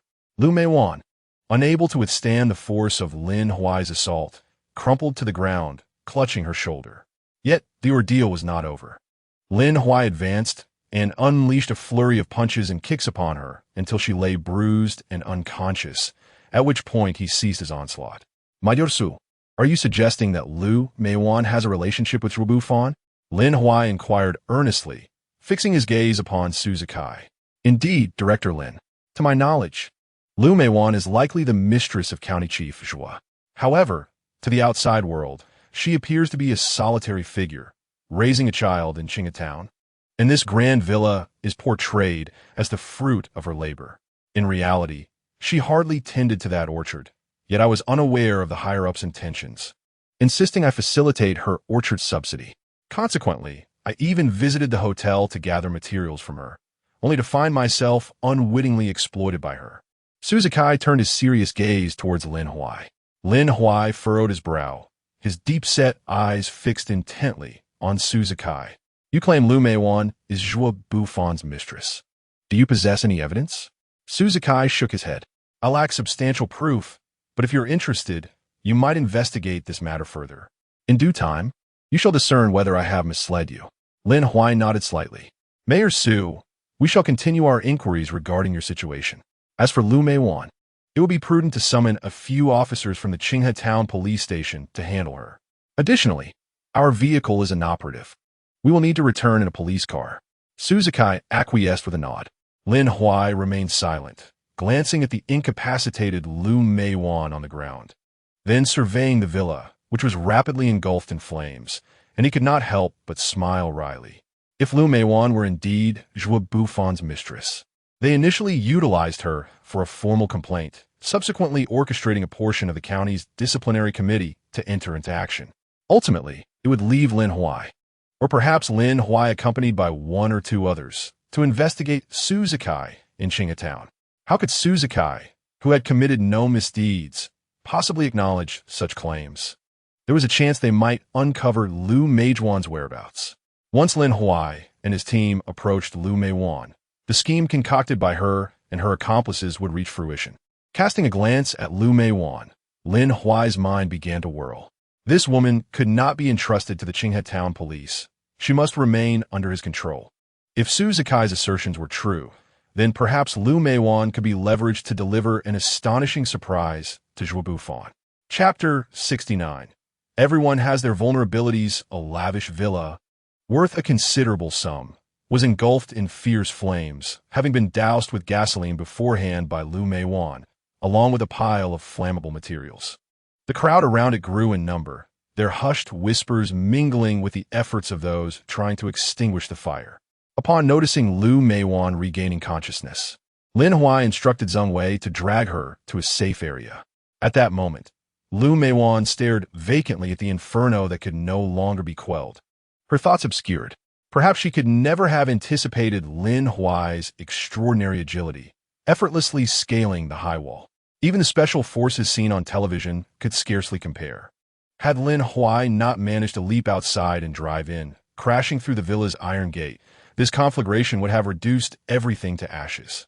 Alas, fate had dealt a cruel hand, leaving them a step short of salvation. Lin Huai crouched beside Lu Meiwan, his voice icy as he inquired. This was orchestrated by Zhuo Bufan, was it not? Given Suzuki's assertion that Lu Meiwan was under Zhuo Bufon's influence, her aggression towards Lin Huai could only stem from this possibility. Yet, the innocent Suzuki had been unwittingly ensnared in their machinations. Alternatively, Gao Kachong, the secretary of Qinghe Town, might be allied with Zhuo Bufon's faction, harboring a deep-seated animosity towards Suzuki, thus entangling him as a mere afterthought. Ultimately, the true motivations might reside solely within Suzuki's understanding. As Lu Meiwan remained silent, Lin Huai let out a cold laugh, choosing not to press further. Each individual possesses their own vulnerabilities. Lu Meijuan's silence merely indicated that her weakness had yet to be uncovered. Once Suzuki arrived, perhaps insights gleaned from him would unlock her reticence. Director Lin, had it not been for you today, we would have been doomed, Suzuki expressed. Gratitude etched on his face. Mayor Su, as you heard Lu Meiwan say, this was inherently aimed at me, Lin Huai replied with a smile. Would it not also targeting me? Suzuki whispered to Lin Huai. Although Gao Kachong holds sway in Qinghe Town, my ideals often clash with his. He is part of the faction with County Head Song and Zhua. Eliminating me would merely be a trivial endeavor for him. Suzuki was indeed a remarkable individual, capable of revitalizing Qinghe Town, his intellect sharp and incisive, always striking at the heart of the matter. Such individuals, if supported by a formidable background, undoubtedly possess limitless potential for the future. Lin Huai gently nodded and turned to Suzuki, directly inquiring, This Lu Meiwan has remained silent. You are somewhat familiar with her. Does she possess any vulnerabilities we could exploit? Suzuki nodded subtly, glanced at Lin Huai, and replied, Director Lin, Lu Meiwan has a son with Zhuo Bufan named Lu Xuefei, who is 18 years old. He dropped out of school a year ago and is currently managing a billiard hall in the county. The public is likely unaware of Zhuo Bufan and Lu Meijuan's offspring. How did you come to know this? Lin Huai smiled as he looked at Suzuki. Director Lin, during my years in Qinghe Town, I have been pressured from above to provide numerous benefits to Lu Meijuan's family, which has hindered my ability to perform my duties effectively and has deprived truly deserving families of precious opportunities. If I continue to follow the upper echelon's directives, I would eventually descend into an abyss. Thus, I had to seek some means of self-preservation. Consequently, I secretly followed Lu Meijuan several times, and these discoveries were made by chance. Suzuki gazed earnestly at Lin Huai. Whenever not engaged in official duties, Suzuki had been discreetly trailing Lu Meijuan day after day, leading to these revelations. "All right, I understand," Lin Huai said, gently patting Suzuki's shoulder. "Since you have positioned yourself in opposition to them, you must exercise caution in all your endeavors. Rest assured, Director Lin, I will." Suzuki nodded in agreement. Suzuki serves as the mayor of Qinghe Town, holding a rank equivalent to that of a department head. Lin Huai, as the head of the county's Discipline Inspection Commission, holds the same rank. However, Suzuki consistently presents himself with a demeanor of humility in Lin Huai's presence. It is no wonder that this Suzuki, lacking any substantial background, has managed to ascend to his current position through sheer tenacity. Lin Huai smiled at Suzuki and said, "Shall I go and converse with Lu Meijuan?" Suzuki nodded gently. "All right." As he watched Lin Huai's departing figure, a gentle smile graced Suzuki's face as he murmured, "If I can cultivate a good relationship with Director Lin, I would no longer be without allies in Chaoyu County, at least standing against Gao Kachong. I would have a formidable wall behind me." Upon entering the temporary detention room at the police station, Lin Huai found Lu Meijuan significantly more alert than before, primarily due to the severity of his earlier actions. "As a public servant, how dare you strike me? I will report you to the relevant authorities." Lu Meijuan glared at Lin Huai, teeth clenched in fury. Without a moment's hesitation, Lin Huai raised his hand and delivered a resounding slap across Lu Meijuan's face. Having nearly lost his life at her hands earlier, his pent-up anger had yet to be fully expressed, and here she was, daring to threaten him? Lu Meijuan's eyes widened in disbelief. She had not anticipated Lin Huai would dare to retaliate. "Lin Huai, I warn you, I am not without influence. You are doomed."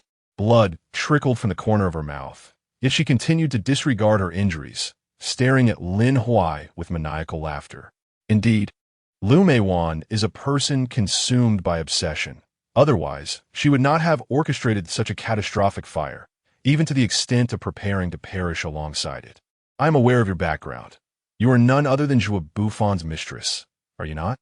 Lin Huai regarded Lu Meijuan with a measured gaze and remarked, "However, a mistress ultimately aspires to be recognized. Fortunately, you bore Zhuo Buffon a son, named Lu Shuifei, who currently manages a billiards hall in the county." As Lin Huai spoke of Lu Shuifei, he observed Lu Meijuan's reactions closely. Indeed, the mere mention of Lu Shuifei caused her demeanor to falter. It seemed that Lu Meijuan's desire for self-destruction was primarily rooted in her connection to Lu Shuifei. Presumably, Zhuo Buffon had leveraged Lu Shuifei as a bargaining chip in his negotiations with Lu Meijuan. Chapter 70. Sowing the seeds of doubt, it appears my assumptions were not misplaced. "Everything you have done is for your son, Lu Shuifei, is it not?" Lin Huai continued his conversation with Lu Meijuan, unable to meet Lin Huai's gaze any longer. Lu Meijuan replied coolly, "I truly do not comprehend what you are insinuating." Lin Huai offered a faint smile. "Are you genuinely unaware, or are you feigning ignorance? Regardless, whether you comprehend or not is inconsequential. Shortly, I expect you will willingly divulge all the details." Upon learning of Lu Shuifei's existence from Suzuki, Lin Huai instructed Qin Xinyu to accompany the police directly to the billiards hall to investigate Lu Shuifei. For a young man like him, with a deputy county magistrate for a father who also serves as the head of the county police department, it would be remarkable if he did not stir up trouble. Of course, there are prodigies among us, but such individuals typically do not drop out of school to open a billiards hall at the tender age of 18. After approximately 40 minutes of anticipation, Qin Xinyu sent a dossier to Lin Huai's phone. Upon perusing it, Lin Huai's brow furrowed deeply. This Lu Shuifei truly embodies a vile character. Lu Shuifei was originally a student at County No. 9 Middle School but was expelled a year ago for the heinous act of assaulting a female classmate. The girl's parents intended to report the incident, but through intimidation and manipulation, your connections compelled them to abandon their pursuit of justice. Merely 3 days prior, Liu Shuifei had assaulted a young woman at his billiards hall with an ashtray, inflicting a 10-centimeter gash on her head that required numerous stitches. Yet he faced no consequences whatsoever. Lin Huai recited each of the transgressions meticulously gathered by Qin Xinyu for Liu Meijuan's hearing. As she listened, her chest heaved with emotion. As Liu Shuifei's mother, how could she possibly remain oblivious to her son's misdeeds? "Stop!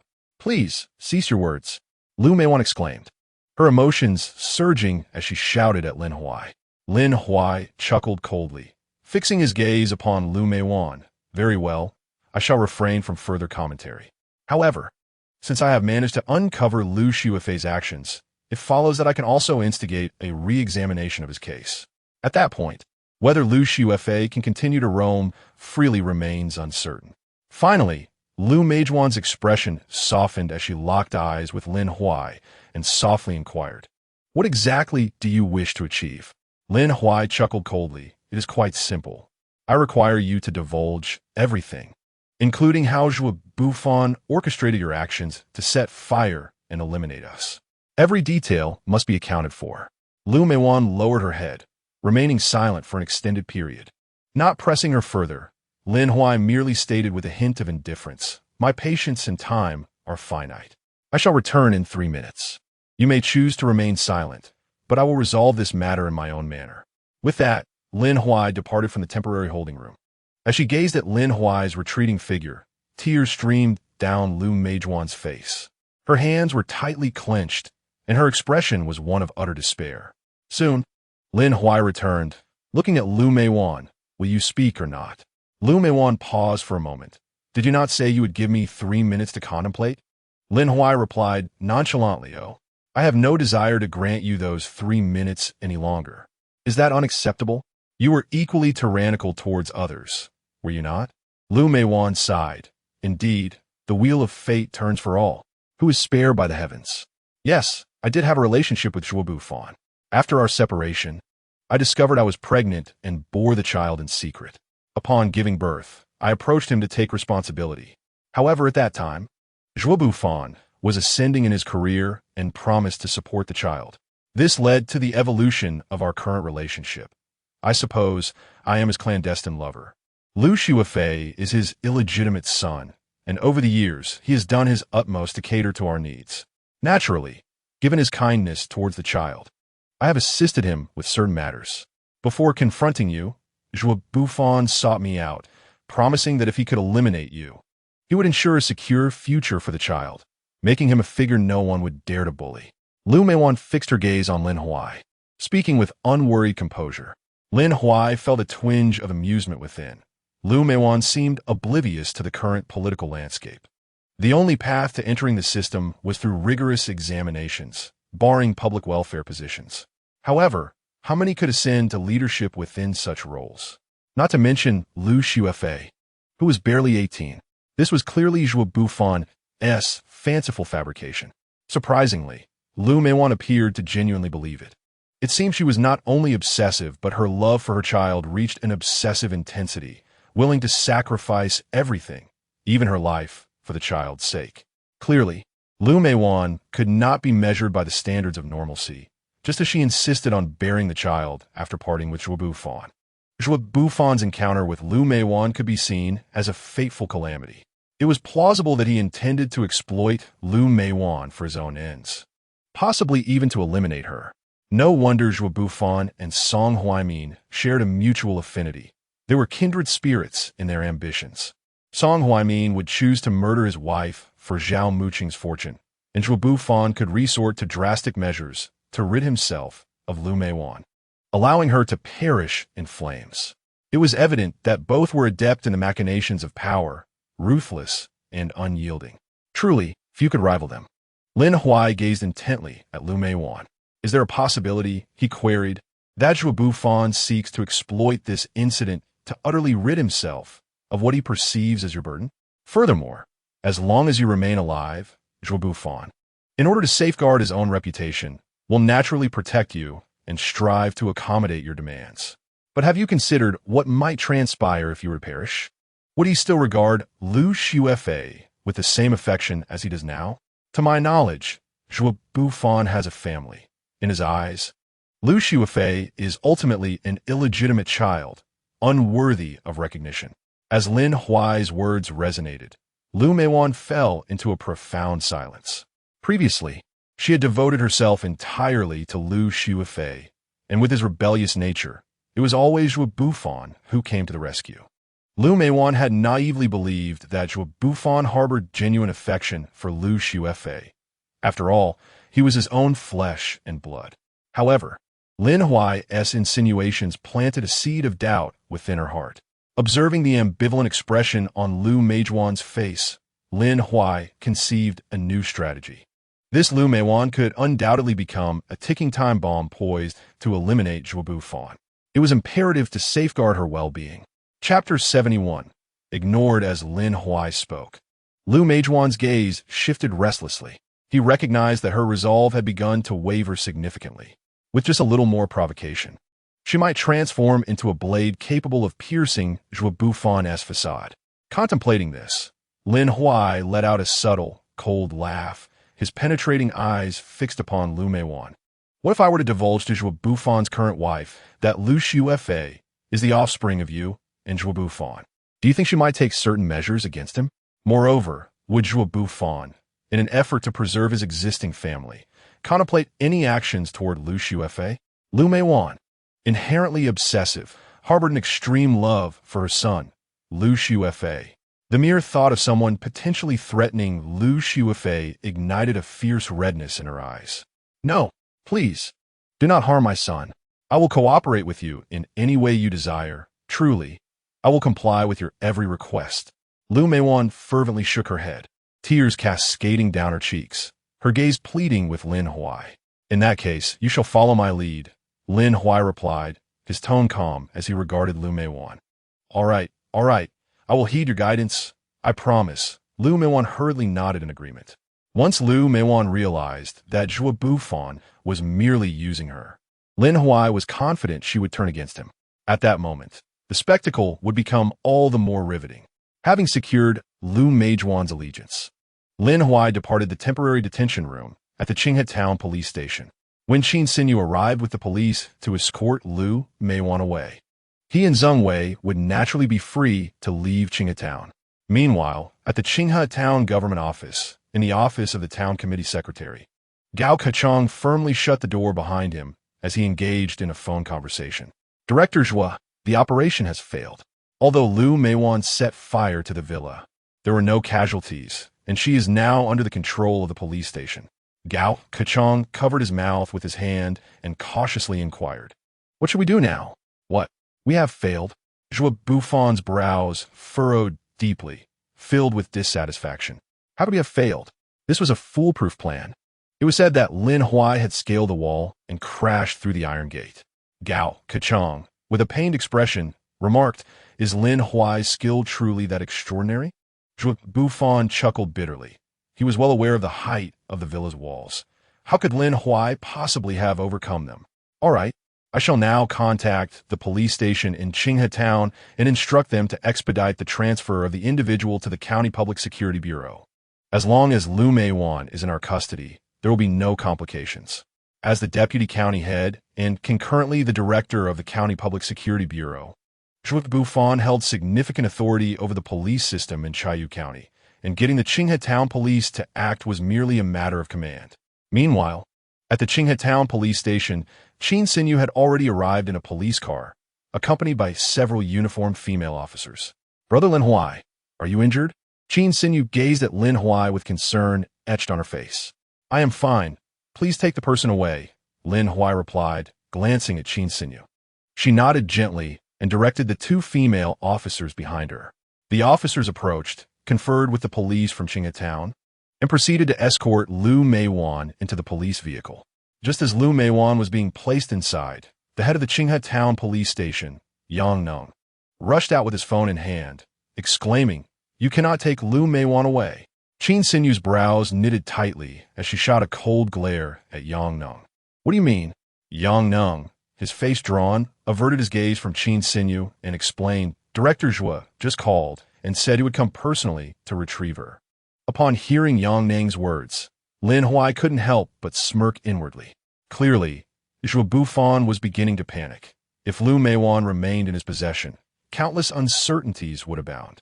Yet, with Lu Meiwan under his control, he possessed myriad methods to ensure her silence, even to the extent of her untimely demise. After all, only death could guarantee absolute security. Qin Sinyu fixed her gaze on Yang Nung, a cold smile gracing her lips as she beckoned him closer. Yang Neng approached murmuring, Director Qin, please don't make it difficult for me.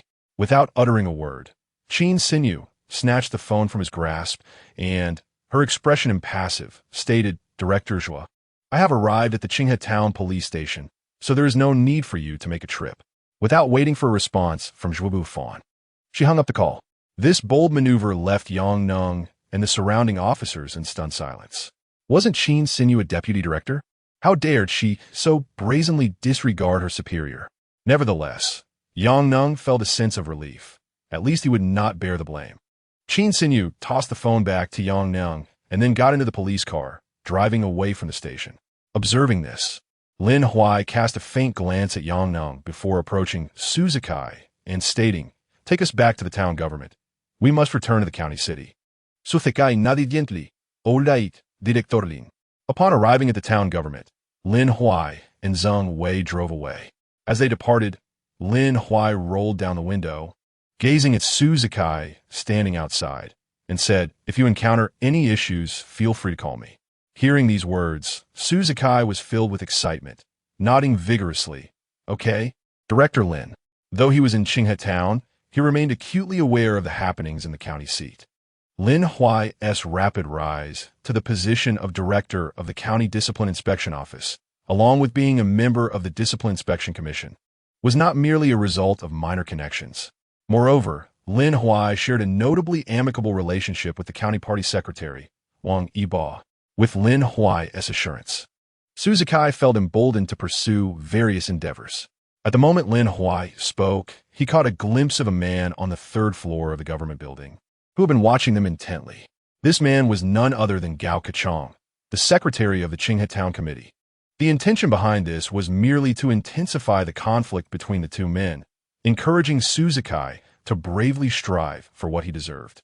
Should Suzukai's efforts gain Lin Huai's approval, Lin Huai would not hesitate to extend a helping hand.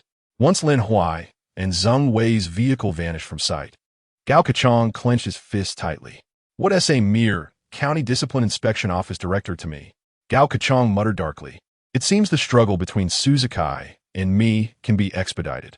Chapter 72. The Grand Vision. Just as Lin Huai drove out of Qinghe Town, his phone began to ring incessantly. Upon checking, he saw it was a call from Zhua Bufan. This made Lin Huai frown slightly, just as he was about to answer. A message from Qin Sinyu popped up. Zhua Bufan called me. I didn't answer, and I've already blocked his number. Lin Huai smiled faintly at this and slowed down his speed to reply. Don't worry, I won't answer either. Finding the incessant ringing bothersome, he chose to hang up. Unexpectedly, Zhua Bufan called again. Lin Huai chuckled coldly, wondering if this fellow had no shame.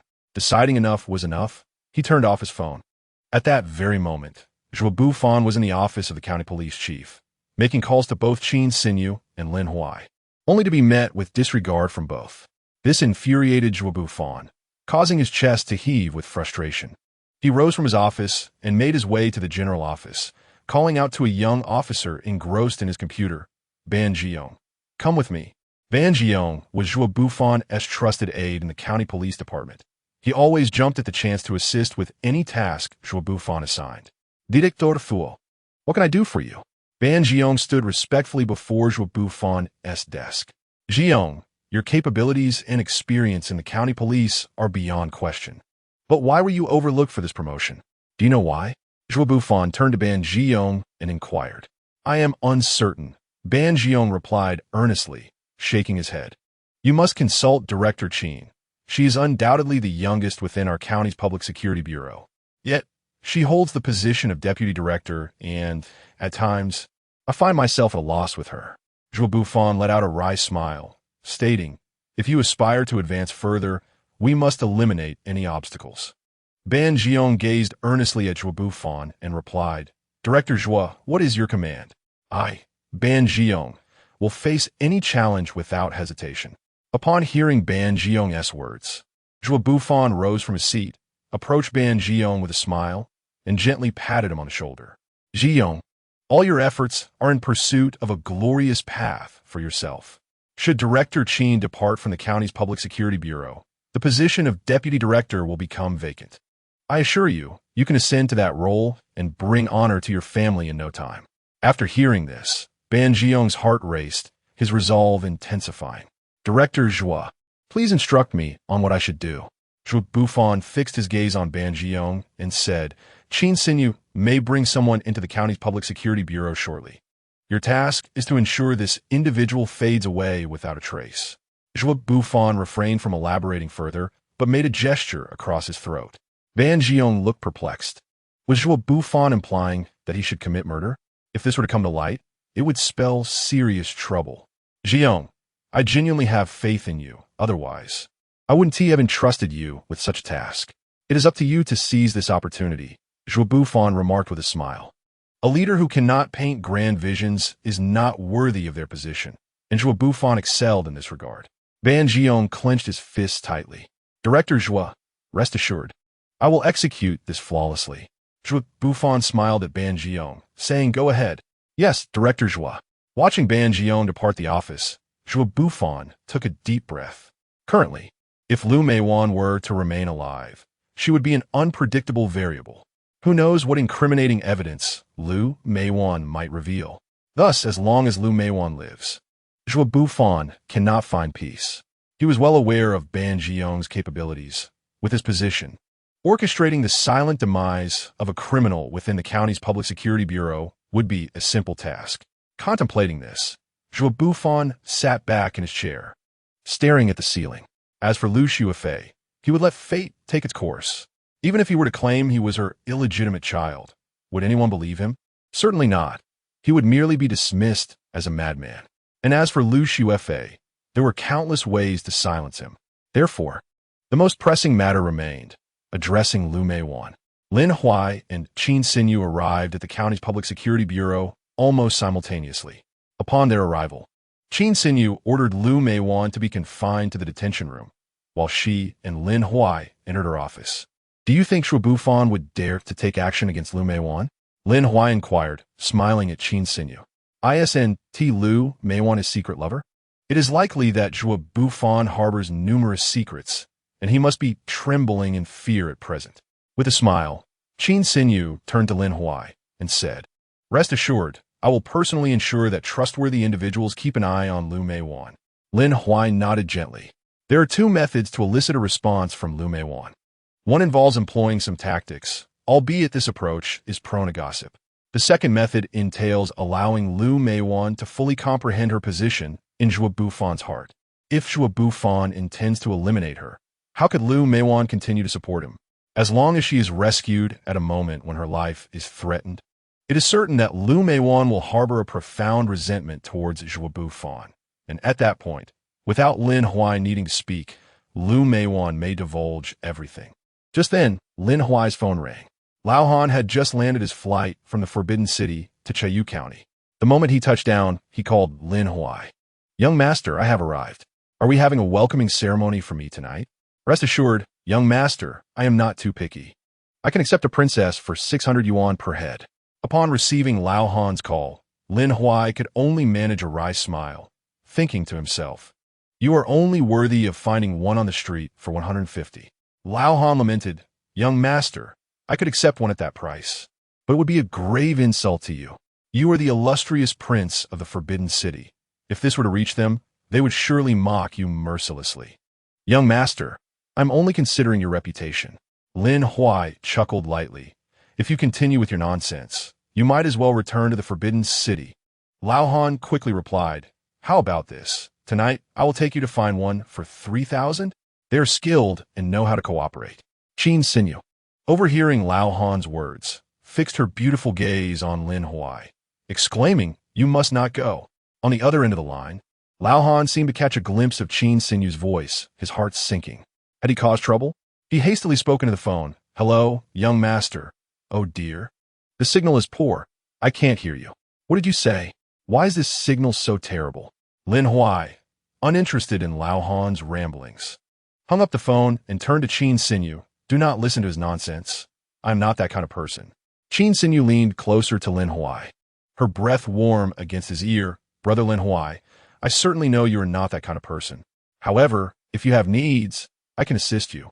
I spend every night hiding under the covers studying little films." Before Qin Sinyu could finish her sentence, the entire county police station suddenly lost power. "This is not good." Lin Huai quickly dashed out of Qin Sinyu's office. Qin Sinyu furrowed her brow and hurried after him. In the temporary detention room, where Lu Meiwan was held, two female officers lay unconscious on the ground. Lin Huai promptly took out his phone to illuminate the area and saw Lu Meiwan secured to a small table, her head resting on the surface, leaving her state uncertain. He thought, "First, let's check on them."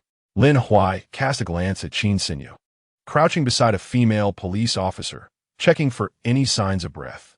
Naturally, he prioritized the rescue of the female officers over Lu Meiwan.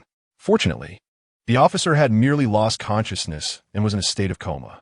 Seeing this, Lin Huai swiftly rushed towards Lu Meiwan. At that moment, Lu Meiwan's lips were turning purple, her complexion pale, and her breathing extremely faint. It appeared she had been injected with a substantial dose of fentanyl. After assisting the two female officers, Qin Sinyu approached Lin Huai from behind, her eyes filled with remorse. "I'm sorry, Brother Lin Huai. I couldn't keep an eye on Lu Meiwan." Lin Huai turned to face Qin Sinyu, reassuring her, "This isn't your fault. Quickly arrange for Lu Meiwan to be taken to the hospital and see if she can be saved." Qin Sinyu nodded gently and hurriedly instructed her subordinates to transport Lu Meiwan for medical attention. After Lu Meiwan was sent off, Qin Sinyu looked at the two female officers stationed outside her door and softly inquired, "Do you know what happened?" "Director Qin, after the power outage, we only saw a shadow pass before us, and then we lost consciousness. We have no recollection of anything else. We're sorry for disappointing you. Please punish us." The two young officers resembled children who had erred. Qin Sinyu gently patted their shoulders, saying, "This matter is not your fault. You should also go to the hospital for a checkup, and if you feel unwell, be sure to seek medical attention promptly." The two officers looked at Qin Sinyu with gratitude, feeling fortunate to have such a leader. Seated in Qin Sinyu's office, Lin Huai furrowed his brow in deep thought. It seemed that Zhuo Bufon's audacity had far exceeded his expectations. This individual dared to give orders within the county police department, showing a level of ruthlessness that was anything but ordinary. Did he not fear that the truth would be uncovered and implicate him? Knock, knock. The door to Qin Sinyu's office was rapped from outside. After she called for the person to enter, a female officer stepped in quietly. "Director Qin." The surveillance system was cut off before the power outage. Qin Sinyu nodded slightly. "I understand. You may leave now." Once the officer had exited, Qin Sinyu turned to Lin Huai with a serious expression. "Brother Lin Huai, what should we do now? Should we find a way to uncover who is behind this?" However, Lin Huai shook his head at this moment. There is no need to waste time on this matter. Given the audacity of the perpetrator, they must have ensured that everything was foolproof. Whether we can identify them depends on the timing. Qin Sinyu nodded softly in agreement. Who was responsible? Lin Huai knew all too well, but lacked the evidence. Yet the absence of proof was no longer significant.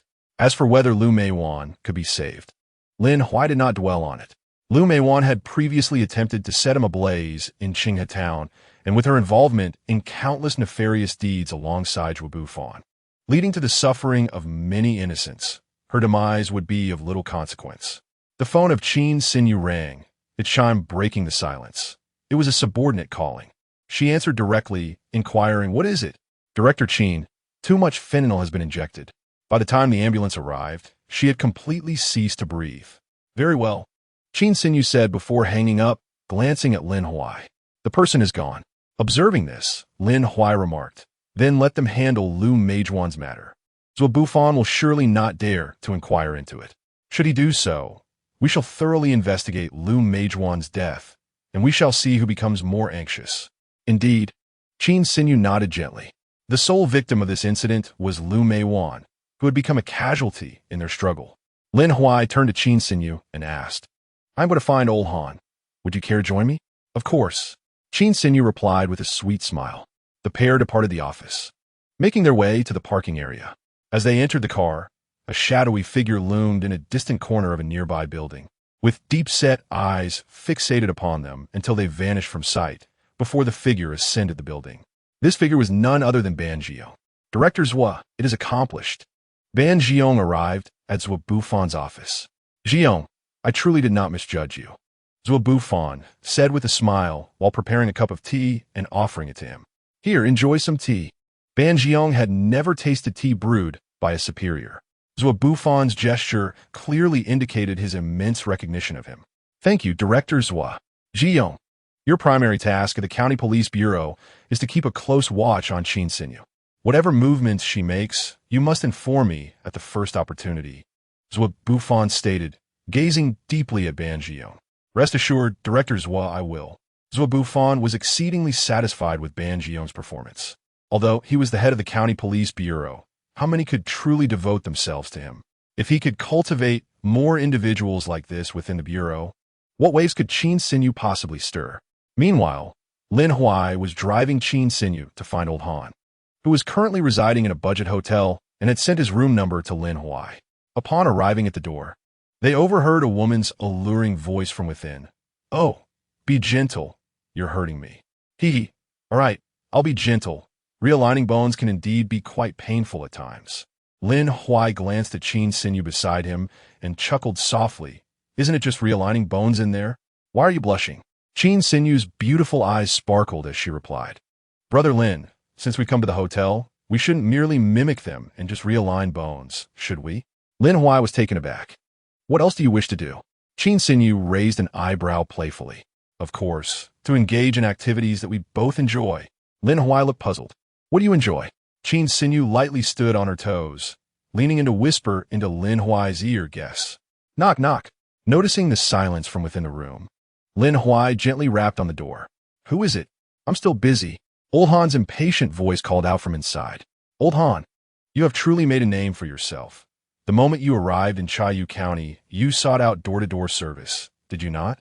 Lin Huai, standing at the door, coldly remarked, "Do you believe I will relay your glorious exploits back to the Forbidden City, leaving you utterly humiliated?" Upon hearing Lin Huai's voice, Old Han hastily opened the door. As soon as it swung open, Old Han spread his arms wide and enveloped Lin Huai in a tight embrace. "Young master, I have truly missed you." Lin Huai promptly pushed Old Han away, exclaiming, "What sort of decorum is this for two grown men?" Old Han chuckled and gazed at Lin Huai, a knowing look on his face. "Young master, do you prefer the east or the west? You may choose first." As he opened the door, Qin Xinyu stood to the side, oblivious to her surroundings, her attention solely focused on Lin Huai. Lin Huai cast a casual glance into the room, where a golden-haired, blue-eyed young woman was casting flirtatious glances his way. Another lady donned a qipao adorned with blue and white porcelain patterns, exuding an air of Eastern elegance. "Old Han, you certainly know how to indulge yourself," Lin Huai remarked with a faint smile. "Did you really invite two for yourself? Is your constitution up to the task?" Old Han quickly replied, smiling, "Young master, I have assured you, one is prepared specifically for you." Lin Huai felt an unsettling tension behind him. Taking a deep breath, he declared, "Old Han, I shall reiterate, I am not that kind of person.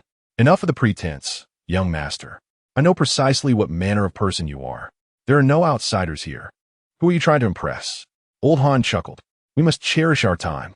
Since you have no preference, I shall proceed to adjust the Western lady's posture, allowing her to truly appreciate the profoundness of Eastern culture." With that, Old Han approached the golden-haired girl, who beamed at him, frequently glancing back at Lin Huai with flirtation. As Old Han reached her, she gracefully stood, her strapless dress slipping slightly. Standing at the doorway, Qin Xinyu's heart raced, her face flushed. For the first time, she felt that her own attributes were being overshadowed. Truly, Old Han was quite oblivious. Lin Huai hurried over, intending to close the hotel room door. Just as he was about to shut it, Qin Xinyu stepped forward, placing herself in front of him. Lin Huai, are you planning to engage in mischief behind my back? In a hotel imbued with an atmosphere of ambiguity, coupled with the audacity of Old Han and the Western lady, Lin Huai felt a surge of urgency.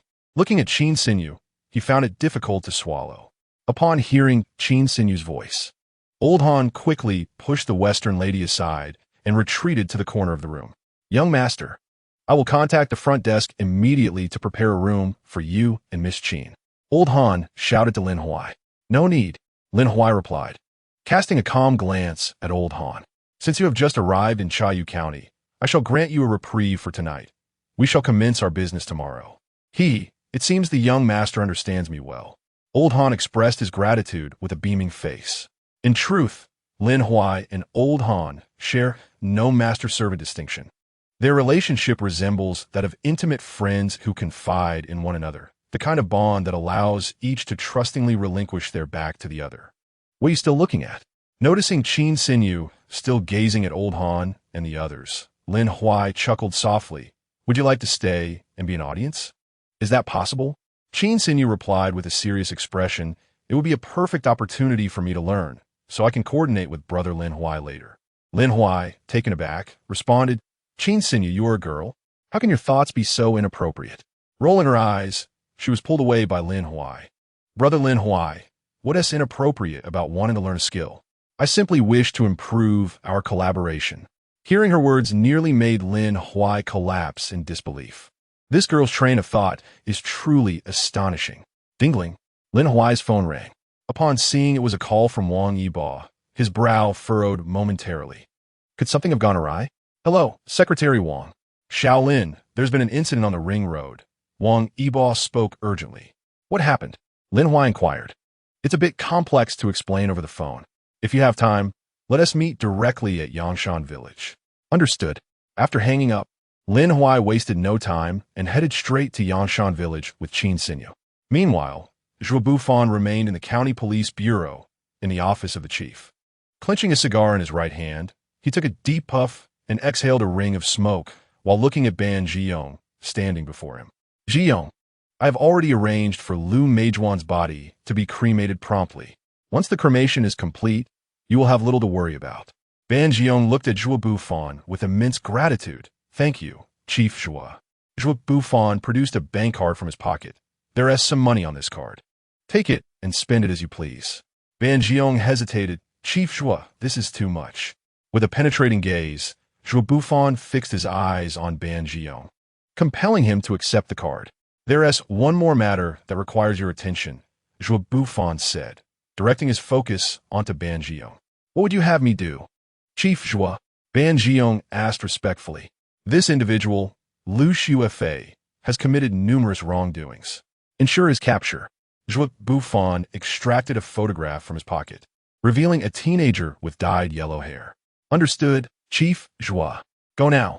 Ban Zhiyong nodded and departed Zhuo Bufan's office. As he watched Ban Zhiyong's retreating figure, Zhuo Bufan clenched his fists tightly, his profound eyes glistening with tears. My son, do not blame your father for being ruthless.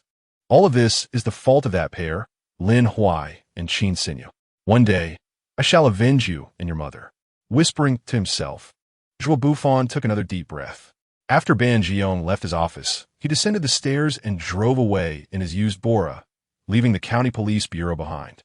Recently embarking on his career and having recently married and purchased a home, the financially strained Ban Zhiyong has found himself in a precarious situation, lacking a formal position and unable to afford even a decent outfit. Passing by a bank, he donned a baseball cap and mask, then approached the ATM with the card bestowed upon him by Zhuo Bufan. After firmly committing the PIN from the back of the card to memory, he entered the digits and checked the account balance. Over 500,000. In a small county like Chaoyu, he would need to toil for 7 or 8 years, subsisting on nothing, to amass such a sum. Damn it, it was high time to exchange his dilapidated second-hand Bora for a better vehicle. With that thought, Ban Zhiyong steeled himself, driving to the address provided by Zhuo Bufan, which led him to a billiard hall. Upon arrival, he changed into his uniform. Moments later, he emerged from the establishment, dragging a young man with yellow hair as though he were a mere chick, tossing him into the trunk of the Bora. Chapter 75. The materials are not provided by us. When had Liu Shuifei ever endured such humiliation? Stuffed into the trunk of a car by someone? He struggled fiercely, despite the silver bracelets on his wrists, kicking desperately with his feet. Thud thud crash. Ban Jiong had already opened the driver's side door and settled into the seat when he heard the commotion from the rear. Furrowing his brow, he returned to the back of the car, opening the trunk and gripping Liu Shuifei by the neck. You might want to behave yourself, or I might just end you. Given that Ban Jiong was clad in uniform and Liu Shuifei sported bright yellow hair, passers-by would likely assume he was merely reprimanding a miscreant.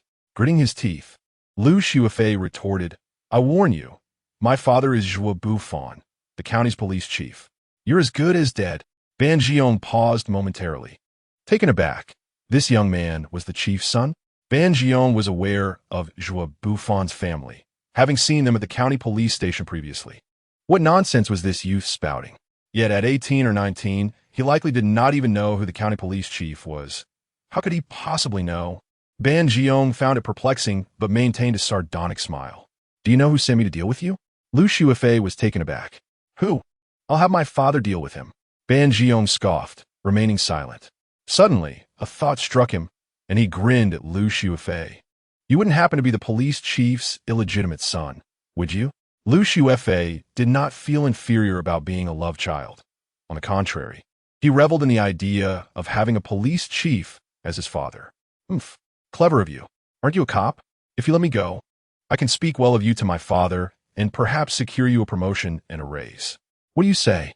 Liu Shuifei looked at Ban Jiong nonchalantly, extending his hands towards him. Aren't you going to untie me? Ding dong. At that moment, Ban Jiong's phone rang. He pulled it out to find a message from Zhuo Bufan. Upon receiving the news, Ban Jiong furrowed his brow, returning to the vehicle to retrieve a cloth, which he then forcefully stuffed into Liu Shuifei's mouth before shutting the trunk.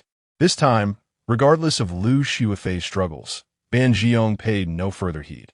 An illegitimate child must possess the awareness of their status, constantly causing trouble for your director father. How could you expect him to hold any affection for you? Such an individual, if allowed to remain, would merely be an unpredictable variable. No wonder Zhuo Bufan aimed to eliminate Liu Shuifei. Liu Shuifei? Liu Meiwan? Could there be any connection between the two? As Ban Jiong drove, these thoughts occupied his mind. Suddenly, a light bulb went off in his head. Both shared the surname Liu, and both were targets designated by Zhuo Bufan. Such coincidences are rare in this world. They must be mother and son. Even a tiger does not consume its young. This director truly inspires dread. Meanwhile, Lin Huai was driving with Qin Xinyu and had arrived at Yangshan village. County Secretary Wang Yibo and his secretary Chun Rufang stood before an official vehicle, while a group of other staff members gathered behind them. Upon seeing Lin Huai's arrival, Wang Yibo hurriedly approached him. Xiao Lin, there has been a serious quality issue in the road construction. They say the cement and sand do not meet standards at all. The city will soon conduct an inspection. And if problems arise at this critical juncture, we may find it exceedingly difficult to deliver satisfactory results, Wang Yibo said earnestly, looking at Lin Huai and Qin Xinyu. Here's the situation. The suppliers behind you are contacted by you. Could you please call their representatives to inquire about the specifics? Before Lin Huai could respond, Chun Rufang, who was beside Wang Yibo, cast a faintly disdainful glance at Lin Huai. Director Lin, since you contacted the suppliers, what is your true intent in light of these issues? Are you attempting to frame Secretary Wang? Chun Rufang had previously exhibited his arrogance in front of Lin Huai, yet out of respect for his position as Wang Yibo's secretary, Lin Huai had refrained from addressing it. Now, however, he was once again provoking Lin Huai. Hearing Chun Rufang's words, Wang Yibo's brow furrowed deeply. Chun Rufang, silence yourself. This is not your place to speak. A shadow of resentment flickered in Chun Rufang's eyes as he lowered his head and took a couple of steps back. Once stationary, he glared at Lin Huai with an expression of disdain. Why should Lin Huai receive Wang Yibo's approval? Did he truly deserve it? Lin Huai cast a calm glance at Chun Rufang. With Wang Yibo now speaking, There was no need for him to stoop to Chen Rufang's level. However, should the latter overstep again, Lin Huai would not hesitate to respond accordingly. With this thought, Lin Huai took out his phone, found a number, and dialed. Is there an issue with the materials you supplied? Sir, are you mistaken? How could the materials we supplied possibly have problems? If it were not for your presence in Chayu County, we might never have received a call from the young lady herself.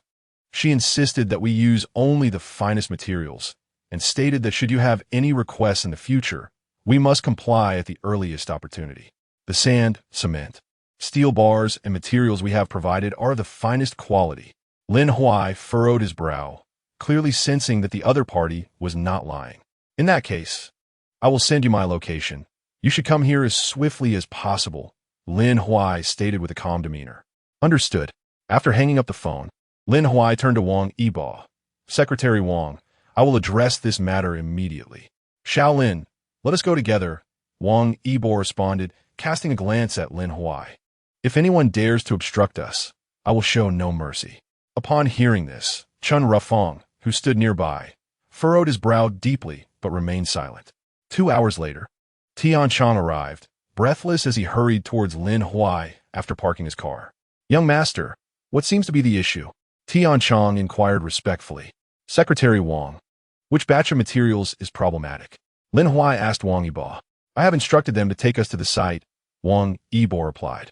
Upon reaching the site, it was evident that 2 stretches of road were constructed with entirely different materials. Even those unversed in the field could discern that the materials used for one section were substandard.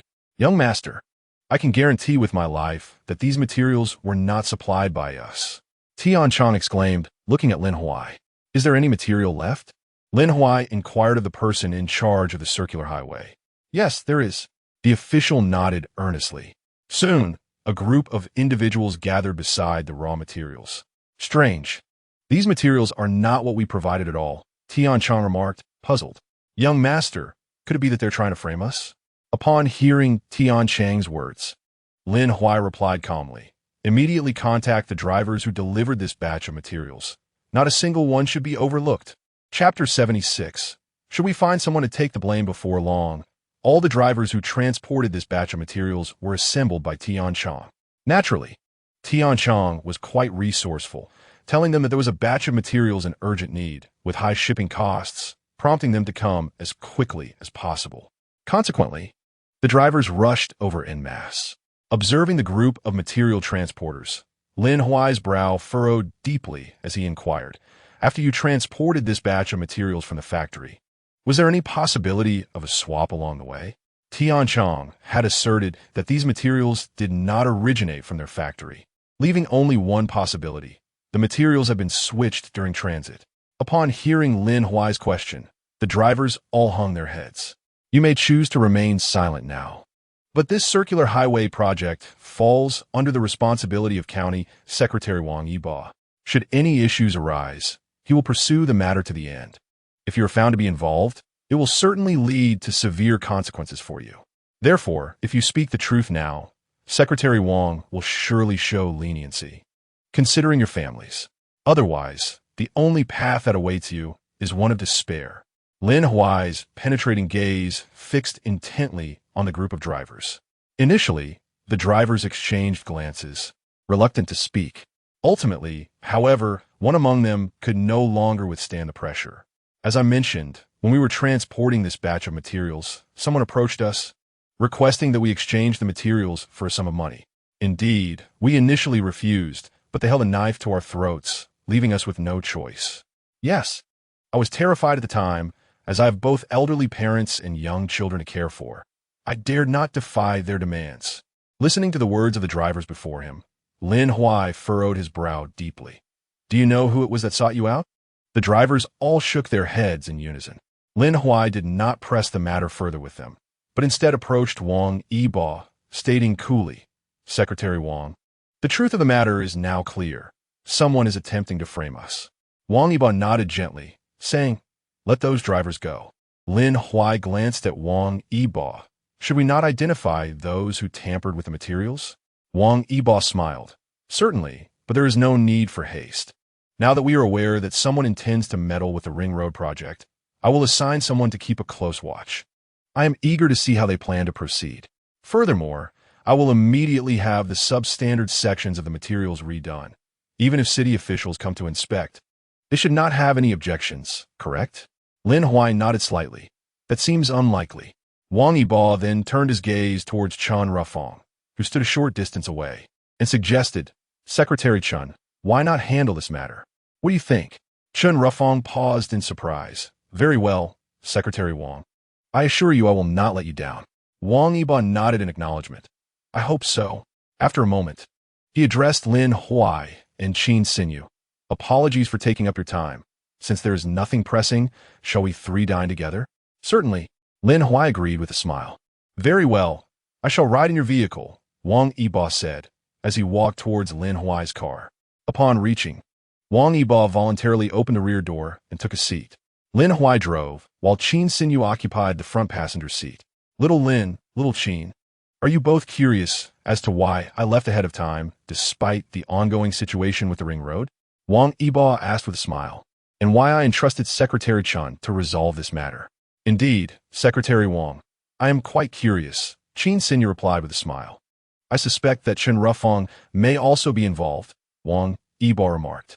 Secretary Wang, are you implying that Chen Rufang could be aligned with the opposing side? Lin Huai questioned. Incredulous. If that were the case, would not every move Wang Yibo may be known to others? Wang Yibo nodded gently. Yes. Hence I have not entrusted him with many significant matters. Moreover, I find myself placing greater trust in you both. It seems that Chen Rufang has developed feelings of jealousy, which little Lin must have sensed as well. Lin Huai indeed perceived this, as Chen Rufang had always appeared displeased during their encounters. Lin Huai, appearing puzzled, asked, Secretary Wang, if you harbor such suspicions, why do you still keep Chen Rufang close? Wang Yibo chuckled wryly, remarking that Chen Rufang was unlikely to achieve great things. However, with him by his side, he felt a sense of reassurance. This time, he had tasked him with investigating the ring road, ostensibly out of trust. Yet secretly he wished to observe whom Chen would ultimately contact. Setting aside such matters, he suggested they proceed to Liyuan, where he had reserved a private room. Liyuan, a traditional Chinese restaurant, welcomed them as Wang Yibo guided Lin Huai and Qin Xinyu to a private room named Kinyuankan.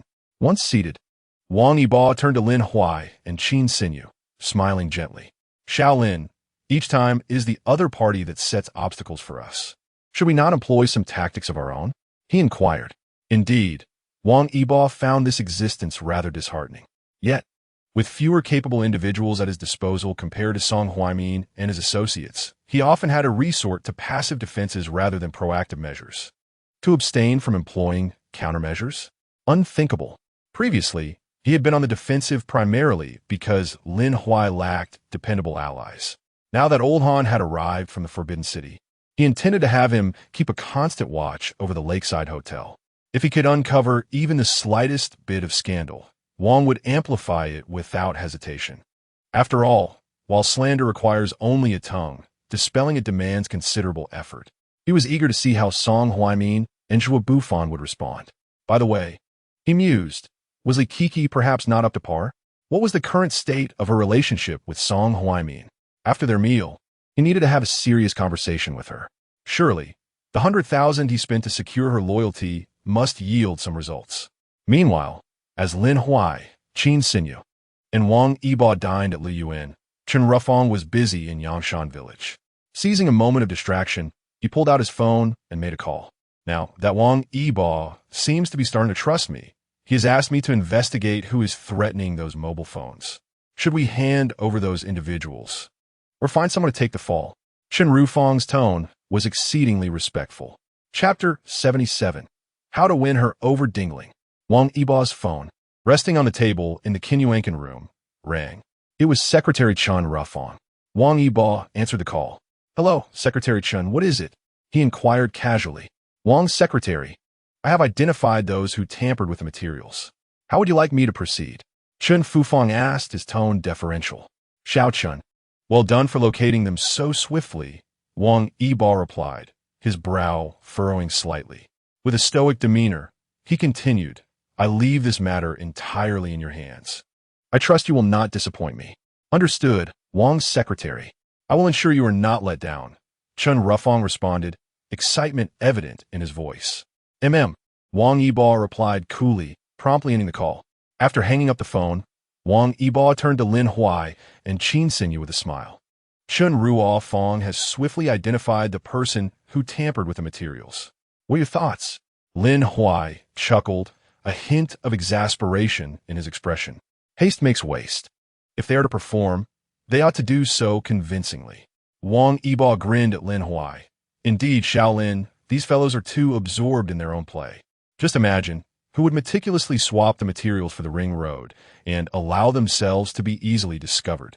Previously, I merely suspected that Chen Ruofang was an operative placed by Song Huaimin and his cohort, but now I am certain of it. Ultimately, I underestimated Song Huaimin's cunning. He managed to position his people so close to me. However, it is advantageous now that Chen Ruofang's card has been revealed. We can turn the tables to our advantage. Lin Huai and Qin Xinyu nodded earnestly.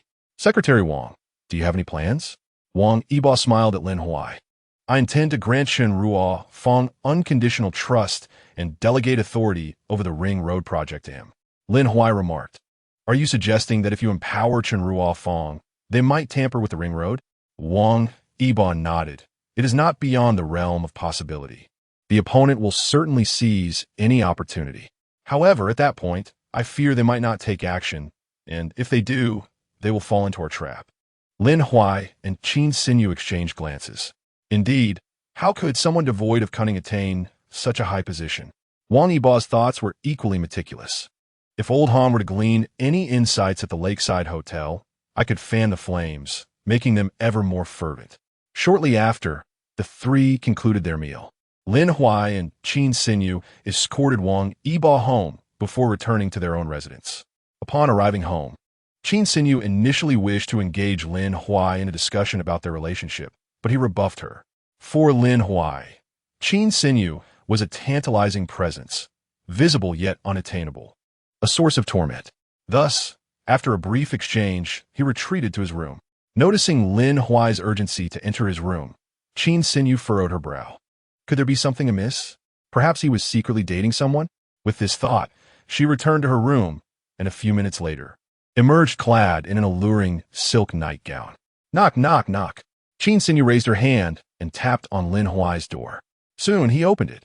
Upon seeing her attire, Lin Huai found it difficult to swallow. Qin Xinyu stepped into his room, leaning against the window bathed in moonlight. The silk nightgown clung to her every curve like melted silver foil. The neckline casually slipped, revealing her velvety shoulders, while the natural draping at her waist accentuated her delicate form.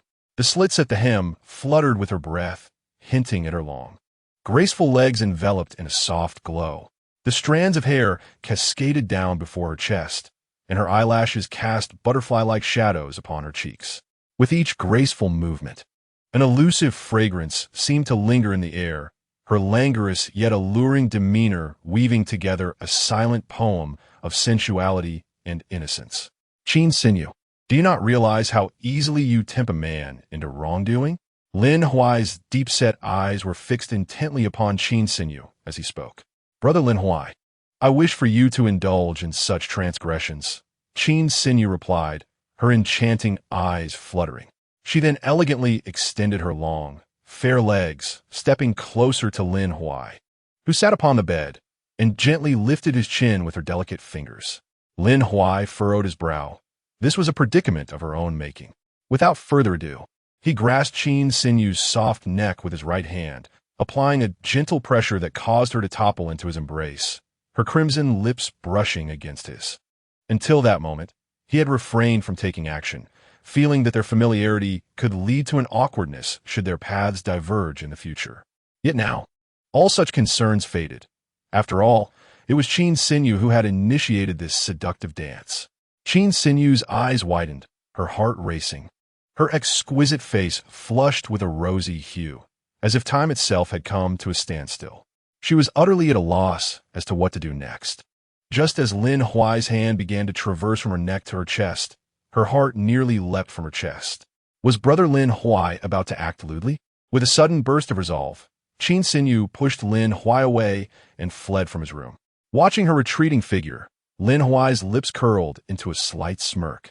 Did she truly believe he lacked the courage to act?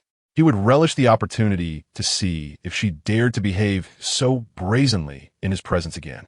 Back in her own room, Qin Xinyu leaned against the door, gently patting her chest, while fervently pressing her lips together, murmuring, "So this is what it feels like to kiss someone you adore.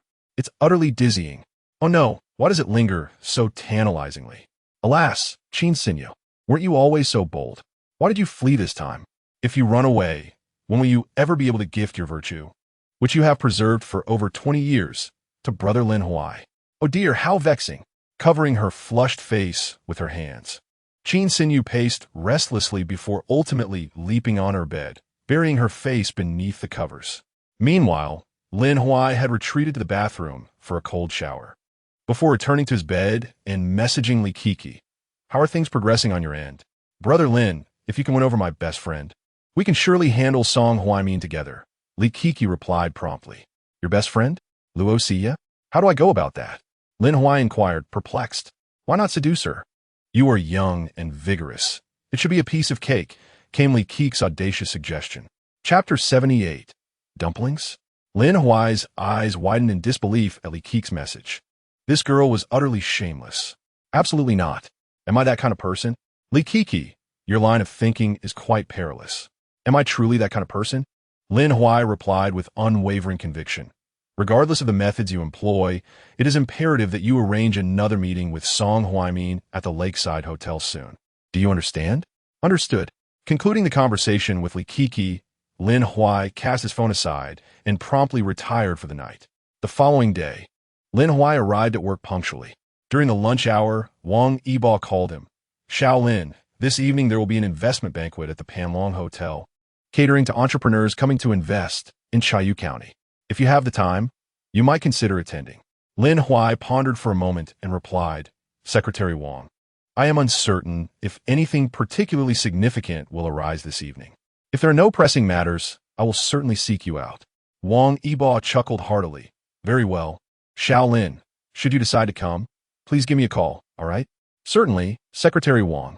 In truth, Wang Yibo's intent behind this phone call was rather straightforward. Given Lin Huai's status, should he attend such an investment banquet, his identity would likely be recognized, thereby ensuring he receives a modicum of respect, which could lead to a financial influx in Chayu County. Moreover, those capable of recognizing Lin Huai's identity would undoubtedly possess a significant status themselves, and the investments they make would be substantial. Lin Huai was well aware of Wang Yibo's subtle scheming. During the lunch break, he directly contacted Lao Han. "Young master, what is your command?" "Lo an inquirid playfully. Find a residence for yourself in Chayu County. Our mission is arduous and lengthy," Lin Huai instructed. "Oh, young master, I have already secured a place to stay," Lao Han replied earnestly. "You have found a place to stay?" Lin Huai was taken aback. "Indeed, it is the home of the young lady who wore the qipao yesterday. Her husband is often abroad and not at home," Lao Han recounted casually. Lin Huai felt a surge of frustration. He believed Lao Han's moral compass was decidedly askew. "Hee, young master, we are merely engaging in charitable deeds. Why would you scold me? Rest assured, I will keep a close watch on the Lakeside Hotel matter, and I guarantee it will be handled properly." "Good. Just do not let anything go awry." After hanging up the phone, Lin Huai returned to his office in anticipation of the afternoon work session. As soon as he entered, a firm knocking echoed on his door. "Who is it?"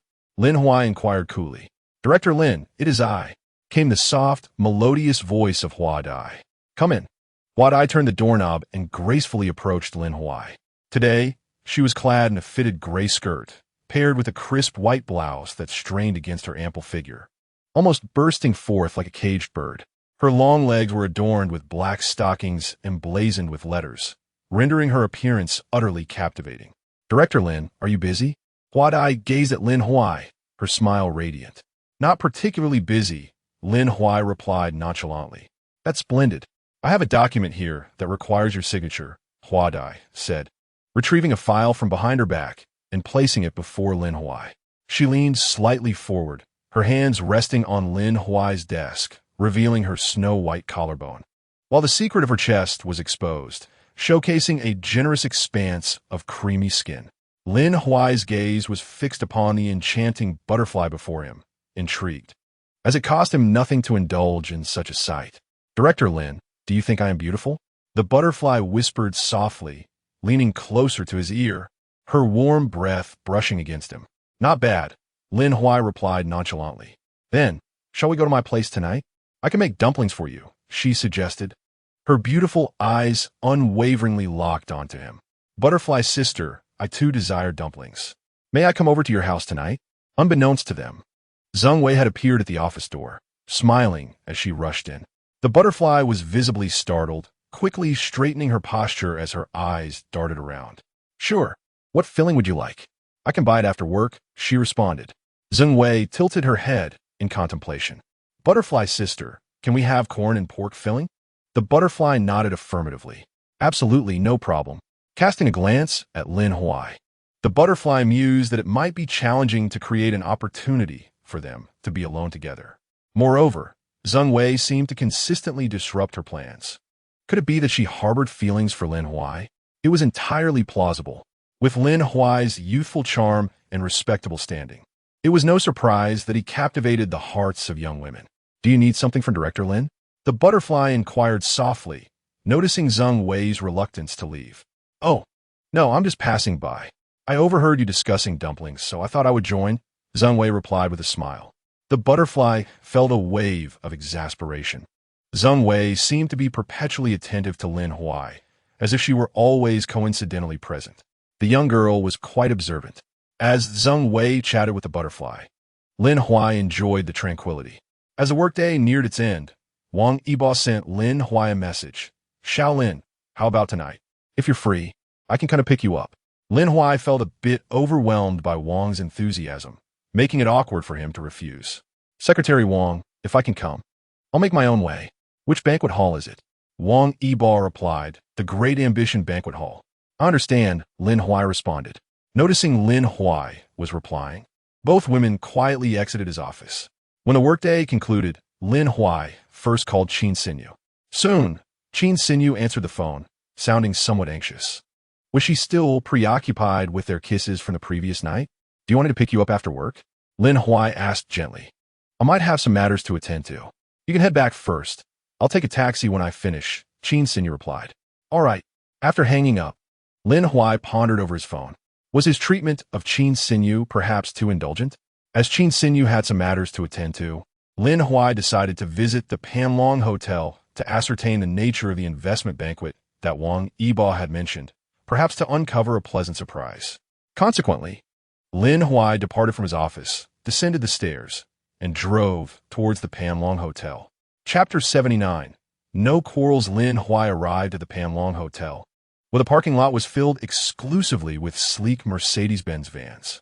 The men disembarking from the vehicles were all impeccably attired in suits, while the women were elegantly adorned, some possessing modest features but exuding an undeniable grace that set them apart in the crowd. Lin Huai found a suitable spot to park his car and leisurely made his way into the hotel. In the small county of Chaoyu, the Panlong Hotel stood as a notable establishment alongside the Lakeside Hotel, owned by the Chaoyu City Investment Group and backed by state-owned enterprises.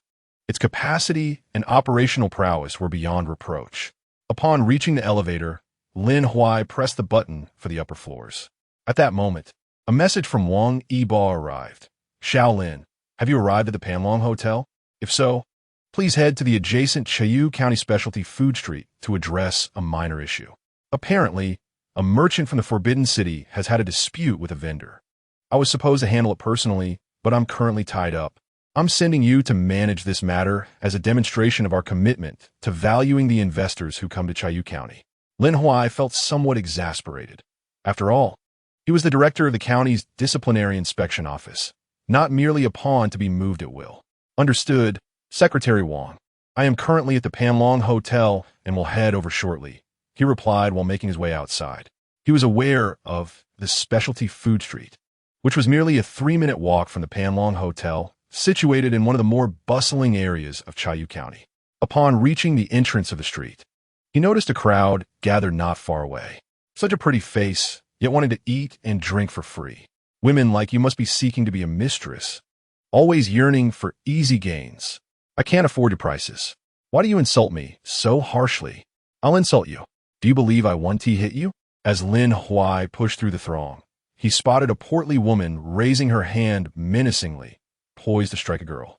Without hesitation, Lin Huai seized the woman's wrist. Let us resolve this matter civilly. Resorting to violence is unwarranted. Moreover, such behavior does not reflect the hospitality of Chayu County, he admonished. His gaze fixed coldly on the overweight woman. The women around, who had previously closed their eyes in anticipation of the impending blow, were taken aback by Lin Huai's sudden intervention. In that moment, a glimmer of hope pierced through the darkness of one woman's world. Holding onto the hefty woman's hand, Lin Huai turned to glance at the girl beside him.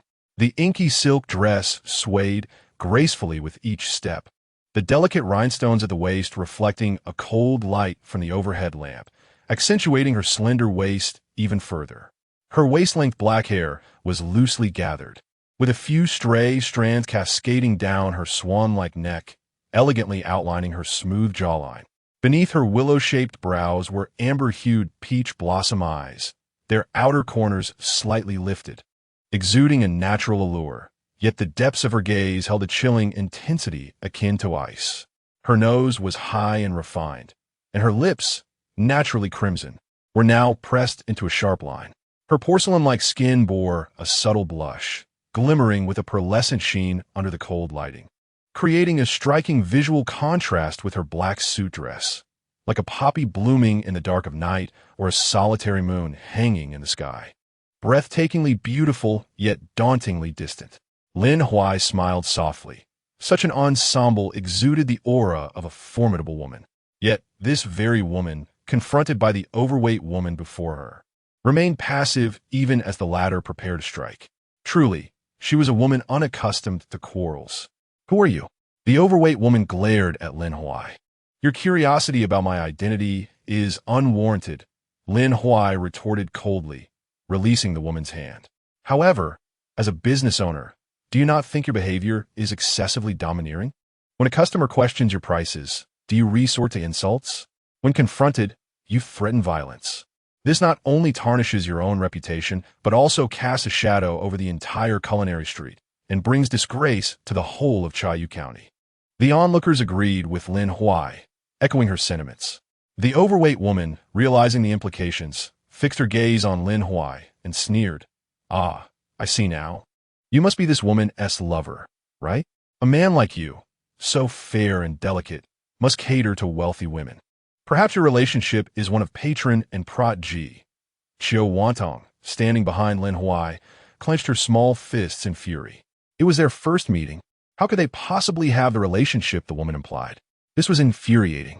Suddenly, without warning, Lin Huai raised her right hand and delivered a sharp slap to the overweight woman's face. If you cannot articulate your thoughts, perhaps you should sever your tongue to spare us the foulness of your words. Lin Huai glared at the woman, her voice icy.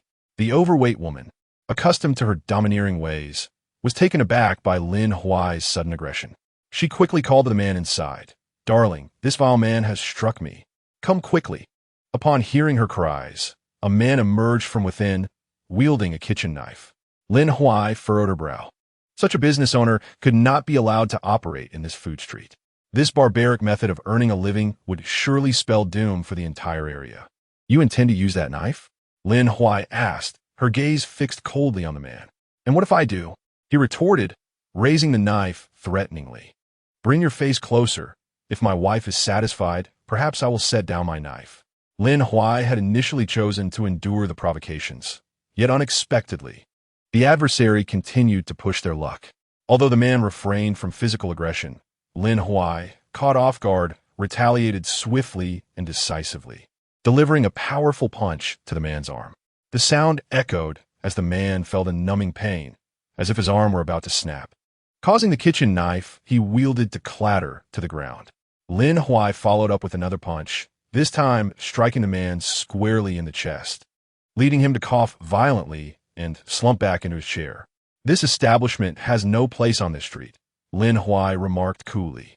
Indeed, It should not tarnish the image of our street, echoed one bystander. Yes, many patrons have expressed their disdain, claiming they no longer wish to visit our area. Another chimed in. They should leave, they should leave. It was evident that this couple had incurred the wrath of the community. Look, they have brought this upon themselves. They ought to vacate this street, Lin Huai remarked with a dismissive hum. Who do you think you are? Just because you say we should leave, we will? The man retorted through clenched teeth. Either you move on your own, or I will arrange for someone to assist you. The choice is yours, Lin Huai stated, casting a calm gaze at the couple. At that moment, an elderly gentleman approached Lin Huai, gently tugging at his sleeve. They have connections. None of the merchants on this street dare to provoke them, he whispered, wary of being overheard. Xiao Wantong bit her lip and softly tugged at Lin Huai's sleeve as well, her clear eyes fixed intently on him. Let be, I am not concerned. Seeing that Xiao Wantong was willing to back down, the overweight woman glared at Lin Huai with renewed arrogance. Did you see that? Even she is conceding. Do you still wish to defy us? Do you understand why we can act this way on this street? Their words held a semblance of truth. The couple indeed had backing. This world operates on the principle of the strong preying on the weak. They have connections and can bully us. We simply endure. Lin Huai's brow furrowed deeply. He found the overweight woman's worldview utterly incomprehensible. Without uttering a word, he took out his phone and dialed Wang Yibo. Secretary Wang. This business is lawless, verbally and physically assaulting customers, and they even boast of having connections, Lin Huai stated coolly. Such audacity. Stay there. I will contact the relevant authorities immediately to ensure they assist you on-site and resolve this matter satisfactorily, Wang Yibo replied. Understood, Secretary Wang. The overweight woman, noticing Lin Huai on the phone, sneered dismissively. Calling for help? Anyone can do that. Husband, call the big brother and have him bring people over. Let's see whose connections are stronger today. Approximately 10 minutes later, several individuals clad in uniforms from the Bureau of Industry and Commerce arrived. Leading them was a man in his 40s, flanked by a few subordinates. Big brother, you've arrived. This is the one who threatened to force us off this street, and even laid hands on Chun Tao and me. A corpulent woman pointed at Lin Huai, her yellow teeth almost ready to shatter. Indeed, brother, this fellow is utterly audacious. How dare he storm into our establishment and resort to violence? He even wielded a kitchen knife. Today, I nearly lost my life at his hands. You must call the authorities and have him apprehended. Ideally, he should be sentenced to several years in prison for some much-needed reform. That would surely humble him, Chun Tao exaggeratedly declared to his elder brother, Chun Bo. Chun Bo cast a fleeting glance at Lin Huai, his brow furrowing deeply. You possess an extraordinary amount of gall. In broad daylight, you dare to threaten my brother and sister-in-law with a blade? Are you not afraid of imprisonment? Lin Huai's brows knitted together tightly as he fixed his gaze on Chun Bo. You are clearly incapable of discerning right from wrong. You must have committed numerous wrongdoings yourself. If you are unafraid of incarceration, why should I be? Sensing the unwavering defiance in Lin Huai's eyes, Chun Bo's resolve wavered slightly. After years of navigating the treacherous waters of politics, he had learned to read people's hearts, and Lin Huai exhibited no signs of fear. Perhaps he had some backing. However, it was not in Chun Bo's nature to back down in front of so many onlookers. He decided to press further. I won't engage in idle banter with you. I will call the police right now, and when they arrive, you can explain yourself to them. Very well, Lin Huai replied with a faint smile. Before long, the police arrived, led by a young officer in his 20s, clad in uniform, who walked straight toward Lin Huai and Xiao Wantong. As he approached, the young officer nonchalantly pulled out silver handcuffs, intent on placing them on Lin Huai without a word. Wait, Lin Huai exclaimed, glaring at the uniformed officers. Are there no properly appointed officers among you? Who authorized you to respond in this manner? The officers were momentarily taken aback, not expecting Lin Huai to be so astute. What business is it of yours how we respond? The young officer retorted, his displeasure evident. Accustomed to flaunting their authority, they had grown used to the perks of being auxiliary officers, earning a modest monthly salary of 3,500, which, while not substantial, granted them a sense of superiority. The audacity of someone questioning them was quite irksome, since you lack a proper officer leading you. Perhaps you should wait for the county police to arrive, Lin Huai remarked coolly, turning his gaze toward the young officer. Shortly after Lin Huai's statement, several armored vehicles approached, and SWAT and police officers began to converge around them, creating a scene as if a momentous event were unfolding. Chen Bo observed the unfolding situation, his brow slightly furrowed. It seemed this fellow possessed some connections. Young brother, I believe it unnecessary for us to escalate matters to such a degree. It is far better for everyone to maintain harmony. Chen Bo smiled amiably at Lin Huai. Before Lin Huai could respond, an indignant voice rang out from a distance. Chen Bo, you possess an extraordinary amount of gall. As a member of the Bureau of Industry and Commerce, it is one thing to neglect the welfare of the public, but to collude with your own brother in wrongdoing is inexcusable. Approaching Chen Bo was Sui Chaomu, the director of the T-Language County Bureau of Industry and Commerce. Why have you come? Sui Bureau. Chen Bo felt a surge of anxiety within him. If I do not come, will I tarnish the reputation of our Bureau of Industry and Commerce? Sui Chaomu shot a frosty glare at Chen Bo. Before Chen Bo could articulate an explanation, Qin Xinyu arrived with a contingent of police officers, gently inquiring, "Are you unscathed?" Lin Huai shook his head. Without further ado, Qin Xinyu commanded her subordinates, "Take them all away." Upon hearing her words, the officers revealed their silver handcuffs and swiftly restrained Chen Tao and his wife. Witnessing his brother and sister-in-law being apprehended by the police, Chen Bo hurriedly approached Qin Xinyu. "Hello, comrade. I am Chen Bo from the County Bureau of Industry and Commerce. There seems to be a misunderstanding." Before Qin Xinyu could respond, Lin Huai stepped in front of Chen Bo, producing his identification badge and presenting it before Chen Bo, stating coolly, "If you have any misunderstandings, convey them to me, not to Director Qin."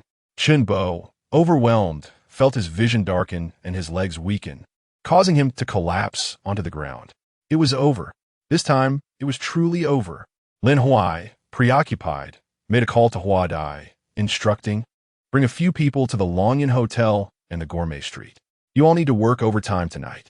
Chen Tao, you and your wife are truly something." Chen Bo seethed through clenched teeth, glaring furiously at the couple. "How could I possibly have siblings like you?" Before Chen Bo could finish lamenting, the comprehensive administrative enforcement departments, including food supervision and fire safety, arrived, surrounding Chen Tao and his wife's small establishment. At that moment, Chen Tao and his wife realized the magnitude of the trouble they had stirred. No. On what grounds do you close our shop? Why are you seizing our belongings? Why are you taking us away?" The overweight woman protested, her chest heaving as she shouted. However, no one paid her any heed. Qin Xinyu signaled to two female officers, who promptly seized the overweight woman by her arms and escorted her to the police vehicle. Chen Tao, too, was shoved into an armored vehicle by two male officers. Previously, they had boasted that no one dared to touch them. Now, they were being taken away by the police. Chen Bo, who had rushed to their aid, now found his legs trembling, utterly at a loss for how to proceed. The young auxiliary officers at the precinct received a fierce glare from Qin Xinyu, who admonished them. "What? Do you wish to wear handcuffs and be taken away as well? If not, follow me to the county police station and confess everything that has transpired here, where you shall face the consequences." Listening to Qin Xinyu's words, the auxiliary officers dared not retort and could only lower their heads, grimacing as they climbed into an armored vehicle.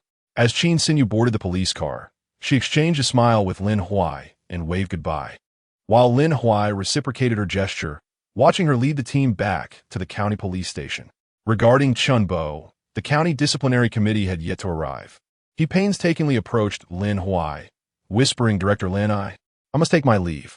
With that, Chen Bo attempted to slip away, hoping to evade a dire situation. However, Lin Huai crossed his arms and directly blocked Chen Bo's path.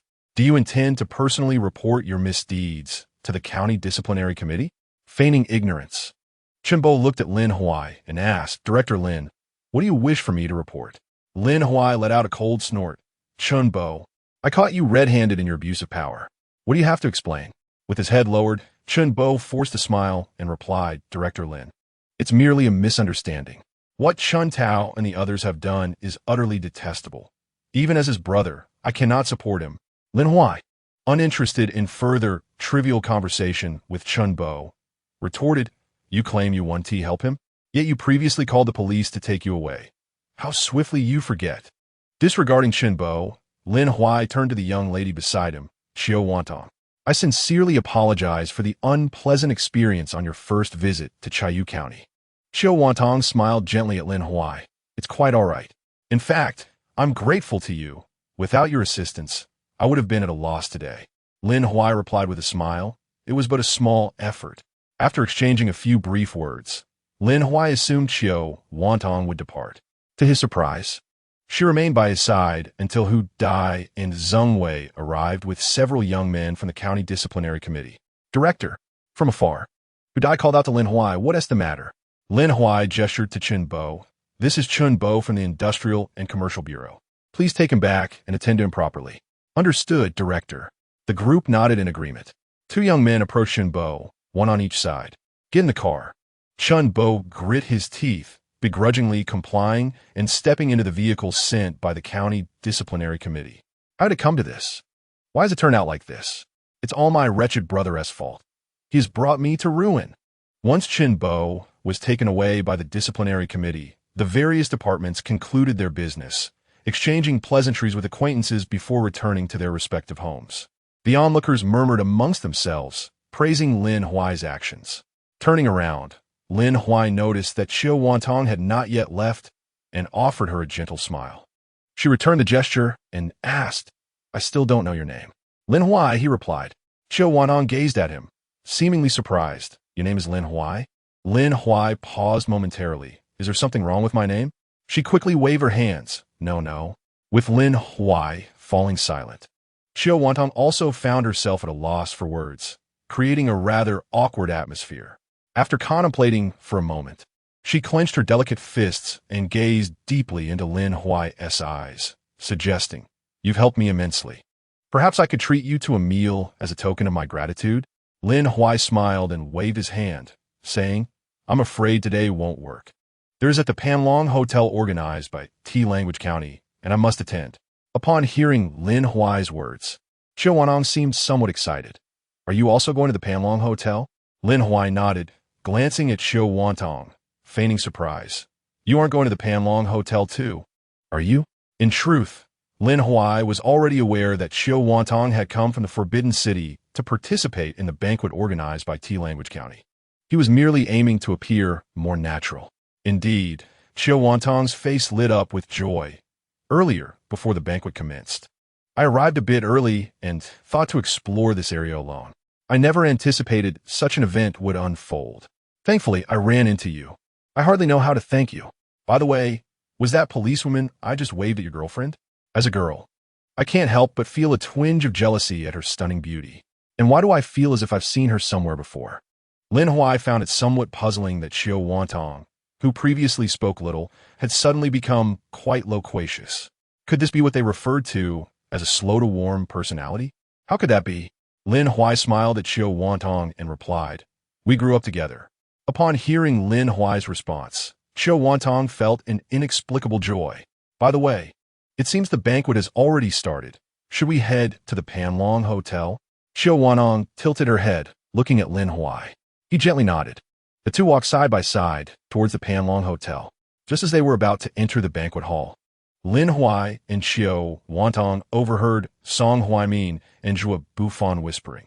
"As far as I know, the largest investor at this banquet is the Haitang Group, and the person attending seems to be someone named Xiao Wantong. If we can secure this Xiao Wantong, the Haitang Group might invest billions in Language County." "Old Song, is your information reliable?" Zhua Bufan chuckled, saying, "If what you say is true, as long as we treat the Haitang Group well and impress this Xiao Wantong, we should easily outshine Wang Yibo at the banquet." "Indeed. Hence our primary target tonight is Xiao Wantong," Song Huaimin said, lifting his gaze towards the entrance, his wine glass momentarily suspended in midair. Old Song, what's wrong with you?" Zhua Bufan noticed Song Huaimin's unusual demeanor and softly inquired. Chapter 82. Shall we change venues? As Song Huaimin cast his gaze toward Lin Huai and Xiao Wantong, Wang Yibo, holding a glass of red wine, also glanced at the two. seeing them walking side by side into the venue. A smile involuntarily crept onto his lips. Song Huaimin understood that the Haitang Group was substantial, and if they chose to invest in T-Language County, it would undoubtedly be a significant endeavor. Wang Yibo was well aware of this as well. Whichever of them managed to secure the Haitang Group would undoubtedly enhance their political achievements with a significant flourish. Therefore, the Haitang Group was a crucial client that both leaders were eager to attract. Wang Yibo felt a surge of joy within him. The recent events involving Qiu Wantong at the food street had left her utterly disinterested in investing in Chayu County. However, Lin Huai's appearance brought a glimmer of hope. Whether Haitang Group would invest in Chayu County tonight depended entirely on Lin Huai. Contemplating this, Wang Yibo elegantly approached Lin Huai and Qiu Wantong, holding a glass of red wine. "Shaolin, you've arrived," he greeted Lin Huai with a smile, then turned to Qiu Wantong and inquired, "And who might this be?" "Wang's secretary. This is Qiu Wantong, who has come to attend the investment banquet." Lin Huai replied with a smile, then turned to Qiu Wantong and remarked, "Miss Qiu, Secretary Wang is the backbone of Chayu County. If you have any thoughts, you may discuss them with him. If he cannot meet your conditions, then few others in Chayu County would be capable of doing so." Wang Yibo looked at Lin Huai with gratitude. This fellow was increasingly to his liking. However, his daughter was still studying abroad. Otherwise, he would have introduced her to Lin Huai, as young people might share more common interests. "I have long heard of your esteemed name, Secretary Wang, and it is a pleasure to finally meet you." Qiu Wantong spoke with graceful eloquence, her extraordinary presence evident. It was no wonder that one would not expect such a person to quarrel with an overweight woman. Noticing the conversation between Qiu Wantong and Wang Yibo, Lin Huai seized the opportunity to discreetly slip away. As the director of the county's Discipline Inspection Office, his involvement in attracting investment was tangential. He attended the banquet solely due to Wang Yibo's persistent invitations. Otherwise, he would have been at home resting. Finding a quiet corner, Lin Huai took out his phone and idly played a few casual games to pass the time. "Lin Huai, what are you playing?" Before long, Qiu Wantong sat directly opposite him, resting her chin on her right hand, her enchanting eyes sparkling as she inquired, "What, you want to join?" Lin Huai glanced at her and asked, "How did your conversation with our county secretary go?" Qiu Wantong smiled at Lin Huai and replied, "I am merely here as a representative of Haitang Group to pave the way in Chayu County. I can only provide the group with some reference value. The real decision-maker is my father, Qiu Dinghai." Lin Huai nodded gently. Noticing Lin Huai's sudden silence, Qiu Wantong furrowed her brows slightly. This fellow, after all, was engaging with a first-rate beauty. How could he maintain such a cool demeanor when a striking woman initiated conversation? In truth, Qiu Wantong was overthinking. At that moment, Lin Huai desired a carefree encounter. He preferred relationships that bore no obligations, such as those with widows, where one could indulge without consequence. He also considered those like Bai Jie, who had finalized her divorce, allowing him to engage without affecting future romantic pursuits. Lin Huai felt a certain reluctance toward a girl of Qiu Wantong's stature. He had yet to resolve matters with Qin Xinyu. Inviting further complications with Qiu Wantong was beyond his current capacity, unless he were to undertake a course in the art of being a cad. Primarily, although the Haitang Group is a mere fraction of the Lin Su Group, managed by Lin Yan in the Forbidden City, it nonetheless holds a prominent position, attracting the attention of these so-called young ladies. Should matters escalate within their circle, I would undoubtedly earn the reputation of a scoundrel in the Forbidden City. "You seem rather averse to such gatherings?" Qiu Wantong initiated a conversation, smiling at Lin Huai. "Are you familiar with Chayu County? If so, could you perhaps take me on a little tour?" Lin Huai shook his head apologetically. "Not very well." In response, Qiu Wantong decided to play the rogue. "I refuse to accept that. You must know it better than I do." At that moment, Song Huaimin and Zhu Bufan approached with smiles, casting their gaze towards Qiu Wantong. "Miss Qiu, greetings. I am Song Huaimin, the county magistrate at Chayu." He began, but was swiftly interrupted by Qiu Wantong. "County Magistrate Song, I have already discussed the investment matters in Chayu with Secretary Wang. Now, Lin Huai is to take me around Chayu for an on-site inspection." As she spoke, her enchanting peach blossom eyes fixed intently on Lin Huai. Should Lin Huai refuse to take her out at that moment, the atmosphere would undoubtedly become awkward for both parties. Nevertheless, considering the way Chiu Wantong had interrupted Song Huai, Lin Huai felt there was nothing inappropriate in indulging her request. With this thought, he rose and headed toward the exit of the venue. Seeing Lin Huai walk out, Chiu Wantong promptly stood and followed him. Observing the retreating figures of Lin Huai and Chiu Wantong, Song Huai and Zhua Bufan exchanged glances, their expressions darkening significantly. Ah, County Magistrate Song, County Magistrate Zhua. There you are. It seems someone from the Blowing Wind group is looking for you over there. Wang Yibo approached them with a smile. Understood, Secretary Wang. Upon hearing Wang Yibo's words, Song Huai's face instantly brightened, and he turned slightly. As for Lin Huai and Chiu Wantong, upon reaching the Panlong Hotel and standing by the car, Lin Huai fixed his gaze on Chiu Wantong and asked, "Where would you like to go?" Chiu Wantong looked at him intently. "Do you have a girlfriend?" Lin Huai replied, "Not at the moment." He rolled his eyes, bemused by the personal nature of her inquiry after such a brief acquaintance. Upon hearing that he had no girlfriend, Chiu Wantong smiled coyly and leaned closer to him. "Well, since you know Chiu better than I do, I shall follow wherever you lead." Tilting his head, Lin Huai inquired, "What if I were to take you to a hotel room? Would you go?" Chiu Wantong stared directly at him. "Are you serious?" Lin Huai was taken aback, wondering if she might actually consider it. Having voiced such a proposition, he, as a young man, could not back down. "Do you think he is?"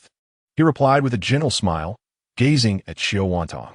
Without uttering a word, Chiu Wantong opened the passenger door and settled into the seat, calling out to Lin Huai, who stood beside the car. "If you feel uncomfortable at the Panlong Hotel due to familiar faces, let us choose another venue." Chapter 83.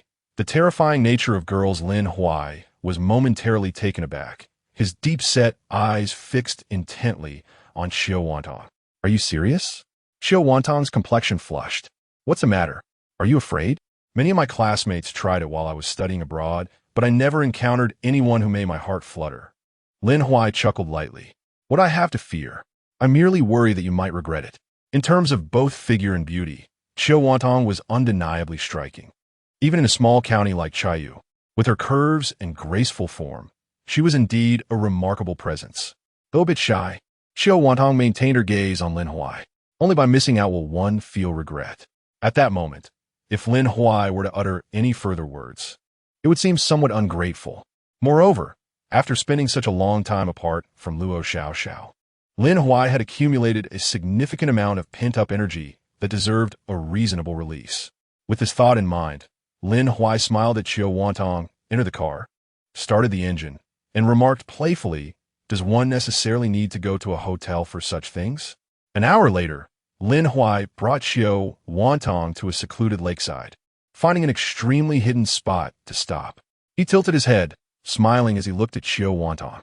Her beautiful eyes opened wide, locking onto Lin Huai's gaze. He gently cradled her exquisite face in his hands, captivated by her alluring lips. As he leaned in, he felt his throat constrict slightly, and he drew closer. Chiu Wantong's delicate hands wrapped around Lin Huai's neck, responding passionately. After a long while, they parted, both breathing heavily. "Let's move to the back," Lin Huai whispered into Chiu Wantong's ear. Came her soft, trembling reply, clearly indicating her nervousness. The back seat of the Ideal 8 was relatively spacious, yet their heights made the space feel somewhat constrained. However, under Lin Huai's expert guidance, things proceeded rather smoothly. Nearly an hour later, as the storm subsided, Lin Huai gazed at Chiu Wantong in his arms, his expression somewhat conflicted. "You're still a maiden. Why didn't you mention it sooner?" Chiu Wantong's cheeks flushed as she tilted her head, smiling with pursed lips. "Just now, you didn't show any tenderness toward a maiden, did you? Besides, what of it? Do you feel obligated to take responsibility?" Lin Huai remained silent. At that moment, his thoughts were rather chaotic. Men are drawn to beauty, especially to someone as extraordinary as Chiu Wantong. Very few men can resist such a lure. Lin Huai was no exception. Noticing his silence, Chiu Wantong gently rested her head against Lin Huai's chest, speaking softly, "Don't worry. I'll 1T hold you responsible. Let us consider this a chance encounter. A fleeting romance. Whether we meet again in the future is entirely up to fate. Lin Huai nodded gently. Since Xiao Wanong was so open-minded, what was there for him? A man to fret about? Seeing Lin Huai nod, Xiao Wanong took the initiative to lift his chin, her crimson lips drawing closer. Is this all right? Lin Huai chuckled wryly. Let's take it slow. How can one always take it slow? Once they had settled into a comfortable rhythm, the two souls intertwined once more amidst the clouds and rain. This time, Xiao Wanong was utterly joyful, completely at ease with herself. As time passed, Lin Huai's phone suddenly rang. It was Qin Xinyu calling. Strangely, Lin Huai felt as if he had been caught in an act of infidelity. Oddly enough, although he had shared a kiss with Qin Xinyu that night, their relationship was non-existent. Why should he feel apprehensive? Resolutely, Lin Huai answered the call in front of Xiao Wanong. Hello, what is it? Qin Xinyu's voice came through, sweet and delicate. Lin Huai, where are you? It's so late. Aren't you coming back? Lin Huai glanced at Xiao Wanong, who turned her face away, remaining silent. I had to step out to handle some matters, so I might not return tonight. Even if I do, it will likely be very late, Lin Huai explained. All right. After exchanging a few casual words with Qin Xinyu, Lin Huai concocted a vague excuse and hung up. Ever since Luo Xiaoxiao betrayed him, he had seemingly transformed into a heartless rogue. Now, lying to Qin Xinyu felt utterly effortless, devoid of any guilt. Moreover, Xiao Wanong remained perfectly composed by his side, which greatly pleased Lin Huai. Is the girl who called you Qin Xinyu? Xiao Wanong inquired, her beautiful eyes fixed intently on Lin Huai. Yes, why? Do you know her? Lin Huai tilted his head. Looking at Xiao Wanong. I thought so. She seemed familiar when I saw her at the food street, Xiao Wanong said with a slight smile. I slept with the boy she has liked since childhood. Haha. Lin Huai mentally chastised himself for being too talkative. Could there be some rivalry between Xiao Wanong and Qin Xinyu, even vying for men?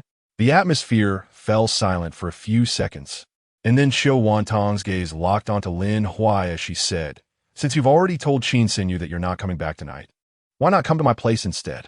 Lin Huai chuckled softly. No problem. Every girl leaves a distinct impression, and Xiao Wanong's allure captivated Lin Huai completely. With a slight smile, Xiao Wanong said, Shangxi Villa. Lin Huai nodded lightly and drove directly to Shangxi Villa, following the signs indicated by Xiao Wanong. He arrived at the villa where she resided, parked in the garage, and the two walked towards the grand entrance. Xiao Wanong swiped her face to unlock the door, then took Lin Huai's hand, leading him inside. The affluent lifestyle of the wealthy was evident. They had only just arrived in Chayu County to prepare for an investment, and the villa was already ready. Upon entering, Xiao Wanong gently tugged Lin Huai into her embrace. Typically assertive, Lin Huai responded by pushing her against the door, kissing her passionately and fiercely. Everything unfolded naturally, seamlessly.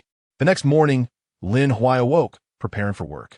To his surprise, breakfast was already laid out on the table. This stirred a wave of warmth within Lin Huai. It was indeed no small feat for a young lady of privilege to take care of him. When you think of me, remember to come here and find me. Xiao Wanong gazed at Lin Huai with affectionate eyes and said, But you won't always be here. Lin Huai replied, If you wish, I shall remain here forever. Xiao Wanong responded with a smile. Lin Huai widened his eyes in disbelief. Had they not agreed on a fleeting romance?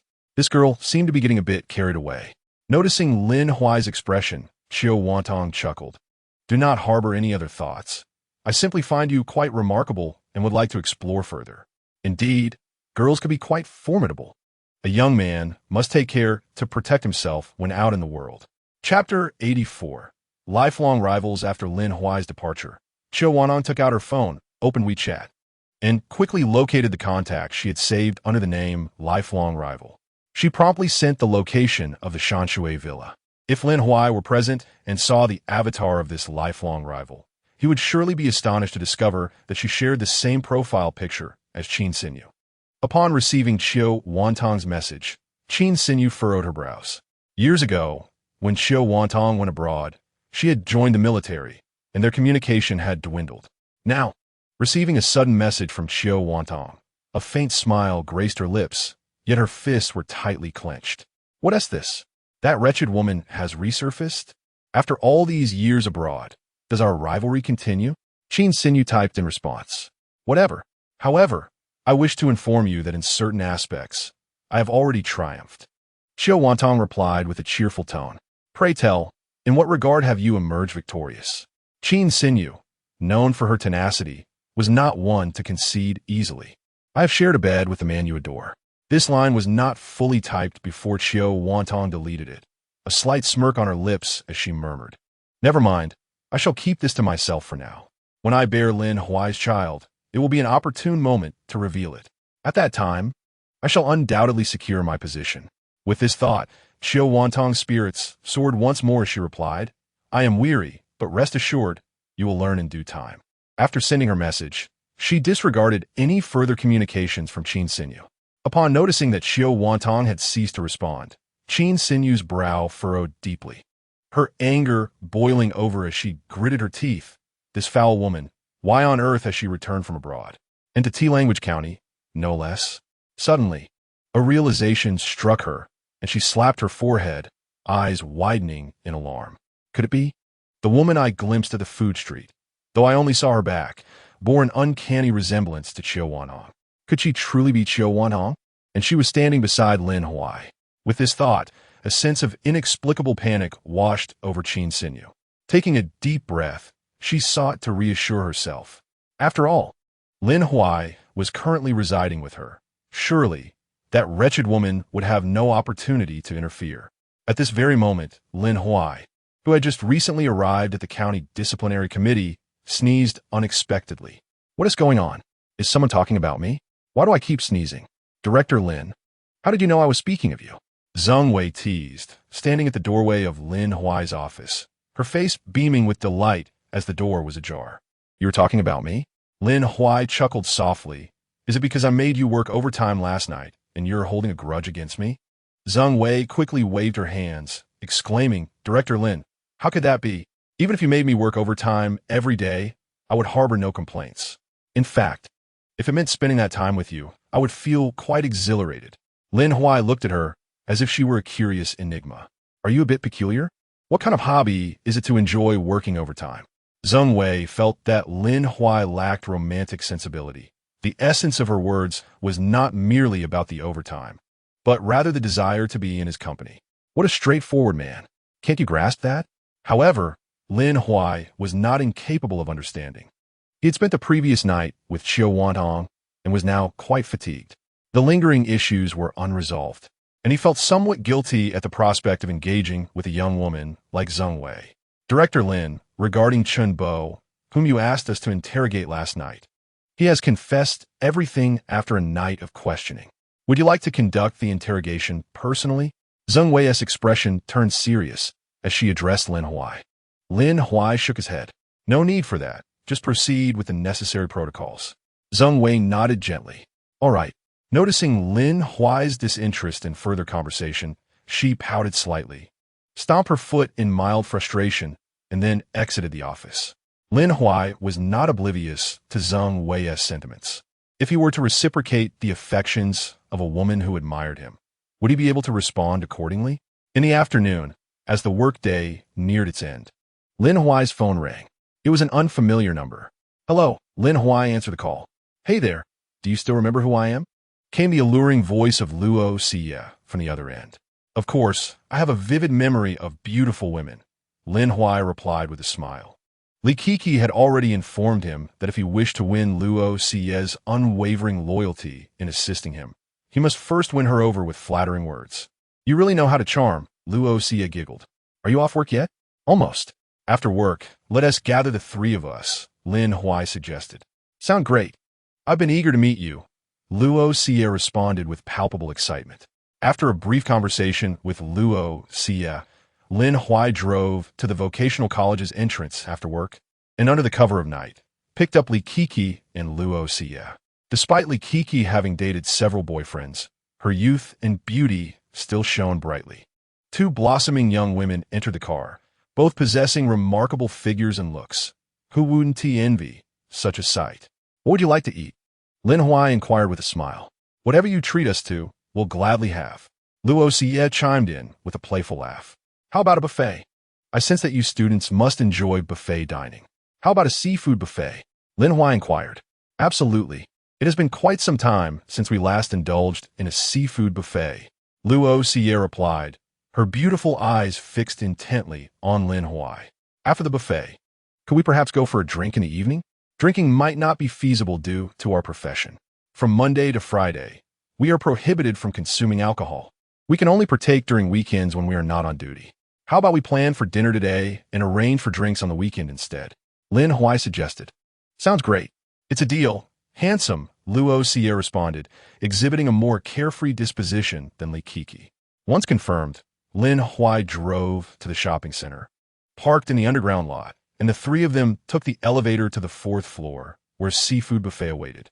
While enjoying the buffet, Lin Huai took out his phone and sent a message to Li Kiki, requesting that Luo Xie assist in setting a trap for Song Huaimin, as it was essential for Li Kiki to initiate the conversation. Chapter 85. All is fair game upon receiving Lin Huai's message. Li Kiki leaned in and whispered a few words to Luo Xie. After listening, Luo Xie's eyes locked onto Lin Huai as she asked, Handsome, when I discuss emotions with you, I expect to talk about feelings, and when I discuss conditions, I hope you refrain from bringing up emotions. Lin Huai found her statement amusing, yet he understood. After all, she was just in her early 20s and occasionally quite naive. Very well, let us discuss terms directly. Lin Huai replied, looking at Luo Xie. What must you require to accompany Li Kiki to Song Huaimin? Luo Xie smiled softly at Lin Huai. You are rather dull, aren't you? Even if you do not fancy me, could you not make it so evident? Such behavior can be quite hurtful to a girl, you know? Lin Huai felt a surge of exasperation, but managed to display a semblance of regret. I understand.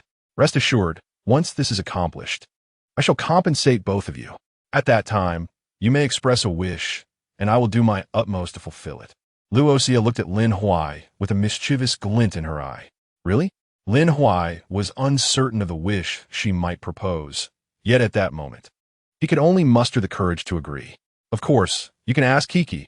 I have never deceived her. Li Kiki nodded at Luo Xie in affirmation. Seeing this, Luo Xie giggled. All right, handsome, I accept. After the task is completed, you must sleep with me. Lin Huai's eyes widened in surprise, momentarily taken aback. Are students in vocational schools this open-minded now? He decided to defer the matter for later. Whether Lin Huai could successfully use the two students, Li Kiki and Luo Xie, against the cunning old fox, Song Huaimin, remained uncertain. As Li Kiki and Luo Xie discussed the details while casting playful glances at Lin Huai, he interjected. You two take your time to strategize. I shall take my leave now. Should any issues arise, feel free to reach out to me at any time. Lin Huai spoke as he pulled out all the cash he had on him, approximately over 1,000 yuan, dividing it evenly into 2 portions and handing them to the 2 individuals. This is all the cash I have, he said. You can use it to buy some snacks. There was no alternative. Transferring money would leave a record, creating a potential ticking time bomb. Who could predict whether Li Kiki and Luo Xie might betray him later? However, giving cash posed no such concerns, as it would be difficult for anyone to trace. As Lin Huai departed from the seafood buffet, Li Kiki reached out and nudged Luo Xie, smiling as she remarked, See, I told you he wouldn't be easy to win over. He is different from other men, and you were skeptical. Do you believe me now? Yes, but why are you poking my chest? Are you feeling insecure about the size? Luo Xie teased, batting her beautiful eyes as she pulled Li Kiki into her embrace and playfully tickled her armpits. Luo Xie, you're crazy. This is a public place. Don't make a scene and give people something to laugh about. Li Kiki exclaimed, quickly wriggling free from Luo Xie's hold. Before long, the 2 girls shifted into planning mode. Li Kiki first sent a WeChat message to Song Huaimin. Oh dear, have you grown tired of me? You haven't reached out in ages. Today, I've brought along a classmate. Such an opportunity is rare. It all depends on whether you have the time. After sending that message, Li Kiki snapped a beautiful selfie with Luo Xie and sent it as well. Ding ding ding. Soon enough, Li Kiki's phone rang. It was Song Huaimin calling. That old fellow was quite cautious, never engaging in text chats with her, always opting for voice messages. Hello, darling. Have you finally remembered me? Li Kiki's voice was sweet and melodious, like a gentle spring brook, soothing Song Huaimin's heart.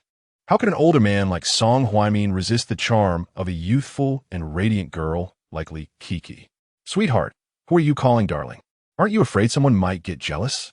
Luo Xie chimed in softly, teasing Li Kiki.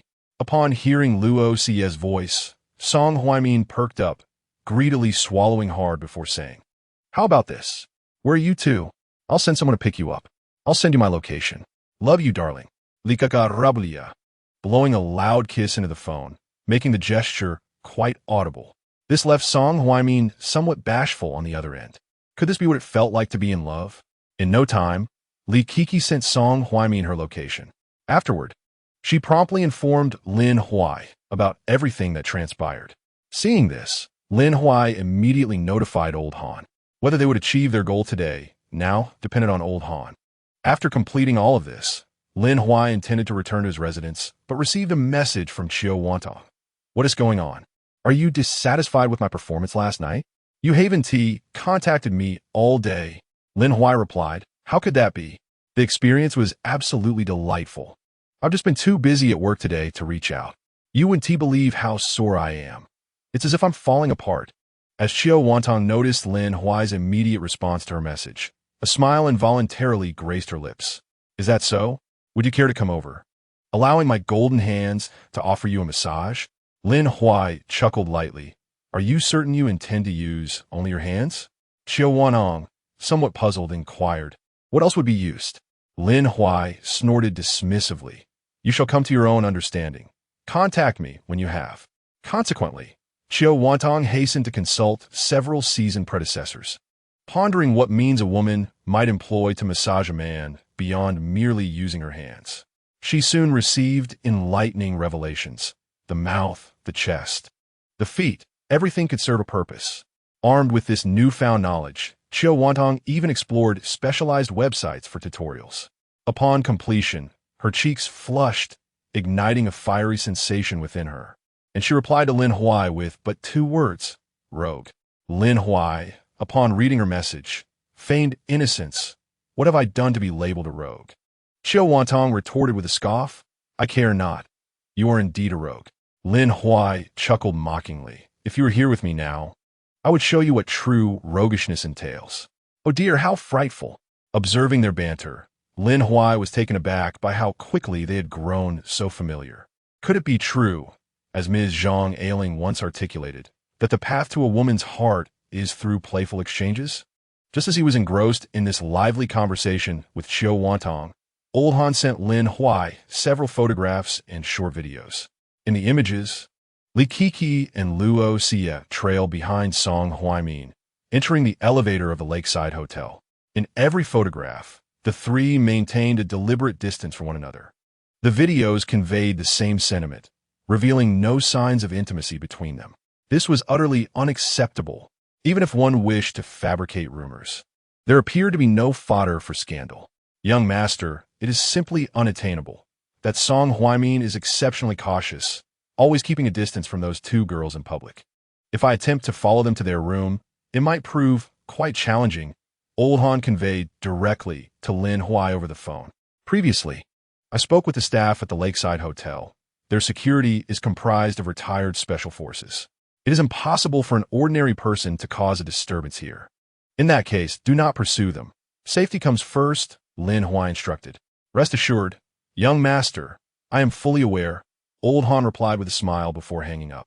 The security at the Lakeside Hotel consisted of retired special forces, but what of the others? Might they also be experts in their own right?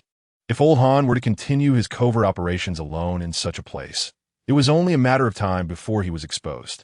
Should that occur, escaping would likely prove difficult for him. No, Old Han must not be put in danger. With this thought in mind, Lin Huai sent a message to Old Han, "Retreat. This is an order."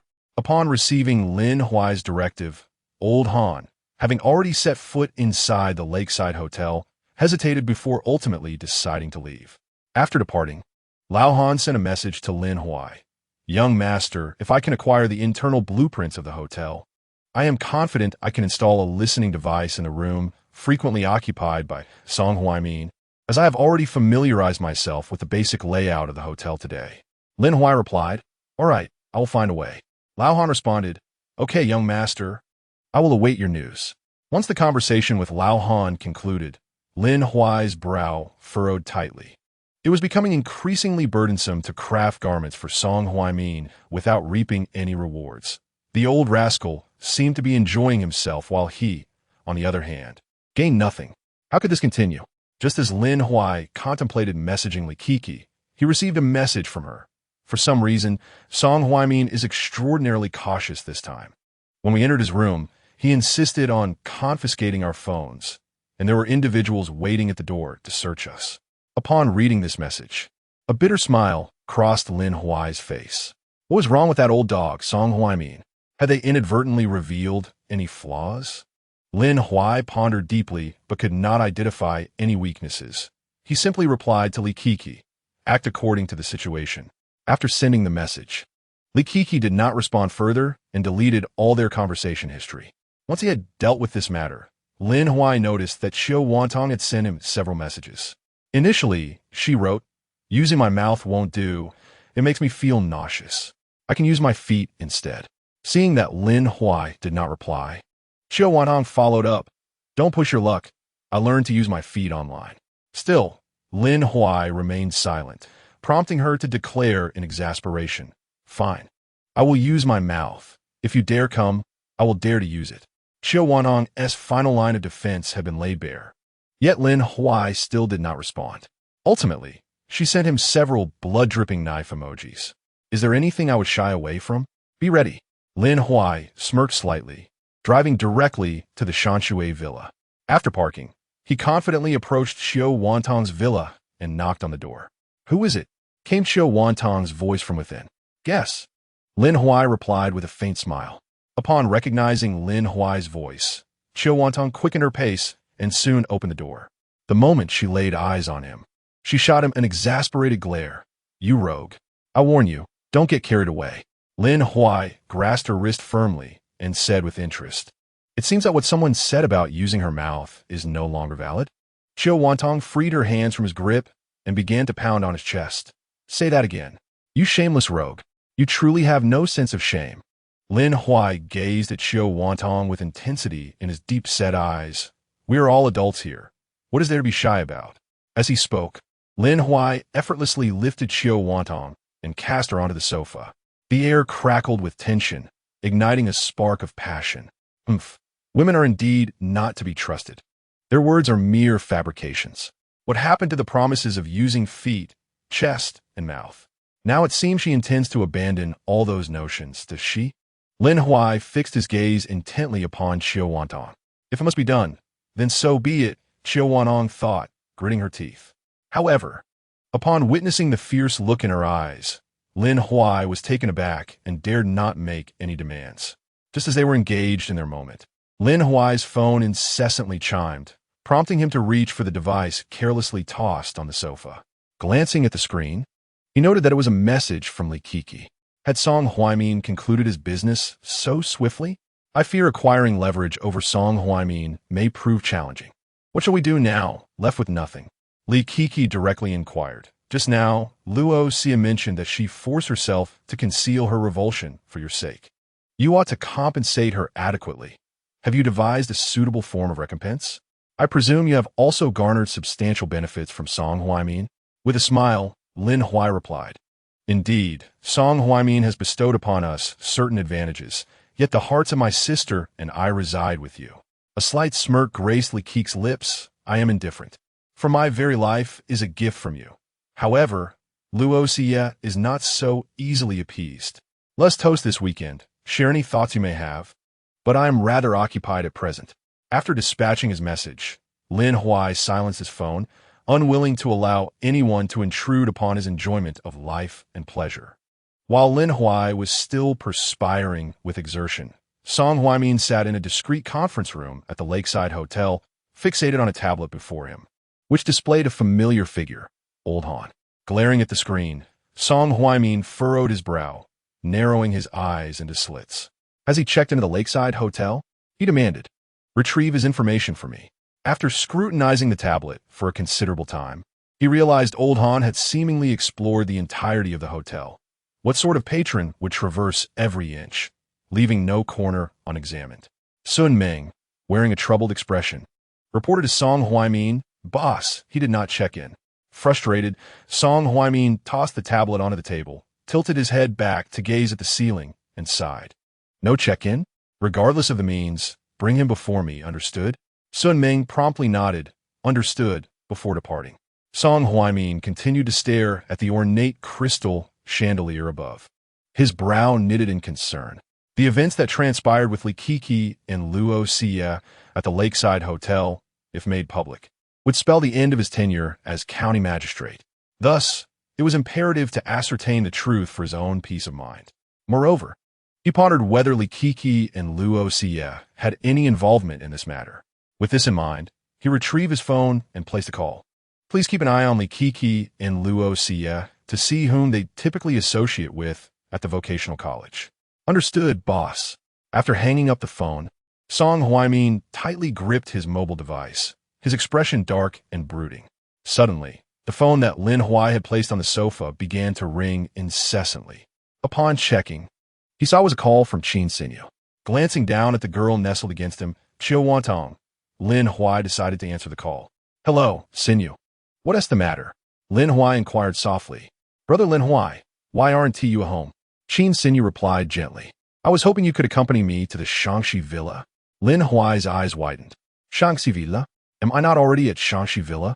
What are you going there for? Do you have friends in Chayu County?" he asked, skeptical. "Oh, it's nothing like that. Just an old rival from high school. It seems she's at Shangxi Villa now, and I thought I might pay her a visit," Qin Xinyu explained with eager anticipation. "Do you have time now?" After pondering for a moment, Lin Huai responded, "I am quite close to Shangxi Villa. Why don't you take a taxi over here and then call me?"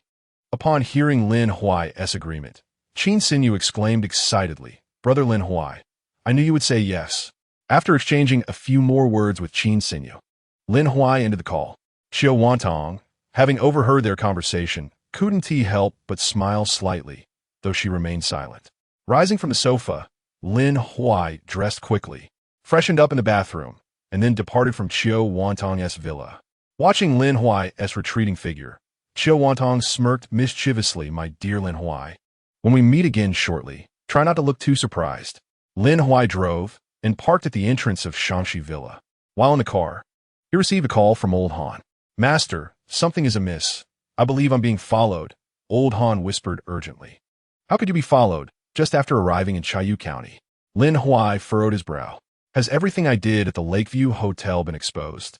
Old Han, puzzled, replied, "If not, there is no reason for anyone to be tailing me. Shake them off and find a place to lay low for now in Chayu County." Lin Huai advised after a moment's thought.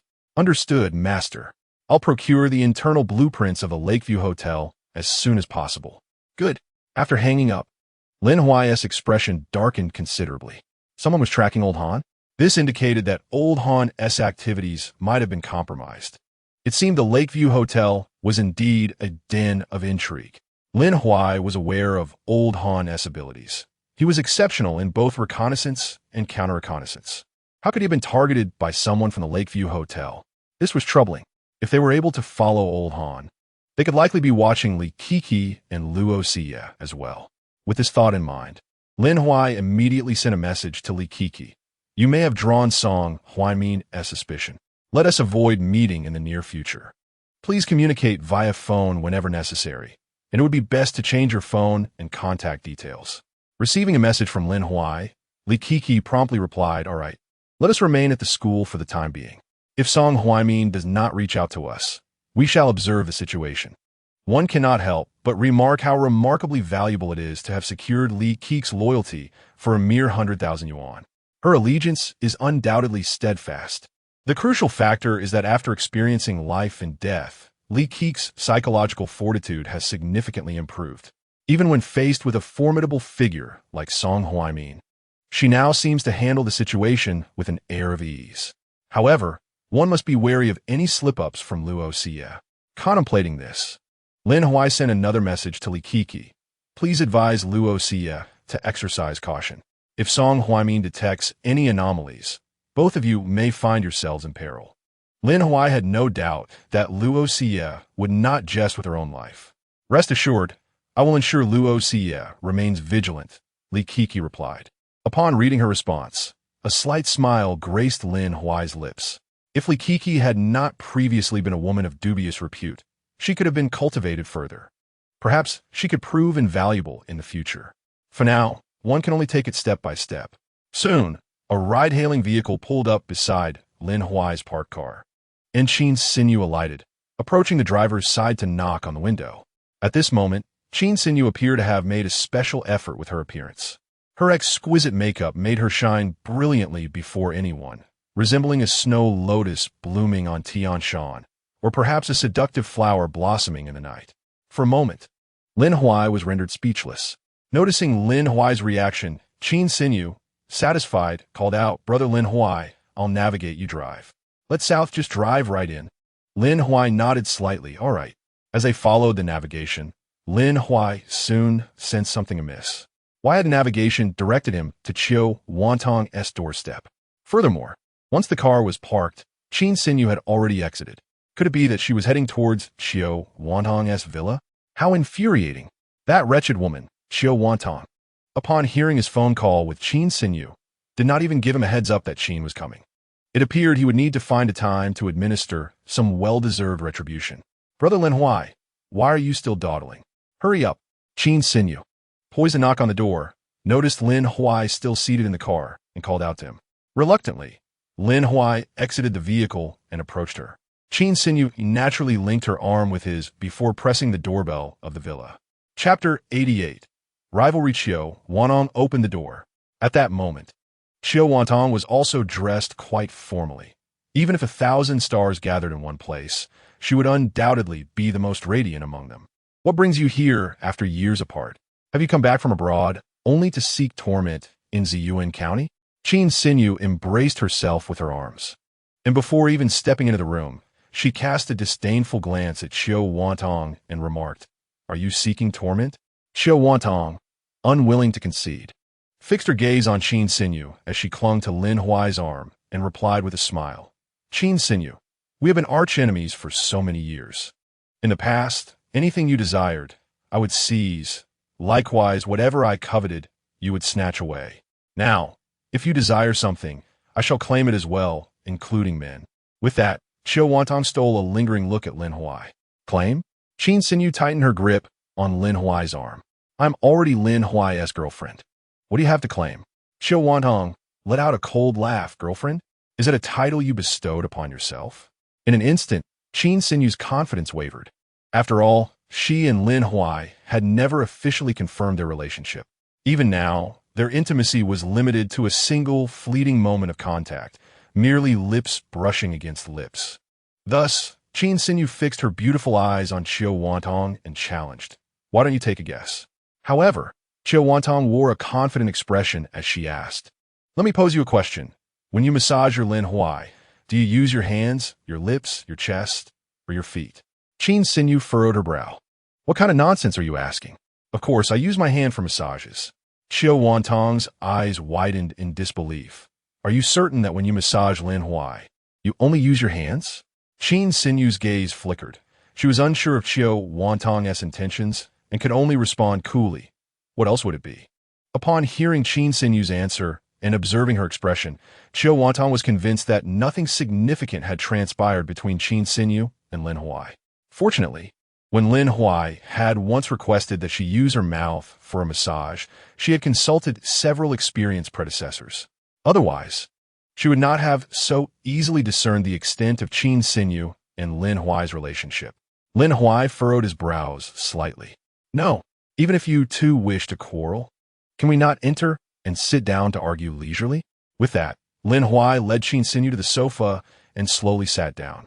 He sprawled casually on the couch, taking out his phone to play a game nonchalantly. "If you wish to bicker or quarrel, please, I shall pretend not to hear a thing." Qin Sinew, could it be possible that before you and your Lin Huai achieve a definitive relationship, I've already indulged in earthly pleasures with him? Qiu Wantong observed how closely Qin Sinew clung to Lin Huai, her expression laced with mischief. Hearing Qiu Wantong's words, Qin Sinew's eyes widened in disbelief. "Qiu Wantong, Refrain from saying such absurdities. Even though we come from the same background, do you think I am unaware of who Lin Huai is? With a sly grin, Xiao Wantong rose from the sofa and repositioned herself on the other side, saying, "There will always be moments when you are not fully aware, right, darling?" Lin Huai jolted, sitting upright on the couch. Qin Sinyu's brows knitted tightly as she glared fiercely at Xiao Wantong, reaching out to pull her away from Lin Huai. Shameless. Xiao Wantong dismissed Qin Sinyu's words entirely and retorted with a smile. "I have even more shameless moments. Do you wish to know?" Qin Sinyu was momentarily taken aback. To my astonishment, after several years apart, Xiao Wantong has become increasingly sharp-tongued and utterly devoid of boundaries. With a smile, Qin Sinyu gazed at Xiao Wantong and said, "All right, I am indeed curious to witness just how shameless you can be." Xiao Wantong turned her gaze toward Lin Huai, a subtle smile gracing her lips as she replied, "Of course, it is when my darling Lin Huai calls me that I become truly shameless. What about you? Hasn't your brother Lin Huai ever asked you to call him darling Lin Huai? Since this wicked woman Qin Sinyu is so eager to observe, shall we not give her a live demonstration? Let her witness it for free," Xiao Wantong declared, stepping closer to Lin Huai, her crimson lips boldly pressing against his in a forceful kiss. Qin Sinyu, enraged, felt the urge to explode, but managed to restrain herself. Though they had often clashed, Xiao Wantong had principles and boundaries. They were rivals yet friends, and she would never behave so brazenly with a boy she had just met. Thus, there was only one possibility. She truly knew Lin Huai. Could it be that she was indeed his ex-girlfriend, and had they shared such intimacy? Suddenly, a statement from Xiao Wantong echoed in Qin Sinyu's mind. She had claimed that at certain stages, she had already won. Was this what she meant? In this round, Qin Sinyu conceded defeat. "All right, I admit you have triumphed this time," she said through clenched teeth, her fists trembling. "But I want to know, when did you and Lin Huai become involved? Curious, are we?" Xiao Wantong leaned closer to Qin Sinyu's ear, a playful smile on her face. "Call me sister, and I shall enlighten you. How's that sound?" Qin Sinyu shot her a fierce glare. "Get lost." Xiao Wantong chuckled. "Actually, it hasn't been long at all, just since the day I reached out to you." Upon hearing this, Qin Sinyu felt a wave of despair wash over her. It had been such a short time.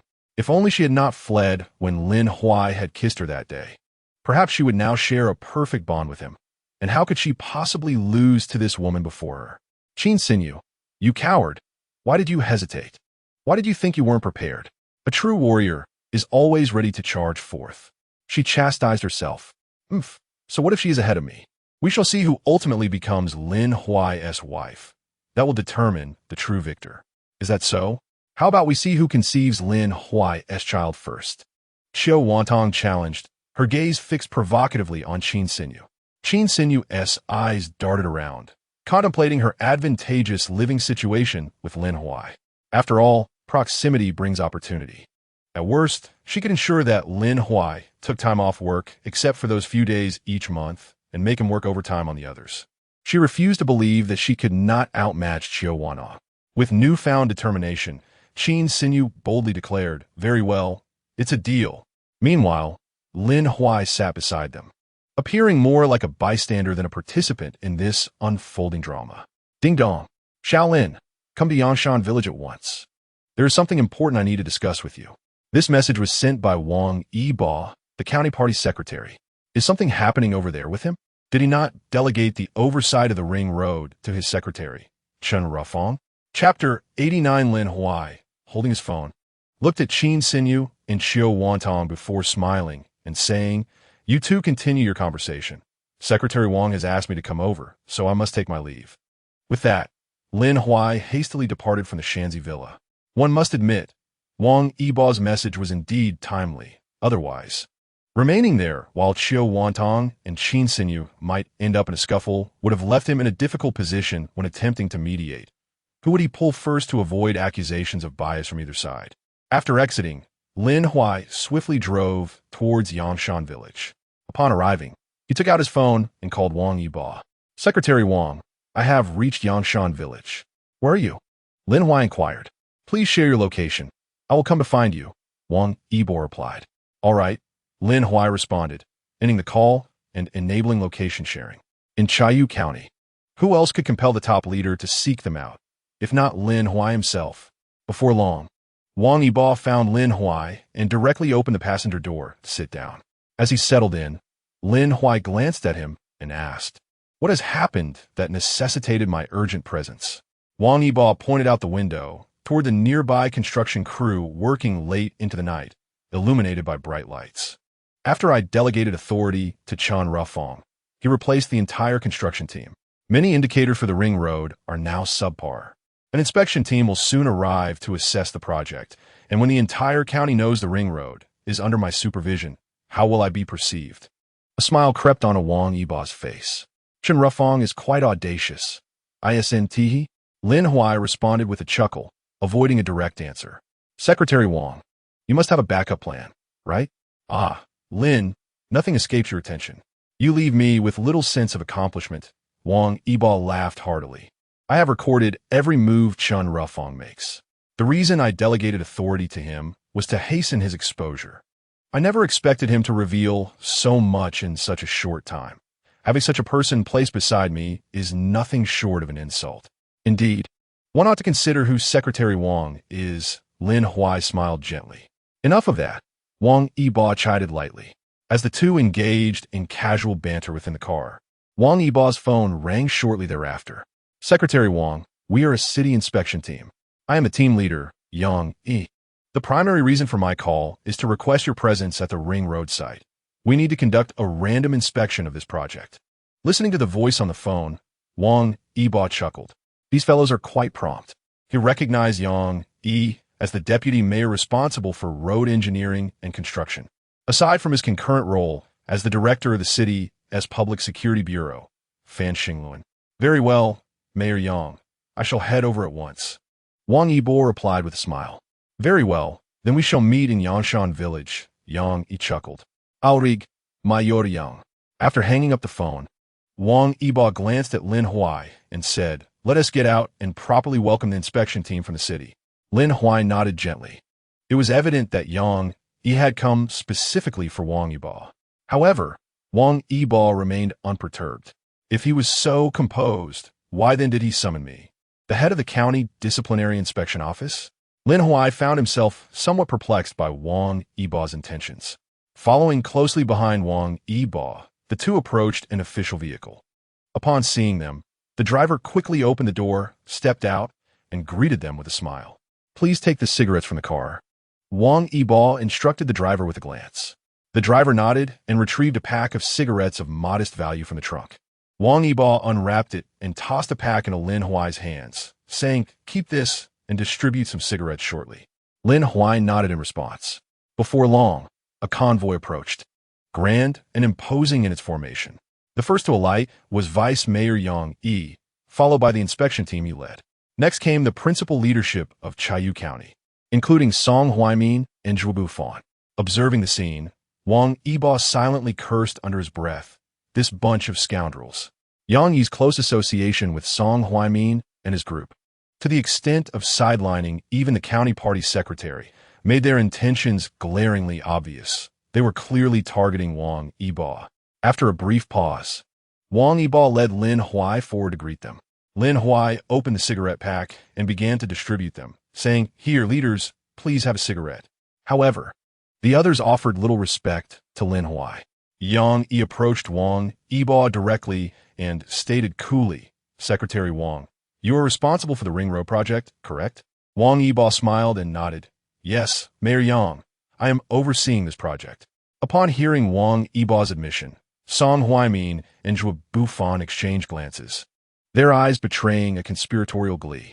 Secretary Wang, how have you been overseeing it? Our quality inspection team found several non-compliant sites during a random check. How can we report this to our superiors? Yang Yi looked at Wang Yibo with a troubled expression. Mayor Yang, there is nothing to worry about. You can report the facts as they are, Wang Yibo replied, casting a calm look at Yang Yi. Noticing Wang Yibo's unflappable demeanor, Song Huaimin and Zhuo Bufan sensed something was amiss. This old fox was far too composed. Secretary Wang, should we not consider some rectification measures? Yang Yi tentatively inquired. That's unnecessary, Mayor Yang. Such a course would only put you in a difficult position, wouldn't it? Wang Yibo smiled and continued, once you report the facts. If they choose to criticize me or demote me, I shall have no complaints and will not blame anyone. Mayor Yang, since Secretary Wang is so magnanimous, I believe we need not indulge in further pleasantries. One of Yang Yi's companions chimed in. Indeed, Mayor Yang, echoed others behind him. Upon witnessing this, Yang Yi feigned a troubled expression and, filled with regret, turned to Wang Yibo, saying, Secretary Wang, I can only extend my apologies. I will report these circumstances truthfully. However, how the higher authorities will respond remains uncertain to me.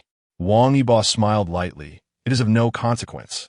However, Mayor Yang, may I inquire about the specific areas that the quality inspection team has sampled?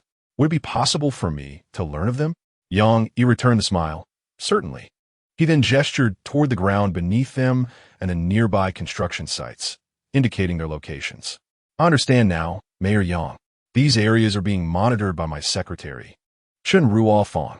Of course, with such incidents occurring, I cannot absolve myself of responsibility. Nevertheless, I kindly ask you to review the videos I possess. As he spoke, Wang Yibo handed his pre-prepared phone to Yang Yi. Chapter 90. The accusation of the multitude. The video was lengthy. Within it, Chen Ruofang decisively replaced the previous construction team and personally oversaw the work. Moreover, he explicitly insisted on using substandard materials and brazenly instructed the workers to cut corners.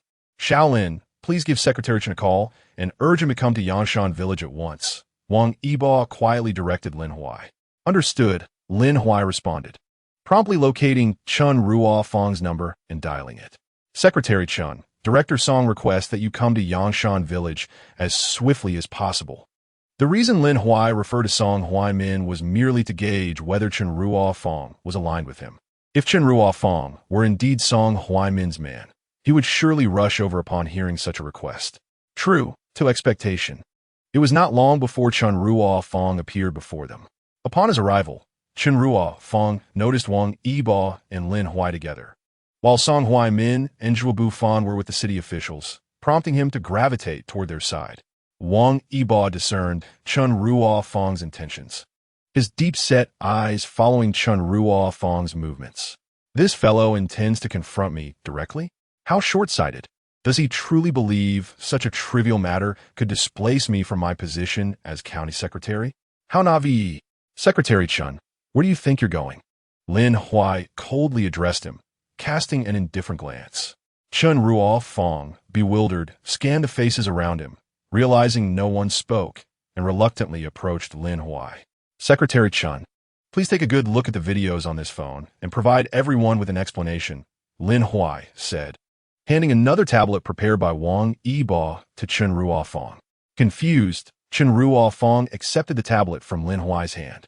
At the first glance of the video on the screen, he was struck dumb, as if hit by lightning. How could you possibly have such videos? Chen Ruofang exclaimed incredulously, staring at Lin Huai. These videos were not fabricated. They were entrusted to me by Secretary Wang. Lin Huai replied impatiently. Secretary Wang? Chen Ruofang trembled, turning his gaze toward Wang Yibo. Wang Yibo did not even spare a glance at Chen Ruofang. He merely remarked, Ah, Xiao Chen, you are far too hasty. You approach all matters with undue urgency. Chen Ruofang could only manage a bitter smile. Realizing that Wang Yibo's delegation of authority was not born of trust, but rather a test of his mettle. Yet, he was the very one failing to rise to the occasion. Without Wang Yibo having to exert much effort in his probing, Chen Ruofang rashly sought to betray him. It was all over now. The situation felt utterly hopeless.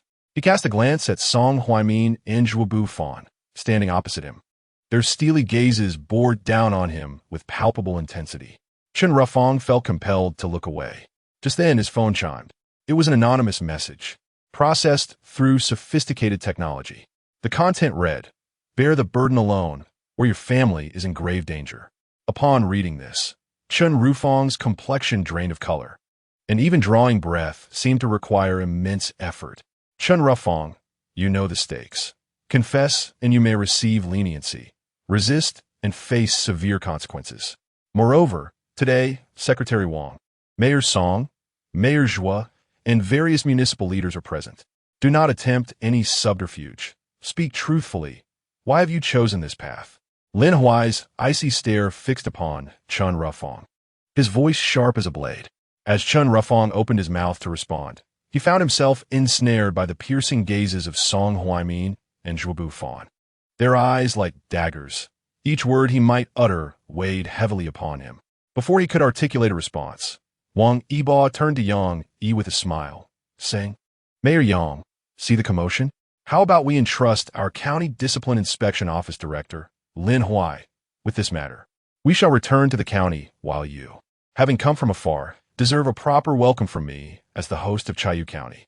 Yang Yi nodded slightly, casting a frosty glance at Chun Rufang, admonishing, young man, to conspire against your own superior. Such baseness is unparalleled. Song Huaimin glanced at Yang Yi, chuckling, Mayor Yang, please forgive the farce. This is but a jest of Chayu County. Zhuo Bufan sighed, shaking his head, then looked at Chun Rufang, saying, Xiao Chun, Secretary Wang has treated you fairly. How could you betray him? What do you hope to gain? As these words struck him, Chun Rufang felt as though a myriad of arrows pierced his heart, leaving him in a state of despair. We were allies. We were all on the same ship. How had he become the target of scorn, a pariah, a wretched creature reviled by all? Unwillingness, humiliation, rage, a cacophony of emotions surged within him. Particularly, the words of Song Huaimin and Zhuo Bufan tightened his fists in frustration. Yet, recalling the ominous message, his eyes hollow, he loosened his grip. To conspire with danger was akin to dancing on the edge of a blade. How could he ever gamble with the safety of his family? A group of people continued to murmur and discuss. Before long, Wang Yibo led Yang Yi and his entourage away, glancing back at Lin Huai. It was clear that Wang Yibo's sole purpose in summoning Lin Huai to Yanshan village was to ensure that Chun Rufang fell into Lin Huai's hands. Lin Huai serves as the director of the county's disciplinary inspection office. Even if he were to take Chun Rufang back for an investigation, it would still be within reason and legality. It appears that Wang Yibo's thoughts are indeed quite meticulous. After the others departed, Lin Huai turned to Chun Rufang, smilingly inquired, Secretary Chun, do you believe you can continue to survive? Chun Rufang furrowed his brows and looked at Lin Huai, questioning, what do you mean? Lin Huai, with a smile, replied, collaborating with Song Huaimin and his ilk is akin to walking a tightrope. A moment's misstep could lead to utter ruin. Previously, when everyone stepped forward to condemn you, they took the opportunity to strike you down as well. They never considered you one of their own, given that they do not regard you as an ally. Do you think they would be concerned about your well-being? Oh wait, I misspoke. They are not interested in your survival. Rather, they are quite intrigued by your demise. For only the dead can provide absolute assurance. As Lin Huai's words echoed, Chun Rufang trembled uncontrollably. How dare they? He stammered, clearly shaken by Lin Huai's revelations. Or perhaps you could gamble that they wouldn't dare. Lin Huai chuckled, adding, get in the car. Come with me to the county's disciplinary office. You can either bear the burden of everything alone or reveal the truth to us. I can allow you to contemplate this during the ride. I drove here. Can I not take my own car? Chun Rufang glanced at Lin Huai. I fear you might encounter an accident along the way. Lin Huai replied with a mild smile. Chapter 91. We are not on the same path. No man is truly worthy without a hint of ruthlessness. Both Song Huaimin and Zhuo Bufan are the type of individuals who stop at nothing to achieve their goals. To acquire his wife's wealth, Song Huaimin would scheme in the shadows, aiming directly at Zhao Muqing's life. Zhuo Bufan is even more ruthless. Despite having shared a past with Lu Meiwan and fathering a child, Lu Xuefei, with her, he still allowed her to meet a tragic fate. In fact, even his own son Lu Xuefei was not treated with kindness by Zhuo Bufan. How could such men possibly care about the life or death of a mere secretary? For them, only with Chun Rufang's demise could their deeds remain concealed, allowing them to breathe easy. Chun Rufang took a deep breath, feeling a profound sense of regret. If only he had chosen not to ally with Song Huaimin from the outset. Had he focused on performing his duties well upon entering the system, perhaps he would not find himself in this predicament now. Alas, there is no room for if only in this world. With a heavy heart, Chun Rufang opened the passenger door of Lin Huai's car, settled inside, and fastened his seatbelt. Observing this, Lin Huai promptly started the vehicle and departed from Yangshan village. Throughout the journey, Lin Huai remained silent. Chun Rufang, on the other hand, felt as though he were sitting on pins and needles, wanting to speak, yet unsure of where to begin. Suddenly, a blinding light surged towards Lin Huai, nearly preventing him from opening his eyes. An overwhelming sense of danger washed over him in an instant. Ahead, an out-of-control pickup truck careened toward his vehicle. Lin Huai swerved sharply, narrowly avoiding collision with the oncoming truck. Despite narrowly escaping this time, Lin Huai remained vigilant, keenly observing his surroundings and attuned to every sound. Through the rearview mirror, he noticed that the out-of-control pickup truck had surprisingly come to a halt after colliding with the shoulder. The driver's performance was rather lackluster. At such speed, could the truck not have surged onto the sidewalk? Director Lin, do you think Song Huaimin and the others truly intend to take my life? Chun Rufang gasped, turning to Lin Huai with trembling uncertainty. I cannot say, Lin Huai replied coolly, casting a glance at Chun Rufang. Soon, Lin Huai drove Chun Rufang to the county disciplinary committee. Upon arrival, he found Zheng Wei, Hua Hudi, and two other male colleagues already waiting in the comprehensive office as per Lin Huai's earlier notification. Without delay, Lin Huai ushered Chun Rufang into the office and then retreated to his own office to place a call to Zhang Xiaohu. Secretary Zhang, the Secretary of County Party, Secretary Wang Yibo, is implicated in a plot against me. Secretary Wang has instructed me to bring him to the county disciplinary committee. Would you like to join? Lin Huai inquired softly. Xiao Lin, I'm unable to leave at the moment. Secretary Wang just called, asking me to assist in receiving Mayor Yang and the others. You shall handle Chun Rufang's matter entirely, Zhang Xiaohu responded. Understood, Secretary Zhang. The call to Zhang Xiaohu was made out of respect for his leadership. After hanging up, Lin Huai returned to the comprehensive office. At that moment, the two male colleagues from the county disciplinary committee stood flanking Chun Rufang, while Zheng Wei and Hua Hudi regarded him with icy stares, interrogating him about various matters. However, Chun Rufang remained tight-lipped, not uttering a single word. Observing this, Lin Huai offered a gentle smile to Chun Rufang and remarked, Secretary Chun, it appears you have made your choice. With an expression of helplessness, Chun Rufang replied, Director Lin, sometimes when one reaches a certain juncture, there are no choices left. Lin Huai merely smiled faintly at Chun Rufang. As a secretary, you ought to possess a rich literary foundation. You understand what it means to turn the tide in a desperate situation, do you not? I shall grant you 3 more minutes to reflect. If you are willing to confess truthfully, I will spare no effort to assist you. Upon hearing Lin Huai's words, a flicker of light briefly ignited in Chun Rufang's otherwise vacant eyes, only to extinguish almost instantly. In such circumstances, could he truly place his trust in Lin Huai? Ultimately, with a bitter smile, Chun Rufang shook his head, pondering how he could gamble with his family's lives. One misstep could lead to a cascade of errors. Director Lin, thank you, but I cannot agree. I cannot risk my family's lives. My own demise is inconsequential, but I would not wish to involve my family in this predicament. Chun Rufang stated, his deep-set eyes already bloodshot with despair. Unexpectedly, Chun Rufang proved to be quite resolute. Lin Huai regarded him with a calm gaze. Secretary Chun, if that is the case, you must have already contemplated how to proceed with your confession. Chun Rufang nodded in response. Witnessing this, Zheng Wei, Hua Hudi, and the others proceeded to activate their professional equipment for the task at hand. Chun Rufang explained that his actions on the ring road were entirely motivated by his prolonged association with Wang Yibo, during which he had never been given a significant role. In contrast, Lin Huai, who had been with Wang Yibo for a similar duration, was cultivated as a trusted confidant. Chun Rufang felt jealousy and resentment. He yearned for Wang Yibo's downfall and thus sought to incriminate him. Notably, in his self-disclosure, Chun Rufang failed to mention Song Huaimin and Zhuo Bufan, revealing his deep-seated apprehension towards the two. Given Chun Rufang's choice of confession, Lin Huai refrained from further discussion and proceeded to follow the necessary protocol.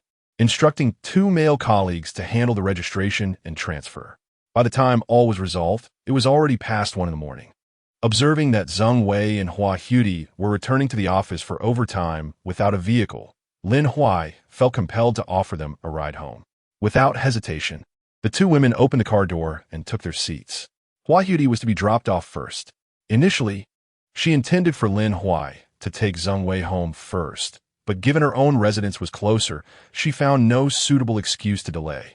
Moreover, the hour was late, and fatigue set in, prompting her to forego any pretext, such as asking Lin Huai to fix her plumbing. After about 10 minutes, Lin Huai arrived at Zheng Wei's apartment complex. When the car came to a halt, Zheng Wei's face flushed crimson. Biting her lip, she turned to Lin Huai and urged, "Director Lin, why not come up for a moment and have a glass of water before you go?" Lin Huai chuckled softly. "No, it's not appropriate for me to go up with you being a young woman." Zheng Wei quickly waved her hand. "Not at all. It's perfectly fine." Observing this, Lin Huai playfully teased her, asking, "So, can you drink something cold tonight?" Zheng Wei paused. "Director Lin, why do you ask?" With a faint smile, Lin Huai replied, "Get out of the car. Zheng Wei, we are not on the same path." Chapter 92. Living with an uneasy heart once Zheng Wei exited the vehicle. Lin Huai's lips curled into a slight smile as he drove away swiftly. Alas, he realized he lacked the character of a scoundrel, now entangled with Xiao Wantong and with unresolved matters concerning Qin Xinyu. How could he possibly allow Zheng Wei to enter the picture? Thus, he had to create an unfavorable impression for Zheng Wei, portraying himself as a libertine, suggesting that any connection they might have was merely frivolous. Surely, Zheng Wei would grasp this sentiment. Upon returning home, Lin Huai found it peculiar that Qin Xinyu was absent. He sent her a message asking, "Where have you gone at this late hour?" "Ding dong." "Soon," Qin Xinyu replied. "I want to be back tonight. I'm determined to fight Xiao Wantong to the end." Lin Huai scoffed lightly. "How can 2 women fight to the bitter end? Should I come over and join the fray?" "Then come. I want Xiao Wantong to witness how you have devoured me." Qin Xinyu's response was rather extraordinary. "Forget it. Just forget it." Qin Xinyu and Xiao Wantong would never truly engage in a serious confrontation. Let them be. With this thought in mind, Lin Huai disregarded the messages sent by Qin Xinyu and Xiao Wantong, opting instead to head to the restroom, take a refreshing shower, and then retire to bed. The following day, shortly after arriving at the County Disciplinary Inspection Commission, he received a call from Wang Yibo. "Shaolin, what instructions did Chun Rufang provide?" Wang Yibo inquired softly. Lin Huai recounted everything in detail, explaining that Chun Rufang had chosen to shoulder all burdens for the safety of her family, making no mention of Song Huaimin and Zhuobu Fan. Wang Yibo found this outcome to be within his expectations. "In truth, Shaolin, we are the ones who stand to gain the most from this situation. Firstly, I now have the liberty to select my own secretary, having successfully removed a thorn that had been placed beside me. Regardless of the circumstances, we have come out ahead," Wang Yibo remarked with a smile, then added, "However, do you have any recommendations for a candidate to fill the secretary position?" In Wang Yibo's mind, Lin Huai was the ideal choice for the role. Yet, considering Lin Huai's identity and background, Wang Yibo refrained from making the suggestion. After all, a scion of the illustrious Forbidden City could hardly be expected to serve in such a capacity. Although Lin Huai currently held the position of director at the County Disciplinary Inspection Commission, should he desire, the series of operations orchestrated by the Lin family could swiftly elevate him to higher ranks. Nevertheless, such a path would lack the foundation of steady progress, and the ensuing uncertainties could sow the seeds of potential pitfalls. Conversely, if Lin Huai were to carve his path through his own merit, no matter where he might find himself in the future, who would dare to cast aspersions? Secretary Wang, I must admit that I am not well acquainted with the personnel in Chayu County, so I cannot be of much assistance regarding your search for a secretary. Lin Huai expressed with genuine regret. Not a problem. I will take my time to sift through potential candidates, Wang Yibo chuckled. After a brief exchange, he concluded the call, reminding Lin Huai to frequently visit his office for tea. Seated at his desk, Lin Huai did not remain idle. The maneuvers of Song Huaimin and Zhuobu Fan against him and Wang Yibo had not ceased. On his end, he contemplated sending Lao Han to the Lakeside Hotel to investigate and uncover any potential evidence. The fact that Song Huaimin's associates had discovered his intentions left Lin Huai feeling quite humiliated. Damn it! I must devise a plan to unsettle Song Huaimin and Zhuo Bufan, he mused, dialing Lao Han's number. Young master, how may I assist you? Lao Han greeted with a smile. After you left the lakeside hotel, you weren't detected, were you? Lin Huai asked nonchalantly. No. Lao Han shook his head and continued. By the way, young master, late last night, Song Huaimin met with those two girls, and their relationship appeared quite intimate. I managed to take some photos. Would you like to see if they might prove useful? You followed Song Huaimin last night? Lin Huai expressed surprise, as he had instructed Lao Han to find a place to hide. Indeed, young master, I have been tracking him, Old Han replied. In truth, at the lakeside hotel, I was somewhat careless, which led to my actions being noticed. It was an inauspicious beginning, and I felt quite embarrassed. Lin Huai did not blame me in the slightest, which only deepened my discomfort. Regardless of the circumstances, Lin Huai has never regarded me as merely a servant of the Lin family. Instead, he treats me as a confidant and a friend, a fact I am well aware of. Thus, how could I possibly find a place to hide? Knowing there are dangers ahead, I still chose to follow the path, fully aware that Song Huaimin might have sent people to search for me throughout Chaoyu County. Yet I continued to trail him. Consequently, I managed to acquire these photographs. Please send the photos over so I may assess their utility, Lin Huai said eagerly. Certainly. Young master, please hold on, Old Han responded. After ending the call, he sent several photos to Lin Huai. It must be said that the old rascal Song Huaimin is quite cautious, even after having indulged in drink the night before. He did not behave inappropriately towards Li Kiki and Luo Xie in public, maintaining a respectful distance, albeit not too far. Lin Huai's eyes narrowed slightly. Should he use these photographs to fabricate rumors about Song Huaimin now, or wait for a more opportune moment? Ultimately, Lin Huai took a deep breath and murmured, perhaps it is best to wait. These photographs should be released at the appropriate time to achieve the most devastating effect. Dispersing them now may influence Song Huaimin, but will not be fatal. With that, Lin Huai responded to Old Han. Thank you for your hard work. Take a moment to rest. Old Han chuckled. It is an honor to serve the young master. How could it be considered laborious? At that moment, in the county government office, Song Huaimin wore a grim expression. His fists clenched tightly. He had intended to leverage the Ring Road issue to completely undermine Wang Yibo, but to his astonishment, Wang Yibo had already harbored suspicions about Chen Rufang and had retained substantial evidence, rendering all his schemes futile. Additionally, regarding Zhao Muqing, who was strategizing with whom, now she had even gone to the Forbidden City and blocked his contact information. This wretched woman, Zhao Muqing, has had her luck this time, but next time, her fortune will surely wane.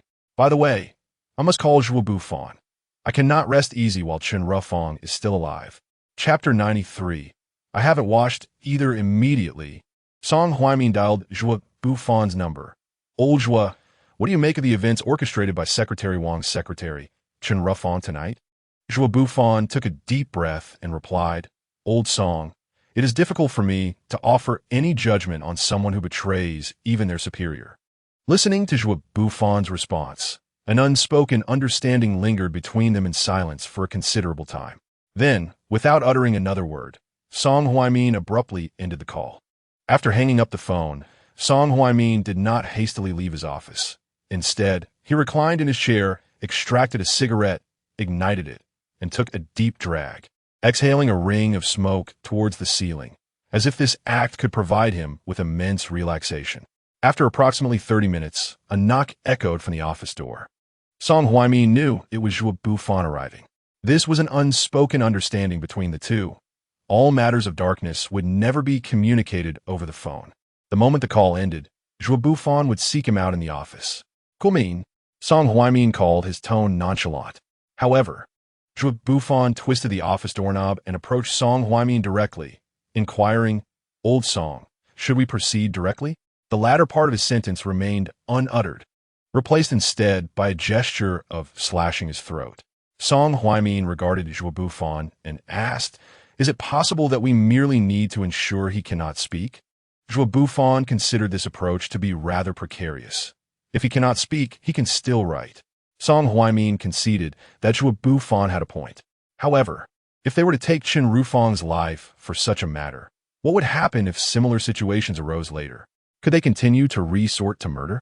With a slight squint, Song Huaimin proposed, "How about we render him mute and send him to a psychiatric hospital? That way, no matter what he says or does, no one would believe him, right?" Zhuo Bufan gave a thumbs up to Song Huaimin, exclaiming, "Old Song, your ideas are always plentiful." After exchanging a few casual remarks, Zhuo Bufan returned to the county police station. With the connections that Song Huaimin and Zhuo Bufan had in Chayu County, the endeavor to silence Chen Rufang was indeed a trivial matter. The following day, Lin Huai arrived punctually at the county disciplinary committee office.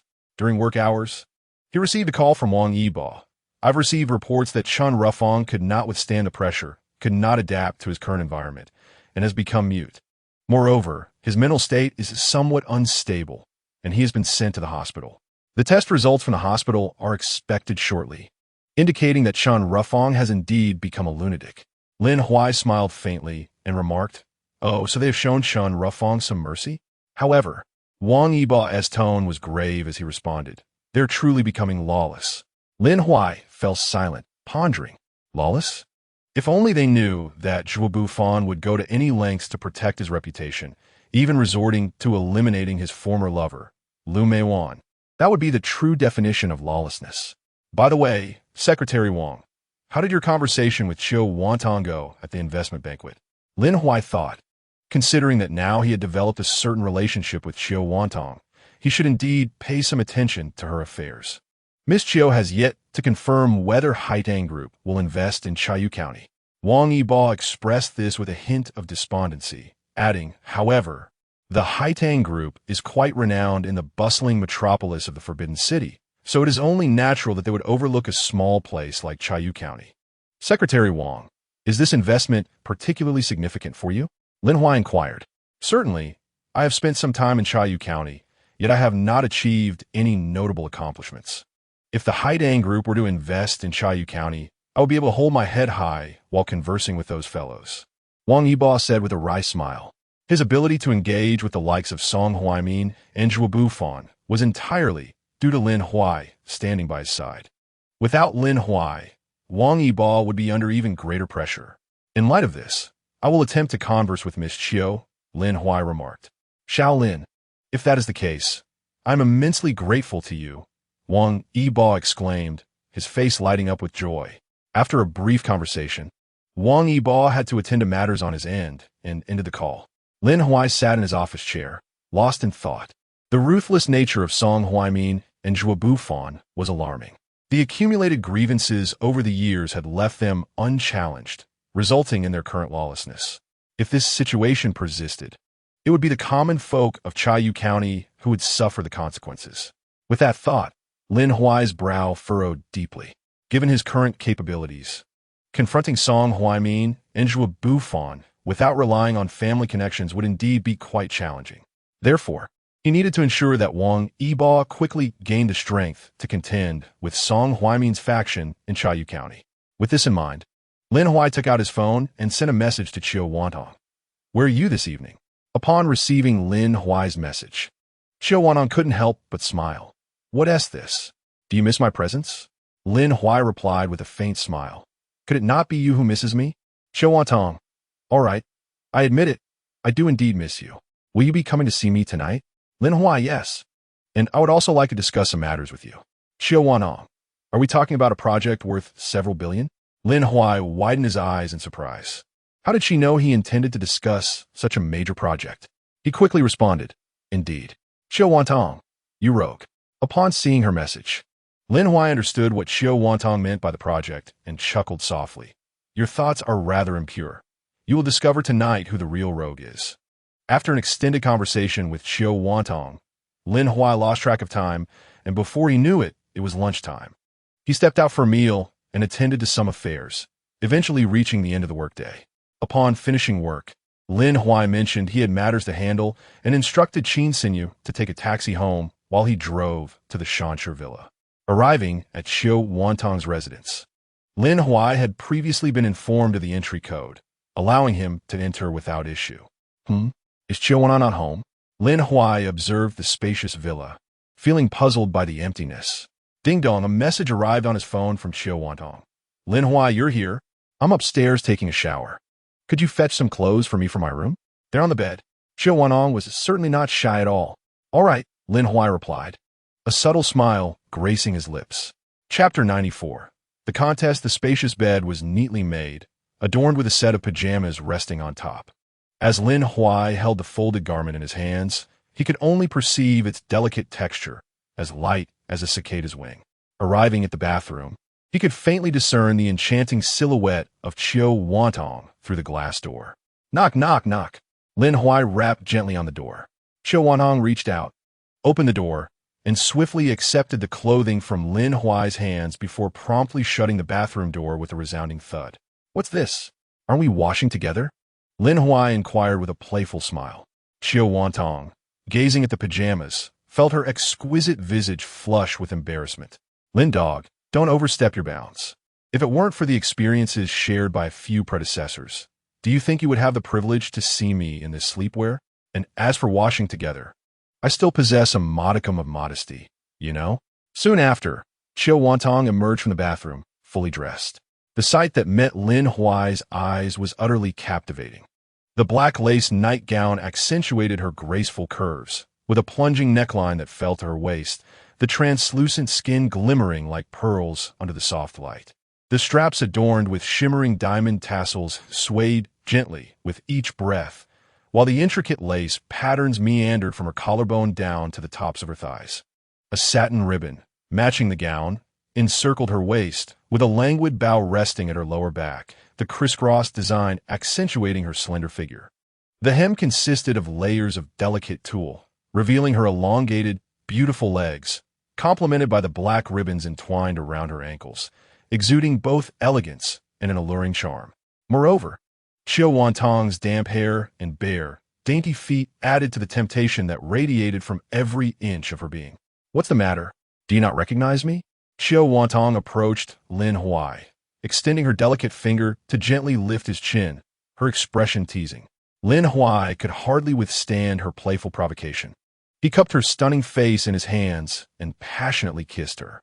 After a prolonged moment, as the storm subsided, Chiu Wanton gazed into Lin Huai's eyes, which shimmered like a spring pool. You rogue, you still claim you didn't come here to discuss a multi-billion project?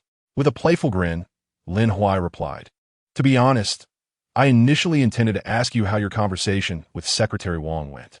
Will Haitang Group invest in Chiu County?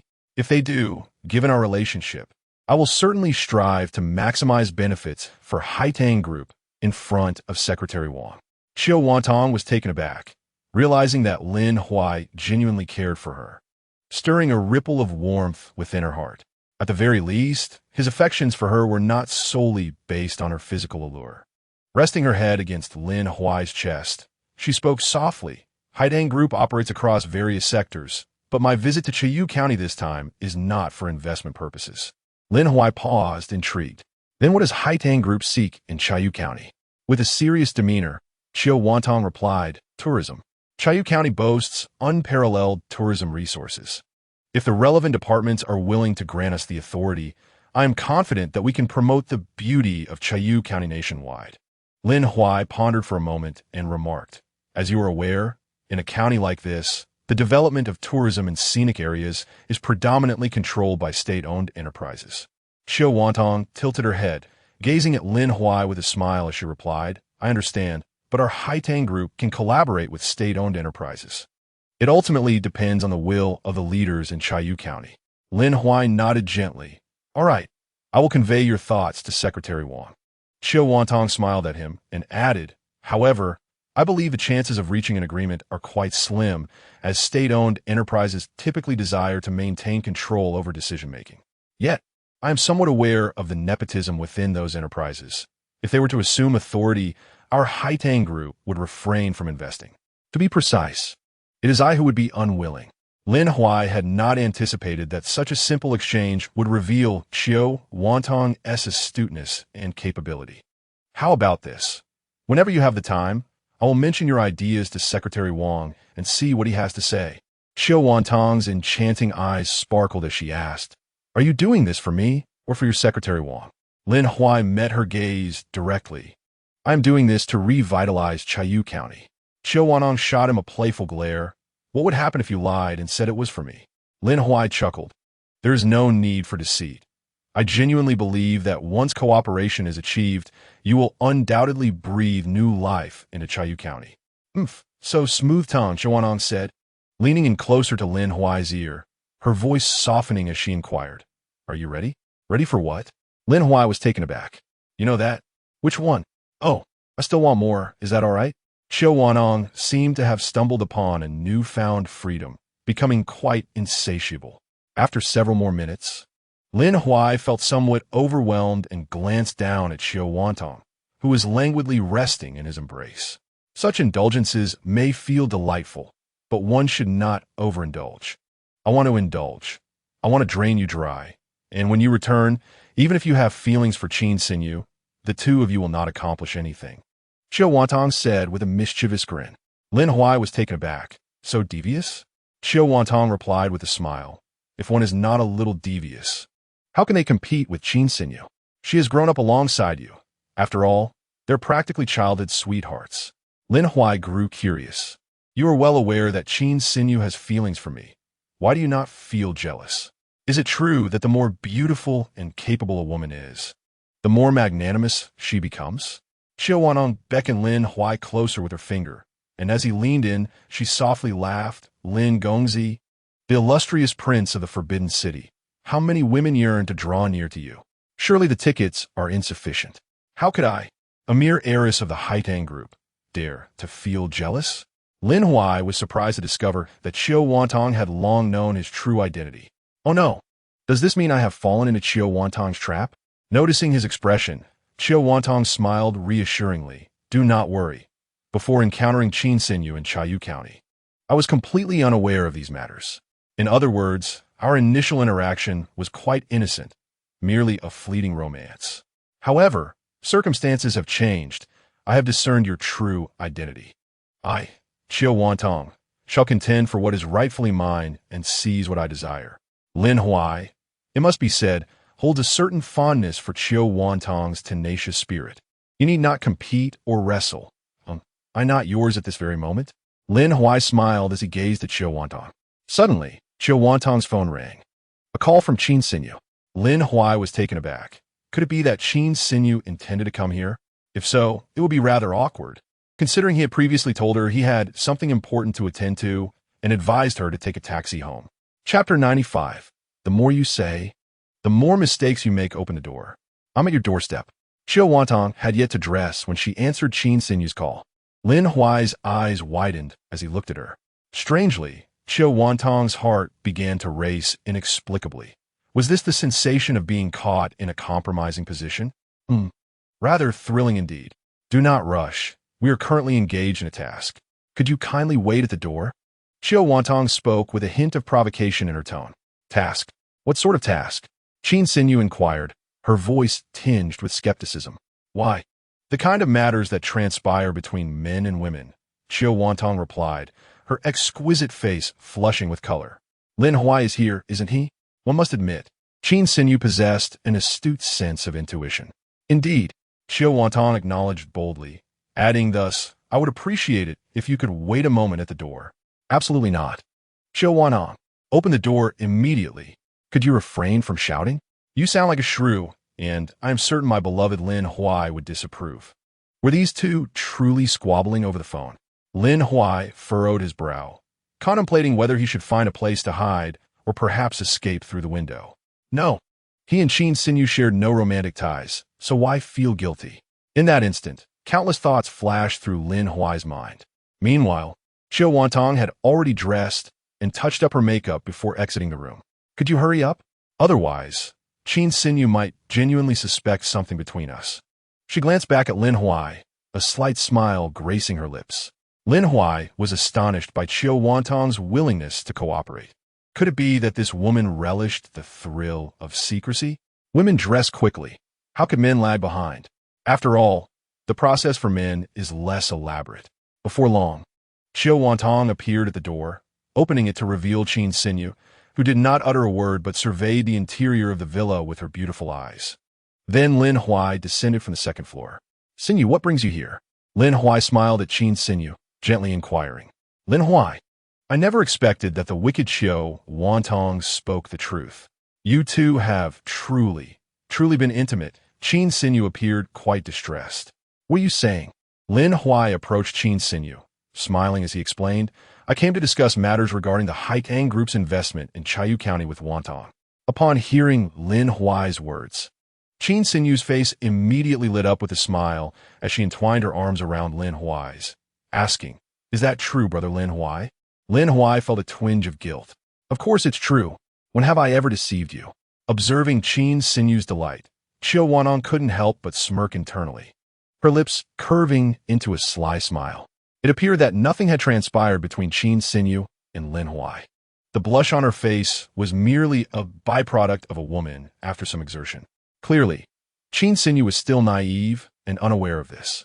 With this thought in mind, Xiao Wantong moved to Lin Huai's other side, playfully saying, Oh, my dear Lin Huai is certainly teasing you. We have shared everything. Would you like me to tell you about the tactics I employed with him? Qin Xinyu shot a fierce glare at Xiao Wantong. Bah, shameless. Xiao Wantong shrugged nonchalantly, responding, Can one eat dignity? It must be said that Qin Xinyu found herself in complete agreement with this remark. After all, had she not fled that night, she and Lin Huai might have shattered the final barrier between them. Alas, if she had not run away, they might have shared an intimate moment, and she would not now be in Xiao Wantong's grasp. Truly, one misstep leads to another, with one hand held by a woman. Lin Huai found himself in the midst of their banter, each volley of words causing him considerable distress. If they continued, it was inevitable that Qin Xinyu would detect inconsistencies.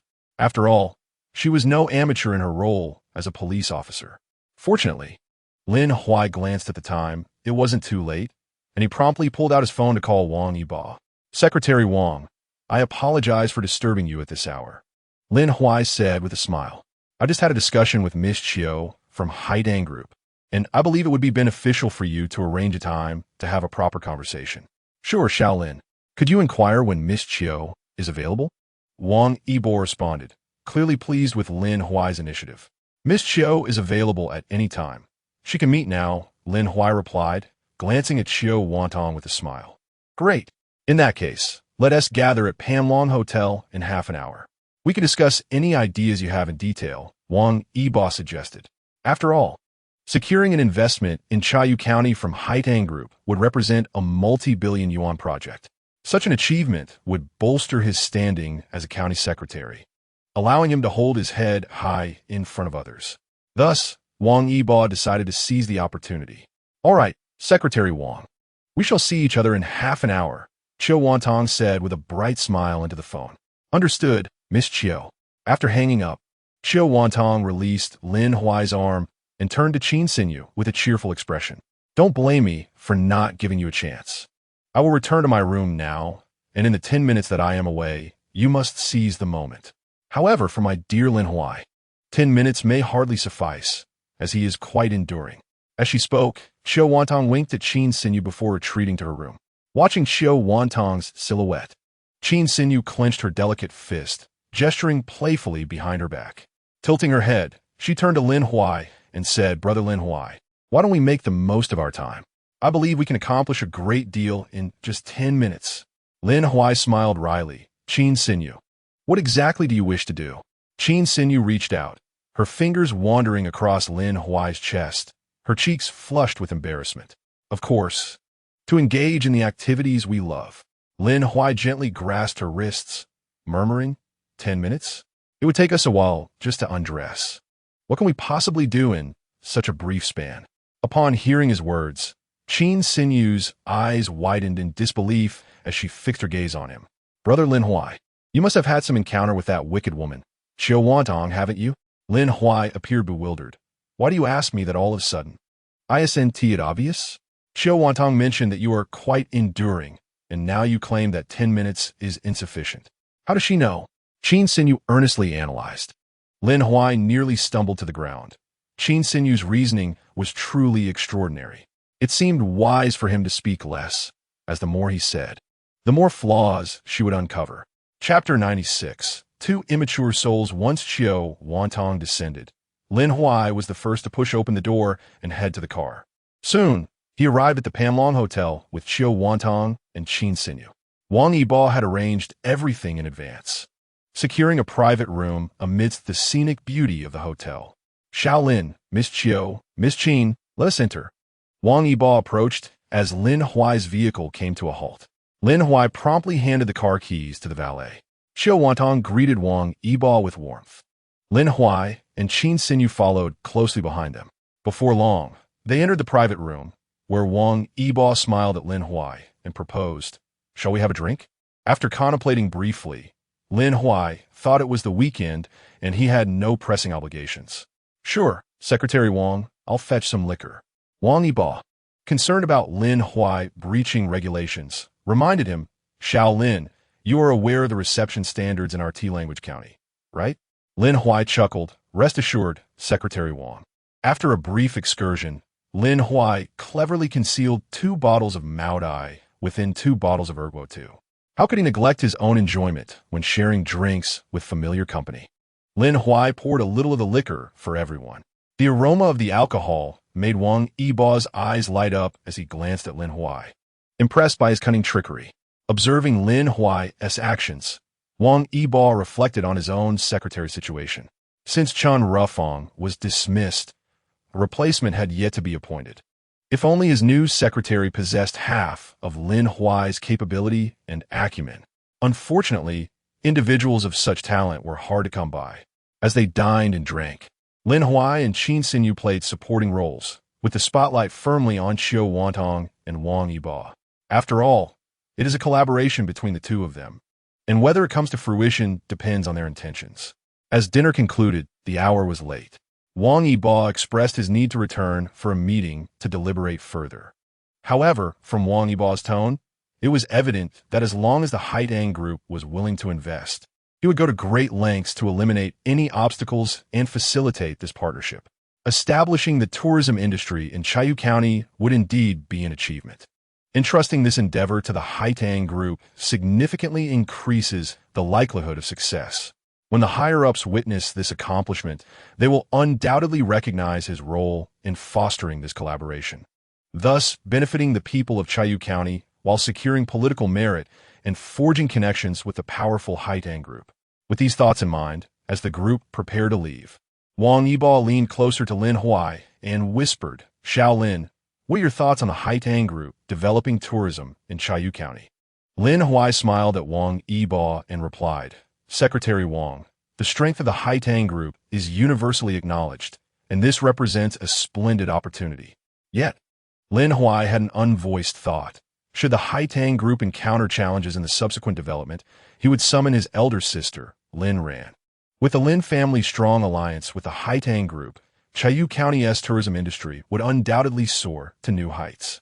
Seeing Lin Huai's confidence, Wang Yibo silently resolved that no matter how many people in Chiayu County opposed it, he would ensure this collaboration came to pass. Observing Chiu Wantong and Qin Xinyu entering Lin Huai's vehicle, a smile crept across Wang Yibo's lips. This fellow, truly a prince emerging from the Forbidden City, had 2 remarkably talented women willing to stand by his side, each a standout in her own right. Such a scenario indeed reflects a certain strength. Before long, Wang Yibo's driver arrived to escort him away. Lin Huai and the 2 women remained, as they had all consumed alcohol and needed to wait for a designated driver to avoid the troubles of being caught for drunk driving. Soon, the designated driver arrived.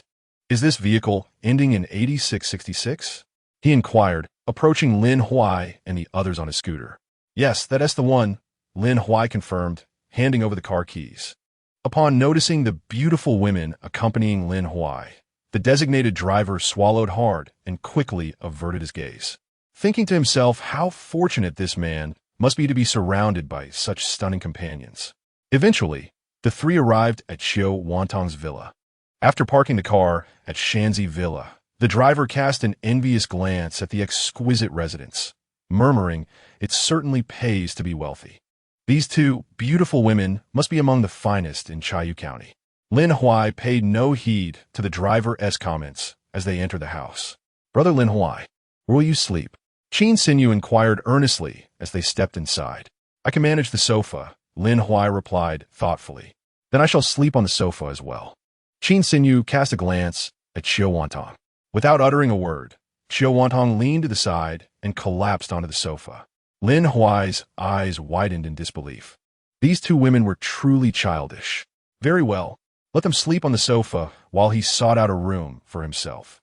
Without hesitation, Lin Huai rose and entered a random room, locking the door behind him and promptly falling asleep. It wasn't that Lin Huai was unwilling for something to transpire.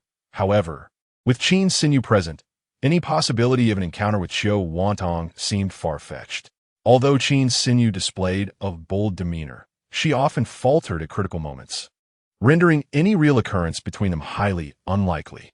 Thus, Lin Huai deemed himself quite astute for not wasting time on trivial matters. Exchanging glances, Xiao Wantong and Qin Xinyu silently agreed to rise from the sofa and each retreat to their respective rooms for the night. In the latter half of the night, Lin Huai heard a few knocks at his door, but he paid them no mind. Ding dong. At that moment, his phone chimed with a message from Qin Xinyu. "Brother Lin Huai, I'm at your door. Should I come to find you?" Lin Huai feigned ignorance, knowing that even if she entered, nothing meaningful could occur between them. He would only end up as the one tormented. A short while later, another knock echoed at his door.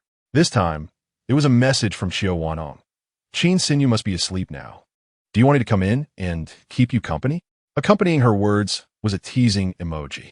Lin Huai could only shake his head in exasperation. Was Qin Xinyu truly asleep? She had just messaged him, and it was entirely possible she was now watching his every move. The next morning, Lin Huai awoke. He had intended to sneak off to work, avoiding the entanglement between Xiao Wantong and Qin Xinyu. To his surprise, however, when he left his room, both women were already awake and bustling about in the kitchen. What was going on with their relationship? Lin Huai found himself utterly perplexed. How could they be making breakfast together? "Brother Lin Huai, you're awake," Qin Xinyu exclaimed with a smile, beckoning him over. "Come try the noodles we've made for you, and see how they taste." Xiao Wantong glanced at the noodles, nearly reduced to a mushy consistency, with a peculiar expression. Lin Huai leaned in for a closer look and chuckled softly. "You two are quite the talents. You've boiled the noodles to a porridge-like state. Just how long did you cook them? I'm going to be late for work, so you two enjoy it yourselves." With that, Lin Huai dashed away.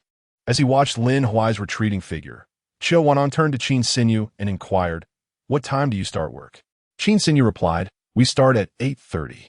Xiao Wantong chuckled lightly. This guy's excuse is rather flimsy, isn't it? He dares to complain about our first attempt at cooking noodles? Looking at the bowl of mush in front of her, Qin Xinyu said, "If you don't mind, I'll give you this bowl." With that, she hurriedly chased after Lin Huai, calling out, "Brother Lin Huai, wait for me. Otherwise, I'll have to take a taxi." As Qin Xinyu pursued him, Lin Huai was just about to drive away. She hurriedly opened the passenger door and jumped in. Meanwhile, Xiao Wantong stood at the entrance, fixating on the rear of Lin Huai's car, and called out loudly, "Lin Huai, darling, I'll be waiting for you tonight. After all, you know the password to the house." Upon hearing this, Lin Huai couldn't help but steal a glance at Qin Xinyu, feeling inexplicably guilty. Qin Xinyu, with a serious expression, fixed her gaze on Lin Huai and declared, "Brother Lin Huai, you must not seek out that wicked woman Xiao Wantong tonight. We must return to our home." Lin Huai gently nodded in agreement. Seeing his obedient response, Qin Xinyu felt a sense of satisfaction. Later tonight, she would ensure that matters were set in motion with Brother Lin Huai. In comparison to Xiao Wantong, she must not fall behind at the starting line.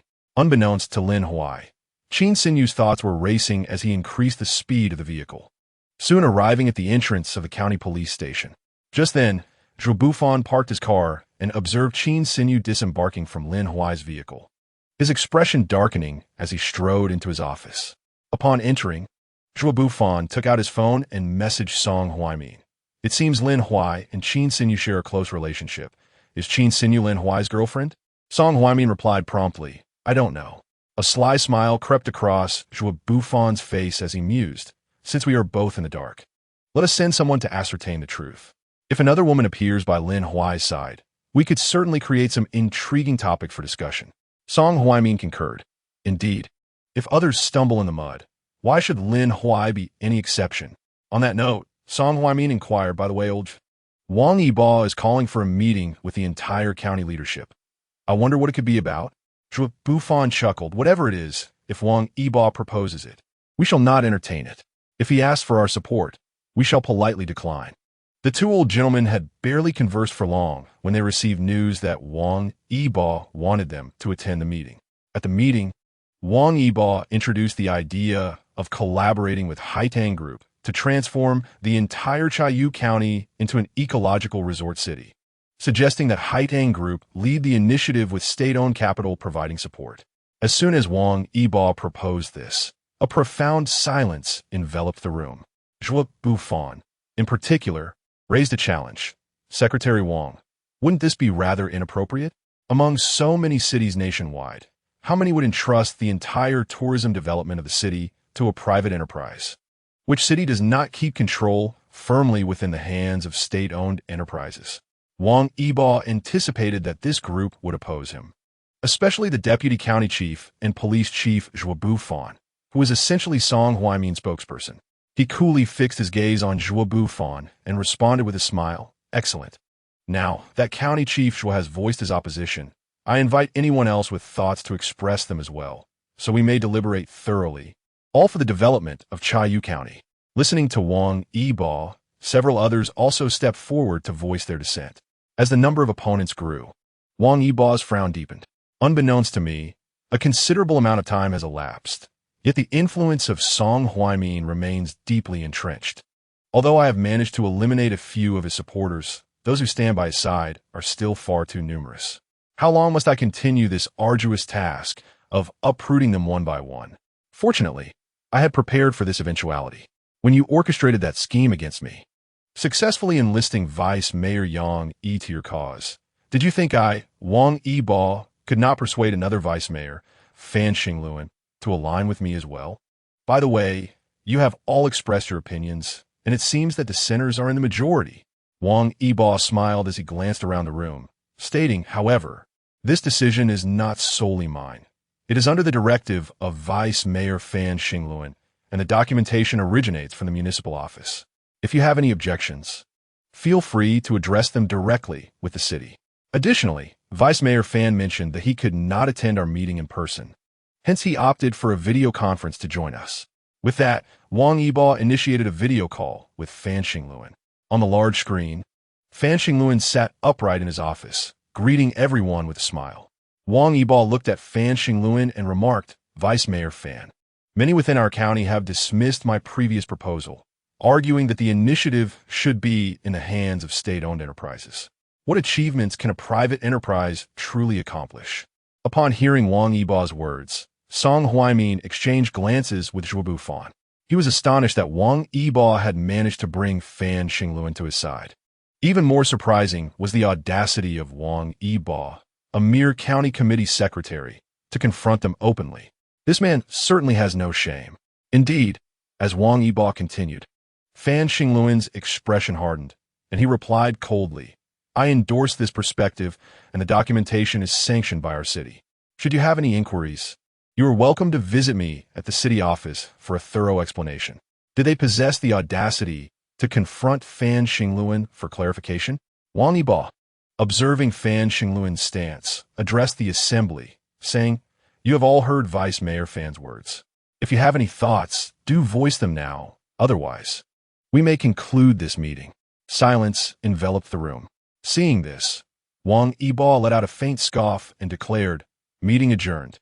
After the meeting, Wang Yibo exhaled deeply. Once everyone had departed, he leisurely rose from his seat and exited the conference room. Chapter 98. Who are you? Old Song. I never anticipated that Wang Yibo would be so shameless as to summon Vice Mayor Fan. With this, his proposals gained substantial weight, remarked Zhuo Bufan, his expression one of discontent. This is merely a proposal. The extent to which it may develop remains uncertain. Song Huaimin replied with a sinister smile. Who knows whether his ideas will come to fruition or falter? If they falter, Wang Yibo will undoubtedly become a laughingstock throughout the county. Upon hearing Song Huaimin's words, Zhuo Bufan instantly grasped his implication. It appears that Song Huaimin intends to create some obstacles for Wang Yibo and the Haitang group as they move to implement their plans. Without such hindrances, their aspirations might not come to fruition. Old Song certainly thinks ahead, chuckling to himself. After leaving the conference room, Wang Yibo did not linger, but promptly instructed the driver to take him to the county disciplinary committee. Upon arrival, Wang Yibo made his way directly to Lin Huai's office. Shaolin, Wang Yibo greeted with a beaming smile. Seeing Wang Yibo at his office door, Lin Huai quickly rose from his seat and warmly invited him. Secretary Wang, please come in and take a seat. After ushering Wang Yibo to a chair, Lin Huai personally brewed him a cup of tea, inquiring Secretary Wang, it seems things have gone well? Wang Yibo nodded with a smile. Shaolin, if it weren't for your commitments at the County Disciplinary Committee, I would suggest you take on another role at the Cultural Tourism Bureau, as I believe your presence there would be invaluable. Lin Huai smiled back, saying, Secretary Wang, should the Cultural Tourism Bureau require my assistance, I will certainly oblige without hesitation. The Cultural Tourism Bureau is primarily responsible for cultural and tourism matters, and any oversight could quickly escalate into a significant issue, especially in this digital age where every concern can be amplified online. Therefore, Lin Huai was cautious about taking up a position there. Wang Yibo understood Lin Huai's reluctance. However, he knew that if the Cultural Tourism Bureau sought Lin Huai's help, he would surely lend his support. This understanding was a satisfactory outcome for Wang Yibo. An exceptional individual can shine in any role. Yet it is unfortunate that one cannot be in multiple places at once. As the two conversed, Zhang Xiaohu soon arrived at Lin Huai's office. Lin Huai promptly stood to prepare another cup of tea for Zhang Xiaohu, and the trio enjoyed a lively exchange. Once Wang Yibo departed, Zhang Xiaohu turned to Lin Huai and quietly asked, Shaolin, do you have some time to spare these days? Lin Huai looked at Zhang Xiaohu. Secretary Zhang, is there something you need? Zhang Xiaohu explained, it's about Sanyu Town. I believe our county's disciplinary committee should conduct an inspection there. I was supposed to go, but I have been summoned to a meeting in the provincial capital, making it impossible for me to attend. Lin Huai promptly agreed, all right, Secretary Zhang. I will gather a few colleagues, and we shall go. Zhang Xiaohu nodded gently. When you arrive, make sure to observe thoroughly and address any issues without leniency. Lin Huai affirmed, understood. After a brief conversation with Zhang Xiaohu, he received a phone call and then departed from Lin Huai's office. Noticing Zhang Xiaohu's earnestness regarding Sanyu Town, Lin Huai immediately called upon Hua Dai, Zheng Wei, He Qingguang, and Xia Yuanho to come to his office. Shortly thereafter, all four arrived at Lin Huai's office. As the attendees gathered, Lin Huai spoke directly. The situation is as follows. Secretary Zhang has arranged for us to conduct an inspection of Sanyu Town to uncover any potential issues. Should we identify any problems, we shall not show leniency. Please prepare yourselves. We will depart for Sanyu Town shortly. The others nodded in agreement. Once they were ready, the group of 5 boarded an official vehicle and set off for Sanyu Town. During their journey, they did not contact any personnel from Sanyu Town, clearly intending to execute a surprise inspection. Throughout the ride, Lin Huai's brow remained furrowed. Given Zhang Xiaohu's tone, it was evident that the issues in Sanyu Town were quite serious. However, Zhang Xiaohu had not specified the nature of these problems, leaving Lin Huai at a loss. Have you retrieved a list of Sanyu Town staff? Lin Huai inquired softly, glancing at He Qingguang. Director Lin, I have obtained the list and will send it to you immediately, He Qingguang replied, pulling out his phone to transfer the document to Lin Huai. The names of the officials appeared: Yu Guofu, the secretary of the town committee, and Chu Jiao, the town mayor. Both were in their late 20s, remarkably young. Could such young officials have already lost their ideals and faith? Lin Huai's frown deepened as he remained silent, engrossed in reviewing the backgrounds of the various officials in Sanyu Town. Before long, the vehicle halted in front of the Sanyu Town government building. After stopping, Lin Huai turned to Zheng Wei and the others, instructing, put on your identification badges and let us explore the interior to observe their working environment. The group nodded in unison, and Lin Huai proceeded toward the mayor's office. Instead of approaching the office door directly, he leisurely made his way to the window. The curtains were not drawn, allowing a clear view of the interior. There, a young woman sat in an office chair, applying nail polish while fixated on her phone, clearly engrossed in a drama series. Lin Huai took out his phone and snapped a photo through the window, noticing that the woman remained oblivious. He decided to record a video. Suddenly, a young man appeared behind Lin Huai, exclaiming, "Who are you? What are you doing sneaking around here?" The man's voice startled the woman in the office, prompting her to quickly hide her belongings, turn off her phone, and rush out. "Who are you?" Chu Jiao glared at Lin Huai coldly. Typically, it is uncommon for a town mayor not to recognize the head of the county's disciplinary inspection office. However, Lin Huai had only recently assumed this position and had not yet established any professional connections with Sanyu Town staff, making Chu Jiao's lack of recognition entirely understandable. Lin Huai did not respond verbally, but instead displayed his identification badge before her. Upon seeing Lin Huai's credentials, Chu Jiao's expression turned pale. The director of the County Discipline Inspection Office was a figure she had never encountered, yet she was familiar with the name. Chapter 99. This tactic is ineffective against me. Director Lin, attempting to maintain her composure, looked at Lin Huai and remarked, "You could have given us a heads up about your visit to Sanyu Town, so we could have welcomed you properly." Chu Jiao served as the town's mayor, holding a position of equal rank. Lin Huai, as the director of the county's Discipline Inspection Office and a member of its standing committee, wielded the authority to oversee the conduct of various officials, questioning their integrity and work ethic. "Mayor Chu, if we had informed you in advance of our inspection, we would have missed the opportunity to witness your delightful demeanor," Lin Huai stated, his gaze fixed coldly on Chu Jiao. The atmosphere grew tense, and the previously boisterous young man fell silent upon realizing Lin Huai's identity, retreating obediently to the side. Chu Jiao slightly furrowed her brow, sensing that Lin Huai was not a benign visitor. She understood that if the matter at hand remained unresolved, Lin Huai could report her actions, jeopardizing her prospects for promotion. Contemplating this, she turned to the young man beside her. "Zhang Daji, are you so idle? Shouldn't you return to your post?" Zhang Daji nodded fervently, yes. With that, he fled the scene as if granted a reprieve. After his departure, a sly smile crept onto Chu Jiao's lips, revealing a charming demeanor. With delicate hands, she pulled Lin Huai into her office, irrespective of his consent. As soon as they were inside, she hastily shut the door, her enchanting eyes fixed on Lin Huai. "Director Lin, what conditions would need to be met for you to delete the photos and videos on your phone?" Lin Huai regarded Chu Jiao with an icy stare, calmly responding, "Mayor Chu, is this how you typically approach your work?" Surprised by Lin Huai's defiance and his lack of deference, Chu Jiao felt a surge of irritation. However, with incriminating evidence in his possession, she could only manage a conciliatory smile and explain, "Director Lin, that's not the case at all. We generally maintain a proactive work ethic. It's just that today, we've nearly completed our tasks in Sanyu Town, so we took a brief respite. Unfortunately, you happen to catch us in the act." Ding dong, ding dong. At that moment, Lin Huai's phone chimed. During his visit to Sanyu Town, he had created a group chat with 5 individuals, where photos and videos from Hu Dai, He Qingguang, Zheng Wei, and Xia Yuanho were now being shared. The images depicted someone dozing at their workstation, while the videos revealed others playing games with the sound on. Lin Huai's brows knitted tightly. This group of individuals was utterly outrageous, squandering taxpayers' money while idling away their time. Without responding to Chu Jiao, he placed his phone before her, his tone frigid.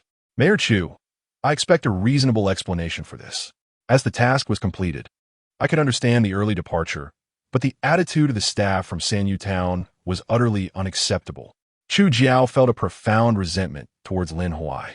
What on earth was the county disciplinary committee thinking with this surprise inspection? If this matter was not handled properly, and these few individuals reported it to the county leaders, it would spell disaster. With such thoughts swirling in her mind, Chu Jiao steeled herself, her beautiful eyes glistening as she fixed her gaze on Lin Huai. "Director Lin, rest assured, I will ensure they comply. However, could you possibly keep those photos and videos from the leaders?" Lin Huai let out a cold snort. "I'm sorry, Mayor Chu, but that is not feasible." Determined, Chu Jiao flashed a flirtatious smile at Lin Huai, saying cheerfully, "Director Lin, let us discuss this amicably." Lin Huai regarded her quizzically. Was she attempting to seduce him? Noting his silence, Chu Jiao stepped closer, gently rising on her toes, whispering in his ear, "Director Lin, how about we make a deal? I can offer you a favor in the office, and in return, you can pretend you never saw those photos and videos. Is that agreeable?" Lin Huai was taken aback by Chu Jiao's audacity, promoted to a position of authority at such a young age. It seemed she had not hesitated to leverage her natural advantages. Indeed, her figure and appearance were striking, likely admired by many leaders. Perhaps she was even a favorite among them. Lin Huai smiled faintly at her. "Mayor Chu, when you speak of satisfaction, which kind do you refer to?" Seeing that Lin Huai had taken the bait, Chu Jiao moved even closer, the scent of her perfume wafting towards him. With a coy look, she began to boldly trace her fingers across his chest, her eyes sparkling with allure as she softly murmured, "Director Lin, when a woman satisfies a man, what kind of satisfaction do you think it is? Are you feigning ignorance?" At that moment, her expression darkened, hidden from Lin Huai's view. If Lin Huai fell into her trap, today would mark his demise. How dare he put on airs before her? If he continued to act so haughty, she would ensure he could never hold the position of director in the county disciplinary committee again. Should he dare to take a step further, she would accuse him of harassment, leading to his disgrace. However, Lin Huai seized her wrist, his tone icy. "Mayor Chu, your tactics hold no sway over me. If you wish to flaunt your charms, seek someone else." With that, he opened the door to the mayor's office and left. Having experienced the exquisite beauty of Chiu Wantong, how could Lin Huai ever be swayed by someone as ordinary as Chu Jiao? Thus, he showed no mercy towards her. Chu Jiao glared at Lin Huai's retreating figure, her brows knitting in frustration. She had never faced rejection from a man before. Yet today, Lin Huai had humiliated her so thoroughly. Her delicate fists clenched tightly. Gritting her teeth, "Lin Huai, I will make you regret this." Murmuring to herself, Chu Jiao quickly retrieved her mobile phone and dialed the secretary of the Sanyu Town Committee. "Yu Guofu." "Hello, Secretary Yu. Trouble has arisen. Lin Huai from the County Discipline Inspection Commission has come to our Sanyu Town for an impromptu inspection.